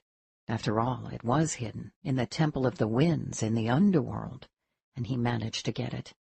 Well, she said, if he didn't know where to look, he... Magda went silent as the thought tickling at the back of her mind suddenly came clear. She blinked. She wondered if it could work. She wondered if it was even possible. She seized Merritt's shirt sleeve. A gravity spell? Lord Rahl's face scrunched up into a frown. A what? A gravity spell, Merritt said, ignoring Lord Rahl. His attention focused on Magda because he realized from the look in her eyes that she was onto something important. What about a gravity spell? That little gravity spell you created and gave to me draws those little clay figures to it. Right, he said in a drawl as it started to dawn on him. What if you created a bigger gravity spell that would draw the dead that Sula Chan's forces have animated, and draw the half-people to it as well? Nadja helped create them. She knows how they function and how their spirits have been manipulated. So maybe she could give you information on the spells involved, and then you could create a gravity spell specifically designed to draw them both in, right? For someone born without the gift, Merritt said with a smile.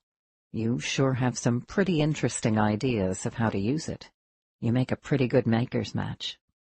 Lord Rahl was looking from one face to the other and back again. Draw them into where? Merritt ran his hand back over his neck. That's the problem. It needs to be someplace where we could trap them. Once we draw them in, we would also have to keep them there. Magda snapped her fingers. Isidore symbols. Merritt was already nodding. We could use Isidore's keeper spells to make a barrier to help prevent them from escaping. Lord Rahl still had the serious scowl. You mean that you think that you could create a spell that would draw Sula Chan's walking dead people and his half-dead people to it? When Merritt smiled and nodded, Ulrich Rahl went on. And then you would place a barrier spell to ensure that they were trapped. That's exactly right, Merritt said. If we could draw them in and trap them, then our forces wouldn't ever have to fight them. I was racking my brain trying to think of weapons and ways for us to fight these things, but if we trap them somewhere instead, we would never need to fight them. If we never have to fight an army of the dead and half-dead, it could save the lives of untold numbers of our soldiers, to say nothing of the innocent people in places Sulachan invades. All we need is a place to put them, Magda said. It has to be someplace remote that would provide physical barriers as well as the barrier spells, just to be sure. Maybe a blind canyon or something like that. Lord Rawl's scowl was gone. His arms came unfolded as he stood. He looked suddenly intent and serious. The Darklands. The Darklands? Merritt asked. What are the Darklands? A remote and inhospitable area in Dara. There is a place there, to the north, in the Darklands, surrounded by mountains. There is only one way in and out. All around are impassable mountains. If you could draw them in with this spell of yours, you might be able to trap them in there. No one goes to that remote area in the Darklands. It's a dangerous place. Everyone already considers it demon ground. That's perfect, Magda said. She turned to Merritt. As soon as you can come up with a gravity spell that works on Sulachan's dead and his half-people, we can go there, set the spell, and draw them in. The barrier spells that I could make from what Isidore came up with wouldn't weaken for thousands of years. And, Merritt added with a smile as he leaned toward her with a sparkle in his eyes, we could leave the box of Orden there as well. Then it, too, would be trapped there. After all, who is going to go on demon ground filled with the walking dead and with half-dead people who want to rip you open and eat you alive? Magda put a hand to her chest and heaved a big sigh of relief. We've just solved two problems with the same solution. As soon as you can create the spells, we can travel to the Darklands and set the trap. We? He shook his head. You're not going. The thing about a gravity spell is that it's distance-sensitive. If you were to take those little clay figures I gave you some distance away from the gravity spell, it wouldn't have enough power to draw them to it. So I'm going to have to create this spell, and then travel near the enemy forces so it has enough power to draw the dead out. When I get them all coming after me, I'll be able to lead them to the Darklands and into this remote place. I'll set the spell, and as soon as they're drawn in, I'll place the barrier spell to keep them in. Having them follow me in isn't what I would prefer, but it's the only way. It's too dangerous for you to come with me. Too dangerous. Magda planted her fists on her hips. Who is it that saved your hide by cutting down all those soldiers and setting you free? Lord Rawl lifted a hand. Ha-ha! Is this a story I ought to know about? You cutting men down? What are you talking about? Merritt waved a hand irritably. She had the sword. Ah, she had a sword. That explains it. Just because she killed a wizard and 8 or 10 of Lothain's soldiers all by herself, now she thinks she's qualified for such a fight. Lord Rawl clasped his hands as he arched an eyebrow. Sounds to me like maybe she is. Merritt's mouth twisted, and then he gave in to a smile. I suppose it does. It will take a little while to create the spells, but once they're ready, we can set the trap. He smiled at Magda in a special, very private way.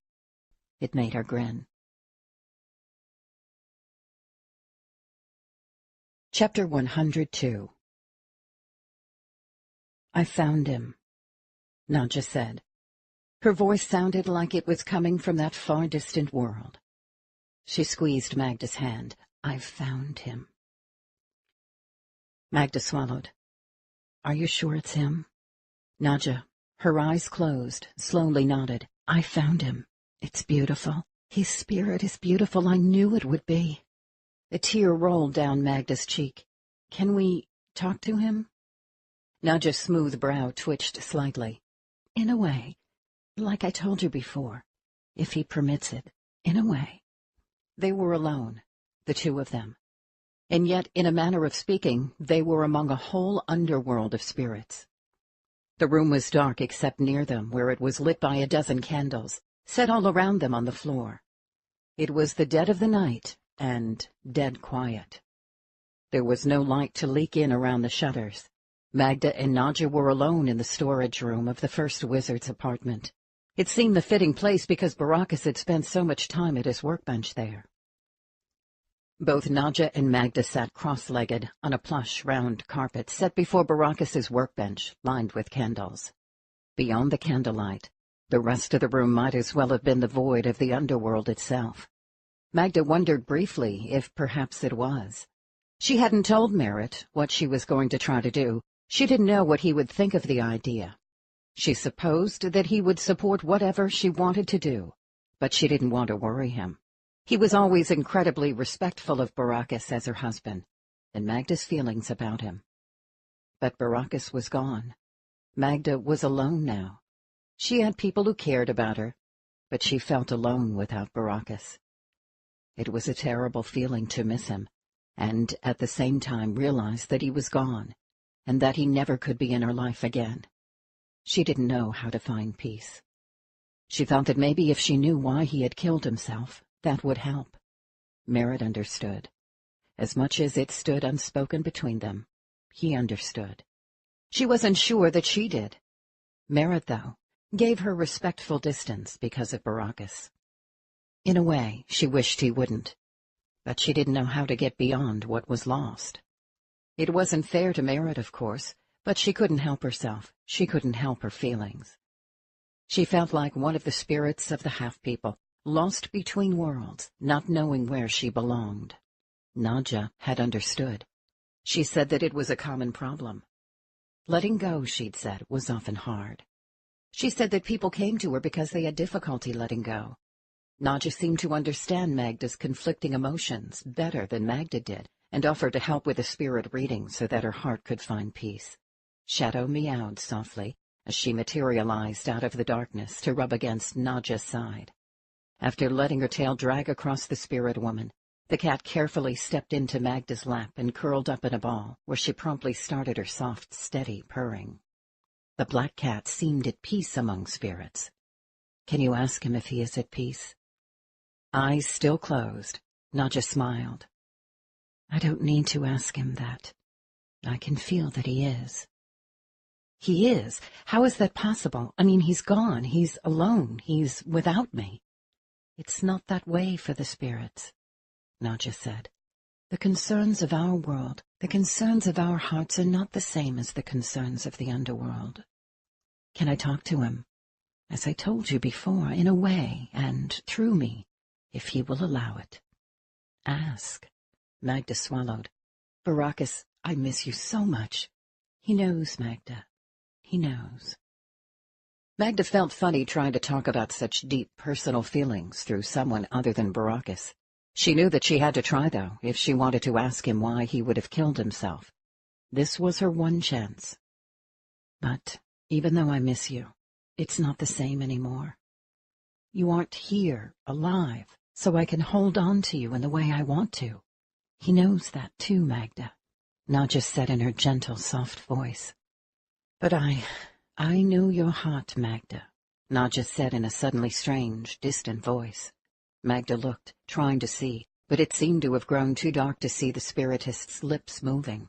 Shadows seemed to move in the blackness around them. "I know your loyalty to me," the strange voice said. "But who I was, who you loved, no longer exists. I have passed on.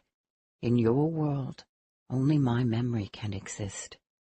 Your loyalty to me because of that memory is a part of life. But it can become disloyalty to yourself if you hold it so closely that it crowds out the rest of life." "Why did you leave me?" she asked in a halting voice as a tear rolled down her cheek. "I thought you loved me more than anything. Why would you leave me all alone?" The candles hissed for a time as she waited, not knowing if he would answer. Finally, the strange voice returned. "I had to do as I did because I love the world of life." Magda sucked back a sob. "Please, Baracus, I don't understand. There are others who can do what I could do. There are others who can fight in the ways that I could fight. There are others who can serve our cause as I have served it. In that way, as remarkable as you may have believed me to be, I wasn't. I was not essential. But you are unique, my rare flower. There has never been anyone exactly like you before, and there can never be anyone exactly like you again. We are each that way. Because of the exact way you are, there are no others who could have done the things you have done. When you did them, in the way you did them, there are no others who have had the particular experiences you've had that led you to the choices you've made. What you did and what you have become, no other could have done in your place. You were, and continue to be, on a unique path. There were so many paths that would have taken the world into eternal darkness, but there was only one to take it safely through this perilous time. You took the world on that path when it was needed. Had I lived, you would not have made the choices that took you down that path. At the Temple of the Winds I saw the future, not merely one future, but many futures. I saw the future as it would be had I returned and lived. I saw the future without you. I saw the future in 1,000 different ways, and then another 1,000, and then another. I saw all the layers of possibilities and variation, all the choices, all branches and forks in prophecy. But I saw one future above all others that gave the world of life the best chance in the face of the approaching dark age. In that future I saw that if I let you go on to walk your own path, you would be what was needed. If I had lived, you would have been at my side. You would have had no reason to do more, to be more. The forks in prophecy would not have presented themselves in the same way. Doorways would have remained closed. Without you seeking out truth as you have done, our cause would have been lost because you would have never become a confessor. There is so much more that I saw when I was there that brought me to my choice. Lothane lied. He did get into the temple. He lied to hide his treason. Once in the temple, he reinforced the damage done by his traitors on the temple team, altered important things there, and damaged important elements flowing toward the world of life. Lothane choked off the gift from the world of life so that fewer and fewer will be born gifted. And since the temple is the world of the dead, he was especially successful at choking off subtractive magic. That was why the moon turned red. It turned red in warning because of the damage caused by Lothane. Magda was not merely astonished to hear this, she was horrified. You mean Lothane managed to break the grace and end magic in this world? Not entirely, Nadja answered in the strange voice. He tried, and while he did not succeed completely, he managed to do vast damage. He has doomed the world to begin down the path that Emperor Sulachan envisions, the path toward a world without magic. While he set the world on that path, I was at least able to keep it from being a certainty. That was my greatest purpose, what I could do that no other would have been able to do.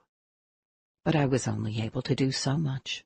I was able to get enough of the gift to flow along the lines of the grace to ensure that even as the gift in mankind dwindles, one day a pebble in the pond will be born with what is required to complete the restoration of the world of life, if he too makes the right choices at the right times. You remember the book I brought back and the mission I sent you upon my return? Magda nodded. Yes, you asked me to take the book through the sliff to your secret private library. When I was gone, you killed yourself. How could I forget such a thing? That journey you undertook was a portion of the part I was able to play in setting the future on a course that gives the world of life a chance in that future, that you have now made possible because you took your path. Had you not undertaken that task for me, the world would have been doomed. Now, if the right choices are made by the right people for the right reasons at the right time, then mankind still has a chance to escape the fate that Sulachan and Lothane tried to impose. But until those others can be born, I had to let you save what we have. I could see that the only part I could play, if I lived, would be to keep you from blossoming. I saw that I had to die in order for you to undertake the journey you took to search for answers, fight the dreamwalkers, take up the oath. Seek me in the underworld through a spiritist so that you could discover that the dead down in the catacombs were serving evil. Then choose to find Merritt. Help him find what he needed to create the key, and, in the end, come to understand why you would choose on your own to be altered to become a confessor who was able to unmask the corruption in a way that all could see it. Had I lived, none of that would have happened. I had to let you take the path that would save the world for now, that allows you and others to live to fight another day. My death gave you the drive to find out why I sacrificed my life, which in turn opened your own truth. In that search for truth, you would expose what I could not. In a way, I could not, to accomplish what I could not. You think of me as a great man, Magda. In your eyes, I may be. But I was just a man. I had faults. I had weaknesses. I had limits. I couldn't do everything. But I like to think I had a noble mind. And with that reasoning mind, what I saw when I was at the temple was that what needed to be done, I could not do. But I also saw that you could. Merritt is similar to you in that he has a unique chance. There is no one else who has the knowledge, creativity, and skills that he has. No other ever envisioned what he first envisioned. No other ever would have. Only Merritt could have envisioned and created the sword of truth, and only Merritt could have envisioned and created a confessor. The world needed you to be there, to be that confessor at that moment, and in moments to come. I know, Magda, your heart, and your loyalty to your love for me, but don't let that be the end of your ability to love. That love wouldn't harm me, or diminish me, or change what we had. It can only add to you and who you are. You need to embrace the reality of what is, not what was. What you and Merritt have is different from what you and I had. It can be more. You share more with Merritt than I could ever share with you. You share an understanding, a partnership of souls, in a way that you and I never could. You share the sword of truth with him, and you share the new beginning of becoming a confessor with him. You have been reborn into that new life. Merritt made that possible. You did not see what I saw when Merritt pushed that sword through your heart. He did that not because he wanted to make you a confessor, but because you wanted it. It was the choice you made. It was killing him inside, but he did it anyway. It was the hardest thing he had ever done in his life, and though it was killing him, though it was breaking his own heart, he did it because you wanted it. He wanted to give you what you wanted, no matter how much it hurt him. Magda swallowed back her sobs. She tried to bring her voice forth, but she couldn't form words. Don't let what we had limit the even greater experience you can have with Merritt. Don't let a misguided loyalty to me limit your heart and what you can have in greater abundance for yourself. To love another, you must first love yourself. Love yourself, Magda, so that you can love him. Love yourself enough to let your memories of me ease away from closing your heart. Love yourself enough to know that you deserve happiness. Know that I have nothing but love for Merritt, as I have for you. You have walked the path that has taken you to the possibility of something wonderful. Don't lose sight of that path because you are looking back at a memory of me. I am no more. Let me go, Magda. I am at peace now. Let me go deeper beyond the veil. Tears ran down Magda's face as she sobbed. Thank you, Baracus. You've given me so much. Thank you for my life. I won't waste it, I swear. I know you won't, Magda. I know you won't. Chapter 103. Magda stood in the center of the dais, before the half-circle of the council's desk. Before the council, in her white confessor's dress. There were only 3 councilmen there, Sadler, Clay, and Hambrook. but they would soon add to those numbers so that they could do their work. The center chair sat empty. The center chair was hers now. She presided over the council now. She balanced the council now, with the confessor's voice. Behind her, in the great council chambers, there were a limited number of people. It was not a council session open to the general public. It was invited guests only. General Grunwald was there, much chagrined that he had ever expressed faith in Lothane to her just because he thought that Magda had agreed to marry him. He had apologized countless times. Magda had to finally order him to never apologize to her about it again. Tilly was there as well, healed, in good health, and in good cheer. She beamed with pride at seeing Magda in her white confessor's dress, at seeing Magda having the important place at the keep that Tilly always thought she should have. Quinn, likewise all smiles, was there as well, as was Nadja. Magda missed Baracus and Isidore and all those like them who were no longer with them, and were now with the good spirits, but she was thankful for the friends they did have with them. Merritt stood beside her, looking as handsome as she had ever seen him look. The sword of truth, in its ornately worked gold and silver scabbard, gleamed against his dark outfit.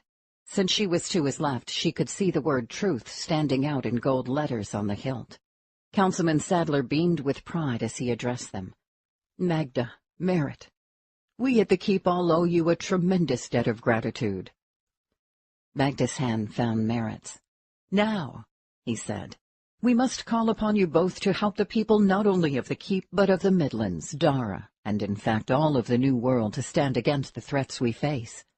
Merritt, we have taken your admonition under consideration, and we agree that we should abide by your recommendation, and Magda's, that a confessor's power is better suited to women than men. We agree that the confessor's power should rightly only be invested in women. We need the ability of a confessor to help us discover truth as we go forward in the struggle for our survival. We therefore ask that you create a new force in the world, the confessors, a band of sisters who can stand for truth. Merritt bowed his head as he squeezed Magda's hand. I can do that. And Magda, we ask that you be their leader, the mother confessor, and help make them as effective, as dedicated, as noble in fighting for truth as you have shown yourself to be. Magda bowed her head as she squeezed Merritt's hand. I can do that. And Merritt, Councilman Sadler said, we have come to understand, as you have explained it, the particular vulnerabilities of a confessor, especially in the time following the use of her power, when she is weakened and less able to protect herself. Even more critically, because of the nature of the power that she possesses, she is going to be a prime target for a great many dangerous people. We therefore ask that you be permanently assigned to be protector to Magda, the mother confessor. Once the band of sister confessors is created, they too will each need a wizard to be their protector and to help them in their duties. But for now, there are only you two, the mother confessor and her wizard. That is, if you both agree, of course. He looked to each of them in turn. Do you both agree to this? Magda smiled as she and Merritt shared a look. Looking into her eyes, Merritt said, Wizard Merritt agrees and promises to always protect Magda, the mother confessor. Looking into Merritt's eyes, Magda said, and Magda, the mother confessor, will always stand by her wizard, Merritt. The people in the room erupted in cheering. As the people were celebrating the news, Merritt leaned close. You look positively stunning, mother confessor. Magda's cheeks hurt from smiling. Oh, I forgot to tell you about your hair, he said in a private tone. She smoothed her hair back, then pulled out the white confession flower she had placed there, the flower Baracus had once given her that she had kept in her silver box of memories. She twirled the little flower in her fingers, thinking about the path she had taken. What about my hair? You can't cut it. Magda twitched a frown up at him. I can cut it if I want. No, actually you can't. What are you talking about? He leaned a little closer, looking a bit guilty. Power won't let a confessor cut her hair. Magda was truly puzzled. Won't let me? What in the world are you talking about? The length of a woman's hair denotes status in the Midlands. You are the mother confessor. There is no woman of higher status than the Mother Confessor. Cutting your hair would be lowering your status in the eyes of many, so the magic of a confessor's power won't allow it. Won't allow it, she repeated in a flat tone. That's right, won't allow it. Well, what if it needs to be trimmed? Someone else has to do it. Magda's brow lifted. Touchy, isn't it? It can be when it comes to matters of power. It expects you to be respected. The length of my hair can't earn me respect. Merritt shrugged. I'm just warning you.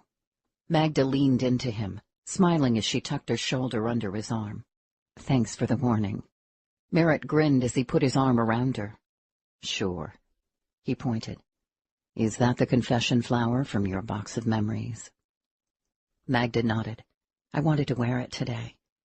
Baracus sacrificed his life so that this course for our future could come to be.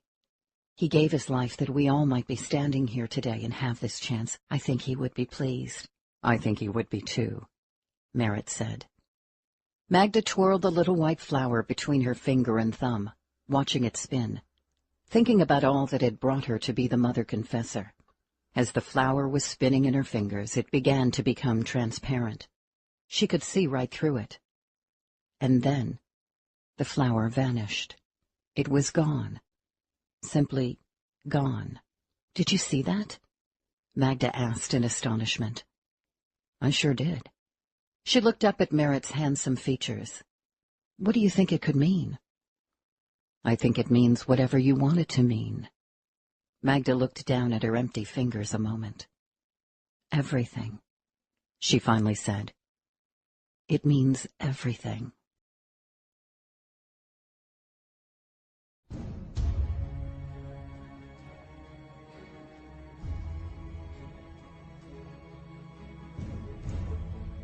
This has been The First Confessor, The Legend of Magda Sirus. Written by Terry Goodkind. Narrated by Kelly Fitzgerald. Copyright 2012, Terry Goodkind.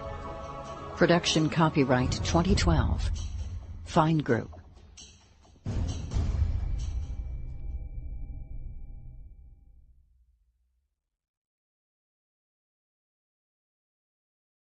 Audible hopes you have enjoyed this program.